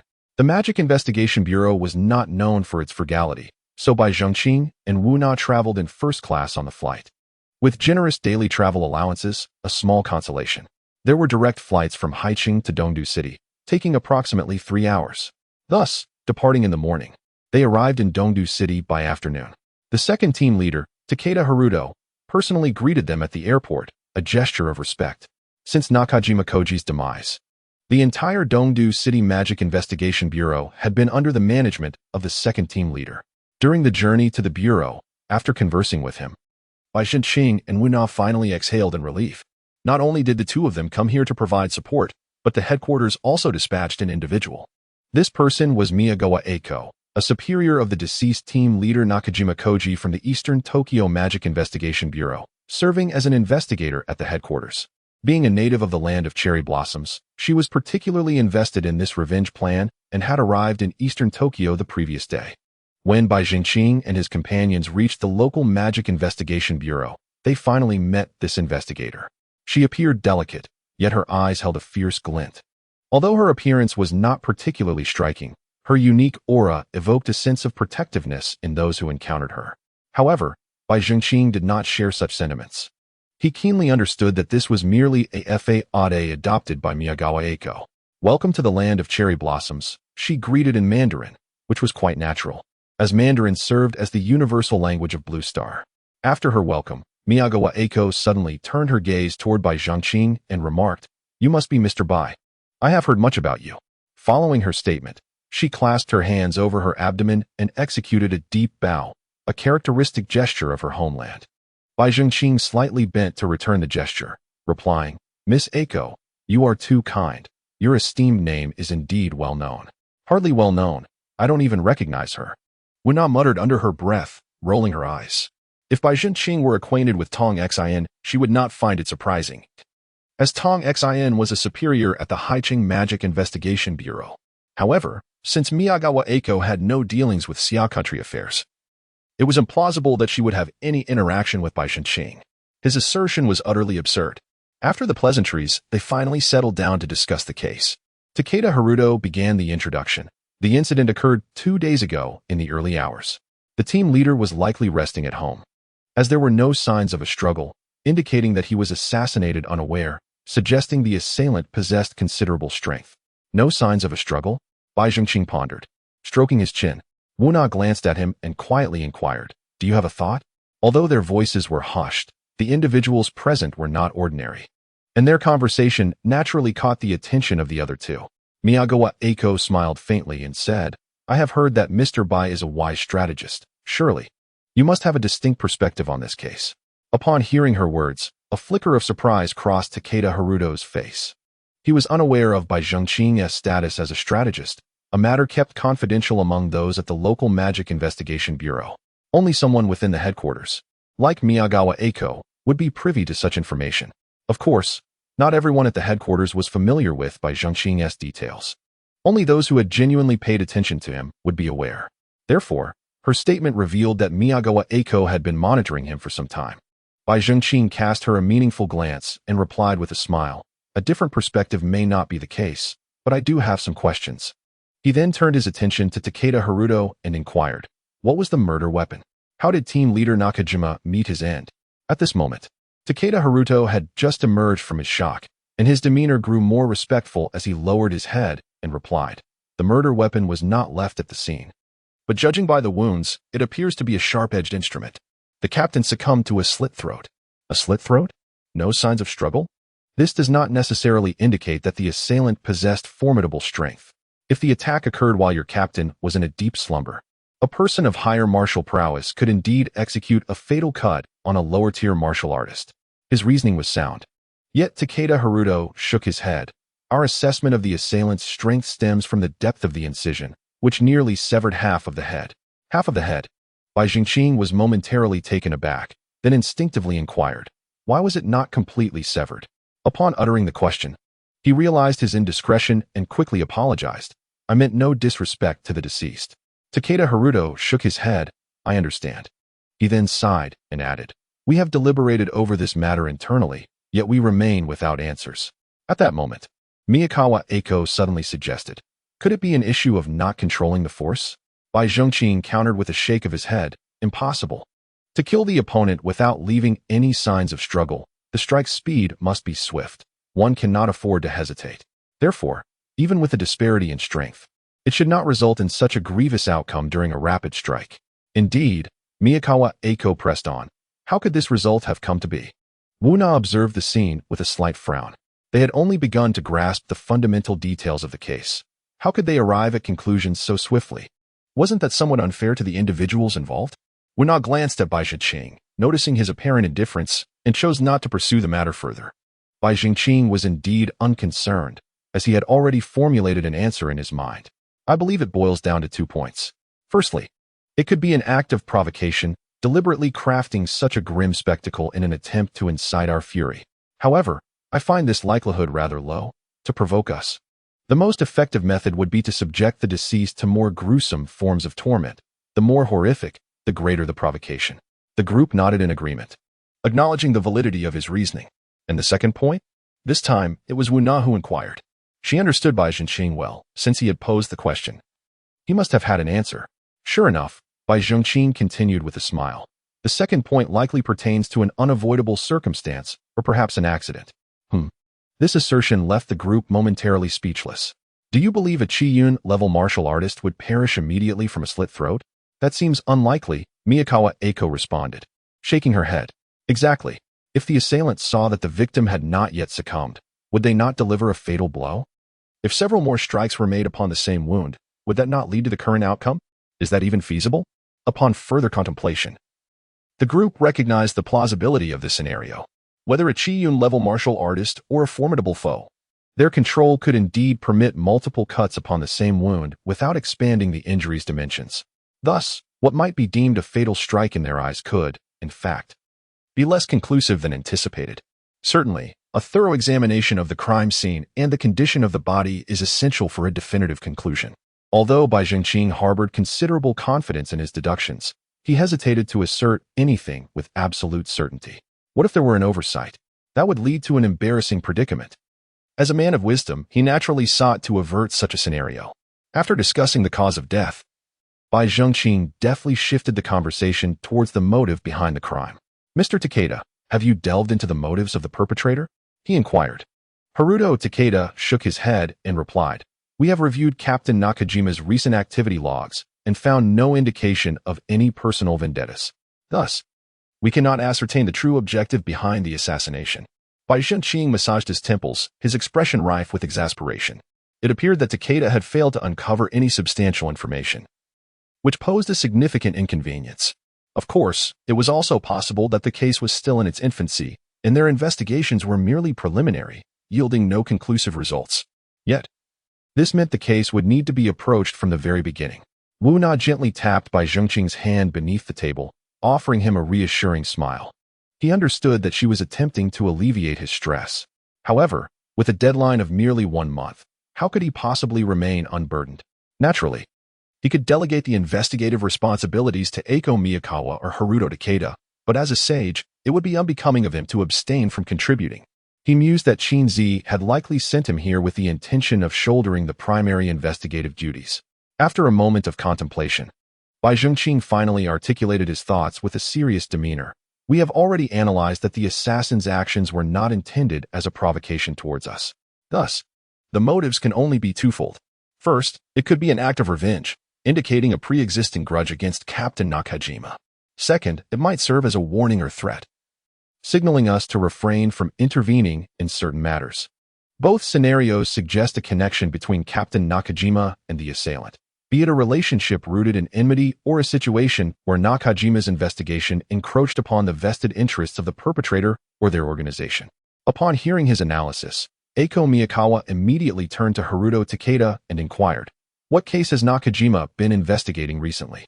Furrowing his brow, Takeda replied, It was merely a theft case. I heard from an investigator from the 1st Division that there was a burglary at the headquarters of the Uchida Bank in East Tokyo. The signs of destruction at the scene suggest the work of skilled criminals, prompting the police department to transfer the case to us. A theft case? What was stolen? Bai Zhenqing asked, his brow knitted in concern. Please wait a moment. I will fetch the case files, Takeda responded, as he was unaware of the specific details since it was not a case belonging to the 2nd Division. After a brief interlude, Takeda returned with a folder. Upon opening it, they found only a few thin sheets of paper, indicating that Nakajima had only recently begun investigating this case before the incident occurred. This further substantiated Bai Zhenqing's hypothesis. Perhaps the assailant was indeed targeting this particular case. Apart from some fundamental information regarding the case, the dossier contained only the testimonies of several bank employees. However, a photograph of a stolen item tucked within the file caused Bai Zhenqing's pupils to contract sharply. Wu Na naturally also beheld this image, her eyes filled with astonishment. It was, indeed, a piece of meteorite iron. The object depicted in the photograph bore an uncanny resemblance to the meteorite iron they had recently acquired from Jiaxinjing. How could this revelation not instill a sense of dread within them? At that moment, Bai Zhenqing suddenly recalled that Qin had brought them here. Could it be that he intended to investigate the meteorite case from an alternative perspective? You brought them to Dongdu, intending to downplay the matter? Duan Tianya inquired of Qin Zi over the phone. With a slight smirk, Qin Zi replied, shaking his leg. Well, whatever you say is what it is. Duan Tianya, feeling exasperated, glanced away and retorted, are you even hiding things from me? I have always handled the case investigations. You are merely a muscle. Why concern yourself with so much? Qin Zi's disdainful tone finally provoked Duan Tianya's ire. With a furious shout of get lost, he ended the call. Yet, after hanging up, he shook his head in resignation and sighed. To be frank, despite his considerable strength, he harbored a deep envy for those strategists. The ability to orchestrate plans from a distance, achieving victory with finesse, was indeed impressive. Regrettably, his intellect did not match theirs, relegating him to the role of a formidable force, instilling fear in the demons of the Blue Star. The relatively low incidence of crimes committed by those demons could largely be attributed to his presence. This alone was a source of pride. After pondering these inconsequential thoughts, Duan Tianya summoned Lang Xie to his office. Lang Xie was a man of fierce appearance. Though lacking in bulging muscles, his gaze was exceptionally piercing, reminiscent of the energy simmering before a volcanic eruption. As Duan Tianya regarded this old friend, he was reminded of the slain Meng Chang'e. Shaking his head gently to dispel such thoughts, he casually inquired, whom did you send over to Dongdu? Miyagawa Eiko, Lang Xie replied coolly, uttering not a word more. Duan Tianya paid it no mind, fully aware of Lang Xie's character. Eiko, you say? He tapped his fingers on the desk and continued. Have you also dispatched Tong Xin to assist in monitoring discreetly? She should intervene only in the face of danger. Understood, Lang Xie replied without questioning the rationale and departed. Watching him retreat, Duan Tianya shook his head in resignation. Within the Demon Investigation Bureau, although his authority was unparalleled, his old comrades were not to be underestimated. Meng Chang'e was one case. Lang Xie, despite his respectful demeanor towards him, was notoriously terse, making communication quite laborious. Issuing commands was manageable, but discussing matters with him could leave Duan Tianya feeling stifled. However, given the respect Lang Xie showed, it would be inappropriate to express frustration towards him. The other vice presidents are equally formidable. To put it favorably, they possess vibrant personalities, but to be candid, they are rather unconventional. While they may not outrightly oppose, when it comes to initiatives, they typically refrain from offering suggestions, resembling a group of idlers, a term that aptly characterizes them. It is one thing for the martial artists to withhold their opinions, but among the vice presidents, apart from Qin Zi, there is another intellectual who behaves similarly, which raises some concerns for Duan Tianya. Qin Zi often reassures him, stating that these individuals are not as unreasonable as they appear. Each harbors their own life principles, deserving of respect. Well, as the esteemed head of the Magic Investigation Bureau, he must concede to this, which is rather exasperating. Upon witnessing the meteorite, Bai Shiqing and Wu Na were taken aback. From Qin Zi's tone, it was evident that the case involving the meteorite was serious, as if they were unworthy of delving into it. This was precisely why Qin Zi had summoned them to the eastern capital. Yet, why had they encountered the meteorite here? Could it be mere coincidence? No, it could not possibly be a coincidence. Even Wu Na did not believe such a notion, let alone Bai Shiqing. Thus, he had reason to suspect that Qin Zi had intentionally dispatched them here. Given Qin Zi's prior decision to alter the mission plan, it appeared he had initially intended for them to remain uninvolved in the meteorite case. However, since they had uncovered a meteorite in Haiqing, they were now embroiled in this affair, prompting Qin Zi to bring them to the eastern capital to approach the meteorite case from a different perspective. Did this imply that investigating the case here would be safer than in Xiagua? Perhaps. Bai Shiqing could not verify this, but his sole focus was on the fact that this case was indeed intricate. According to information previously relayed by Guo Shirun, 2 meteorites had been sold. One was in Jia Jinjing's possession, suggesting that the one in the bank's vault in the eastern capital was the other. Yet, how had it come to be in the vault? Had the Uchida Bank in the eastern capital purchased it from that online store? Bai Shiqing found that unlikely. How could a small online store in Xiagua attract the attention of the Uchida Bank in the eastern capital? He believed instead that for some reason, the purchased meteorite had been transported from Xiagua to Sakura country. This was the direction they needed to investigate. Bai Shiqing waved the photograph in his hand and remarked, "We have seen this item before." He then briefly recounted the details of the meteorite case to the two, who listened in stunned silence. How could a case occurring in Sakura country be connected to the one in Haiqing? Furthermore, what was the true intention behind Qin Zi sending them to the eastern capital. Miyagawa Eiko tucked her bangs behind her ears, exposing her pristine forehead. Seemingly oblivious to this detail, she pondered aloud. Are you suggesting that Nakajima-kun was murdered because he was investigating the theft of this meteorite?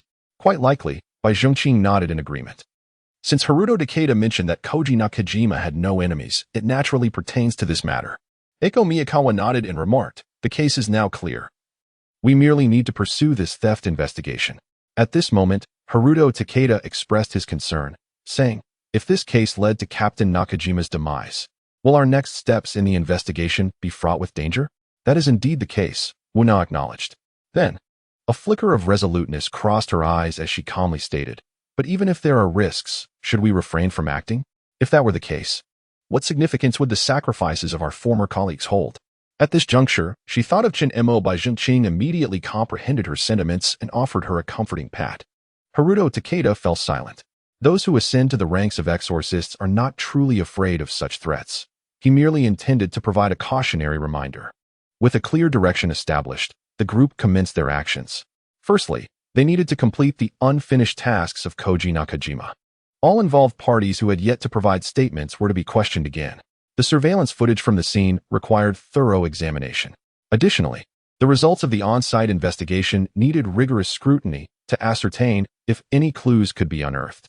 Lastly, regarding the Nakajima family's remains, beyond the autopsy report, they needed to personally inspect the wounds, as certain details could not be adequately elucidated by a forensic expert lacking the experience of an ordinary citizen. Everything proceeded in an orderly manner. Meanwhile, Bai Zhongqing and Wuna promptly arrived at Koji Nakajima's residence. This was the primary crime scene, and it was the location most likely to harbor direct evidence pointing to the murderer, thus warranting a meticulous search before they could feel at ease. Koji Nakajima's home was modest, a typical single-family dwelling, akin to Western-style houses in Xia country, a common architectural style in Sakura country. Moreover, an area of approximately 100 square meters was quite standard for such homes. Upon entering, the first sight to greet them was an entranceway. The lower sections of the walls on either side had been hollowed out specifically for shoe storage. With 5 family members, there were numerous pairs of shoes neatly arranged, reflecting their preference for cleanliness and order. Above the walls, rows of storage cabinets were installed. The Japanese people have an innate talent for optimizing space, a necessity due to their country's limited land area and high population density, resulting in the ubiquitous presence of storage solutions in their homes. Bai Xia opened a cabinet for a brief glance, revealing outdoor sports equipment, suitcases, and a baby stroller. Koji Nakajima had a son and a daughter, the latter still quite young at just over a year old, hence the stroller was presumably for her use. However, in this assassination incident, even his little girl had not been spared. Observing the stroller, Bai Zhongqing let out a sigh of lament. The perpetrator was truly heartless, showing no mercy even to a child barely over a year old. Such individuals, even among demons, belong to the coldest of hearts. Closing the cabinet door, I ventured further inside. The wooden accents and pristine white walls lent a touch of warmth to this abode. However, a stark contrast emerged. On the living room floor lay a chalk outline reminiscent of a corpse. The white figure, accompanied by scattered evidence markers, shattered the serene ambience, revealing the grim reality of a murder scene. Wuna retrieved the case file for reference, speaking softly. The deceased here is Yuta Nakajima, the father of Koji Nakajima, an elderly gentleman in his 70s. Bai Zhongqing nodded in agreement, stating, elderly individuals are often light sleepers. The primary target of the assailant must have been Koji Nakajima, for he alone posed a threat to the intruder. It is likely that the elder heard the commotion of Koji's murder and intended to investigate. However, he paused, and Wuna instinctively understood his implication. When the elderly man emerged to ascertain the situation, he encountered the killer exiting Koji Nakajima's bedroom, resulting in his merciless demise. Koji and his wife met their end in their own bedroom. The traces at the scene clearly indicated the sequence of deaths among the 5 individuals. First was Koji Nakajima, followed by his wife, then Yuta Nakajima, and lastly, their 2 children who slept in the attic. There was little room for doubt. An experienced investigator could ascertain this swiftly. Bai Zhongqing stepped into Yuta Nakajima's room, which was cluttered with an array of peculiar items that filled nearly half the space, prompting a puzzled frown. The neatly arranged shoes in the entrance suggested that the family valued cleanliness, yet Yuta Nakajima's room was a disarray of chaotic objects, many of which Bai Zhongqing could not identify. This struck him as rather odd. He mentally noted these observations, casually rifling through the items without discovering anything of particular significance before returning to the living room to scrutinize the area of the elder's death. He couldn't shake the feeling that Yuta Nakajima was somewhat peculiar. As he crouched down, shifting his gaze to a large pool of blood on the floor, Bai Zhengqing suddenly froze. "What's wrong?" Wu Na inquired, also squatting beside him. Bai Zhengqing did not respond immediately. His eyes fixed on the blood for a considerable time before using a gloved finger to dab a bit of the liquid and bring it to his nose. Then, as if he had uncovered something, he inhaled sharply. Wu Na, baffled by his actions, pulled out the case file for verification. The pool of blood must have been left by Yuta Nakajima. The spatter patterns corroborated this assumption, though the time was too brief for any results to have emerged from testing. Bai Zhengqing shook his head, uttering a startling revelation. This may not be his father's blood. It could belong to the assailant. What? Wu Na gasped, her pupils contracting sharply. Blood from the assailant? How can that be? The reports indicate no signs of struggle at the scene. How could the killer have been injured? Such a large pool of blood suggests a significant wound. How could Takeda Haruto and the others have missed this detail? Bai Zhengqing remarked. This pool of blood has been here for 2 or 3 days. Why has it not coagulated yet? Wu Na, upon his reminder, quickly grasped the implication. Typically, human blood exposed to air coagulates within mere minutes, and even under unusual circumstances, it should solidify within 20 minutes at most. Yet, the blood before them displayed evident signs of still flowing, indicating that it had not yet clotted. However, considering that 2 or 3 days had passed, it seemed implausible for any blood to exhibit such characteristics. Wu Na pondered in disbelief, but the revelations were not yet complete. Bai Zhengqing continued, moreover, blood that has left the body tends to darken. It may not be entirely black, but rather a deep red that appears black when pooled together. Yet, do you not find this blood less dark? Perhaps those less attuned to color would not perceive the difference, but Bai Zhengqing, as an intellect engaged in cerebral development, had honed his senses to an extraordinary sharpness. Wu Na, not being an intellect, did not notice this discrepancy, yet she possessed her own methods. Suddenly, a dagger emerged from beneath her right sleeve, and she removed her left glove, laying it on the ground. With a casual motion, she made a small incision on her fingertip, allowing several drops of her blood to fall onto the glove. Remarkably, her wound healed swiftly. Unperturbed, she brought the glove closer to the pool of blood. After a few moments, her gaze shifted, and she finally discerned the difference. Without a comparative reference, she would have found it nearly impossible to detect. The blood before her was indeed redder than the darkened blood she had just drawn. But why was that? Wu Na looked at Bai Zhengqing, awaiting his explanation. He observed her actions silently, refraining from interruption. When she turned to him, he replied with a grave expression. There exists a type of blood in the world that exhibits this phenomenon. Witnessing his serious demeanor, Wu Na felt a sudden unease wash over her. Indeed, Bai Zhengqing elaborated. It is the blood infused with Tianjin. Previously, in connection with the Apostle case, Bai Zhengqing had meticulously studied this type of blood due to its secretive nature. Thus, he possessed an intricate understanding of its coagulation, hue, and scent, which explained why he immediately recognized the anomaly in the blood before them. Wu Na's expression shifted repeatedly, and after considerable time, she finally regained her composure. Are you suggesting that this assassin is connected to the Apostles?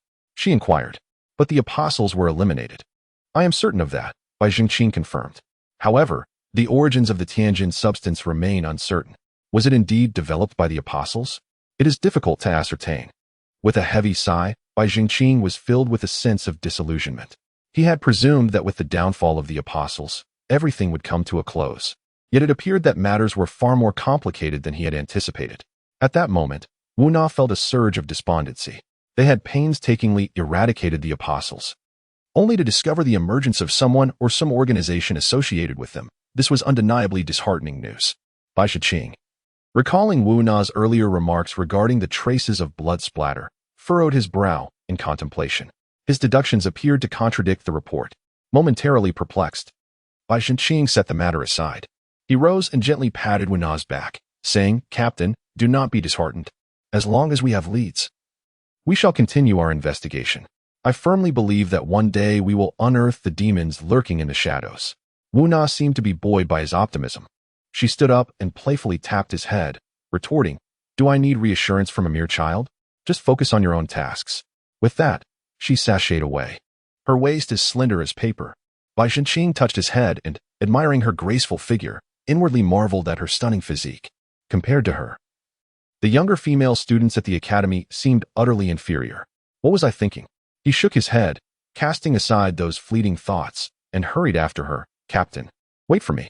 Meanwhile, as Bai Zhenqing and his companion were investigating Nakashima Koji's residence, Miyagawa Eiko and Takeda Haruto arrived at the headquarters of the Uchida Bank in the eastern capital. They intended to conduct a thorough examination of the scene and seek any additional clues. The theft had occurred a few days prior, and according to the bank staff, the stolen meteorite had only been deposited a week earlier, suggesting that the thieves must have received word almost immediately after the deposit. This warranted further investigation. Since the incident, the treasures and funds within the bank's vault had been swiftly relocated, and the premises had been sealed off by the local police. Consequently, the site retained its appearance from the time of the theft. The vault door was constructed from exceptionally robust alloy, which could withstand even high-ranking demons attempting to breach it through brute force. Yet, astonishingly, the door had been completely shattered. This indicated that the perpetrator possessed formidable strength. Miyagawa Eiko harbored suspicions that the individual responsible for Nakashima Koji's murder was the same as the thief. After examining the door's material, she remarked, "To forcefully breach this door would require at least a high-class demon-esque strength, and judging by the extent of the damage, it seems the assailant exceeds even that level." Takeda Haruto nodded in agreement. Indeed, such a high-level demon has never been encountered in the eastern capital before. A hint of trepidation flickered in his eyes. With his own abilities only at the high-level combat tier, he was equivalent to a high-class demon. Facing a truly formidable adversary could lead to his swift demise. Thus his concern was understandable. In contrast, Miyagawa Eiko remained remarkably composed, seemingly unperturbed by the prospect of a high-class demon. She exuded confidence, as she herself was of high-ranking caliber, and few at that level could match her prowess. Without acknowledging Takeda Haruto further, she stepped boldly into the vault. The walls of Uchida Bank's vault were also made of the same alloy, even thicker than the door, which likely explained why the intruder had chosen to break into the entrance. Inside, the vault was utterly barren, creating a stark sense of emptiness. Miyagawa Eiko stood within the confines of the door, while Takeda Haruto lingered outside. In the distance, several police officers maintained a vigilant watch, preventing ordinary citizens from approaching. Just as Miyagawa Eiko cast a casual glance, failing to perceive any abnormalities, a sudden rush of wind erupted from behind her.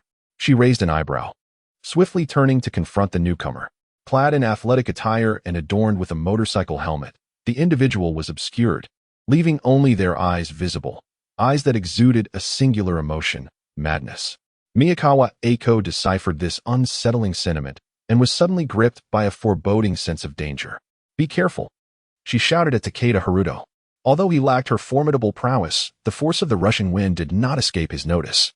Upon hearing her warning, he instinctively reacted, leaping sideways in an attempt to evade the impending threat. Yet, it was evident that his efforts would be in vain. The assailant was well prepared. As Miyagawa Eiko drew a fan, ready to advance, the assailant had already reached the vault door. A deafening explosion resonated, accompanied by a violent shockwave emanating from their chest, resulting in a horrific scene of carnage. The air was thick with smoke, and debris swirled as the innermost section of the bank crumbled under the blast. The cataclysmic explosion startled everyone within the bank, prompting numerous patrons to flee in terror, while a few audacious souls cautiously ventured inward, driven by curiosity yet tinged with fear.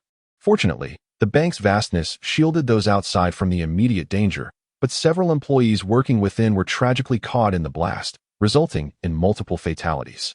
The perimeter police, too, were not spared, becoming victims buried beneath the rubble. As the dust settled, Miyagawa Eiko emerged from the wreckage, her appearance disheveled. Yet she cradled the unconscious Takeda Haruto in her arms.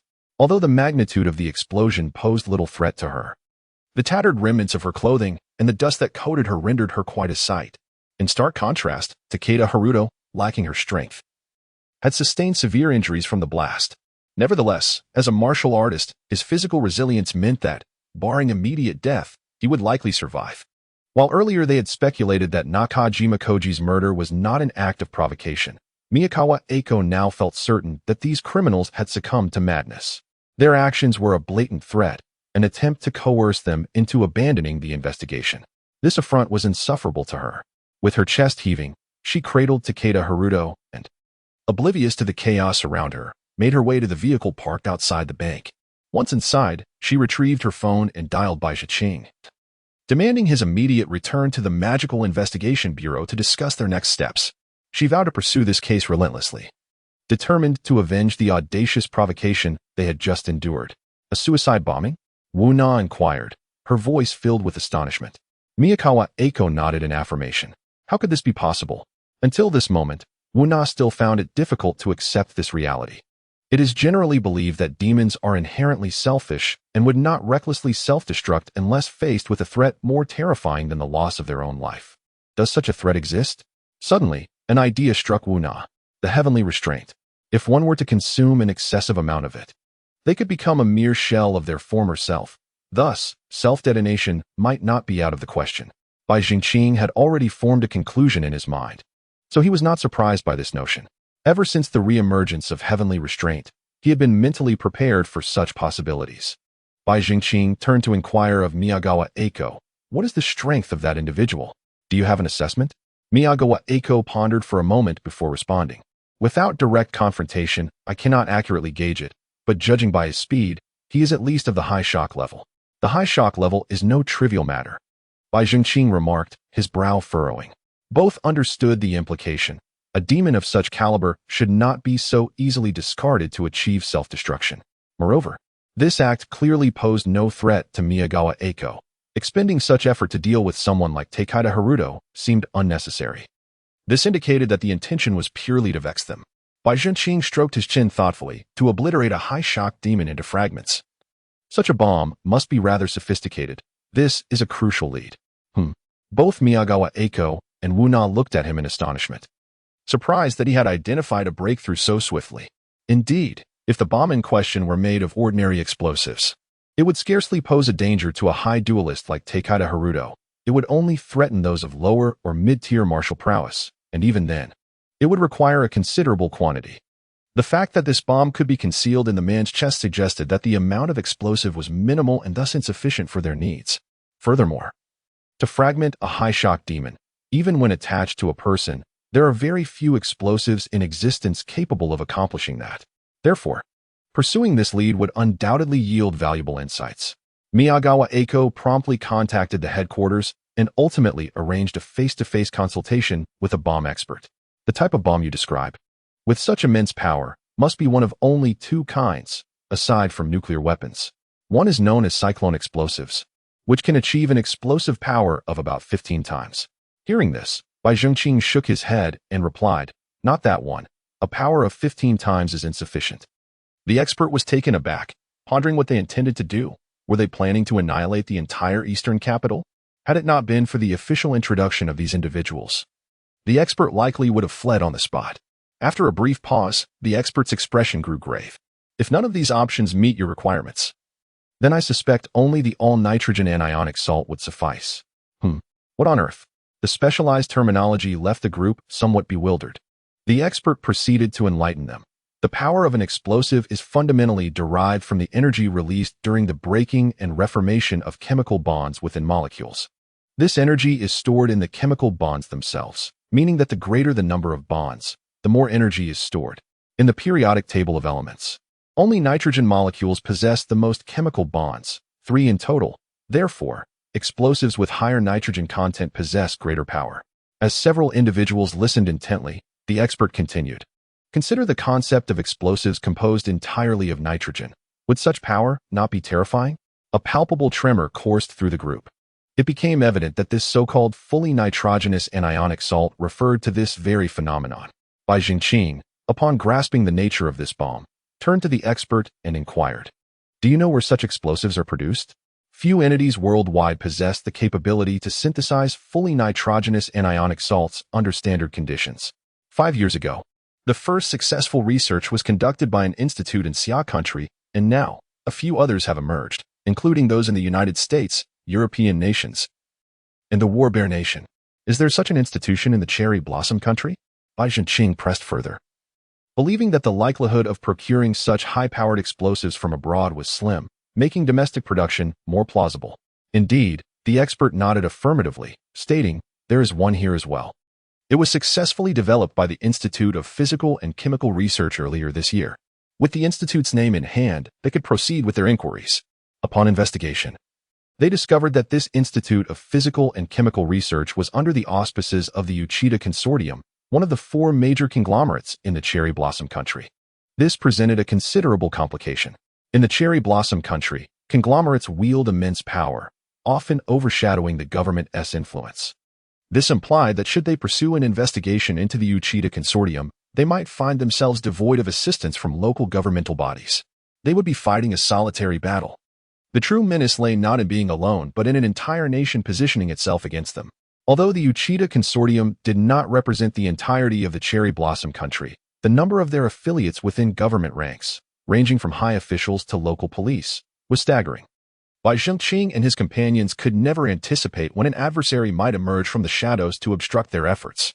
Upon returning to the Demon Investigation Bureau, Miyakawa Eiko promptly reported the situation to headquarters. However, truth be told, the headquarters had little recourse. The inception of the Demon Investigation Bureau was never intended to supersede the government. They lacked the authority to command a nation's government. Their role was to mediate relations between parties. With a resigned sigh, Miyakawa Eiko set down the phone and shook her head at Wu Na and Bai Zhengqing. Anticipating this outcome, Bai Zhengqing had not harbored any expectations. He smiled reassuringly at the 2 women, saying, "It's nothing to fret over. We can continue our inquiries quietly on our own." Indeed, once they secured evidence of the Uchida's wrongdoing, the cherry blossom country's government would be unable to shield them, as several domestic conglomerates would likely relish the downfall of the Uchida Consortium, Wu Na added. Miyakawa Eiko glanced at the 2, suddenly questioning whether she was growing old. She could not fathom the source of their unwavering determination. In truth, she was indeed the eldest among them, having crossed into her 40s. Yet, due to her elevated status, her skin and figure remained exceptionally well maintained, allowing her to appear akin to a woman in her 30s.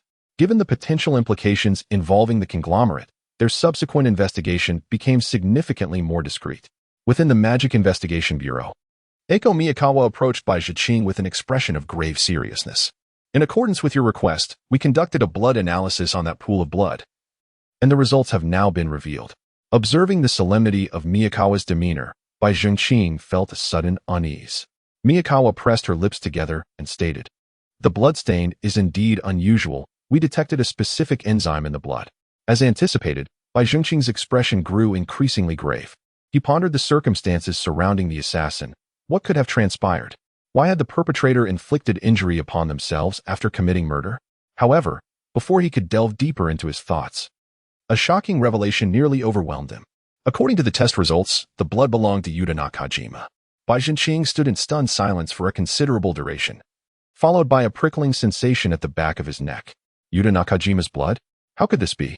Could it be that he had ingested the forbidden substance? As an ordinary individual, how could he have come into contact with such a thing? Or perhaps, he was not an ordinary person at all. Could he also be a demon? This revelation left even the astute Bai Zhengqing in a state of bewilderment. Only now did he comprehend the disorder in Nakajima's room. Perhaps it stemmed from the consumption of the forbidden substance, resulting in alterations to his temperament. Miyakawa was also aware of the apostle's situation, which had caused quite a stir recently, prompting Duan Tianya to personally visit Haiqing. The news had spread among their headquarters some time ago, yet she lacked clarity on the internal details. However, after returning from the Nakajima family, Bai Zhengqing had explained the blood issue to her, which accounted for her serious expression. This was utterly astonishing. How could Nakajima's case be linked to the recently annihilated apostles? There must be some underlying truth that remained concealed from them. After a prolonged silence, Bai Zhengqing finally regained his composure and sighed deeply. He realized that they had been overly simplistic in their thinking. From Nakajima's murder, they had deduced it to be a threat, subsequently shifting their focus to the bank heist. Then, while investigating the theft, they had encountered self-destructive threats, redirecting their attention towards the Uchida Consortium. Moreover, as the bank was a repository for meteorite storage, it seemed reasonable that they would reveal the existence of meteorites within their vaults. Everything unfolded too smoothly, so seamlessly that Bai Zhengqing felt as though they were being deliberately guided. Holding the blood test report, Bai Zhengqing contemplated extensively before turning to Wu Na and Eiko Miyakawa. Narrowing his eyes as he declared, "It appears we must pay a visit to the Uchida group." "Hmm? Won't that alert them?" Miyakawa furrowed her brow in concern. To be candid, while they could conceal their identities from ordinary individuals with relative ease, a top-tier conglomerate such as this would undoubtedly be aware of their true identities. Should they present themselves before such individuals, they might find themselves ensnared in a perilous predicament. Miyakawa deemed Bai Zhengqing's decision somewhat reckless. Although they would inevitably confront the Uchida consortium, it felt premature. They lacked sufficient evidence to implicate the other party. Even with the bomb from the Rationalization Research Institute as evidence, they could easily dismiss it by claiming that the bomb was stolen. Bai Zhengqing understood her concerns and smiled as he said, "If it were truly Uchida's doing, we would have already fallen under their scrutiny. So whether we go or not will not change anything." His words left Miyakawa Eiko momentarily stunned. Indeed, if Uchida was responsible, how could they remain oblivious to the fact that their activities were being investigated? After a brief hesitation, Miyakawa Eiko ultimately nodded in agreement. Bai Zhengqing let out a slight sigh of relief. He and Wu Na were merely there to assist in the investigation, lacking any command authority. It was Miyakawa Eiko who needed to issue the orders for them to act. He was genuinely concerned that this high-ranking official from the headquarters might prioritize her pride and refuse to comply, which would complicate matters significantly. Once the decision was made, they promptly reached out to the Uchida group.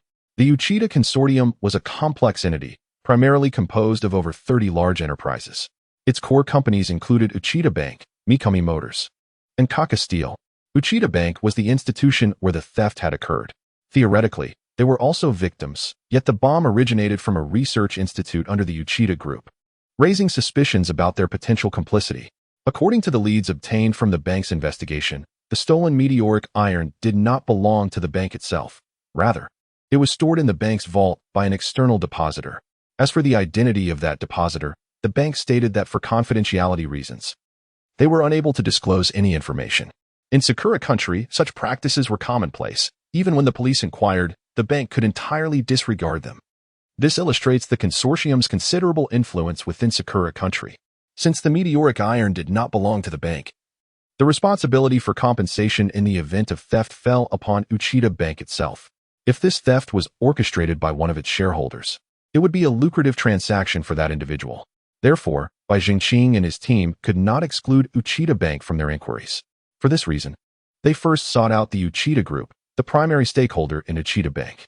While Uchida Bank was a core business of the Uchida Group, its headquarters was situated not within the bank, but in a towering skyscraper. The Uchida building soared over 200 meters high, encompassing 66 floors, ranking among the most prominent structures in Sakura country. Upon entering this edifice, Bai Zhengqing felt as though he had returned to the headquarters of the Magic Investigation Bureau. Presenting their credentials and explaining their purpose at the front desk, the three of them settled down in the lobby to await their meeting. Meeting with a representative of the consortium was no simple matter. Although they had made an appointment beforehand, a requisite waiting period remained inevitable.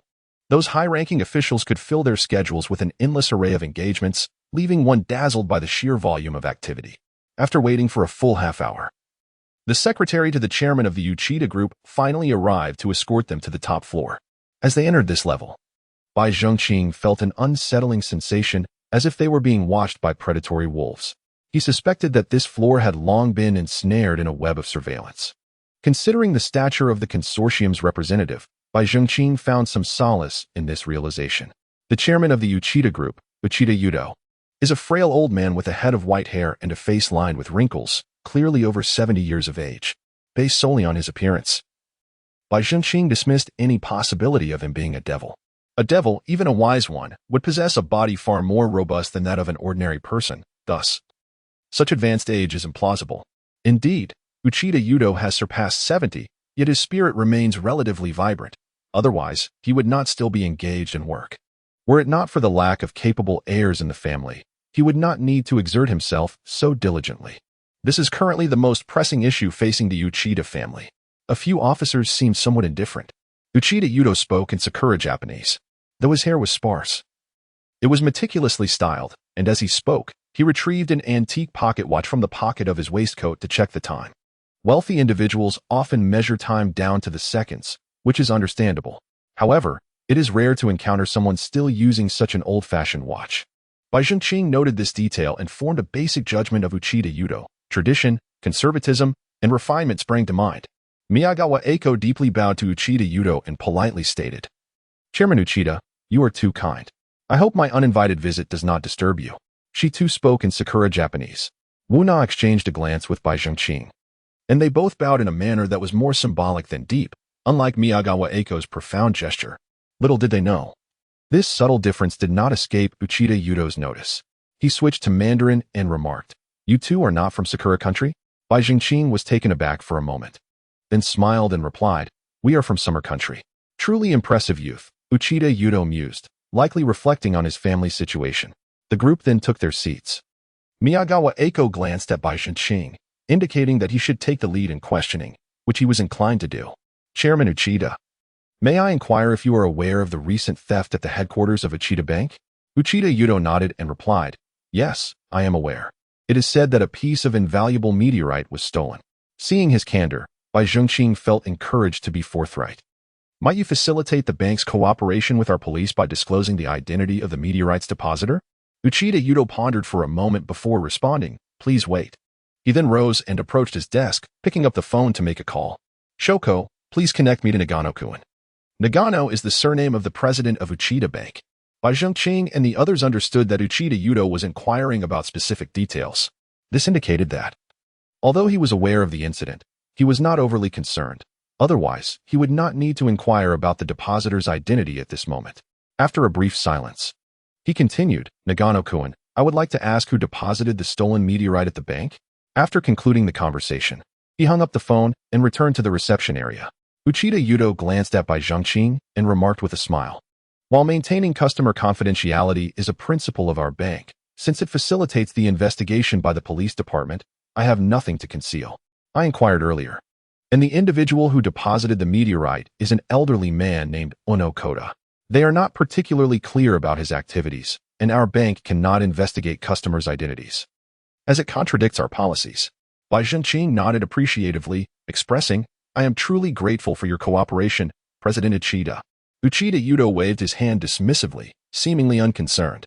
He took out his pocket watch and glanced at it again, evidently feeling that the discussion had concluded and was preparing to usher them out.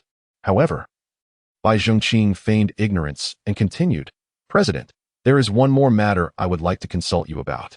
Although Uchida Yudo felt a twinge of displeasure, he maintained his gentlemanly demeanor, responding, "Please, young officer, go ahead." The prefix young in his address subtly conveyed his irritation. Miyagawa Eiko understood this nuance well. She cast a worried glance at Bai Zhengqing, contemplating whether to advise him to cease his inquiries, yet hesitated. Just as she vacillated, Bai Zhengqing boldly pressed on with his question, "Are you familiar with the Physical and Chemical Research Institute?" Uchida Yudo furrowed his brow, casting a suspicious glance at him, yet ultimately nodded, "Of course, I am aware. It is a research institution under our aegis, primarily serving the military, and it should have little connection to the police department. Correct?" This was also the reason Uchida Yudo was willing to engage with the question. He was eager to comprehend why Bai Zhengqing was inquiring about the institute. Meanwhile, a sense of foreboding began to creep into his mind. At that moment, Miyagawa Eiko subtly gestured to Bai Zhengqing, urging him to refrain from disclosing details about the institute. However, Bai Zhengqing remained undeterred, stating with gravity, "Recently, one of our colleagues faced a threat of self-detonation while investigating your bank, and the criminal utilized a new type of bomb produced this year by the Physical and Chemical Research Institute." Uchida Yudo's pupils constricted, and his brow furrowed deeply. He suddenly sensed an undercurrent of conspiracy.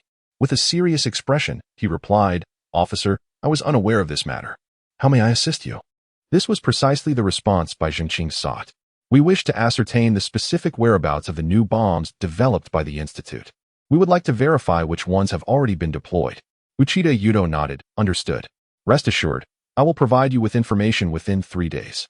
"Thank you, President Uchida," Bai Zhengqing said as he stood and extended his hand for a handshake. This was his preferred manner of greeting, as he found the frequent deep bows rather uncomfortable. Upon exiting the Uchida building, Miyagawa Eiko could no longer contain her concerns, asking, "Aren't you afraid that old man might be involved?" By disclosing details of the case, if he prepares in advance, it may complicate our investigation later. Her apprehensions were indeed justified. If Ueda Yudo is indeed the mastermind behind the scenes, He could easily have disposed of those bombs or fabricated some stolen documents, thus making it even more challenging to attribute the crime to the Institute of Physical and Chemical Research. Bai Zhenqing shook his head with a smile and said, "That is not the case. Ueda Yudo is not the mastermind." "Huh? What is the basis of your judgment?" Miyakawa Eiko inquired with a furrowed brow. Bai Zhenqing explained, "From the moment I first met him, I observed his every action. Initially, he spoke in Sakura's language, which indicates that he was unaware that the captain and I are not citizens of Sakura. This significantly diminishes his suspicion. Consider this: the mastermind, who was able to orchestrate the self-explosion incident, must have been closely monitoring our movements. How could he possibly be oblivious to our identities as citizens of Xia?" Miyakawa Eiko pondered this and found it quite reasonable, yet she still proposed a possibility. What if he was merely feigning ignorance? Perhaps he did this intentionally to eliminate suspicion from himself? Bai Zhenqing chuckled and replied, "He discerned our identities from our differing bowing postures and pointed it out. If he were to feign ignorance, wouldn't it be more prudent to remain silent? That way, he would appear somewhat dim-witted, leading us to suspect him even less." At this, Miyakawa Eiko found herself at a loss for words. However, Bai Zhenqing was aware that this argument was still somewhat tenuous. His conclusion that Ueda Yudo was not the mastermind was not solely based on these 2 points.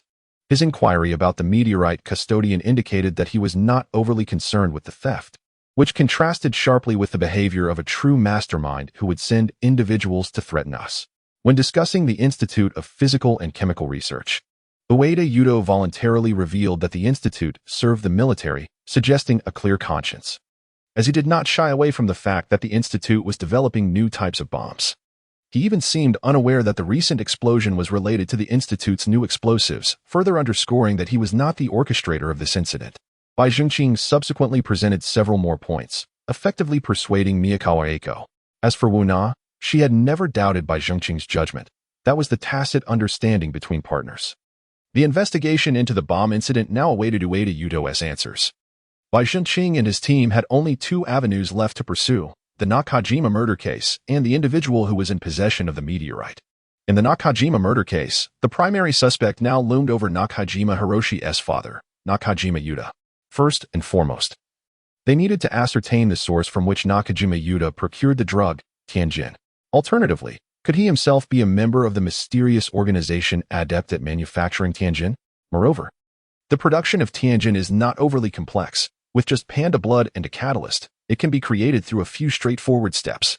This means that if the devil organization were to release the formula, many individuals could produce it independently, making it exceedingly difficult to trace the source. Of course, the likelihood of this is quite low. Should the formula for Tianjin be released, it is improbable that the Magic Investigation Bureau would receive no information at all. Miyakawa Eiko's comments essentially reaffirmed this notion. In the possessions of Yuda Nakajima, no prescription was found, indicating that his acquisition of the drug was likely more direct. Eiko Miyakawa remarked while tapping the evidence analysis report in her hand. Na Wu followed with, "From Yuda Nakajima's activities over the past month, it is evident that he is not a person fond of socializing. He is inherently introverted, rarely venturing outside. In the past month, he has only left his home 3 times. Once, he visited a supermarket. Another time he went to a nearby park, where he interacted with a few elderly gentlemen. And most recently, over a week ago, he visited a suburban cemetery to pay respects to his late mother, Hiroshi Nakajima." "Captain, are you suggesting he is a reclusive homebody?" Bai Zhenqing inquired, raising an eyebrow. Na Wu nodded. "This information has been compiled by agents from the Tokyo Magical Investigation Bureau based on surveillance and local interviews. So it should be accurate in theory." Bai Zhenqing pondered for a moment, stroking his chin, when a sudden epiphany struck him. Homebody. What characteristics define a homebody? They enjoy staying indoors, playing video games, and surfing the internet. Given Nakajima's age, the likelihood of him being a gamer is low. So online browsing must be his primary form of entertainment. This thought led him to recall the peculiar items in Nakajima's bedroom. "Captain, you must have someone investigate Yuda Nakajima's internet records immediately." Na Wu looked at him in confusion, uncertain. "Do you believe he purchased the drug Tianjin online? How could that be possible? If a drug like Tianjin were available online, it would have long been monitored by cyber police. How could an ordinary person acquire it?" At that moment, Eiko Miyakawa also cast a puzzled glance towards Bai Zhenqing. Bai Zhenqing shook his head. "Not Tianjin, but rather meteorite iron." This statement startled both women. Why are we suddenly discussing meteorite iron? Besides, how could Nakajima be connected to meteorite iron? Nawu immediately raised her doubts. Meteorite iron is sold on a small online shopping platform in Xia country, which lacks international operations. It seems improbable that Yuta Nakajima would obtain meteorite iron from there. Then how did the meteorite iron end up in Tokyo? Bai Zhengqing countered. Nawu was momentarily speechless. The presence of meteorite iron here implied that someone in Tokyo must have taken an interest in it and arranged for its transport. However, the question remained, how did those individuals in Tokyo discover the existence of the meteorite iron? This appeared to be a contradictory point. Nawu, no longer doubting, promptly ordered an investigation. At this juncture, Eiko Miyakawa turned to Bai Zhengqing and asked seriously, how confident are you in this assessment? Bai Zhengqing considered for a moment before replying, 80 to 90%. If your hypothesis holds true, we must investigate the connection between a person named Kuda Ono and Yuta Nakajima. Indeed, Bai Zhengqing affirmed with a nod. If this is the case, the clues can be interconnected, significantly narrowing the scope of our investigation. It can be said that this is a substantial breakthrough. If Yuta Nakajima is associated with meteorites, and meteorites have ties to the devil, then it would not be surprising for Yuta Nakajima to obtain the heavenly prohibition. The investigation yielded results swiftly. Yuta Nakajima is an avid online shopper, fond of hunting for peculiar items on the internet. Upon receiving this information, Bai Zhengqing immediately recalled the oddities he had seen in Nakajima's room. Indeed, meteorites could certainly be considered strange objects. According to the investigation, it was confirmed that Yuta Nakajima had purchased the meteorite over half a month ago, but he had done so through a purchasing agent who had imported it from the summer country. This agent was involved in smuggling, which explained how the meteorite ended up in Sakura country. This added clarity to the situation. In truth, such information is not difficult to uncover. It is merely that the average person would never conceive of the connection between them. Thus, even a simple search of online shopping records would likely not reveal the intrinsic link between Yuta Nakajima and the meteorite. Nakajima's account contained no record of the meteorite's purchase. Yet there were several logins to that shopping platform. Following this lead, they unraveled the matter at hand. With clarity now achieved, they merely needed to trace the meteorite's shipping route. They apprehended the smuggling agent for questioning and learned that after being transported to the eastern capital, the meteorite was sent directly to a warehouse on the outskirts. This warehouse was situated near a cemetery, the very resting place of Nakajima Koji's mother. Thus, during his visit for the grave sweeping, Yuta Nakajima seemingly had an additional task to collect the goods. There were no surveillance cameras in the vicinity of the warehouse, making this a mere conjecture by Bai Zhengqing and his team. However, it was a well-founded assumption. Upon arriving at the warehouse, they were astonished by the myriad of extraordinary items within. Compared to these, the belongings in Yuta Nakajima's room seemed trivial. However, this was of little consequence. What mattered was the absence of monitoring, leaving them unable to ascertain when Kuda Ono had come to retrieve the meteorite. It appeared the case had once again reached an impasse. Yet Bai Zhengqing held a different perspective, previously unaware of the connection between Nakajima and the meteorite. Now that this information was established, numerous clues could be interlinked. Upon returning to the Magical Investigation Bureau, the trio meticulously reviewed the case once more. According to the records from the bank, the meteorite had been stored a week prior, coinciding with the timing of Yuta Nakajima's visit to the warehouse over a week ago. This alignment led to the hypothesis that Kuda Ono had received the meteorite at that time. Wuna and Miyakawa Eiko nodded in agreement. This was not difficult to comprehend. Bai Zhengqing continued, stating, the current question is, how did Yuta Nakajima come to know Kuda Ono? Miss Eiko, have you gathered any information on Kuda Ono?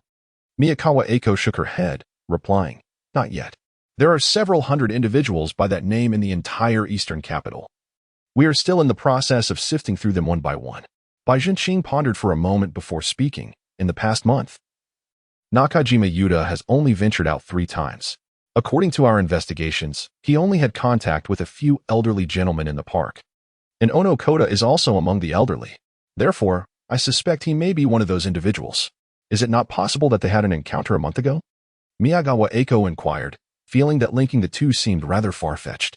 However, Bai Zhengqing shook his head, responding, that is unlikely. Nakajima Yuta purchased the meteorite just over half a month ago, and prior to that, there was no reason for Ono Koda to have interacted with him. I believe he only approached Nakajima Yuta because he had been following the meteorite and subsequently found an opportunity to connect with him. Hence, the park meeting appears to be the most plausible timeline. Upon hearing this, Miyagawa Eiko felt compelled to agree. It was not surprising that Ono Koda was interested in meteorites, as they had already classified him as a devil. However, the sudden intersection between him and the ordinary Nakajima Yuta seemed peculiar. At this point, they had largely ruled out Nakajima Yuta's identity as a devil.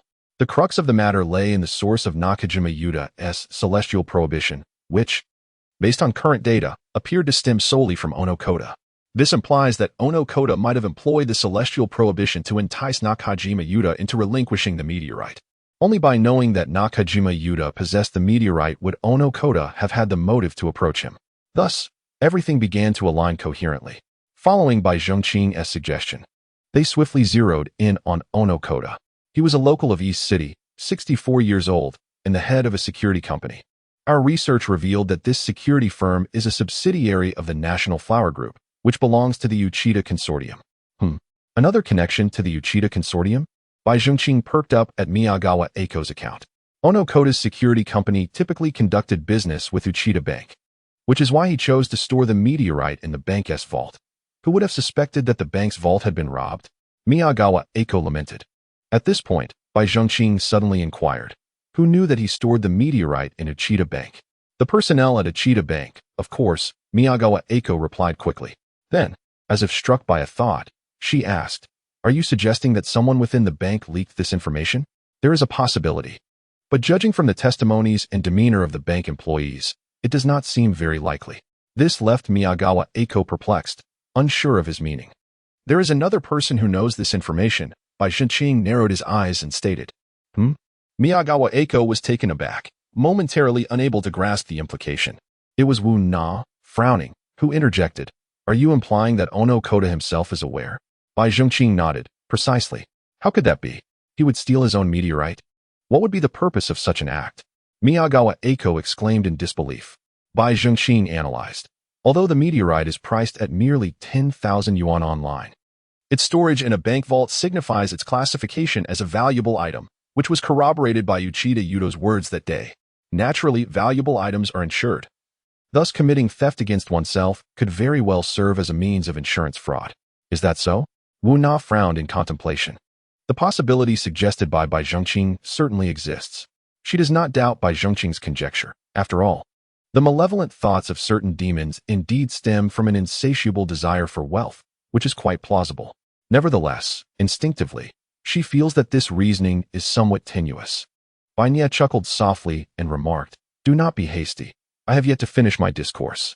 Wu Na rolled her eyes and nonchalantly seated herself, resting her long legs on the desk, as is her custom.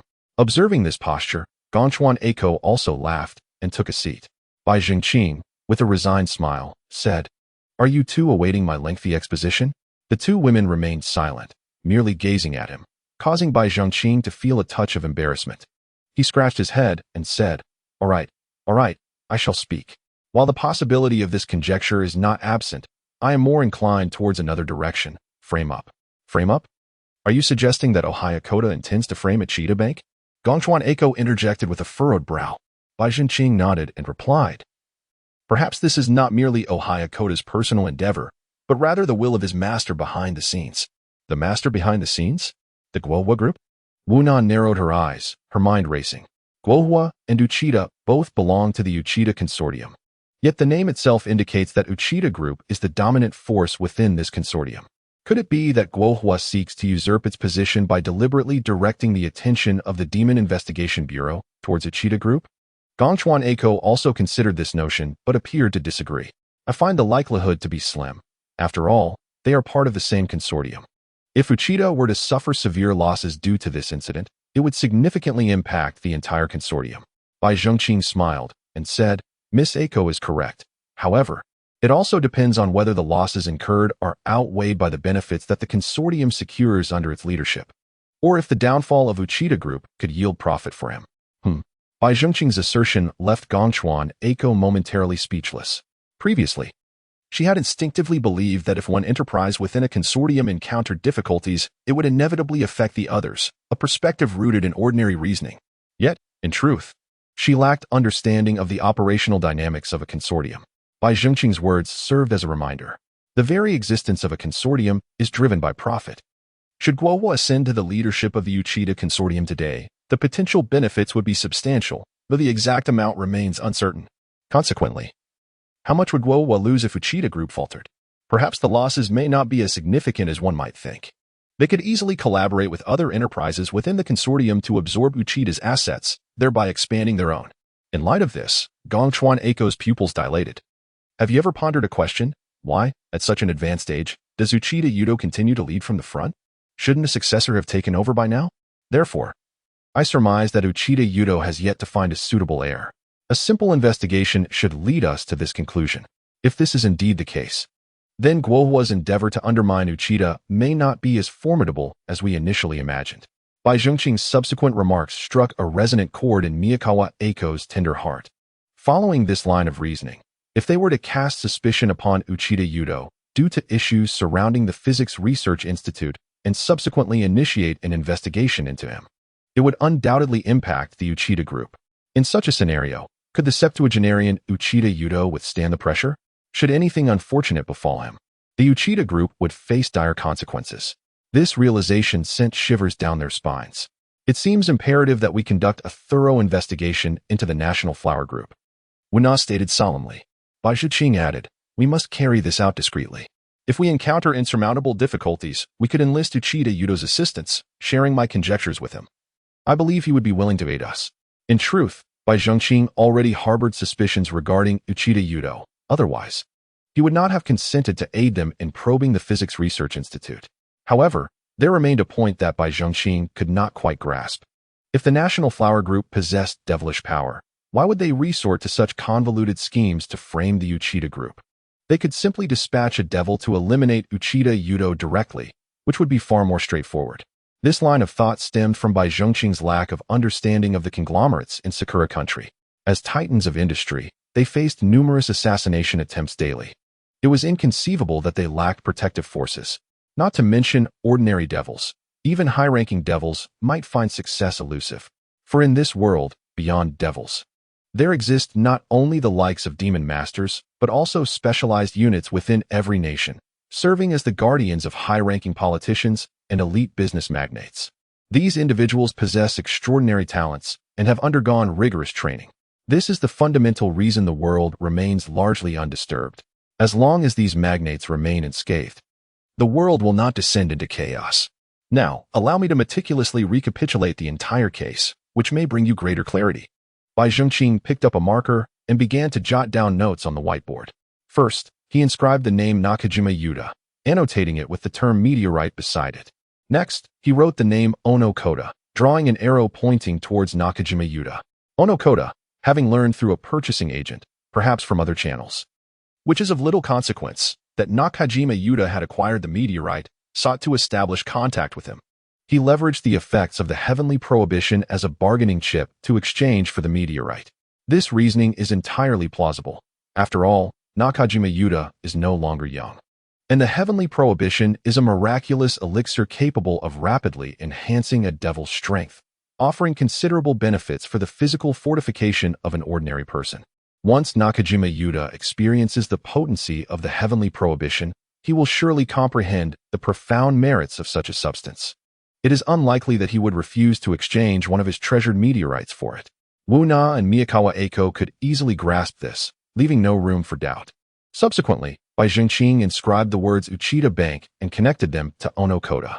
Upon acquiring the meteorite, Keitano promptly secured it within the vault of Uchida Bank. Thus, his objective was ostensibly achieved. This matter should have concluded there. However, the Kaka Group, lurking behind No, began to harbor ulterior motives. With that, Bai Zhengqing inscribed a parenthesis next to No's name, within which he pinned the 4 characters representing the Kaka Group. Yet, for reasons unbeknownst to him, he also drew a diminutive question mark adjacent to the Kaka Group. Observing this, Hideko Miyakawa inquired, "What does this question mark signify?" Bai Zhengqing, with a smile, replied, "Just a marker." He offered no further elaboration, yet this question mark suggested that he harbored additional inquiries in his mind. I shall refrain from elaborating on the rationale. The subsequent events are of greater import. Bai Zhengqing inscribed the name Nakajima Wada beside that of Nakajima KG. and with unwavering certainty proclaimed. In the course of understanding Nakajima Waita, Keita no undoubtedly grasped his familial connections. Thus Nakajima Keiji swiftly fell under the scrutiny of the Kaka group, leading to the inception of a grand conspiracy. The identity of Nakajima Keiji could not remain concealed from the eyes of these conglomerates, and his role as an investigator within the Magical Investigation Bureau was ripe for exploitation. What followed was by Zhangqing's formal exposition. As he annotated on the whiteboard, he meticulously delineated the entire sequence of events. He circled Uchida Bank and stated, first, they orchestrated a dramatic act of betrayal from within, deliberately employing violence to breach the bank's vault door. Consequently, this incident would undoubtedly attract the attention of the Magical Investigation Bureau, with Nakajima Keiji, the captain of the bureau in Tokyo, inevitably assuming responsibility for the case. Connecting the names of the Kaka group and Nakajima Keiji with arrows, he continued, next, they dispatched an assassin to eliminate Nakajima Keiji and simultaneously silence Nakajima Waita. To further obfuscate their intentions, they gruesomely slaughtered his entire family of 5. Ensuring that no immediate connections would be drawn to Nakajima Waita, the focus of the Magical Investigation Bureau would solely rest upon the murder of Nakajima Keiji. He then drew an arrow linking Nakajima Keiji to Uchida Bank. Thus, we would naturally redirect our attention to the theft case at Uchida Bank that Nakajima Keiji was investigating. From this, we could deduce that Nakajima Keiji's demise was a strategic maneuver to conceal the truth behind the bank heist. Continuing, he inscribed the term self-exploder and linked it to Uchida Bank with an arrow. When we conducted our on-site investigation at the bank, the Kaka group arranged for a self-exploder to make an appearance. To the side, he added the name of the Physical and Chemical Research Institute. The intent was not to commit murder, but rather to shift the blame onto the Physical and Chemical Research Institute, which, as it turns out, is affiliated with the Uchida group. Setting down his marker, Bai Zhenqing tapped the whiteboard and declared, this essentially encapsulates the progression of the case. However, the adversary has overlooked 2 critical points. He gestured towards Nakajima Waita's name and stated, the first point is that they failed to anticipate my attention to the blood issues concerning Nakajima Waita. Ordinarily, Yuta Nakajima plays a rather inconspicuous role in this case. It is virtually impossible for us to conduct a blood test on him. At most, we could merely confirm that the blood belongs to Yuta Nakajima and move on. This serves as the foundation for their entire scheme. He then gestured towards the Uchida group. The second point is that they would never suspect us of approaching Yuto Uchida directly. However, Yuto Uchida is astute and quickly recognized that something was amiss, thus providing us with the name of Kota Ono. Consequently, the Kaka group has been thoroughly exposed. After listening to Bai Zhengqing's comprehensive analysis, Wuna and Miyakawa Eiko both sensed that had they been tasked with investigating this case, they might indeed have followed the Kaka group's plans unwittingly. Firstly, they likely would not have uncovered the issue regarding Yuta Nakajima's blood. Secondly, they would lack the courage to confront Yuto Uchida directly. Of course, Bai Zhengqing's decision was also predicated on the detection of Nakajima's blood issue. Otherwise, he would not have foolishly approached a suspect without any evidence for confrontation. It can be said that the Kaka group's plan is fundamentally impeccable, yet it encountered a sorcerer well-versed in celestial prohibitions, who is also a strategist. This destined their failure. So what shall we do next? Should we confront Kaka directly? Miyakawa Eiko inquired, furrowing her brow. Wuna and Bai Zhenqing exchanged glances and simultaneously smiled, replying, we shall turn their own scheme against them. Huh? Miyakawa Eiko, already weary of their tacit understanding, was baffled by the meaning of this phrase. According to reports, Yuto Uchida, the chairman of the Uchida group, was summoned today by the Tokyo Metropolitan Police Department. Official announcements from the police state that Uchida is implicated in multiple cases, including bank robbery, conspiracy to commit murder, and acts of terrorism, all of which are currently under investigation. Our station will provide continuous coverage. Upon seeing the news, Kota Ono raised his glass with a smile and took a sip, then pulled out his phone to make a call. Soon, a chilling voice echoed from the other end. Did I not instruct you to refrain from contacting me during this period? Kota Ono appeared unfazed, cheerfully responding. Did you see the news? That old man Uchida seems to be in trouble. Your plan has succeeded, so when can I expect my final payment? Heh. The voice grew even colder. The payment will be transferred to your overseas account shortly. Moreover, I advise you to refrain from contacting me unnecessarily. Otherwise, your retirement plans will be jeopardized. Humph. With that, the call was abruptly terminated. Kota Ono regarded his phone with disdain. Pa, what nonsense. Without me, what would you have achieved? He tossed the phone casually onto the sofa, and upon contemplating the substantial sum that would soon be deposited, he suddenly burst into a sinister laugh. With this money, he could comfortably retire and pursue his desires, such as indulging in the company of voluptuous women abroad. A chilling laughter reverberated through the room, sending shivers down the spine. On the other end of the line, a man with a slicked-back hairstyle and glasses, exuding an air of refinement, was none other than Mitsushima Hiroshi, who had once been seen in the enigmatic courtyard of the capital of the Summer Kingdom. After hanging up, his expression fluctuated between shadows and light. He silently vowed to eliminate the arrogant Keitaya sooner or later.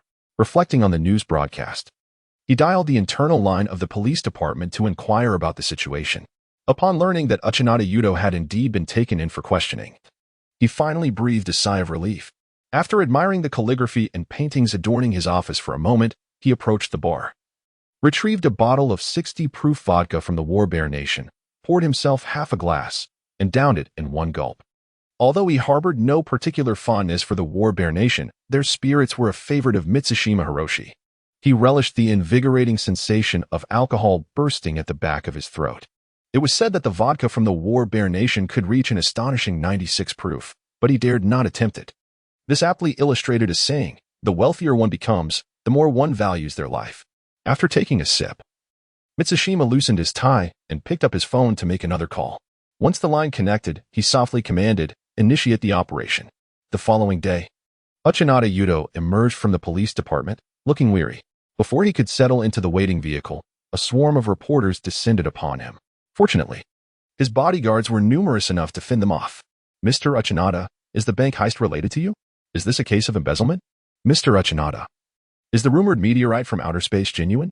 The recent explosion harmed many civilians and police officers. Who do you believe should be held accountable? Yesterday, the stock price of Uchinata Group plummeted. What are your thoughts?" The barrage of questions overwhelmed Uchinata Yudo, and he began to regret his cooperation with the authorities. Just then, one reporter's inquiry caught his attention. "Mr. Uchinata, last night, the chairman of the Kaka Group, Yamane Aikir, was attacked by an unidentified assailant. What is your perspective?" Uchinata Yudo's eyes widened as he gazed at the reporter, incredulously asking, "Yamane was attacked? Are you unaware?" The reporter, momentarily taken aback, continued, "Rumor has it that you have been framed in this series of incidents, with the Kaka Group being behind it. Consequently, speculation abounds that Yamane was sent by you to carry out the attack. Would you like to clarify?" Fuming at the reporter's assertions, Uchinata Yudo retorted, "Utter nonsense." With that, he departed without a backward glance, shielded by his bodyguards. As the vehicle pulled away, Uchinata Yudo gazed ahead, anxiety gnawing at him. After a moment of contemplation, he retrieved his phone and dialed Bai Zhengqing's number. "Hello, Officer Bai. Although I am now aware of your true identity, I still habitually address you as Officer." "Hello, President Uchinata. You finally emerged?" Bai Zhengqing's tone was relaxed. Noticing Bai Zhengqing's apparent lack of concern, Uchinata Yudo felt a wave of relief wash over him. "Have you received the investigation materials regarding the bomb?" "Yes, thank you. That's good to hear." Uchida Yudo chuckled softly before abruptly shifting the topic. "By the way, how much do you know about the attack on Mr. Yamagani last night?" This was the true purpose of his call. Bai Zhengqing replied with a smile, "Rest assured, Chairman Yamagani is fine." Uchida Yudo, intrigued, inquired, "Did you not previously assert that the Kaka Group was behind my framing? How then could Mr. Yamagani fall victim to an unknown assailant?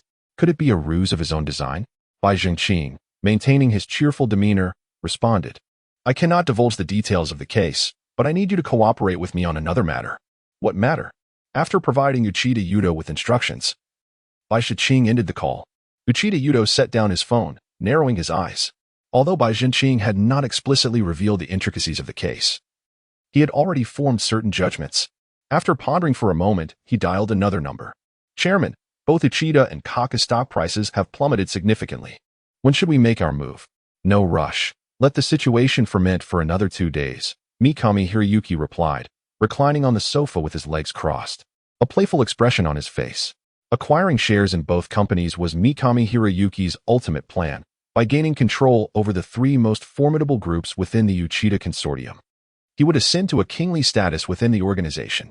At that point, he would have opportunities to influence not only the political arena but even the military. Just then, a subordinate hesitantly remarked, "Chairman, our company's stock price has also seen a notable decline today." Mikami Hiroyuki waved his hand dismissively. "It's fine. It's only natural for a consortium's company to suffer some collateral damage." At that moment, a knock echoed at the door. "Come in," Mikami Hiroyuki said casually. He assumed it was his secretary but could not recall the reason for the visit, though it was of little consequence. The office door opened, and the secretary entered with an elderly gentleman. Upon seeing the old man, Mikami Hiroyuki's pupils constricted momentarily before he regained his composure and rose with a smile. "Uchida-kun, what brings you here?" Uchida Yudo entered with a smile, instructing someone to place a long box on the coffee table. He gestured toward the box, saying, "Mikami-kun, a small token of appreciation. I hope you like it." Mikami Hiroyuki stood, his expression one of skepticism as he opened the box to reveal a piece of calligraphy. Puzzled, he looked at Uchida Yudo and asked, "Uchida-kun, what is this?" Uchida Yudo, taking a seat, responded with a smile. "I know you have a passion for the literary art of the Xian nation, so I specially arranged to acquire this piece for you. Merely a small gesture of goodwill. As the Xia people often say, one should not receive rewards without merit." "Uchida-kun, if you have something to say, please feel free," Mikami Hiroyuki replied, refraining from opening the artwork and calmly returning to the sofa. Uchida Yudo, not one to beat around the bush, stated directly, "I believe you have seen the recent news, and I wish to collaborate with you to confront Kaka." At this, a glimmer of ferocity flashed in the old man's eyes. Mikami Hiroyuki's heart stirred, yet he feigned disinterest, shaking his head. "Uchida-kun, both you and Mr. Yamagani are my friends. I cannot involve myself in your grievances." Uchida Yudo's expression reflected disappointment as he sighed and said, "In that case, let it be. However, as an elder, I still wish to exert my influence. Considering the long-standing friendship between your father and me, I hope you will not lean towards the national flower." "Of course, please rest assured, Uchida-kun," replied Mikami Hiroyuki with a cheerful smile. Uchida Yudo seemed to have unburdened himself, and as he departed, his steps appeared lighter. Once he left, a silent subordinate who had been standing nearby chuckled and remarked, "President, it seems that old Uchida and Yamane Ichiro are indeed ready for a good fight. We can simply reap the benefits." "Indeed, your Chinese has improved remarkably as of late," Mikami Hiroyuki responded, pleased with the situation unfolding before him. After sending his subordinate away, he turned his attention to the painting, appreciating its beauty. It was a rare masterpiece, one that was typically difficult to acquire even with ample funds. Having admired the artwork, Mikami Hiroyuki carefully stored it away. He then retrieved a detector from his desk drawer and meticulously examined both the painting and the box. Finding no issues, he took the box and exited. He understood that this was Uchida's gift to him, a gesture to refrain from intervening in the matter, which is why neither of them mentioned taking the painting as Uchida departed. Mikami Hiroyuki drove around for quite some time, ensuring he was not being followed before arriving at an apartment building. He ascended to the top floor and approached an ordinary apartment door, unlocking it with a key. While the exterior appeared unremarkable, the interior was filled with exquisite antiques and artworks. He casually placed the box in a cabinet before stepping into a secondary bedroom. Opening the wardrobe, he rummaged through the clothes and pushed open a hidden door. To his surprise, within the wardrobe lay a small secret chamber of about 10 square meters, housing a few items, among which was the long-lost meteorite. Upon seeing the meteorite, Mikami Hiroyuki beamed with a radiant smile. At the Eastern Tokyo Magic Detective Bureau, Takeda Haruto finally returned to duty after his recovery. Miyakawa Eiko and others organized a modest celebration for him. Following the celebration, they convened in the conference room to strategize their operations. Poor Takeda Haruto, having just been discharged from the hospital, was thrust into a large-scale operation at the bureau. Miyakawa Eiko stood at the conference table, her hands resting upon it as she stated, "Next, we will apprehend suspects in the Uchida Bank heist, the Nakajima family murder, the suicide bombing, and the attack on Yamane Ichiro. I will arrange the operational plan." That afternoon, Mikami Hiroyuki returned from his secret base and immersed himself in the office, intent on meticulously planning the details of upcoming operations.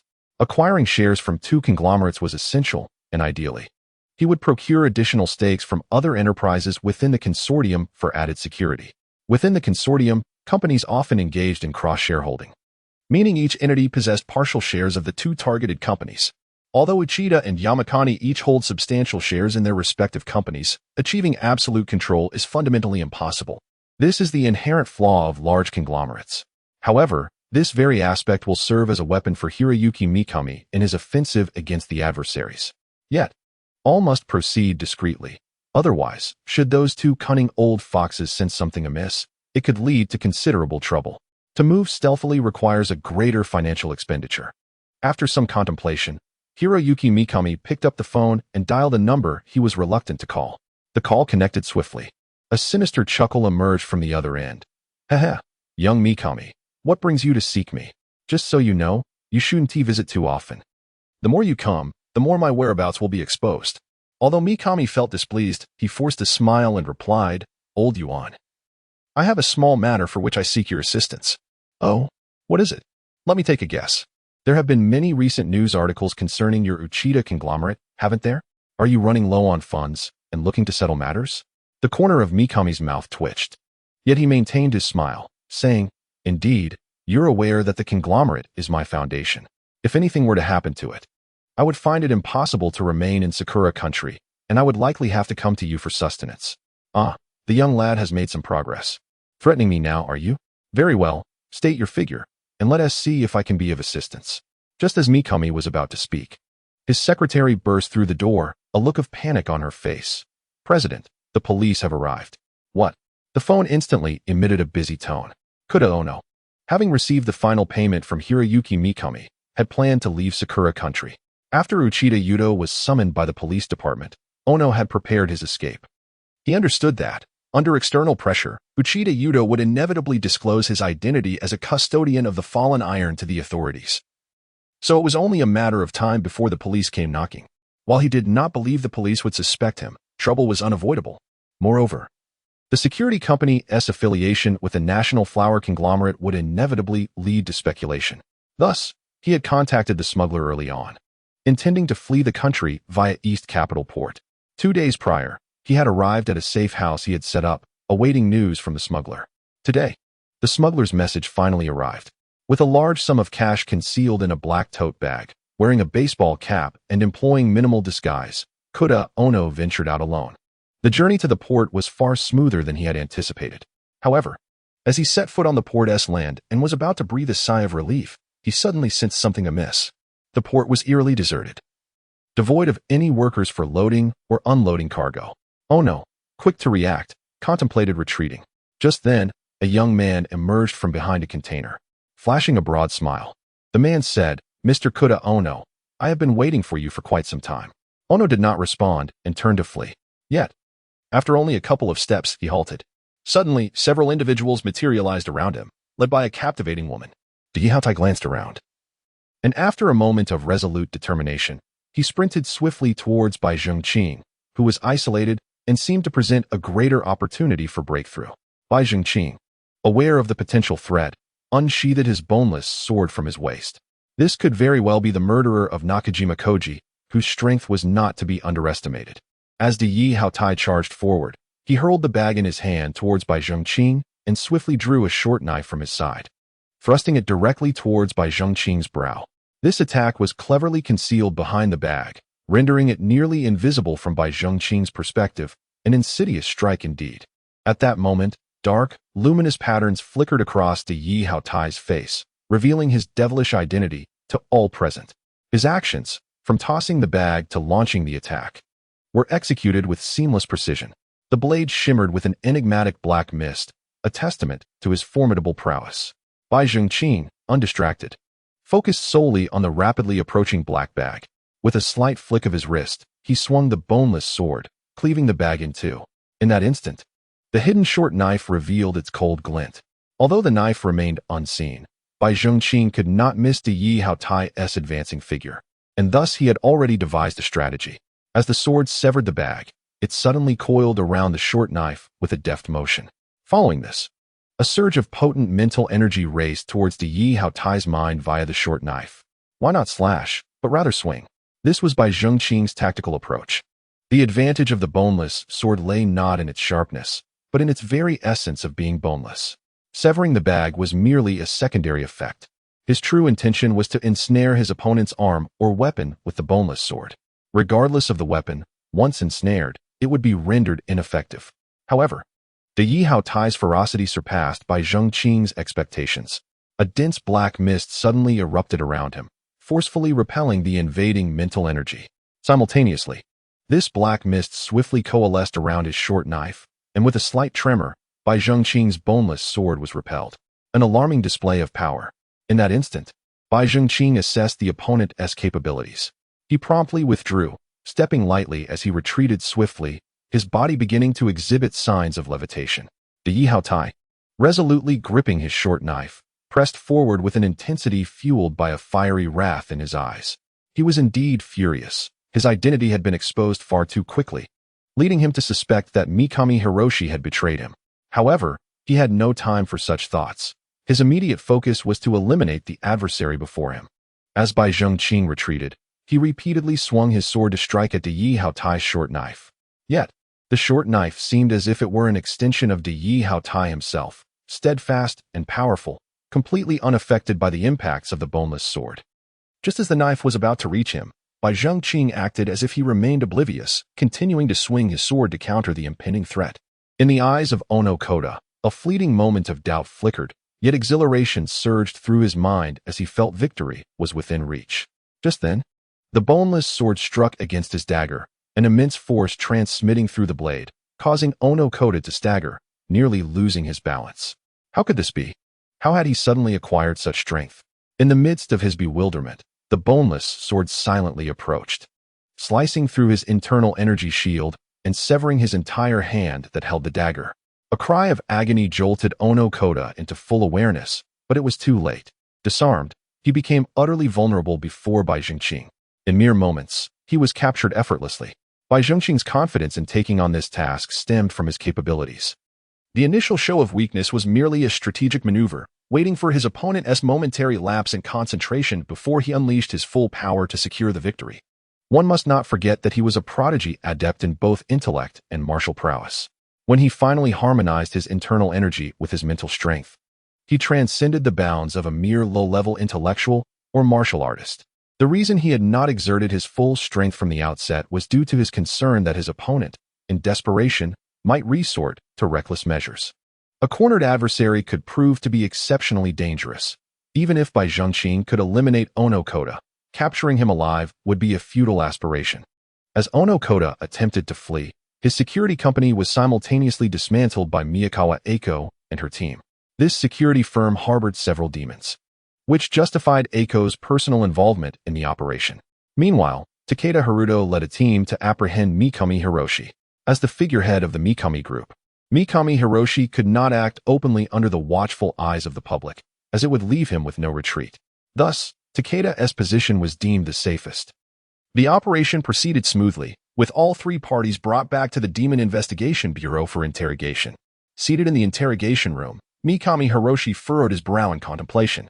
Even at this juncture, he remained perplexed about what had gone awry. In his plan, even if Ono Koda had been exposed, the suspicion from the Demon Investigation Bureau should have fallen upon the Kaka Group. After Uchida Yudo was summoned by the Metropolitan Police, he became increasingly convinced that his scheme had not faltered, prompting him to arrange for an assassin to eliminate Yamane Ichiro. Should the assassination succeed, it would plunge the Kaka Group into chaos. Of course, the likelihood of this was slim, and he harbored no expectations. His true objective was to tarnish Uchida Yudo with the infamy of attempting to assassinate Yamane Ichiro. Even in the absence of concrete evidence, it would be sufficient to tarnish the reputation of the Uchida Group. Likewise, the blame for the bank heist would rest squarely on Yamane Ichiro's shoulders, laying the groundwork for a scapegoat. Consequently, the stock prices of both companies would inevitably plummet. This presented the opportunity he sought to acquire both firms at a fraction of their worth, thereby completely incorporating them into his own empire. As a member of the same conglomerate, he possessed such an advantage. Everything had been progressing smoothly. How had he suddenly come under the scrutiny of the Demon Investigation Bureau? Mikami Hiroshi was utterly confounded. At this moment, Bai Zhengqing and Miyakawa Eiko entered the interrogation room. Observing the composed facade of Mikami Hiroyuki, Bai Zhengqing shook his head with a smile. He understood that the more calm Mikami appeared, the less he grasped the truth of the situation. Otherwise, he would certainly exhibit some signs of anxiety. Miyakawa Eiko, however, did not ponder this deeply. After confirming that the surveillance equipment was operational, she directly inquired, Mikami-kun, will you voluntarily confess, or shall I articulate your circumstances for you? Mikami Hiroyuki scoffed. Do you know what consequences I face for being unjustly detained by your Demon Investigation Bureau? Witnessing his defiant demeanor, Bai Zhengqing remarked with a smile. Daiyakota has already been apprehended. The corner of Mikami Hiroyuki's eye twitched, followed by a furrowed brow. I don't know who you are referring to, he retorted. In truth, he was not concerned that Daiyakota would betray him, for they shared a life-and-death pact, a guarantee of utmost security in the demonic realm.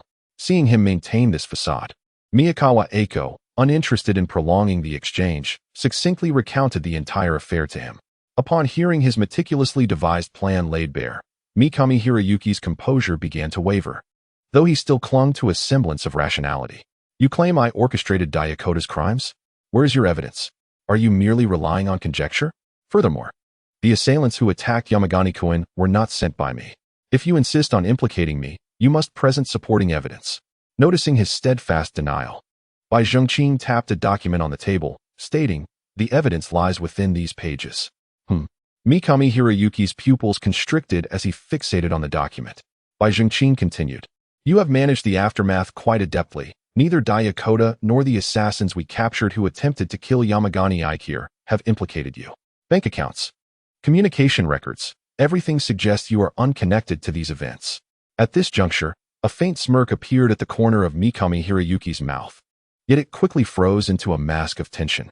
However, as the old saying in Xia country goes, the net of heaven is vast, yet nothing escapes its grasp. No matter how meticulous the scheme, there are always flaws. For instance, the whereabouts of the bomb that exploded at Uchida Bank. Although it originated from the Institute of Physical Chemistry, once it entered the military, it was dispatched to the Eastern Army District's 1st Division, where the deputy division commander happens to be your classmate from the Self-Defense Forces Academy. With each word Bai Zhengqing uttered, Mikami Hiroyuki's countenance grew increasingly grim. Yet, Bai Zhengqing feigned ignorance and continued, within the military, your connections are rather limited, relying primarily on the relationships established at that academy. Compared to Uchida Yudo, yours pales significantly, as he serves as the military's principal contractor. Thus, despite your extensive networking efforts, erasing the military's records entirely proves impossible. Naturally, you may harbor a sense of false hope, believing that the materials from the Institute of Physical Chemistry are confidential and that Uchida Yudo would never disclose them. Furthermore, the theft of a new type of bomb would be an embarrassing affair for the military, compelling them to maintain strict confidentiality. However, it is evident that everything has surpassed your imagination. Ueda Yudo has already traced the whereabouts of this bomb, and your classmate has divulged everything. This is his interrogation transcript. Bai Zhengqing once again tapped the document and said with an air of nonchalance.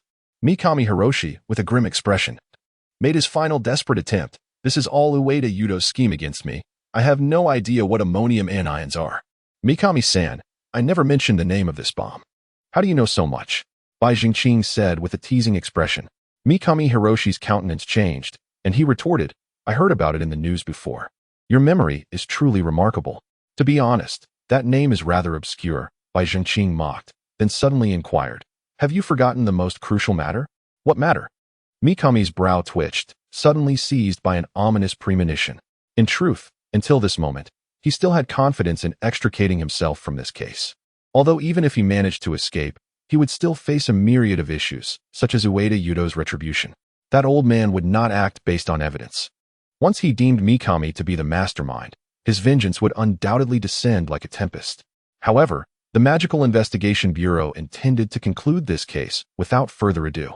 Mikami Hiroshi was already contemplating how to confront Ueda Yudo's revenge once he got out, but Bai Zhengqing's subsequent words and actions left him utterly dumbfounded. Have you forgotten the very cause of this incident? It is that piece of meteorite. With that, he produced a yellowish iron ball, roughly the size of a volleyball, and placed it on the table. Bang!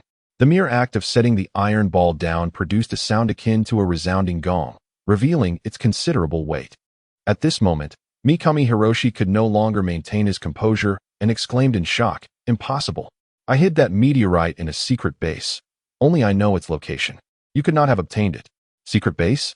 Are you referring to that apartment? By the way, I forgot to mention that there were quite a few valuable items in there, but they have all been confiscated now. Bai Zhengqing's words struck Mikami Hiroshi like a merciless sword, piercing his heart and nearly causing him to faint from suffocation. How could this happen? Mikami shook his head, striving to regain his composure, when a sudden flash of insight illuminated his mind. He abruptly recalled the calligraphy scroll Ueda Yudo had sent him. He understood now. There was a tracker embedded within that artwork. Yet, he had been so meticulous at the time. How could this have occurred? At this moment, Bai Zhengqing provided him with the answer. No need to ponder further. We did not tamper with the scroll. We merely installed a tracker in your car in advance. What? Mikami Hiroshi stared wide-eyed in shock and fury, momentarily at a loss for words. This was, in essence, a cunning operation under the guise of darkness. Ueda Yudo had sent the scroll under the pretense of discouraging Mikami Hiroshi from interfering in his rivalry with Yamane Ichiro. But how could someone capable of leading a conglomerate be so easily deceived, especially during such a sensitive period? Mikami Hiroshi was certain he had to be on guard against Ueda Yudo. Thus, Bai Zhengqing and his associates had no intention of manipulating the artwork. This was the illuminating beacon. Beneath this beacon lay their true objective, the vehicle of Mitsushiro Hiroshi. At that time, Mitsushiro Hiroshi was unaware that his plans had been exposed. So he could not fathom that a tracker had been affixed to his vehicle. Consequently, upon confirming that the artwork was unblemished, he had already fallen into their trap. Indeed, this bore a hint of recklessness. Yet, Bai Zhengqing had no alternative. Without the meteorite, they could not convict Mitsushiro Hiroshi and were left with no choice but to take a calculated risk. At this moment, Mitsushiro Hiroshi appeared dejected. He recognized that the tide had turned against him, and any further denial would be futile. Observing this, Bai Zhengqing seized the opportunity to inquire, I am curious. What do you intend to do with the meteorite? At this question, Mitsushiro Hiroshi jolted, as if rejuvenated, a strange glint igniting in his eyes. He then erupted into hearty laughter. Ha ha ha, everything I built has been shattered by you, but it matters not. I still have a chance. Wait for it. My revenge shall come swiftly.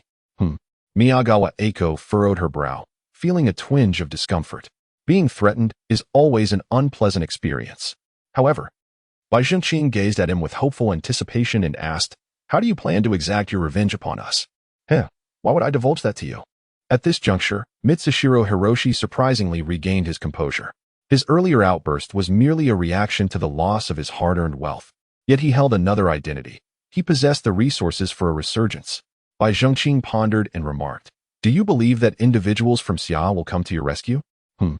A tremor of alarm coursed through Mitsushiro Hiroshi, almost betraying his composure. Fortunately, he quickly recognized that this was clearly a ploy by Bai Zhengqing. Steadying himself, he scoffed derisively and refrained from further comments. However, the subtle shift in his expression did not escape Bai Zhengqing's keen observation. At that moment, Bai Zhengqing narrowed his eyes, solidifying his suspicions. As they exited the interrogation room, Wu Na approached them, bearing significant news. The Uchida Group had allied with the Guohua Group to acquire all external shares of the Mitsushiro Group, signifying a change of ownership. Upon hearing this news, Bai Zhengqing could not help but marvel at the wisdom that comes with age. It seemed that his direction to Uchida Yudo had led the adversary to realize who the true foe was.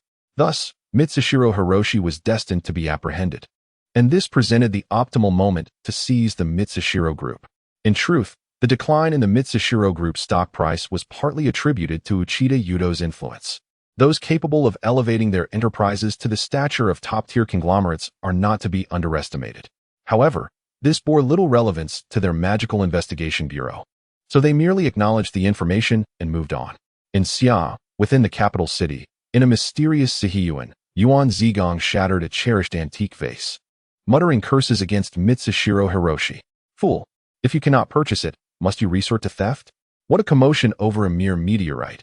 Why don't you just perish? Meanwhile, an elderly woman seated nearby calmly sipped her tea. After Yuan Zigong had finished venting, she smiled and said, do not let anger take hold. Ponder matters carefully. As I have advised you numerous times. Yuan Zigong was momentarily taken aback, a flicker of fear crossing his eyes. He suppressed his inner wrath and quietly took a seat. Observing his newfound tranquility, the elderly woman smiled even more brightly. Good, this is how it should be. Yuan Zigong did not respond to her words, exhaling deeply before softly asking, Ingzi, What should we do next? What should we do? Do you require my guidance? Cunning inquired with a gentle smile as she gazed at him. Startled, Yuan Zigong nodded vigorously. I understand. I will handle it myself. Cunning set down her teacup, tied on an apron, and cheerfully asked, what would you like for dinner? Just decide as you see fit. Very well. With that, she exited the main room to prepare the meal in the kitchen. After Cunning left, Yuan Zigong slumped onto the bed, his eyes vacant as he stared at the ceiling, lost in thought. After a considerable time, he finally picked up his phone to make a call. He notified the brothers in the land of cherry blossoms to rescue Mikami tomorrow night. Understood. Yuan Zigong felt a sense of urgency. If he did not swiftly extricate Mikami Hiroshi, he would soon face betrayal. He was acutely aware that trust was a scarce commodity among devils. Moreover, he was certain that Mikami could only endure for 3 nights at most, if he did not send aid within that time frame. His own good fortune would come to an abrupt end. This urgency was compounded by the existence of their life and death contract. Otherwise, he suspected Mikami would have sold him out that very day. The mere thought of the life and death contract made Yuan Zigong shudder, prompting him to refrain from dwelling on it any further. Meanwhile, in the upper echelons of the Devil Investigation Bureau, laughter resonated from Duan Tianya's office. Ha. That lad has done remarkably well. I never expected him to uncover the mole in the eastern capital so swiftly. This makes the subsequent matters much easier, Duan Tianya exclaimed, excitement evident in his voice. On the other end of the line, Qin Zi was far less optimistic. He could not help but retort. You've merely taken the first step of a long journey. What is there to be excited about? One must savor a meal bite by bite. Duan Tianya chuckled. Well, I don't have to worry about the thinking part, so of course, I'm delighted. Qin Zi shook his head in resignation, choosing not to argue further. By the way, have you arranged the personnel I asked for? These next few days are critical. If Mikami is rescued by someone else, it will all be for naught. Rest assured, I've already dispatched Tong Xin. With her, Miyagawa, and Xiaobai, we should be fine. After all, the land of cherry blossoms is not their main turf. After a moment of contemplation, Qin Zi refrained from saying more. Duan Tianya's reasoning was sound. The influence of those devils in the land of cherry blossoms was limited, and the presence of formidable experts was unlikely, so they should be in the clear. One more thing. You should reach out to Buddha Fatty and gauge his reaction to this matter, Qin Zi remarked calmly. However, his composed demeanor did not permeate Duan Tianya. Upon hearing that he was to engage with that figure, Duan Tianya's amusement faded. He hesitantly asked, isn't that a bit too risky? Risky? What risk? Can't you handle him? Qin Zi replied with a relaxed smirk.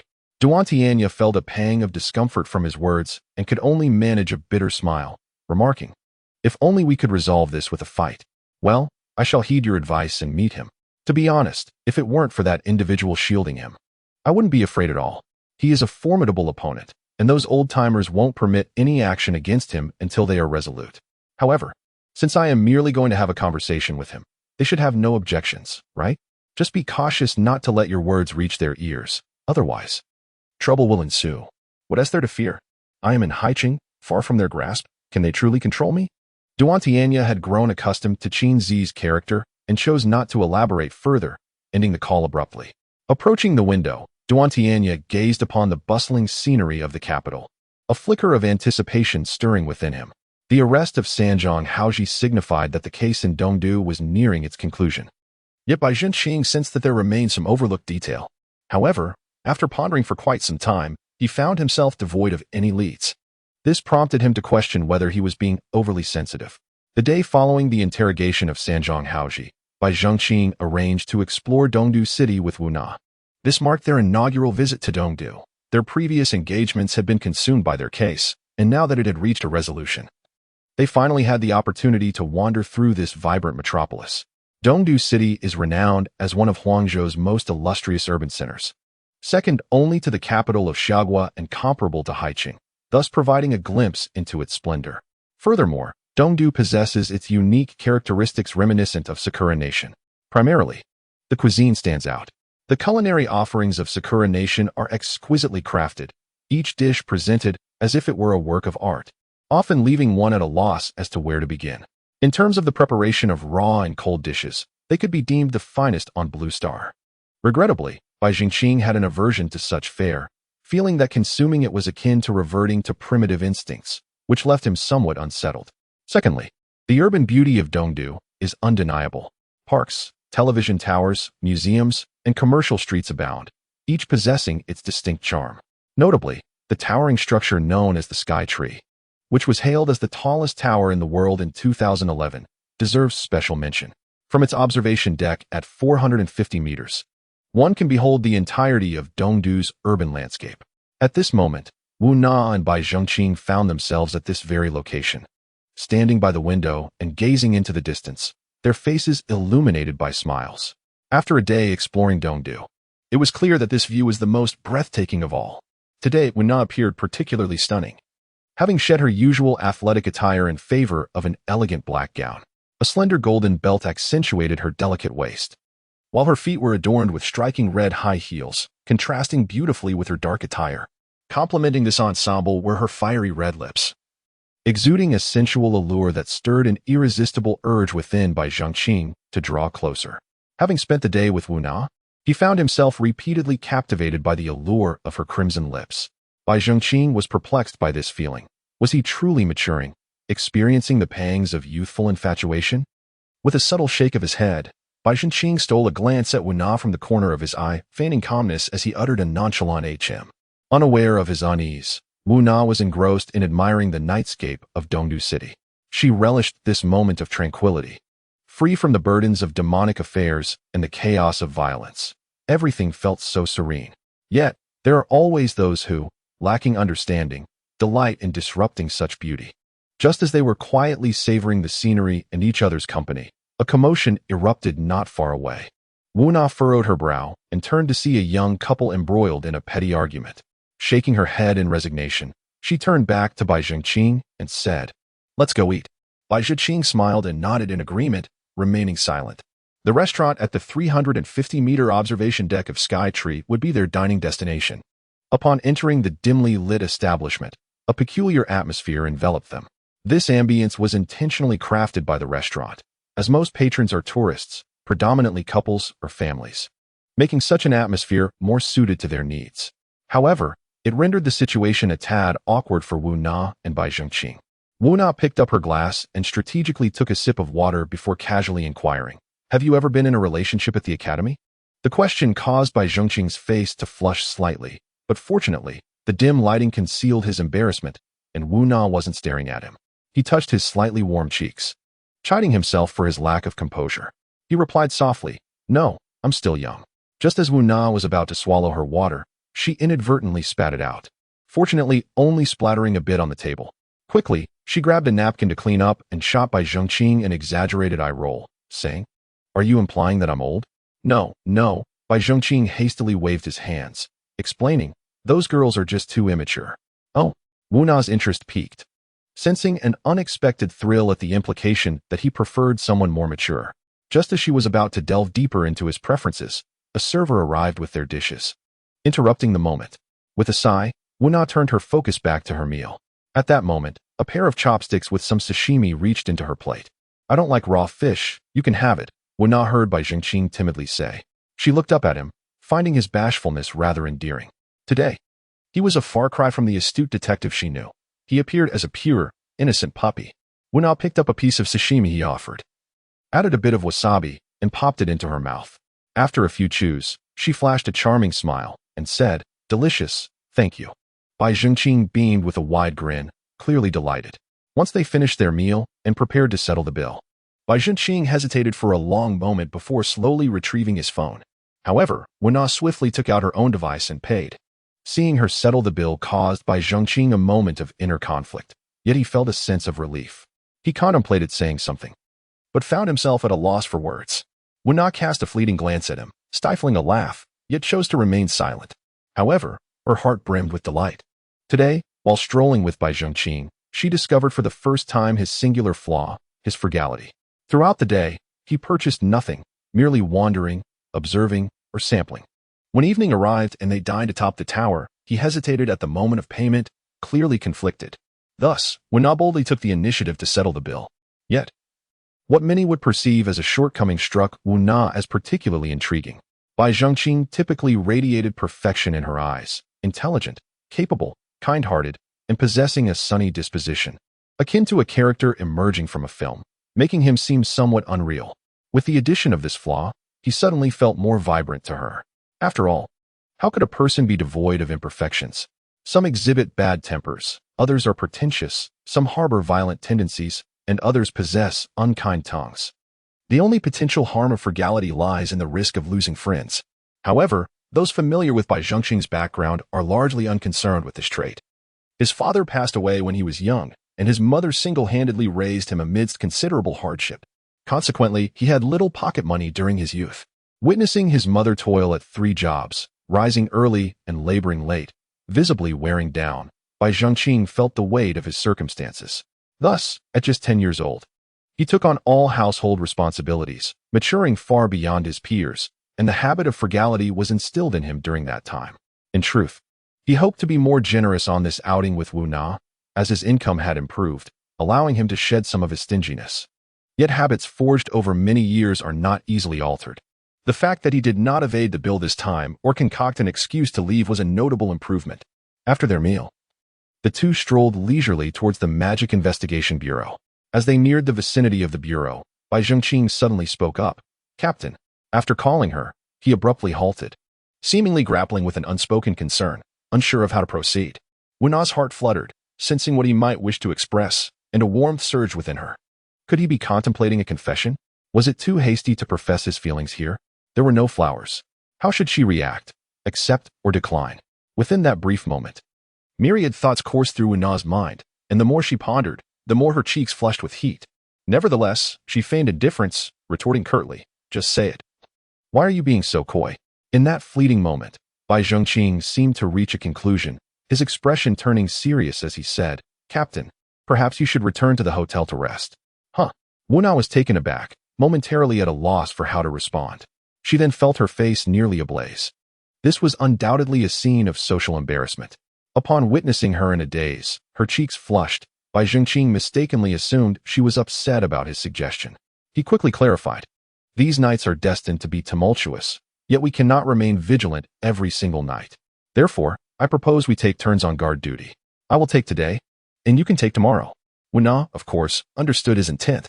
Ever since San Shang Haoji was captured, Bai Zhengqing had anticipated that an attempt to break him out would occur in the coming days, a matter he had communicated to Gong Chuan Yingzi and Wu Na.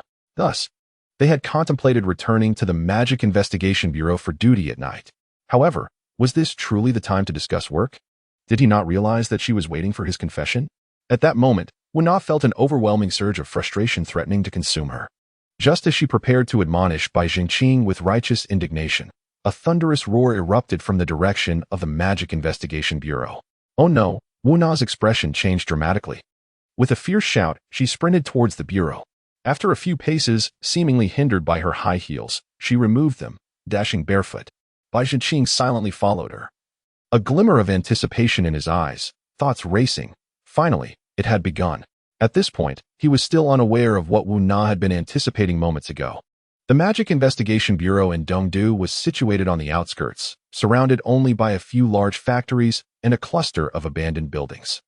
The bureau itself was nestled within one of these derelict structures. It was unlikely that anyone would suspect that such a decayed building harbored a special department. Yet now, this structure had truly become a ruin. Apart from a heap of rubble and splintered wood, not a soul was in sight. San Shang Haoji and others, who should have been detained within the bureau, had vanished without a trace. Seeing this scene, Wu Na's heart sank. At that moment, Bai Zhengqing's voice pierced through her thoughts. "Captain, to the east, let us go, quickly." Wu Na snapped back to reality and glanced towards the east. In the road ahead lay a series of shallow pits, clearly newly formed, indicative of recent destruction. This suggested that a confrontation had occurred in that direction. Wu Na lifted her skirt and raced towards it, heedless of the debris underfoot. Fortunately, as a qi-infused martial artist, her physique was remarkably resilient, rendering the scattered stones harmless to her delicate feet. Bai Zhengqing, undeterred by the obstacles, had already surged ahead of her. Upon reaching the corner of the street, Bai Zhengqing scanned the area before turning right in pursuit. Wu Na silently trailed behind him. Soon, the sounds of conflict reached their ears, loud and numerous, suggesting a considerable number of participants. As they drew closer, they beheld dozens of figures clad in black encircling two women in an aggressive assault. One was undoubtedly Gong Chuaningzi, while the other was unfamiliar to Bai Jingqing, a woman he had never encountered before. However, Wu Na gasped in recognition. Commissioner Tong? This individual was none other than her immediate superior, Tong Xian. What was she doing here? Questions swirled in Wu Na's mind, but there was no time to ponder. She charged forward with urgency. Bai Jingqing was not idle either. Upon arriving at the scene, he immediately began searching for the figure of Mikami Hiroyuki. He understood that everything stemmed from Mikami's actions. Capturing him would signify the failure of the adversary's plans. Moreover, Mikami was undoubtedly crucial to the Central Bureau. As a prominent figure within the Sakura-kuni consortium, he possessed numerous secrets. However, apart from a group of men in black, there was no sign of Mikami anywhere.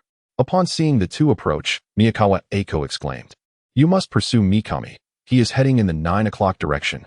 Without hesitation, Bai Jingqing veered off and began to run, while Wu Na hesitated briefly before following suit. With two officers present, the black-clad men merely served to delay them and posed no significant threat. However, capturing Mikami was imperative, and she couldn't shake off her concern for Bai Jingqing's safety. For some inexplicable reason, her heart raced inexplicably fast. Bai Jingqing, not dwelling on his thoughts, pushed his speed to the utmost, darting through the desolate streets, leaving the factories far behind. After pursuing for just over a minute, he caught sight of a figure fleeing in panic at a corner. Who else could it be but Mikami? Spotting his target, Bai Jingqing swiftly drew his boneless sword, readying himself for battle. Mikami, hearing the commotion behind him, felt a sinking sensation in his heart. As he turned the corner and glanced back, he saw Bai Jingqing closing in. With a quick flick of his eyes, he dashed a few steps before abruptly halting. Bai Jingqing, the once-in-a-millennium prodigy of the Demon Academy. Am I not correct? Mikami remarked with a smile that exuded malice. Bai Jingqing halted, narrowing his eyes slightly. It seems you have quite the confidence, he replied. Mikami shook his head, saying, I am not your match. Excuse me? Bai Jingqing was taken aback, his mind flooded with suspicion. He found it hard to believe Mikami's words. If they were true, there would be no reason for him to stop and wait. Yet, at that moment, Mikami had no intention of deceiving him. Why then did he choose to pause? As this realization struck him, Bai Jingqing's pupils constricted rapidly. He finally understood where he had erred, Mikami's strength.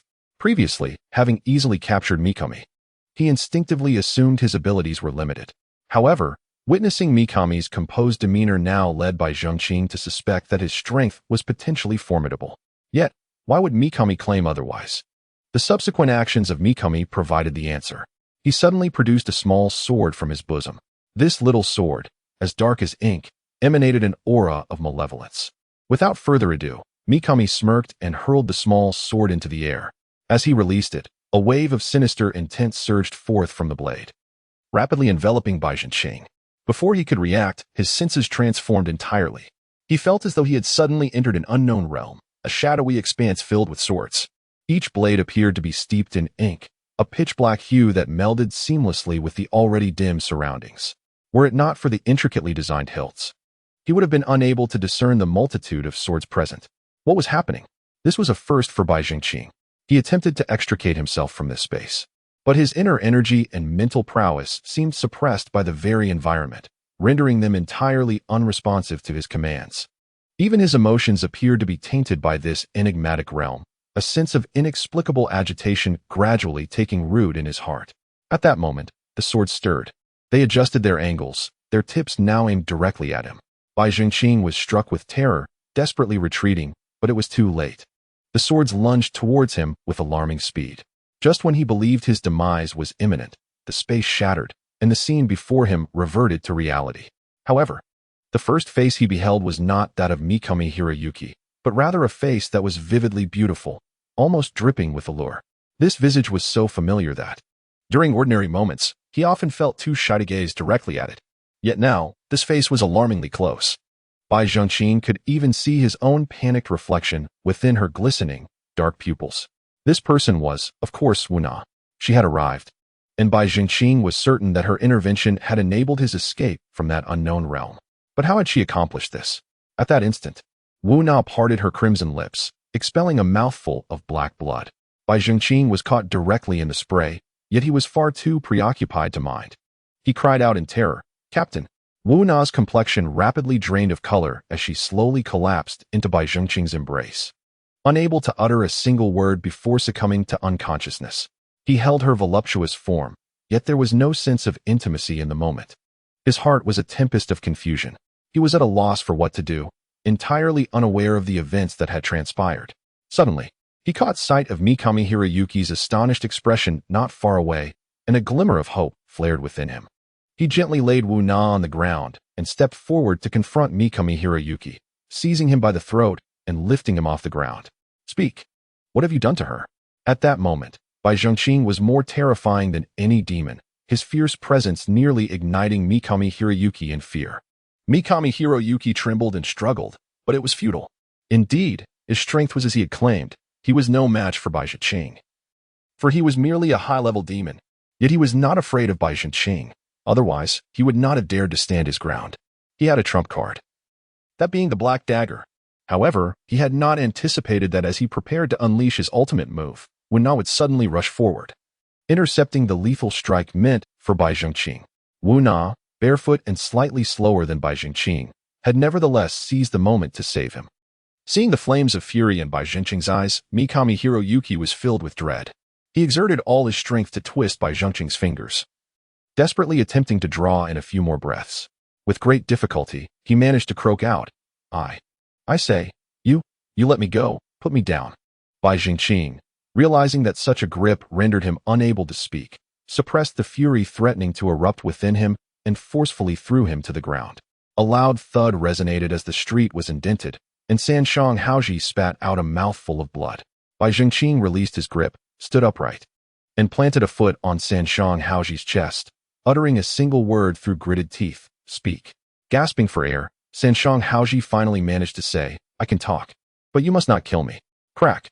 A sharp sound echoed as several of Sanshang Haoji's ribs were crushed underfoot. Bai Zhengqing remained silent, merely conveying through his actions that Sanshang Haoji was in no position to negotiate. Terrified, Sanshang Haoji quickly confessed, "That is a device of terror.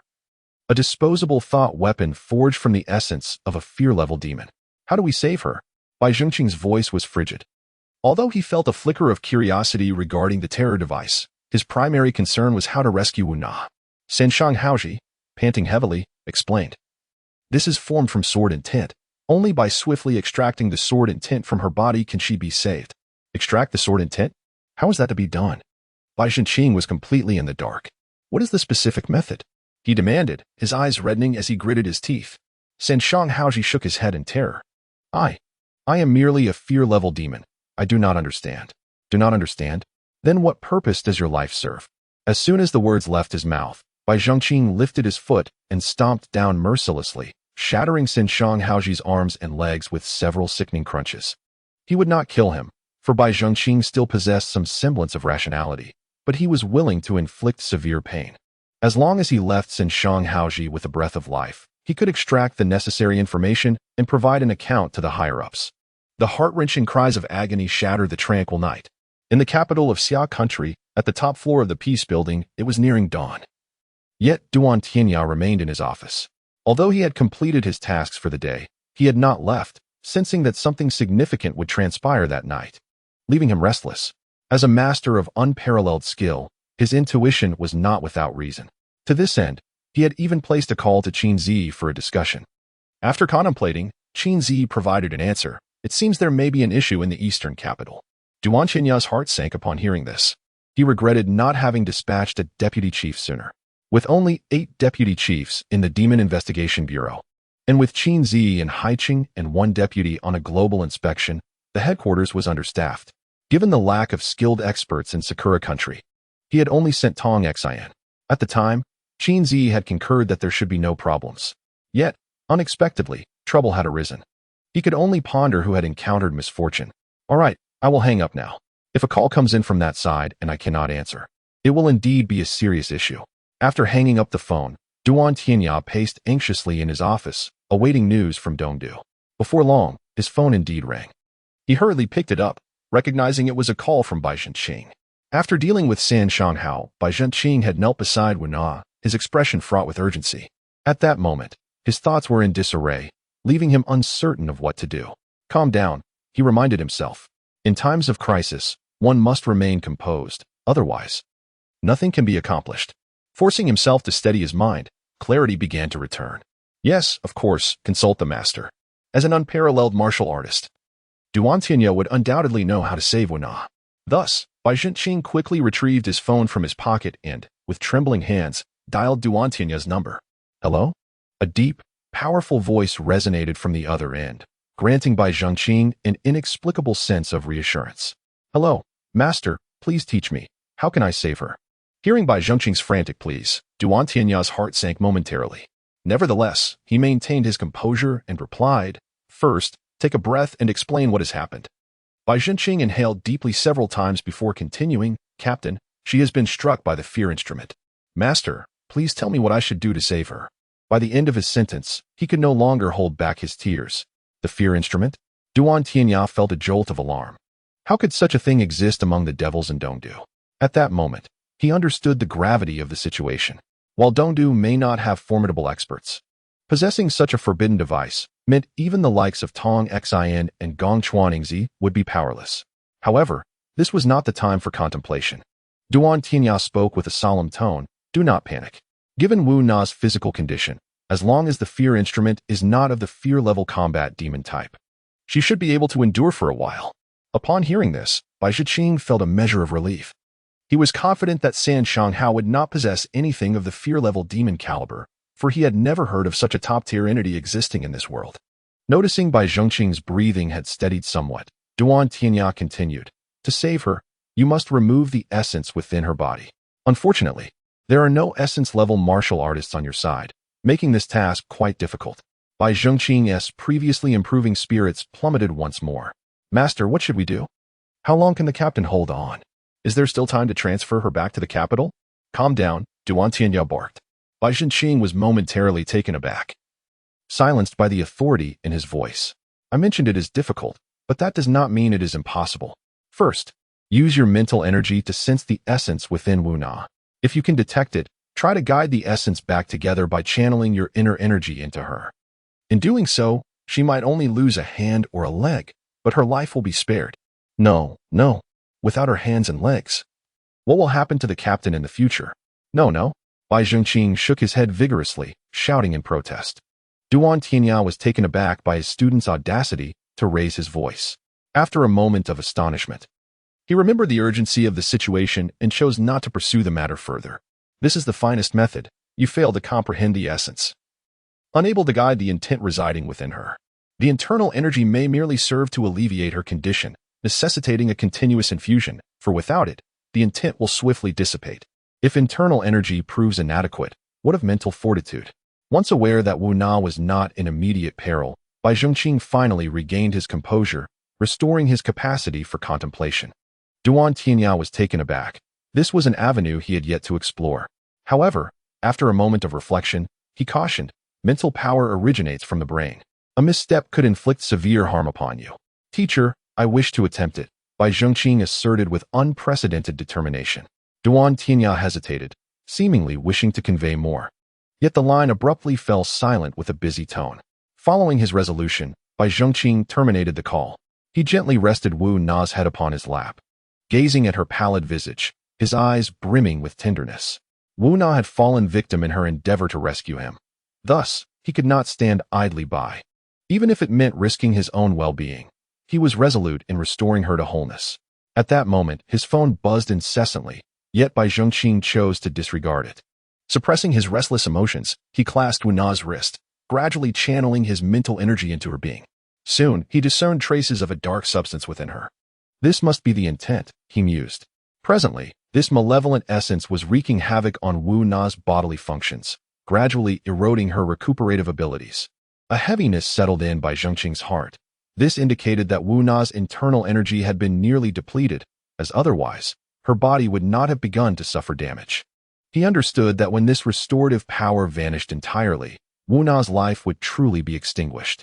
Clearly, Duan Tianya's previous reassurance of endurance was merely a comfort. The destructive capacity of this intent far surpassed imagination. It was, after all, a manifestation of a fearsome demoness essence, inflicting profound harm upon a martial artist of qi gathering level. Had Wu-Na not been so close to the intermediate Qi level, she likely would have succumbed long ago. Bai Jingqing dared not squander time. He swiftly infused his internal energy into Wu-Na, directing it towards the encroaching darkness. Upon contact, the internal energy met the intent like a searing iron thrust into frigid water, causing the black essence to boil violently. Following Duan Tianya's guidance, Bai Zhengqing promptly directed the internal energy towards Wu-Na's left hand, and the dark intent surged towards it like ravenous children drawn to candy. Upon reaching her hand, Bai Zhengqing hesitated to withdraw his internal energy, for to do so would allow the intent to proliferate at an alarming rate, leaving Wu-Na without hope. At this juncture, Wu-Na's complexion began to regain some color, though her brow furrowed and her eyelids trembled incessantly, revealing her enduring agony. Yet, outwardly, apart from her left hand being shrouded in darkness, there appeared to be no other issues. By standard protocol, Bai Zhengqing ought to sever Wu-Na's left hand immediately, thus ensuring her salvation without incurring any risk. However, Bai Zhengqing had no intention of resorting to such measures. He took several deep breaths, bracing himself for the most perilous moment. After calming his tumultuous emotions, Bai Zhengqing gradually infused his mental energy into his internal essence.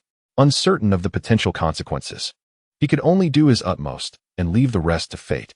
As the internal essence melded with his mental energy, the once faint luminescent mist became dense and thick. Yet, when the ominous black intent collided with this viscous internal essence, it abruptly fell silent, akin to a child encountering something unfamiliar, filled with curiosity. At that moment, Bai Zhengqing marvelously discovered that the ominous intent was actually burrowing into the internal essence, seemingly eager to explore further. Confounded, he found himself at a loss for what to do next. Unable to ascertain whether this phenomenon was advantageous or detrimental, he dared not cease his actions. As all remnants of Wu-Na's intent delved into the internal essence, staining it a grim charcoal hue, Bai Zhengqing gritted his teeth and withdrew the fused internal essence and mental energy. This force surged back into his body, and in an instant, Wu-Na's left hand returned to its original state. The frown on her brow finally relaxed, her countenance serene. A smile crept onto Bai Zhengqing's face. He had finally saved her. However, his smile swiftly froze. The gray-black internal essence within him erupted suddenly. As he focused on the changing expression of Wu-Na, diffused power rapidly spread throughout his body. Muscles, blood, bones, organs, and brain, every part of him was being corroded by this force. Once every component of Bai Zhengqing's body was tainted with gray-black, an excruciating pain surged forth. Beneath the night sky of Dongdu, in a quiet, dark corner, a roar erupted that transcended human sound. Even from several kilometers away, this agonizing cry was distinctly audible, echoing as if it had emerged from the depths of hell, imbued with a chilling terror. In contrast, the earlier screams of Sanshang Hao seemed like mere whimpers.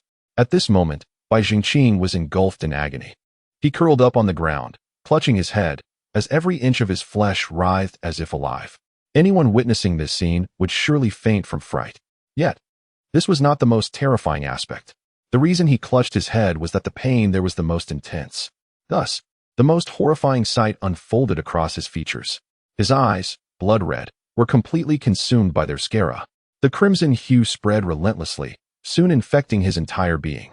His mouth stretched grotesquely to his ears, as if attempting to split his head in two. The once proud bridge of his nose began to writhe, akin to lively worms dancing within his nostrils.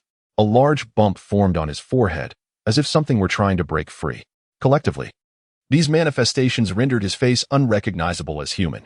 Alongside the pain, Bai Zhengqing felt a numbing, almost an inability to think, intertwined with a flicker of dark delight. The numbness emanated from his very body.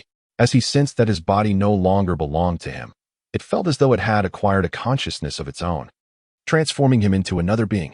A flicker of exhilaration emanated from his mind, for it seemed that his brain was undergoing an inscrutable evolution. Indeed, evolution. For reasons unknown to him, he could distinctly perceive the astonishing transformation occurring within his brain, and he recognized this change as beneficial. He was unwaveringly certain of this, for he could vividly observe the rapid increase in the folds of his brain. He had previously heard that the more convolutions a brain possesses, the greater the intelligence of its owner. Thus, as he witnessed the proliferation of these folds, he understood that he was evolving. Yet, he remained perplexed as to why this was so. The sensation of enduring an eternity, fraught with agony and numbness, gradually dissipated. The convulsions of his body ceased, and his senses returned to normal. Bai Jingqing lay on the ground for quite some time before he slowly rose. At this moment, he felt somewhat dazed, uncertain of what had transpired. Suddenly, a groan pierced the silence beside him, and with no time to spare for himself, Bai Jingqing immediately turned to look. At that moment, Wuna slowly opened her eyes. "Are you all right?" came a concerned voice in his ear.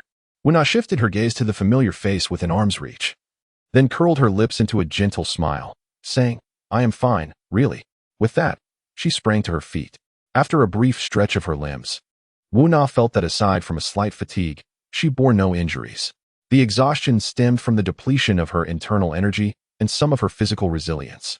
Hence the sensation. As for injuries, they were entirely absent. When the instrument of fear made contact with the human body, it seamlessly integrated, leaving no external wounds. Watching her move with agility, Bai Jingqing finally felt completely at ease. It was only then that he had the opportunity to inspect himself thoroughly. Upon introspection, aside from the evolution of his brain, it seemed there had been no other changes. His strength had not increased, his mental energy and internal vitality remained the same, and his realm was unchanged. What could possibly be happening? Bai Jingqing was perplexed. He attempted to merge his mental energy with his internal vitality once more. Suddenly, a surge of black energy erupted spontaneously within his brain, merging with him. It was at this moment that he truly felt a powerful force burgeoning within him, and simultaneously, his expression grew dazed, as if he were on the verge of entering that state of incomprehensibility once again. Xiaobai, what is wrong with you?" Wu Na's anxious voice echoed in his ears, jolting Bai Jingqing back to reality as he swiftly separated his mental energy from his internal vitality, quickly regaining his composure. "What is happening? What is the situation?" Bai Jingqing was bewildered by his own state, utterly unable to comprehend it all. At that moment, Wu Na grasped his arm and shook it gently, and upon seeing that he seemed to regain his senses, she inquired with concern, "What happened to you? Your eyes suddenly turned blood red. You scare me to death." Bai Jingqing was taken aback. Blood red eyes? Had he succumbed to madness? Contemplating the possibility of being consumed by the essence of a demon, a chill ran down Bai Jingqing's spine. As he glanced at Wu Na, he opened his mouth, struggling to articulate his thoughts, yet found himself at a loss for words. Wu Na, pursing her lips, seemed to have reached a significant decision. With unwavering intensity, she gazed at Bai Jingqing and said, "Xiaobai, I could sense everything you did just now. Please be honest with me. Has that dark force affected you?" Bai Jingqing, in a state of panic, averted her gaze but ultimately nodded in confession. Suddenly, Wu Na enveloped him in her embrace, gently stroking his hair as she reassured him. "It's all right. Even if one day you succumb to darkness, I will never abandon you. Trust me." In that moment, her determination was palpable. Leaning against Wu Na, Bai Jingqing found himself momentarily devoid of thought. This was not merely the ominous sign of succumbing to evil. Rather, he felt the warmth of Wu Na's affection. In this instant, there was no desire between them, only a profound bond of care. Resting against her soft form, he quietly ventured, "Na, would you be my girlfriend?" Wu Na's body trembled slightly and her cheeks flushed crimson. However, she did not shy away from the question. Instead, she inquired, "There is quite an age difference between us. Do you mind?" "Not at all," Bai Jingqing responded without hesitation. After a moment's contemplation, Wu Na softly acknowledged his proposal. As he lifted his gaze, his eyes sparkled with surprise at her prompt acceptance. In truth, he had regretted his words the moment they left his lips, feeling he had acted too hastily. Such declarations should be approached with more preparation. Yet, upon her agreement, he felt a surge of vindication for his earlier boldness. As he gazed at Wu Na, lost in fanciful thoughts of leaning in for a kiss, she shot him a warning glance. "Do not entertain any improper ideas. I have merely agreed to explore a relationship with you. The future will depend on how you conduct yourself." Bai Jingqing chuckled sheepishly, scratching his head. "No problem. I will certainly make a good impression." Observing his silly demeanor, Wu Na couldn't help but smile. It was hard to fathom that such an astute individual could appear so foolish at that moment. Had he acted impulsively and kissed her, would she have rejected him? No. She was ready the instant she agreed. Yet, this foolish boy was too naive, merely staring in bewilderment. She had felt compelled to break the tension with her words. But judging by his reaction, progressing their relationship would likely take considerable time. Alas, foolish boy. The unfolding of events took an unexpected turn. What began as a rather uneventful outing devoid of romantic undertones, was abruptly interrupted by a demon's rescue mission. Wu Na nearly lost her life in her attempt to save Bai Zhengqing, while he, in turn, came perilously close to succumbing to darkness for her sake. Through this harrowing trial, they both reaffirmed their feelings for one another. In a moment of impulsive fervor, Bai Zhengqing and the other individual established a romantic relationship. Had there been even the slightest misstep at any juncture, this budding affection would likely have been extinguished before it could fully blossom. Both impassioned souls reveled in their newfound connection, only for the intimate atmosphere to be shattered by the cries of Miyagawa Eiko. "By June, Captain Wu," she called out as she rushed towards them. Having just heard the commotion, she was deeply concerned and hastened to their side after dealing with the black-clad assailants. Upon hearing her voice, Wu Na felt a pang of annoyance but promptly responded, "We are here." No sooner had the words escaped her lips than two figures emerged from around the corner, coming into view. Upon witnessing the sight of Mikami Hiroshi, whose limbs were gruesomely mangled and who had succumbed to unconsciousness, Miyagawa Eiko and Tong Xian exchanged bewildered glances. What on earth had transpired to leave him in such a dire state? After confirming he was still alive, they refrained from further inquiry. Mikami Hiroshi still held value for the Demon Investigation Bureau. He could not be killed, but as long as he remained alive and capable of speech. Enduring a bit of suffering was a trivial matter. Miyagawa Eiko turned to Wu Na and Bai Zhengqing, stating, "You both have worked hard. I have already reported the situation here to headquarters, and Deputy Chief Lang will personally come to wrap things up." The others nodded in acknowledgement. Given the magnitude of the incident, it seemed appropriate for a deputy chief to intervene. However, Miyagawa Eiko was uncertain why Lang Xie would take the trouble to come personally. Bai Zhengqing, on the other hand, understood it was undoubtedly due to Duan Tianya's insistence, as he was worried about any potential issues concerning Bai Zhengqing. Indeed, the following morning, Lang Xie arrived, and the first order of business was to summon Bai Zhengqing. Lang Xie scrutinized Bai Zhengqing for an extended period before instructing. "Extend your hand." Bai Zhengqing complied and presented his hand before him. Although he was not intimately acquainted with Lang Xie, he had gleaned some understanding of his character. It was said that he was the most taciturn and aloof among the high-ranking officials. Lang Xie grasped Bai Zhengqing's wrist and silently closed his eyes. In that moment, Bai Zhengqing felt an inexplicable force permeating his body. He was certain that this was neither internal energy nor mental strength. It bore a resemblance to that enigmatic black essence. However, the energy Lang Xie transmitted was not black, but rather colorless in nature. This force coursed through Bai Zhengqing's body before converging near his brain. Suddenly, an unexpected turn of events occurred. As this formless energy sought to penetrate Bai Zhengqing's mind, the black essence instinctively surged forth from his brain, interposing itself against the encroaching force. Lang Xie opened his eyes, a glimmer of insight flashing within them. He then narrowed his gaze upon Bai Zhengqing, as if attempting to discern something from his expression. However, his hopes were dashed, for Bai Zhengqing appeared utterly perplexed, completely unaware of the unfolding events. Lang Xie withdrew his hand and, after a moment of contemplation, said, "Please recount the specifics of what transpired." He added, "Including every detail."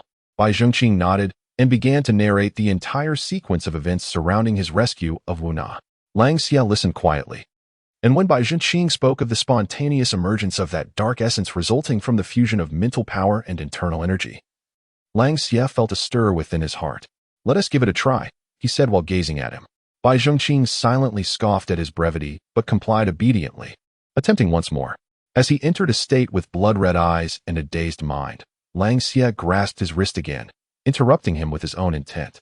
Once Bai Zhengqing returned to his normal state, he silently regarded Lang Xie. After a moment of contemplation, Lang Xie advised, unless absolutely necessary, refrain from using it. Bai Zhengqing nodded, continuing to observe him. At this point, Lang Xie waved his hand, signaling that he could leave. Bai Zhengqing was taken aback. "Is that it? Don't you want to say anything more? At the very least, tell me what this situation entails." Bai Zhengqing was left speechless, unsure whether Duan Tianya had brought him here to assist or to unsettle him. Exiting the office with a sense of dishevelment, he found Wu Na waiting outside, and his spirits lifted. "What's wrong? Did Lang Zhongfu put you in a difficult position?" Wu Na inquired with concern. She understood Bai Zhengqing's state well and feared that Lang Xie might perceive him as susceptible to madness, which could be detrimental. Bai Zhengqing shook his head, smiling as he reassured, "It's nothing. Lang Zhongfu is a good person." "A good person?" Is that truly how you describe a deputy of such stature? Wu Na retorted incredulously. A decisive and formidable expert, and that is all he merits in your eyes? She shot a disbelieving glance at Bai Zhongqing, but refrained from pressing further. As long as Bai Zhongqing was unharmed, nothing else mattered. Thus, their affairs in Dongdu reached a temporary conclusion, and the following day, they boarded a flight back to Haiqing. In the absence of familiar faces, they unabashedly held hands, reveling in their affection. In the car and on the plane, their fingers remained entwined unless absolutely necessary, an endearing display typical of young lovers. However, upon returning to the Haiqing Demon Investigation Bureau, they suddenly adopted a more subdued demeanor. Bai Zhongqing was unconcerned about revealing their new relationship, but Wu Na felt a twinge of embarrassment. The significant age difference made her feel somewhat like an older cow courting tender grass, prompting her to instinctively shrink away when encountering Zhao Tianming and other senior subordinates. Observing Wu Na as feigned composure, her flushed cheeks made Bai Zhongqing find her utterly charming. Silently, he moved behind her, and in a manner unseen by others, he gently pinched her waist. Wu Na, who had been recounting their experiences in Dongdu to Zhao Tianming and the others, momentarily faltered. Captain, what happened next? After you found that old man a cheetah? Guo Shirun prompted eagerly. Shi Shaojing watched her with curious anticipation, waiting for her to continue. Meanwhile, the astute Zhao Tianming seemed to sense something amiss and cast a glance at Bai Zhongqing behind Wu Na. Seizing the moment, Bai Zhongqing remarked, Sister, although we weren't in Haiqing this time, we did crack a significant case. Shouldn't you treat us to a meal? The term sister was a mutually agreed upon designation between the two. Continuing to address the captain in their current relationship feels rather distant. However, directly calling her Nana seems too overt. After some deliberation, Bai Zhongqing concluded that referring to her as sister is the most appropriate choice. After all, given Wu Na's age, such a term is not at all out of place, and it is quite common for younger males to address their partners as sister. This term carries various connotations depending on the listener, serving a dual purpose quite effectively. Wu Na turned and shot him a playful glare, then waved her hand decisively, saying, No problem, I'll treat everyone to a nice meal today. Wow, another opportunity for a free meal. Long live the captain, Shi Shaojing exclaimed with excitement. At this moment, Guo Shirun, feigning embarrassment, remarked, How can we burden you with such expenses every time? Yet, we cannot disobey a command from the captain. Next time, I'll pass. Zhao Tianming patted his shoulder and said, So, will you treat us next time? Guo Shirun's expression darkened immediately, rendered speechless. The room erupted in laughter. An incident had occurred at Sanshang. Understood. What is the next step? Find someone to take over Sanshang's assets. We cannot simply abandon them. Yes. After hanging up the phone, Yuan Zigong sighed. He felt that his fortunes were rather bleak, as every plan seemed to unravel. As for the apostles, it was a different story. Nearly jeopardizing his entire scheme for Bai Zhongqing was unacceptable. Sanshang Hiroshi was also a liability. Unwilling to part with a mere fragment of meteorite, resulting in chaos that jeopardized the very foundation of Sakura Nation. He harbored doubts about whether he could continue to reside in this courtyard peacefully if further complications arose. At that moment, Chunning entered the room with a dish in hand. Noticing him lost in thought while on the phone, she chuckled softly and asked, Finished reporting? Yuan Zigong nodded. Chunning placed the dish on the table and said, Let us eat first. Yuan Zigong obediently settled onto the couch, beginning his meal. The two shared a silent dinner, not exchanging a word until they finished. After setting down his chopsticks, Chunning took out a handkerchief to wipe her mouth before speaking. The matters in Dongdu are manageable. Just enlist a Kuan to handle them. Do you have a subsequent plan regarding the Buddha? Yuan Zigong put down his dishes and pondered. Since we could not rescue Sanshang, our original plan has likely been exposed. I think we should put the Buddha matter on hold and focus on the Tianjin issue first. You understand the principle of momentum, initial strength, followed by decline, leading to exhaustion. Correct? Chun-Ing remarked calmly. Yuan Zigong paused, nodding in acknowledgement. Then you should know what to do next. Chun-Ing resumed her benevolent smile. Yuan Zigong picked up the phone, saying, I will contact Zhao Daju immediately. Satisfied that he grasped her intent, Chun-Ing smiled as she carried the dish away. Today, Zhao Daju received yet another anonymous email. Upon seeing the notification of a new message in his inbox, he trembled, nearly dropping a jade bracelet he held. Carefully placing the bracelet back into its box, Zhao Daju opened the email with trepidation. Upon reading it, he was puzzled. The message contained a single line. The items have been taken down, flee. He understood the implications of the items being taken down. What could the word escape possibly signify? Was his life now in peril? As this thought crossed his mind, Zhao Dizhus felt a jolt of realization and promptly ordered his men to shut down the online store selling meteorite iron entirely. He then jumped into his car and sped away from the city limits. As he drove, Zhao Dizhus reflected on the surreal journey of the past half-month. He was a businessman, operating a well-regarded shop in the renowned antique market of the capital, and he also ran an online store on a niche website dedicated to curiosities. His business had been thriving, earning him respect within his circle, where he was affectionately referred to as Master Zhao.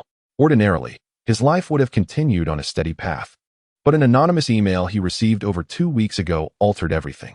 The email was registered on an obscure website and was not initiated by him. Although he found it peculiar, he initially dismissed it, assuming it was merely spam and had no intention of reading it. However, the email persisted, flashing incessantly on his phone screen. Eventually, exasperated, he opened it. The content startled him. It requested assistance with a minor task, warning that his child attending the second high school might face an unfortunate incident if he did not comply. An attachment outlined the specific request, which involved listing a product on his online store, complete with photographs. Zhao Dizhus' first instinct was to contact the authorities, but upon closer examination of the email, he could not discern the sender's identity or any evidence of wrongdoing, leading him to believe that the police would likely not entertain such a case. Moreover, he was reluctant to take any risks. What if he encountered a group of desperate individuals who would harm his child? Fortunately, the task was indeed minor, and adopting a mindset of avoiding unnecessary trouble, he complied. Subsequently, his life veered off its conventional course, hurtling toward an uncertain future. Within a few days of listing the item online, a buyer purchased one, and he followed the standard procedure to confirm the shipment. The next day, his account received a deposit of 10,000 yuan. Remarkably, he had never even seen the actual item. This transaction sparked a flicker of ambition within Zhao Dizhus. From the information available, the ochre spherical object was purportedly an amulet for warding off evil, a type of item he already possessed in abundance at his shop, which was not illegal. He contemplated whether he could procure more to sell online, potentially even turning a profit. Thus, he replied to the sender, expressing his interest in collaboration. However, the following day, his child narrowly escaped being struck by a vehicle after school. At that moment, Zhao Dizhus realized with chilling clarity that these individuals were not jesting. He dared not entertain any further dubious thoughts. Days passed, and another item sold, but this time was different. He received another anonymous email.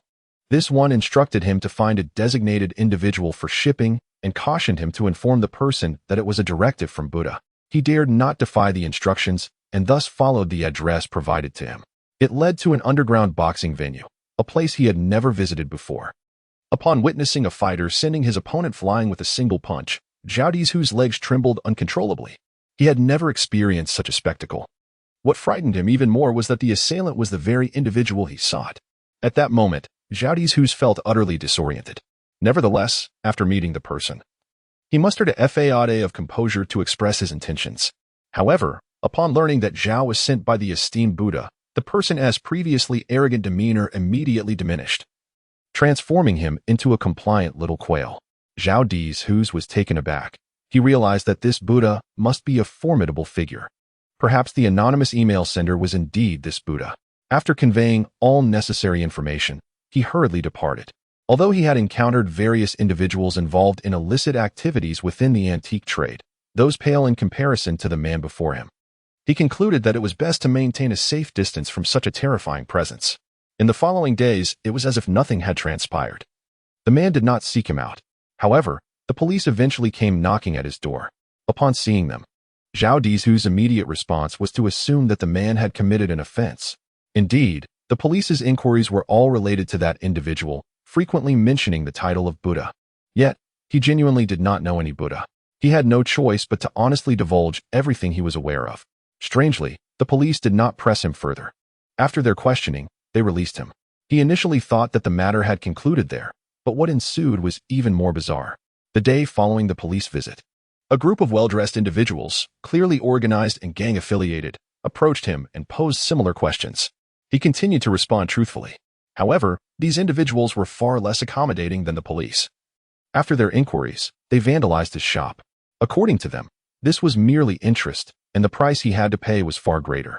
Yet, Zhao Dizhus had no idea whom he had offended. Given the demeanor of these individuals, it was evident they would not let him off easily. Fearful, he resolved to take his family and seek refuge elsewhere. At that moment, he received another anonymous email. The message instructed him to seek shelter at the Peace Building. Zhao Dizhus was bewildered. Wasn't he the Peace Building associated with Peace Insurance? Could an insurance company truly offer him sanctuary?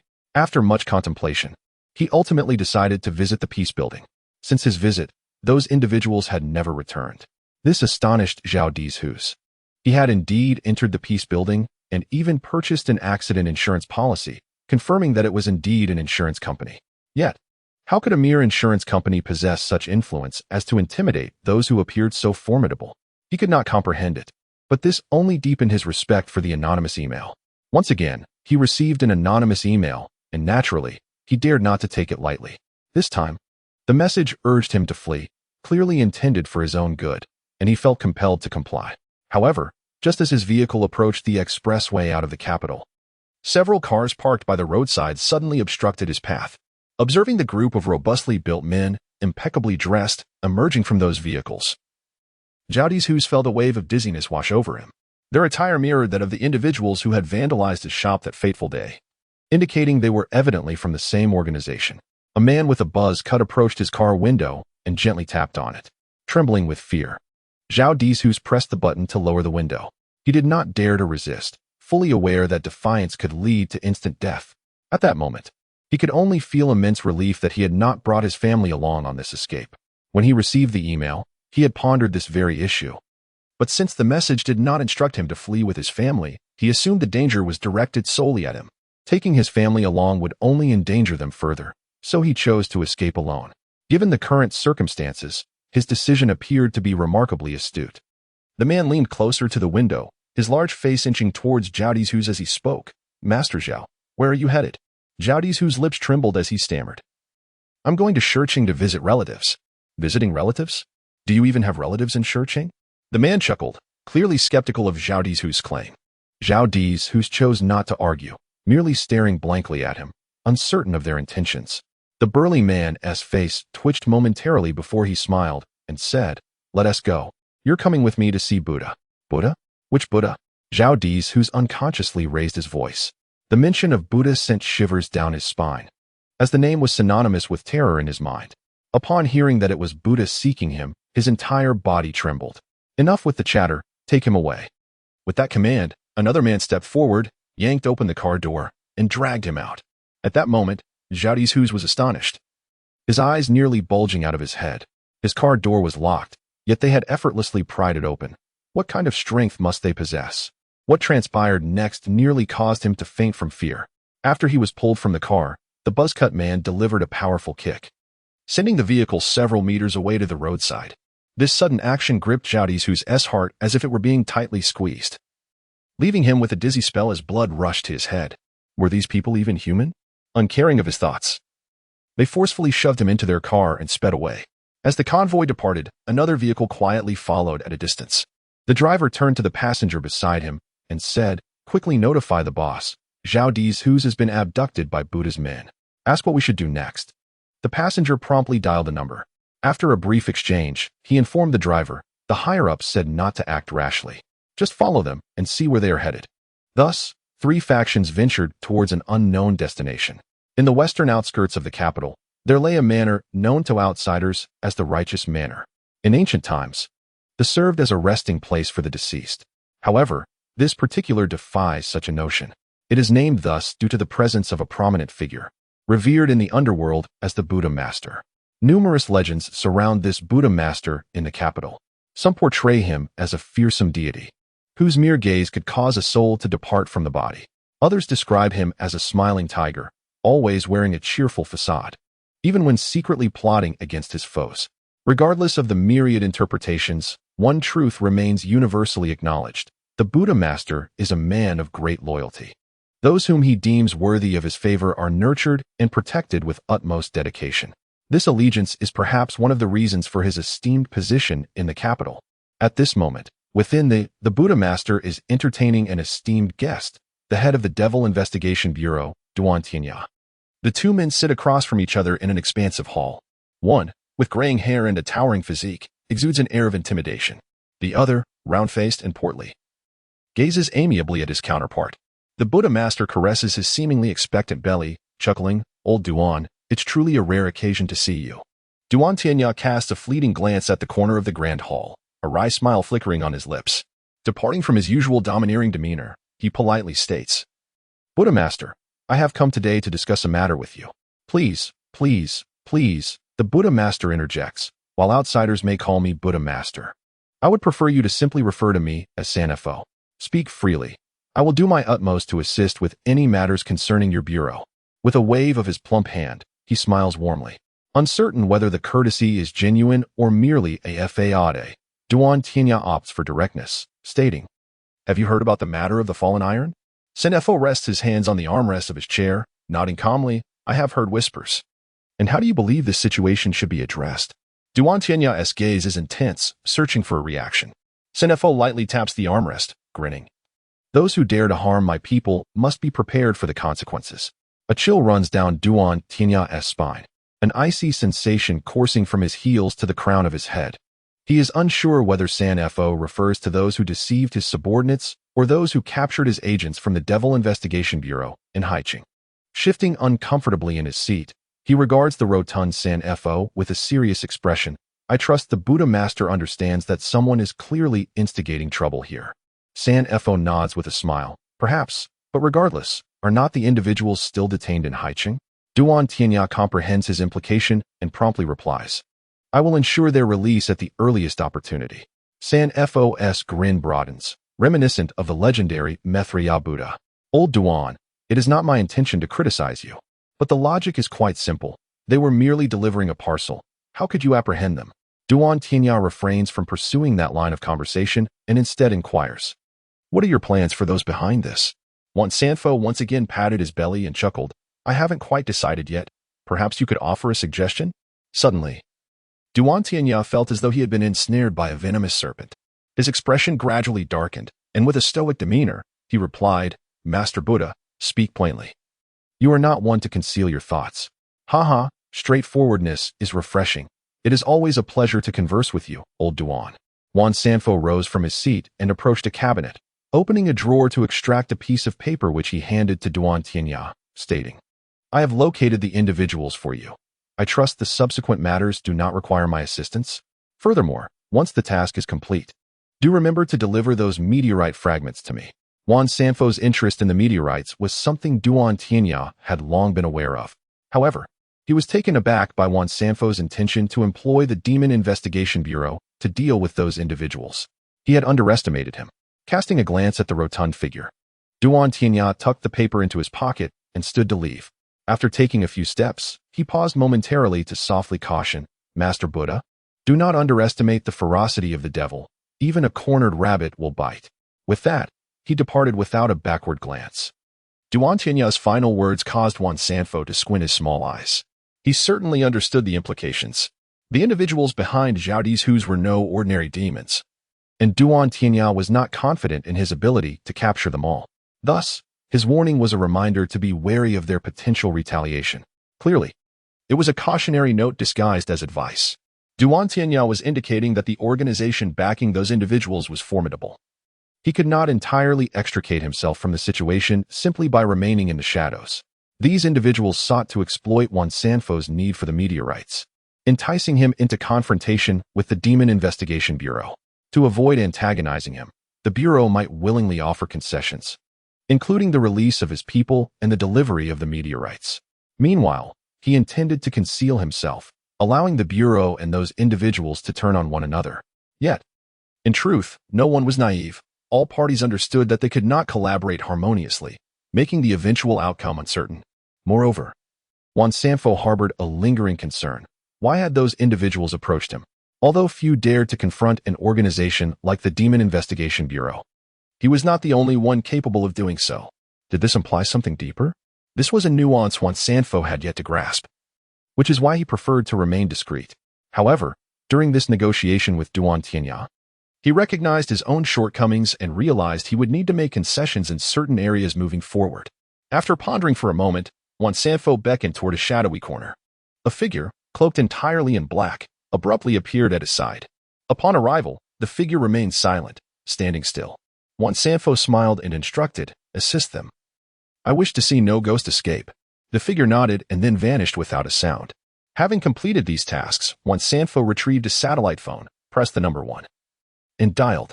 At that moment, he sat upright, exuding an air of respect, devoid of any previous arrogance.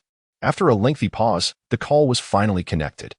An aged voice emanated from the telephone. "What is it?" Juan Sanfo gathered his thoughts before responding. "Duan Tianya just came to see me. I have instructed the Magic Investigation Bureau to handle those angels." After a moment of contemplation, the voice on the other end replied, "Understood." The call was then abruptly terminated. At that moment, Juan Sanfo exhaled a sigh of relief, feeling a weight lift from his heart. Meanwhile, Duan Tianya was also engaged in a telephone conversation, naturally with Qin Zi. After relaying the outcome of his discussion with Juan Sanfo, Qin Zi exploded with indignation. "You coward! Not only did you agree to hand him over, but you also promised him the meteorite? Are you out of your mind?" Duan Tianya had anticipated this reaction and quickly clarified, "This isn't about cowardice. Confronting someone like Juan Sanfo is futile.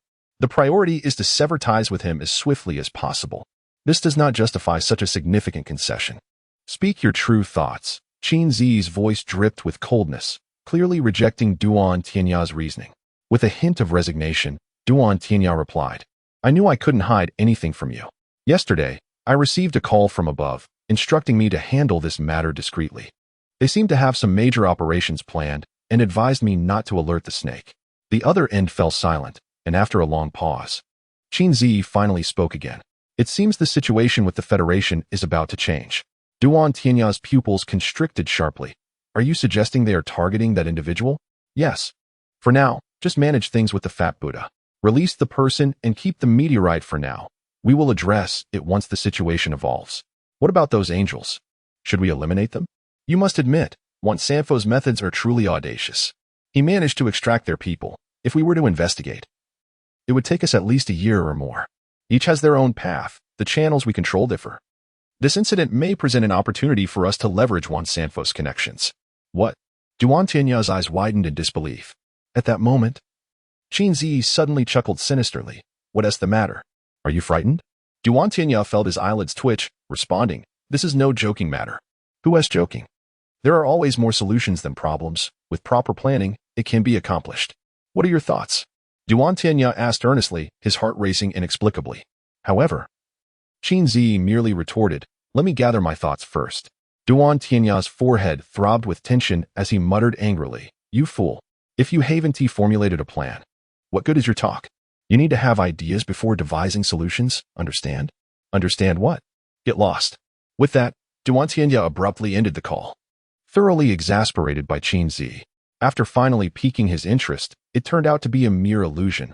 Was he being toyed with? Yet, the thought of Juan Sanfo potentially falling from grace reignited Duan Tianya's imagination. Could he truly pull it off? Yes, I must believe in him. This crafty lad should be able to gain some advantage. Unbeknownst to them during their conversation, Zhao Dizhu's had already been escorted by Juan Sanfo's men to the entrance of the Harmony building. The individual in the vehicle trailing behind them appeared equally perplexed. How could they have been returned to their headquarters? What precisely were the followers of Buddha Sand intending to achieve? Zhao Dizhu's was dispatched to the Demon Investigation Bureau, and upon reflection, Duan Tianya quickly discerned the intentions of Juan Sanfo. This individual was merely an ordinary person manipulated by angels, and his life held little significance for Juan Sanfo. However, for the Demon Investigation Bureau, he could serve as bait. Although Juan Sanfo had provided him with a list, the challenge remained in locating these individuals, thus Zhao Dizhu still held value. Despite recognizing Juan Sanfo's intentions, Duan Tianya found himself in a state of bemusement. He had already assigned personnel to monitor Zhao Dizhu's, and the reason he had not apprehended him was to utilize him as a lure. However, with Juan Sanfo's unexpected maneuver, the opposing party would undoubtedly have received word, rendering the bait ineffective. This predicament could hardly be blamed on Juan Sanfo, after all. Zhao Dizhu's had caught wind of impending flight. Of course, they remained oblivious to the fact that Zhao Dizhu's flight was a deliberate act orchestrated by Yuan Zigong. His objective was to establish a direct connection between the Demon Investigation Bureau and Juan Sanfo through Zhao Dizhu's. Consequently, should any significant actions arise from above. The Demon Investigation Bureau would inevitably be embroiled. Nonetheless, Duan Tianya had already intended to meet Wan Sanfo, making Yuan Zigong's maneuver somewhat superfluous. As for the negotiations between Wan Sanfo and the Demon Investigation Bureau, Yuan Zigong paid them no heed. At this moment, he had redirected his focus to another matter. In the capital, amidst the web of deception, Bai Jingqing was unaware. He and Wu Na were diligently pursuing the investigation into his father's case. Today, they were seeking the last eyewitness of that incident. Wu Na held little hope, yet Bai Jingqing remained resolute in his determination. The two arrived at a villa community and rang the doorbell of number 13. Bai Jingqing was surprised to find that this final eyewitness was a person of considerable wealth. The doorbell camera activated, revealing a middle-aged man donning spectacles on the screen. Is this the police from the Municipal Bureau? Yes, Mr. Li. We are from the Criminal Investigation Division of the Municipal Bureau. We just called you, Wu Na replied to the intercom. The man glanced at Wu Na and suddenly smiled, saying, Captain Wu, I remember you. You visited me over a year ago. Indeed, Mr. Li, it is I, Wu Na, she responded with a smile. Subsequently, the door opened automatically. Upon hearing the sound of the door opening, Wu Na and Bai Jingqing stepped inside. They traversed a small courtyard and entered the lobby on the first floor, where Li Zedong was already awaiting their arrival. Hello, Captain Wu. Please, have a seat. And who? Prepare some tea. Certainly, sir. After they settled in, it wasn't long before a middle-aged maid emerged from the kitchen, carrying 2 cups of brewed tea. Thank you. Both Wu Na and Bai Jingqing said in unison. The maid smiled quietly, placed the teacups down, and returned to the kitchen, where the sounds of dinner preparations could be heard. Bai Jingqing, noticing this, suddenly remarked with a smile, Mr. Li, your housekeeper is quite adept. Li Zedong chuckled. And who is indeed very capable. Wu Na felt a stirring in her heart and cast a suspicious glance at Bai Jingqing. In her mind, Bai Jingqing was not a person who enjoyed pleasantries with others. Was there perhaps an issue she had overlooked in his words? At that moment, Wu Na began to take this visit seriously. Mr. Li, I have come here rather presumptuously to inquire about a case from 10 years ago. Wu Na initiated the conversation. Li Zedong crossed his right leg over his left, leaning against the sofa, his hands resting on his lap, smiling as he replied, Captain Wu, I have already shared what I needed to. Do you have any new findings from your visit? Just as Wu Na was about to speak, Bai Jingqing interjected, Indeed. There are some new discoveries that I would like to verify with Mr. Li.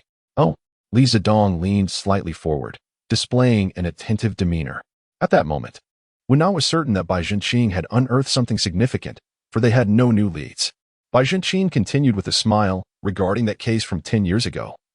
Experts at the time concluded that the perpetrator was a concealed mental patient who had suddenly succumbed to a breakdown, resulting in his violent actions. Mr. Li, are you aware of this? Li Zedong nodded. I've heard about it. Bai Jingqing proceeded. With the continuous advancement of science, we now have new insights. The individual was not mentally ill but had undergone some unknown mutation. Oh, this is the first I am hearing of such a mutation. What kind of mutation are you referring to? Li Zedong's eyes widened, revealing his intrigue. Bai Jingqing did not directly address his question but continued in his own rhythm. This mutation leads to a bloodthirsty disposition, causing one to suddenly go berserk and kill numerous individuals. I wish to inquire, Mr. Li, did you notice any peculiarities at the time? Peculiarities? I was quite distant and could not discern those details clearly. Moreover, it has been a long time, so my memory is rather hazy. After saying this, Li Zedong took a sip from his teacup. Bai Jingqing smiled and did not pursue the matter further, instead shifting the topic. Actually, there is another matter I would like to trouble you with today. Please, go on, Li Zedong replied, leaning back against the sofa. In a few days, we would like to conduct a scene simulation and require your cooperation. A scene simulation? What do you mean? Li Zedong inquired calmly. Oh, it involves recreating the circumstances of the incident, from which we might uncover additional valuable clues for solving the case, Bai Jingqing explained. Li Zedong contemplated for a moment before responding. In a few days, I have a business trip planned. I apologize, but I may not be able to assist you. Bai Jingqing appeared regretful as he remarked, What a pity. He then seemingly innocently muttered, It seems I will have to find someone to substitute. I wonder if different individuals will yield different discoveries. With that, he stood up, urging Wu Na to do the same, and said, All right, Mr. Li. Thank you for your time today. We have asked our questions and shall not impose further. Li Zedong seemed to have made a difficult decision, saying, Well, Let us do this. I will try to make arrangements, and if possible, I will be present for the simulation. If convenient, please send me the schedule for the simulation, and I will provide you with a definite response by tomorrow. Ah, that is truly appreciated, Bai Zhenqing replied. Bai Zhenqing enthusiastically extended his hands to grasp his ingratitude. Li Zedong smiled and replied, "It is my duty." After departing from Li Zedong's residence, Wen could no longer contain her curiosity and inquired, "Did you uncover something amiss?" As they walked, Bai Zhenqing thoughtfully stroked his chin and remarked, "Whether there is an issue remains to be seen. What outcome are we awaiting?" Wen asked. Her brow furrowed in suspicion. Bai Zhenqing replied, "Naturally, we are waiting for him to slip up." Could you articulate your thoughts more clearly?" Wen replied, pouting slightly, her tone tinged with melancholy. At that moment, Bai Zhenqing felt it prudent to drop the cryptic demeanor, his expression growing earnest. "Do you not find it peculiar from the instant we entered his home? What is strange?" Wu Na frowned, desperately racking her brain, yet failing to identify any irregularity. Bai Zhenqing pointed out, "Upon our entry, Li Zedong bellowed for the maid to brew tea, and yet she precisely prepared 2 cups. What does that signify?" Wu Na's gaze sharpened, and she finally grasped his implication. Though Li Zedong did not specify the number of guests, the maid prepared exactly 2 cups of tea, indicating she had seen us prior. "Indeed, she must have been present while we conversed outside," Wu Na acknowledged. "But what is the issue therein? Perhaps Li Zedong merely instructed her to fetch tea," she mused. However, as she spoke, an epiphany struck her, and she exclaimed, "No. If Li Zedong sent her to brew tea, he would not have needed to shout for tea upon our entrance." Bai Zhenqing nodded in agreement, thus, "I suspect that his shout was intended for someone else." "Someone else? Are you suggesting there are others in the villa?" Wu Na's pupils dilated in astonishment. In truth, the presence of others in the villa should not be surprising. They could simply be Li Zedong's wife or children. Yet, Wu Na understood that if it were so, there would be no need for Li Zedong to conceal it. This implies that the mysterious individual within the villa may be connected to the case. She then urgently queried, "Why did you not consider finding an excuse to search his home? Perhaps we could unearth that person. We are unaware of who we are dealing with or their capabilities. Provoking them could be perilous. Moreover, Li Zedong would not grant us the opportunity," Bai Zhenqing replied. Wu Na nodded in agreement, though she still felt a twinge of regret. After years of investigating this case, having finally discerned some leads, she was reluctant to overlook any subtle clues. Sensing her reluctance, Bai Zhenqing gently squeezed her hand and offered a radiant smile. Upon witnessing this smile, Wu Na's spirits lifted considerably. Noticing her brow had unfurled, Bai Zhenqing continued, "Furthermore, it is rather strange that Li Zedong recognized you at the entrance. Consider this, an ordinary individual questioned by a police officer over a year ago. Would they still recall the officer's appearance after such a time? Perhaps a person with an exceptional memory might remember, but I do not believe he is one. For he mentioned that the case was too long ago for him to recall clearly. This suggests that either his memory is inherently poor, or he is being deceitful. Either scenario renders him highly suspicious. If his memory were not so remarkable, it would suggest that he has been closely observing my appearance for over a year." Wu Na finally comprehended Bai Zhenqing's intention. Bai Zhenqing smiled and nodded. Yet, Wu Na remained perplexed. "Why did you mention that the perpetrator had undergone a mutation?" Bai Zhenqing shook his head. "This is of little consequence. In fact, I brought up this topic merely to observe his reactions. When you mentioned that we were here regarding the case from a decade ago, he instinctively crossed his legs, a defensive posture indicating his reluctance to discuss the matter. However, his demeanor was surprisingly relaxed, suggesting he felt no significant pressure. Upon my mention of new discoveries, he leaned forward, the previous ease dissipating, replaced by a hint of tension. When I mentioned mutation, his eyes widened slightly. Outwardly, it appeared he was intrigued by the subject, yet it was a response triggered by anxiety. When I inquired if he had noticed anything unusual, he hastily took a sip of tea afterward, a gesture meant to mask his nervousness. Most suspicious was his contrasting behavior when I broached the topic of the scene simulation, which clearly indicated his concern regarding the matter. Wu Na found herself bewildered by Bai Zhenqing's series of explanations. These concepts stemmed from the realm of psychology, a subject martial artists typically do not study, leaving Wu Na unaware, while Bai Zhenqing was an expert in this field. For those lacking rigorous training, it is generally difficult to contravene psychological principles. At this moment, Wu Na felt a surge of excitement. After years of fruitless investigation, Bai Zhenqing had discovered a breakthrough. This implied that the original case indeed harbored some secrets. Bai Zhenqing then inquired, Who was responsible for interviewing the witnesses at that time? Was there no expert called in for assistance? Yes, we did engage someone from the headquarters, who participated in the entire investigation, but that expert failed to uncover the issues. Failed to identify any problems? Bai Zhengqing pondered and acknowledged that it was conceivable. His ability to discern flaws today stemmed from the initial suspicions planted by the maid situation, followed by dialogues that he intentionally guided, enabling him to uncover numerous issues. If they had merely summoned individuals to the bureau for questioning, it is quite possible that nothing would have been revealed. With a breakthrough now established, Bai Zhengqing decided not to dwell further. Today is crucial. We must keep a close watch on him, he cautioned. Wunan nodded in agreement. She then retrieved her phone and dialed Ma Mingyuan, requesting the police to closely monitor Li Zedong's phone, ensuring they were informed immediately should he make any outgoing calls. Meanwhile, she and Bai Zhengqing took refuge in their vehicle, vigilantly observing Li Zedong's front door to see if he would emerge. Suddenly, Wu Na contemplated a troubling thought. If the person hiding within his home were indeed the mastermind behind everything, he might not need to leave at all. Bai Zhengqing bestowed upon her a reassuring glance, elucidating that Li Zedong's promise to provide us with a response by tomorrow was merely to confer with those behind the scenes. Thus, we could ascertain the significance of the figures concealed within his abode by observing whether he ventured outside today. Our task at hand is to vigilantly monitor him. All right, I shall heed your words, Wu Na replied obediently. Bai Zhengqing was taken aback. Was this truly the audacious woman he had come to know? Why did she suddenly exude a more demure air? Was the domineering executive seeking to explore new avenues? A shiver coursed through Bai Zhengqing, compelling him to suppress further thoughts. He fixed his gaze forward, adopting a demeanor of diligent focus. Noticing this, Wu Na's lips curled into a smile, her heart brimming with an unfamiliar sense of happiness. Occasionally leaning on someone felt rather delightful. After years of independence, she had grown accustomed to taking charge of everything herself. However, since Bai Zhengqing's arrival in Haiqing, he consistently proposed insights that had eluded her, often assuming the reins of leadership, which intrigued her greatly. Now that they had established a romantic relationship, Wu Na had completely relinquished her grip on authority, entrusting herself wholly to him. It is often said that women in love may appear foolish, yet frequently it is a deliberate choice to accentuate the man's wisdom.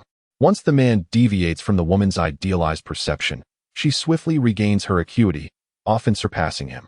This is why, during breakups, men frequently lament, "How have you changed so drastically?" They seldom reflect on whether they ever truly understood the other person. Love is not merely a fleeting whim declared in union. It requires careful cultivation. The foundation of this endeavor is a profound understanding of one another, preferences, character, habits, and everything in between. The more one knows, the greater the breadth of topics for conversation and choices to be made, ultimately weaving the other's lifestyle into one's own. Thus, if all goes well, the couple may indeed grow old together. This encapsulates the true essence of love. Yet, all of Bai Zhengqing's calculations succumbed to the whims of fate. As he and Wu Na lay in wait for Li Zedong, an unexpected phone call disrupted the tranquility of the villa. Moments later, Bai Zhengqing witnessed Li Zedong hastily departing the premises. He cast a glance at Wu Na, gesturing for her to follow. Wu Na stealthily drove off, while Bai Zhengqing fixated on the villa's entrance, eager to uncover the identity of the individual hidden within. However, after more than an hour, the villa's door remained firmly shut. Just as Bai Zhengqing pondered whether he had erred in his assumptions, Wu Na's call came through. Li Zedong has left on a high-speed train. What? Bai Zhengqing exclaimed, astonished. What could the sudden departure from Haiqing signify? It appeared that the unfolding events had transcended his expectations. Bai Zhengqing intently gazed at the villa and spoke into his phone. Where has he gone? I just checked. And he purchased a direct ticket to the capital. The capital? What could he possibly want there? Could it truly be as he claimed? A business trip? Bai Zhengqing found himself somewhat perplexed. After a moment of contemplation, he instructed, "Sister, please investigate Li Zedong's background in detail. I will remain here at the villa. If Li Zedong has fled, we cannot allow the person hidden within to escape as well." "All right, be careful," she replied. Upon ending the call, Bai Zhengqing continued to scrutinize the villa while pondering the reason behind Li Zedong's sudden departure. Was it possible that he had inadvertently revealed something during their earlier conversation? Logically, that should not have been the case. Bai Zhengqing was quite cautious in this regard. He believed that even if the other party was a master of psychology like himself, they could not discern any flaws in his demeanor. If neither the business trip nor his own exposure were plausible explanations, then only one possibility remained. An unforeseen incident had occurred. However, lacking relevant information, Bai Zhengqing could not ascertain what exactly had transpired. Perhaps it was related to the capital. He mused. He then retrieved his phone and dialed Duan Tianya's number. "Teacher," he said, as he still preferred to address Duan Tianya as such in the absence of Qin Zi. Duan Tianya was puzzled as to why Bai Zhiqing was calling him at this moment. "Xiao Bai, is there something you need? I have uncovered a clue regarding my father's case." Duan Tianya was taken aback. This was unexpected news. That case had long ceased to attract attention within the Demon Investigation Bureau, and Bai Zhenqing and Wu Na were likely the only two individuals still concerned about it. To be honest, due to the presence of the intellectual master, unresolved cases had become exceedingly rare over the years. The accumulation of a millennium's history could be counted on one hand. The case from a decade ago could not even be deemed unresolved, as the perpetrator had been shot on the spot, and no further issues had arisen. Thus, from the perspective of the headquarters, it was considered a closed case. Duan Tianya was aware that Bai Zhengqing was relentless in his pursuit of the truth, having even traveled to Haiqing to clarify this matter. But he had never anticipated that Bai Zhengqing would actually uncover something. After a brief moment of distraction, Duan Tianya inquired, "What have you discovered?" Bai Zhengqing did not withhold information and recounted everything that had transpired that day.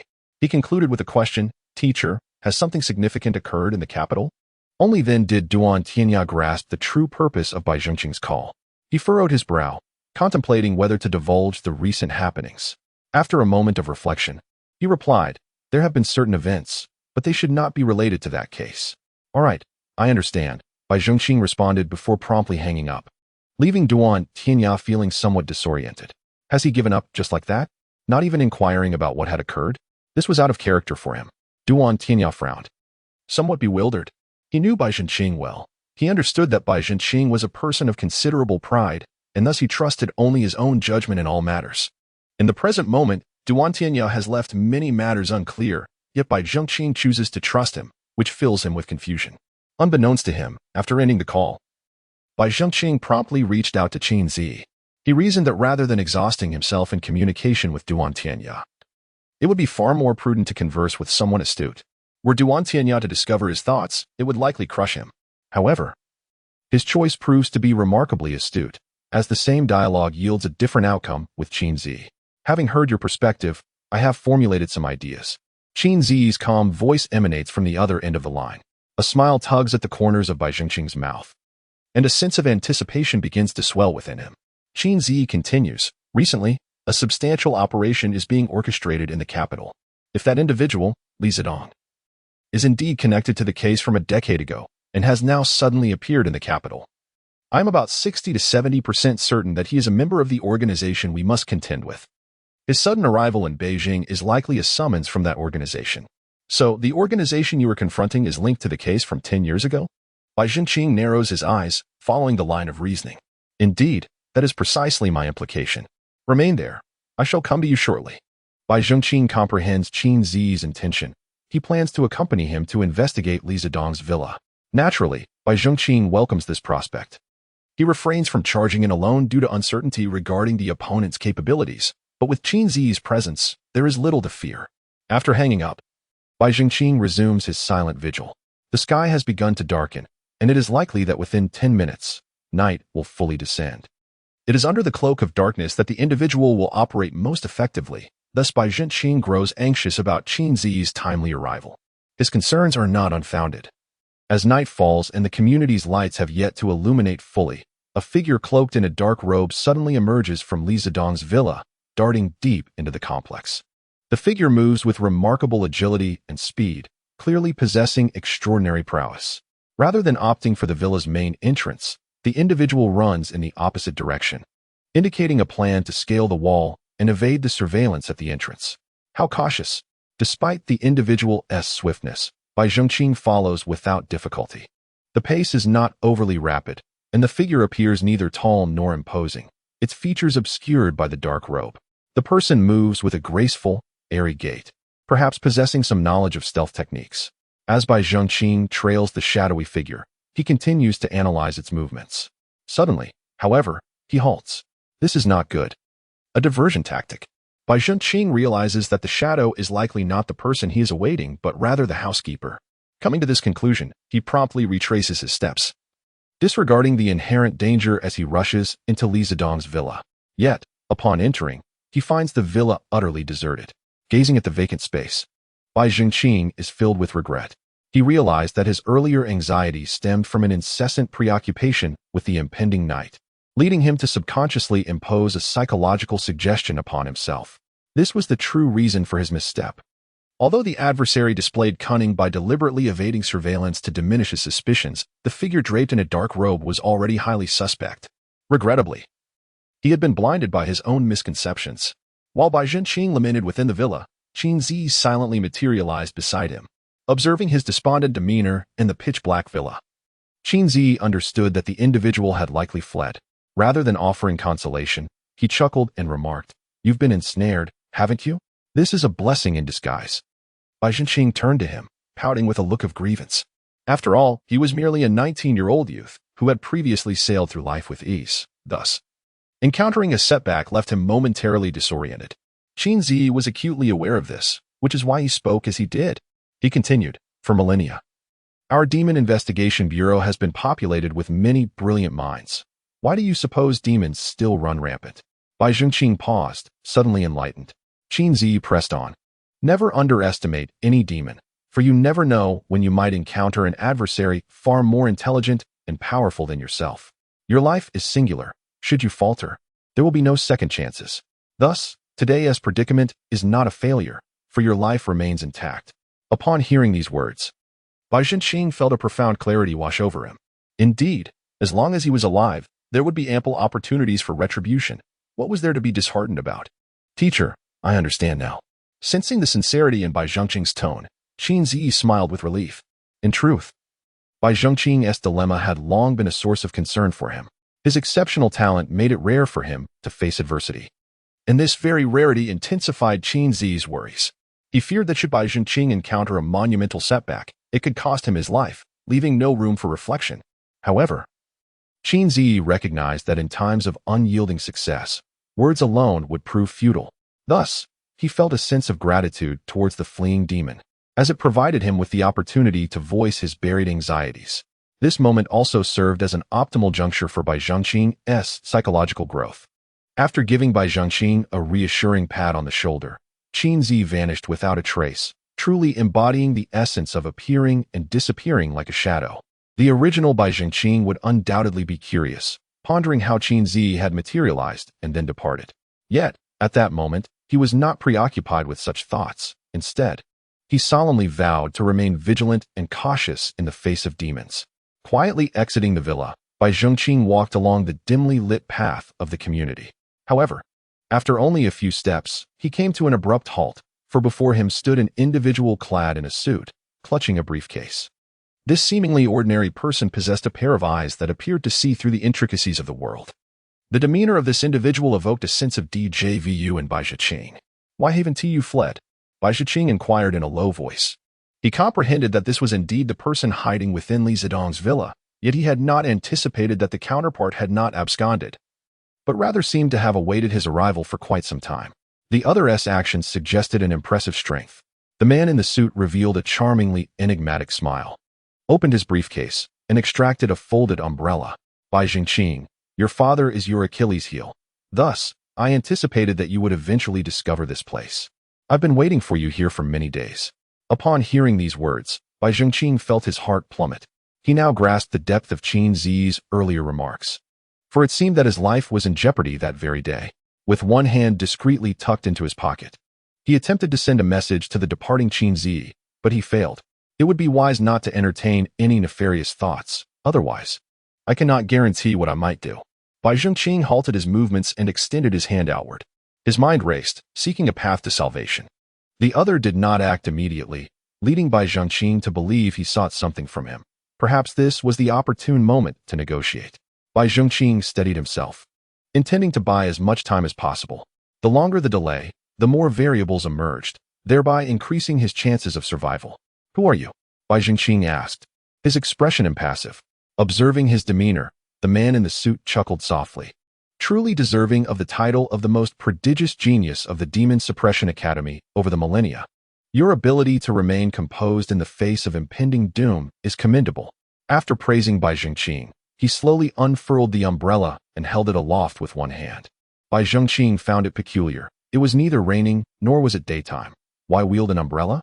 The man in the suit offered him no further time for contemplation, softly asking, "Have you encountered the Apostle number 1? What are your thoughts on him?" The suddenness of this inquiry startled Bai Zhengqing, yet clarity dawned upon him. He finally recognized the source of the familiar aura. It was indeed Apostle number 1. This individual was undoubtedly a top-tier spirit-level enlightened demon. It appeared he was waiting here for a purpose akin to that of number 1, to extract his spiritual energy for his own advancement. Understanding the other's intentions, Bai Zhengqing realized that reconciliation was no longer possible. Aware of the man's identity as an enlightened demon, Bai Zhengqing refrained from displaying any emotional vulnerability, maintaining a calm demeanor. He replied, "Number 1 is astute, though regrettably somewhat arrogant. What is your relationship with him?" It was indeed accurate to label number 1 as arrogant. Otherwise, he would not have fallen into Bai Zhengqing's trap, resulting in the downfall of the apostles. Had he placed more importance on Bai Zhengqing, he would not have risked everything on this final gambit. The man in the suit pondered for a moment before responding with a smile. "Your assessment is quite astute. As for my identity, it is no secret. I am the messenger number 1. The man in the suit spoke with such candor, clearly regarding Bai Zhengqing as a mere specter. However, at that moment, Bai Zhengqing was too astounded by the implications of the man's words to ponder this further. Messenger? Apostle? What connections could exist between the two? Were there indeed numerous devilish organizations bearing the title of apostle? Was the messenger the very devilish organization that Qin Zi had mentioned in relation to the capital? In an instant, Bai Zhengqing's mind raced with questions, and he abruptly asked, "So, is my father's case connected to your messengers?" The man in the suit chuckled softly and shook his head, stating, "This case has no ties to our messengers." The response left Bai Zhengqing momentarily stunned. He had believed he was on the verge of uncovering the truth of the case, yet the man before him outright denied it. Was he deceiving himself? Or was the man indeed telling the truth? Bai Zhengqing's expression shifted rapidly as he pressed on. "Li Zedong is not one of yours?" The man in the suit refrained from answering, his demeanor growing colder. "You've posed many questions, and I have answered them all. Shouldn't it be my turn to inquire now? What do you wish to ask?" It was only then that Bai Zhengqing realized he had lost his composure. The other party's manipulation of his emotions was masterful, as if he were already preparing for the impending confrontation. Despite knowing that his own strength far exceeded that of Bai Zhengqing, the man in the suit remained cautious, filling Bai Zhengqing with a sense of despair. Perhaps this was the true artifice of a top-tier devil. Previously, when the apostles were vanquished, Bai Zhengqing had felt little impact. However, upon reflection, he recognized that the first unit had not only brought Meng Chang'e, but had also mobilized their entire force to prevent Qin Zi from arriving. His plans had been meticulously crafted, only disrupted by the unforeseen variable of Duan Tianya. This was not a failure of intellect or precision, but rather a consequence of asymmetric information. "How much do you know about the operations of your headquarters?" The man in the suit asked with a nonchalant expression, seemingly indifferent to what answer Bai Zhengqing might provide. In truth, Bai Zhengqing had little to say. Setting aside the fact that he was entirely unaware of the specifics of the headquarters operations, even if he did know, he would never divulge such information. "Do you think I would tell you?" Bai Zhengqing scoffed. The man in the suit showed no sign of disappointment. Instead, he spoke almost to himself. "Qin Zi has yet to return to the capital, indicating that the operation has not reached a critical juncture. It seems we still have time." Upon hearing this, Bai Zhengqing felt his heart plummet into despair. This individual, possessing ample strength, had chosen not to strike immediately, revealing that his true intention was to ascertain Qin Zi's presence in Haiqing. Even Qin Zi might not have contemplated this, or he would not have departed so carelessly. When Li Zedong revealed a vulnerability, Bai Zhengqing and his team began to lie in wait. When Li Zedong abruptly left, Bai Zhengqing remained to continue the surveillance. The other party had executed a clever ruse to draw him away, leading Bai Zhengqing to believe they had fled. Only after Qin Zi had departed did the other party make their appearance. It felt as if everything had been scripted in advance, with Bai Zhengqing unwittingly cast as the lead in this unfolding drama. He had never experienced such an overwhelming sense of defeat, a feeling far more intense than the earlier instance when he fell victim to a cunning stratagem. He harbored doubts that, without Qin Zi's earlier words, He might have crumbled under the weight of despair. At that moment, a somewhat maniacal voice suddenly pierced through by Zhengqing's consciousness. Do you know? To ascertain whether Qin Zi still resides in Haiqing, I have endured the urge to emerge and consume you. Do you comprehend the extent of my suffering? He. To remain here to confront you. I even rejected the organization's summons. Do you realize the consequences of such a choice? Yet, none of this matters anymore. As long as I can devour your spiritual essence and ascend to divinity, it will all be worth it. Haha. At this juncture, Bai Zhengqing had no time for contemplation.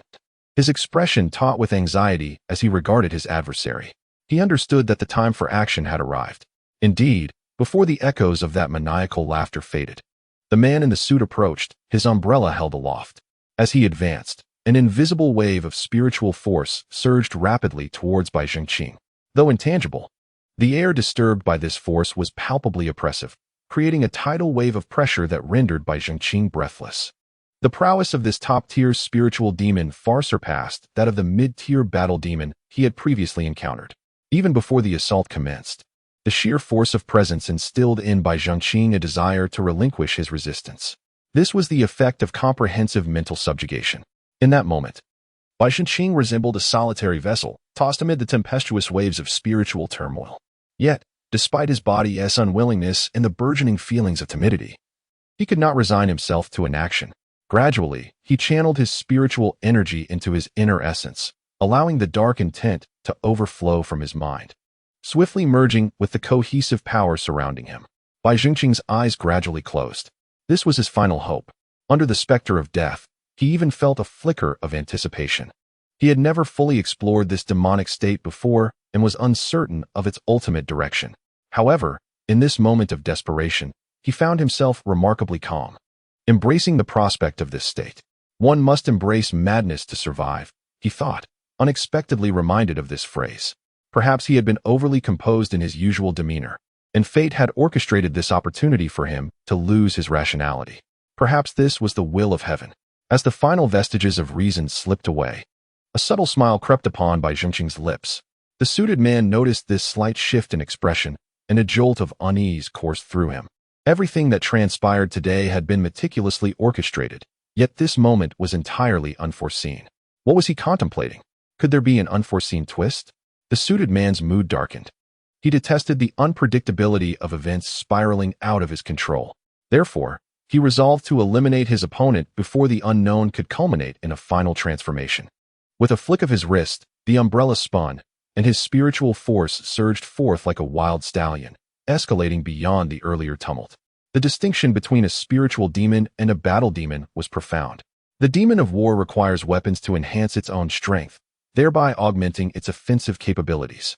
In contrast, the sage demon does not rely on weapons. Instead, it seeks to empower itself through magical artifacts, allowing its spiritual energy to manifest more profoundly. From this perspective, both entities share a commonality. The umbrella held by the gentleman in the suit serves as his magical artifact. The term magical artifact may sound esoteric, yet it bears a striking resemblance to a weapon. While weapons are pursued for their power, sharpness, and durability, magical artifacts strive for the compatibility of spiritual energy. When the gentleman in the suit wields the umbrella, he attains his most complete state. An immense reservoir of spiritual energy rapidly envelopes Bai Zhengqing, evidently nearing the fulfillment of its purpose. However, at that moment, an unexpected twist occurs.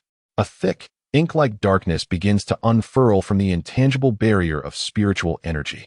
The gentleman in the suit distinctly observes a black dot materializing at Bai Zhengqing's brow, expanding until it saturates his spiritual energy, turning it a grim shade of grayish-black. The gentleman's pupils involuntarily dilate, and his body quakes uncontrollably. At that moment, a singular question pervades his mind. What is this? Suddenly, Bai Zhengqing's eyes snap open, a crimson halo spilling forth from his eye sockets, illuminating the desolate expanse around them. The gentleman in the suit is struck by the transformation of his surroundings into something sinister. The lush green grass takes on a sanguine hue.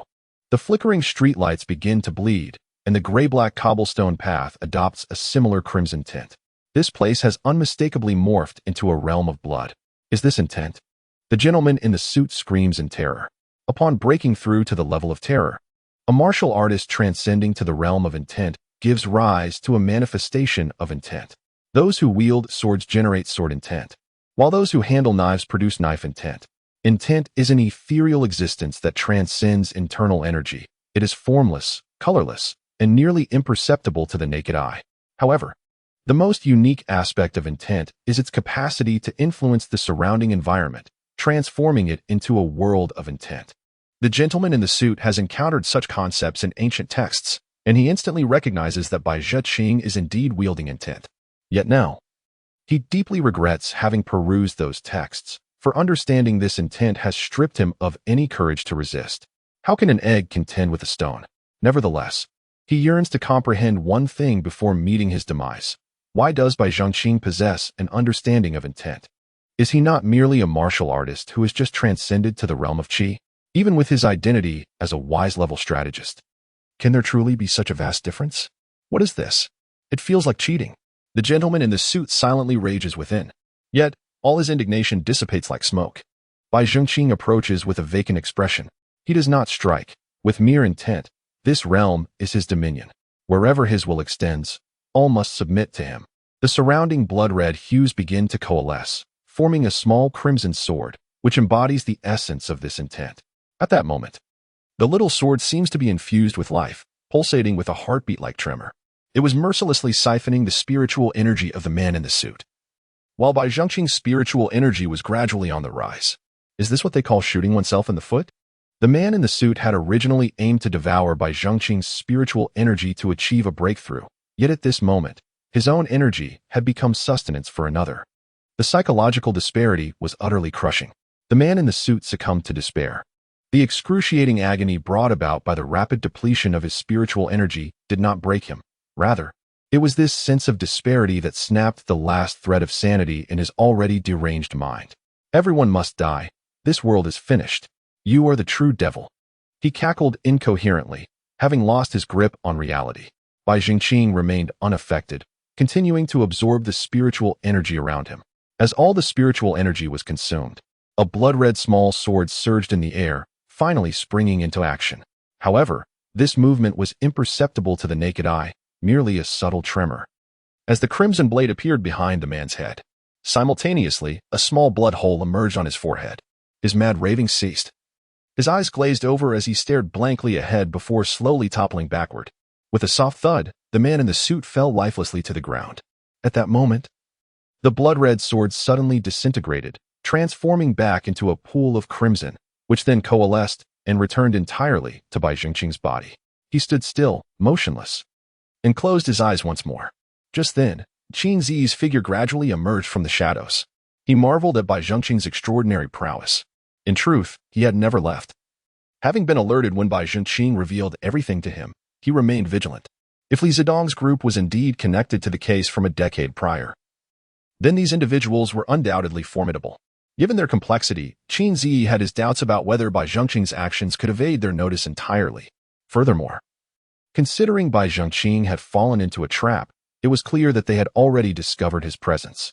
This raised a question. Why had they not acted sooner? Waiting until nightfall? Was it possible that they were too weak to engage?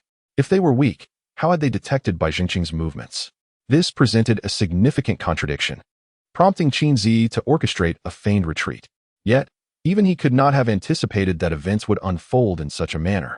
He was aware of Bai Zhengqing's descent into madness, yet since no one had ever witnessed the full manifestation of his transformation, Qin Zi was still astonished by the sight before him. The moment Qin Zi appeared, Bai Zhengqing sensed him immediately.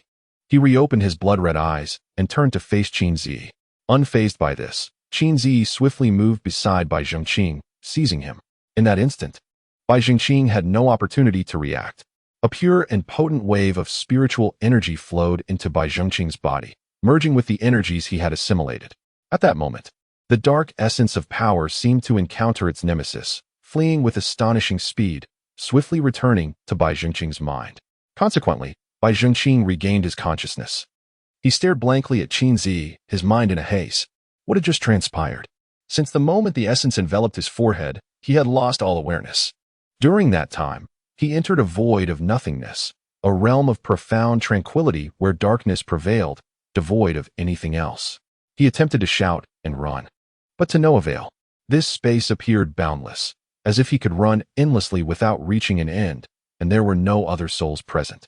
Just as despair settled in his heart, believing he would be eternally confined within this ethereal void, the dark expanse was suddenly and inexplicably torn apart. The void receded rapidly, and he awakened. Qin Zi regarded him with a beaming smile, examining him from head to toe. Remarkable. You've actually harnessed the essence, although it remains quite superficial. I dare say no one at the Qi Yun level can rival you now. How enviable. So this is how one devours mental energy. I understand now. Perhaps I shall try it myself in the future.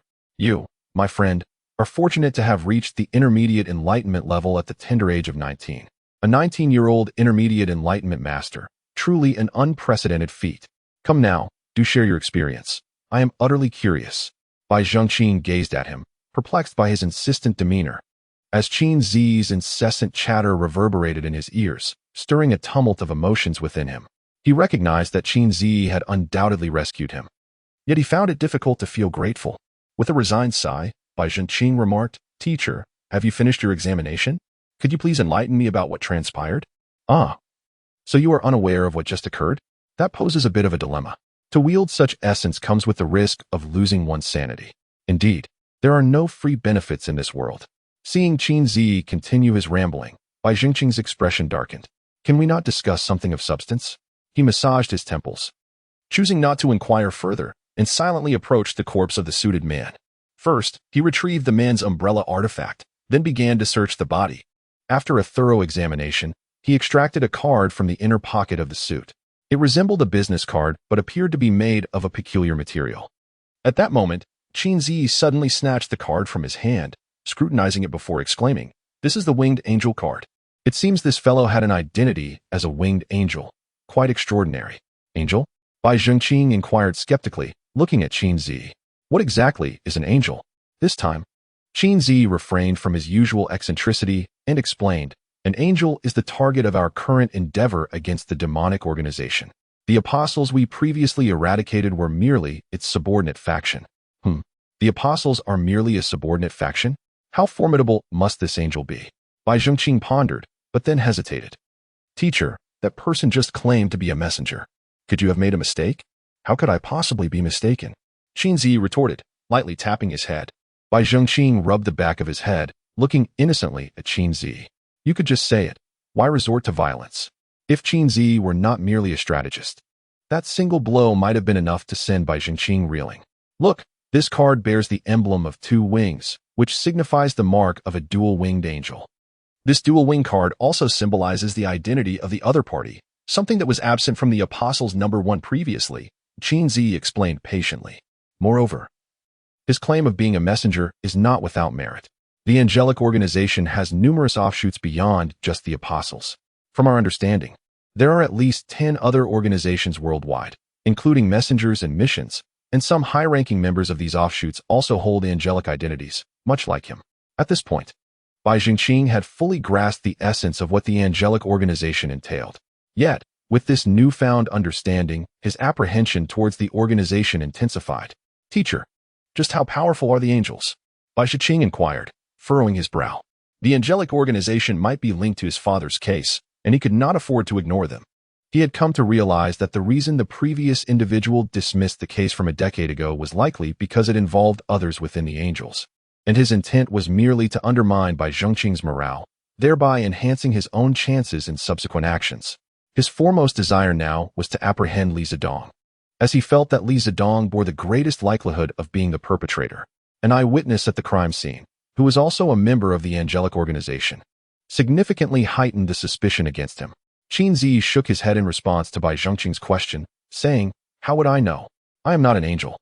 Observing his nonchalant demeanor, Bai Zhengqin felt an urge to slap him. "You all intend to take action against each other. How can you still be unaware of the other's background?" Bai Zhengqin asked, genuinely perplexed. He was at a loss for words. It was inconceivable that someone as strategic as Qin Zi would act without understanding his opponent. Such behavior did not align with that of a commendable strategist. Yet, Qin Zi maintained an air of indifference, clearly unwilling to provide a proper response. "Why are you asking so many questions?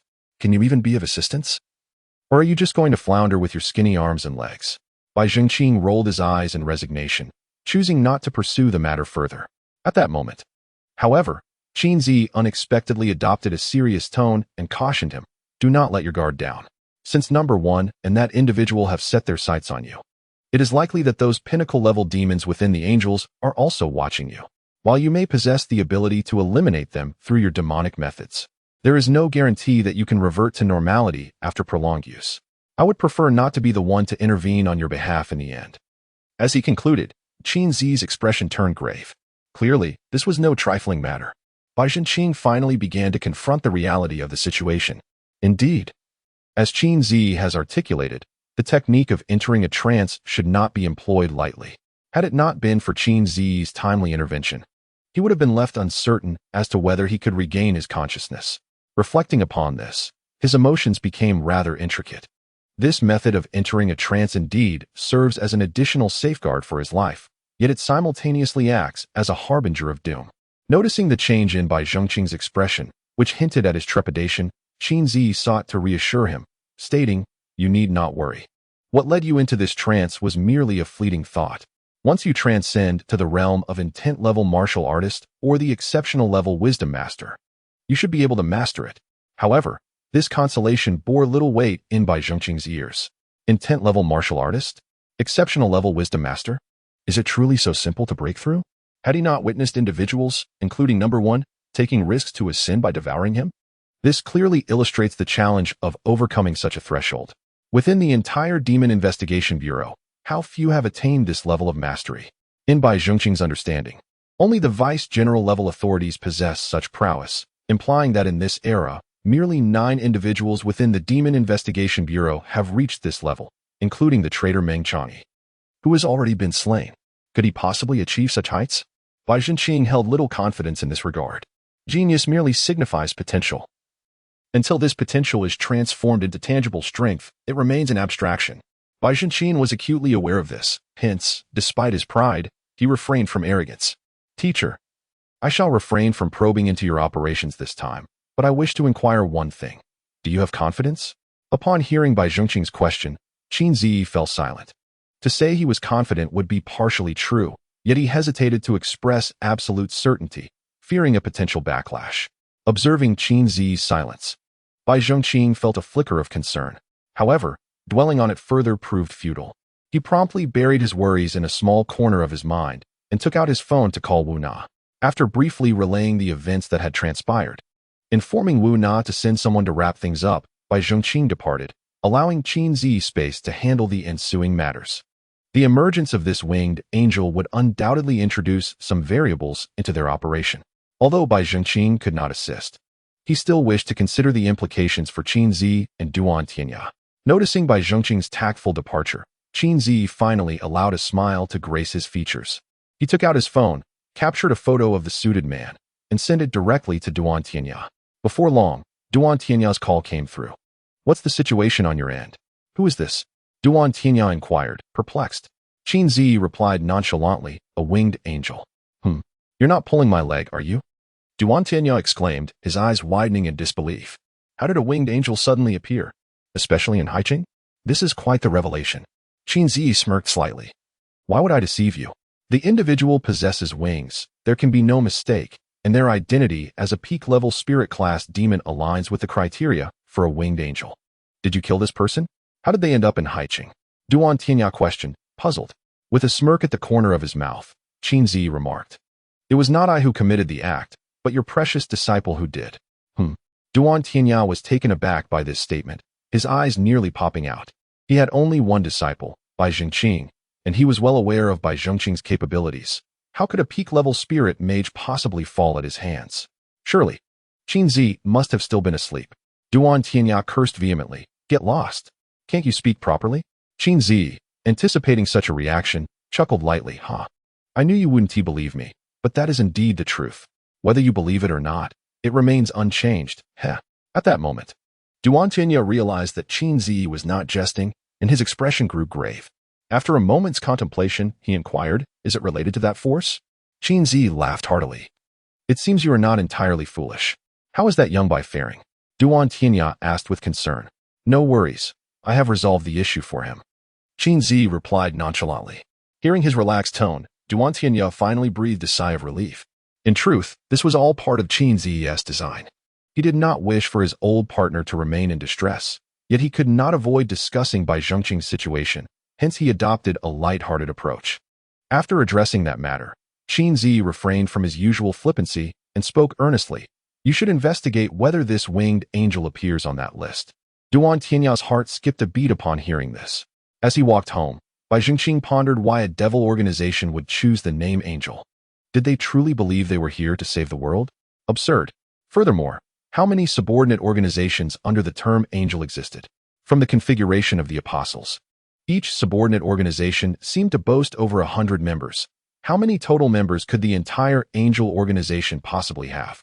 Surely, not all devils in this world had fallen under the sway of the angels. During his time at the Demon Control Academy, the instructors often told them that devils were rare in this world, and he had believed them. Yet, upon graduation, why had he encountered so many devils? He had truly been misled by their deception. Lost in these musings, Bai Zhengqing finally returned home. At that moment, his mother was preparing dinner, eagerly awaiting his return. Why are you so late today? Bai Ma casually inquired while serving him rice. Bai Zhengqing glanced at the clock on the wall and replied helplessly, Mom. It's only just past 7. How is that late? Bai Ma smiled and said, Haven't you been coming home around 6 these past few days? Is there a tricky situation at the police station today? No, I just encountered a few complications while investigating, Bai Zhengqing said as he washed his hands. Once at the dinner table, Bai Ma refrained from bringing up the topic again. Instead, she persistently piled his bowl with dishes, seemingly fearful that her beloved son would not eat enough. Eat more. You've been running around outside every day. You need to eat well to have the strength to work. All right, I'm eating. Mom, you should eat more too. This celery is your favorite. Make sure to have plenty. Enough is enough. Mother, if you keep packing it in, I won't be able to eat it all. All right, you do it yourself. After finishing the meal, Bai Zhengqing had completely recovered from the recent harrowing battle.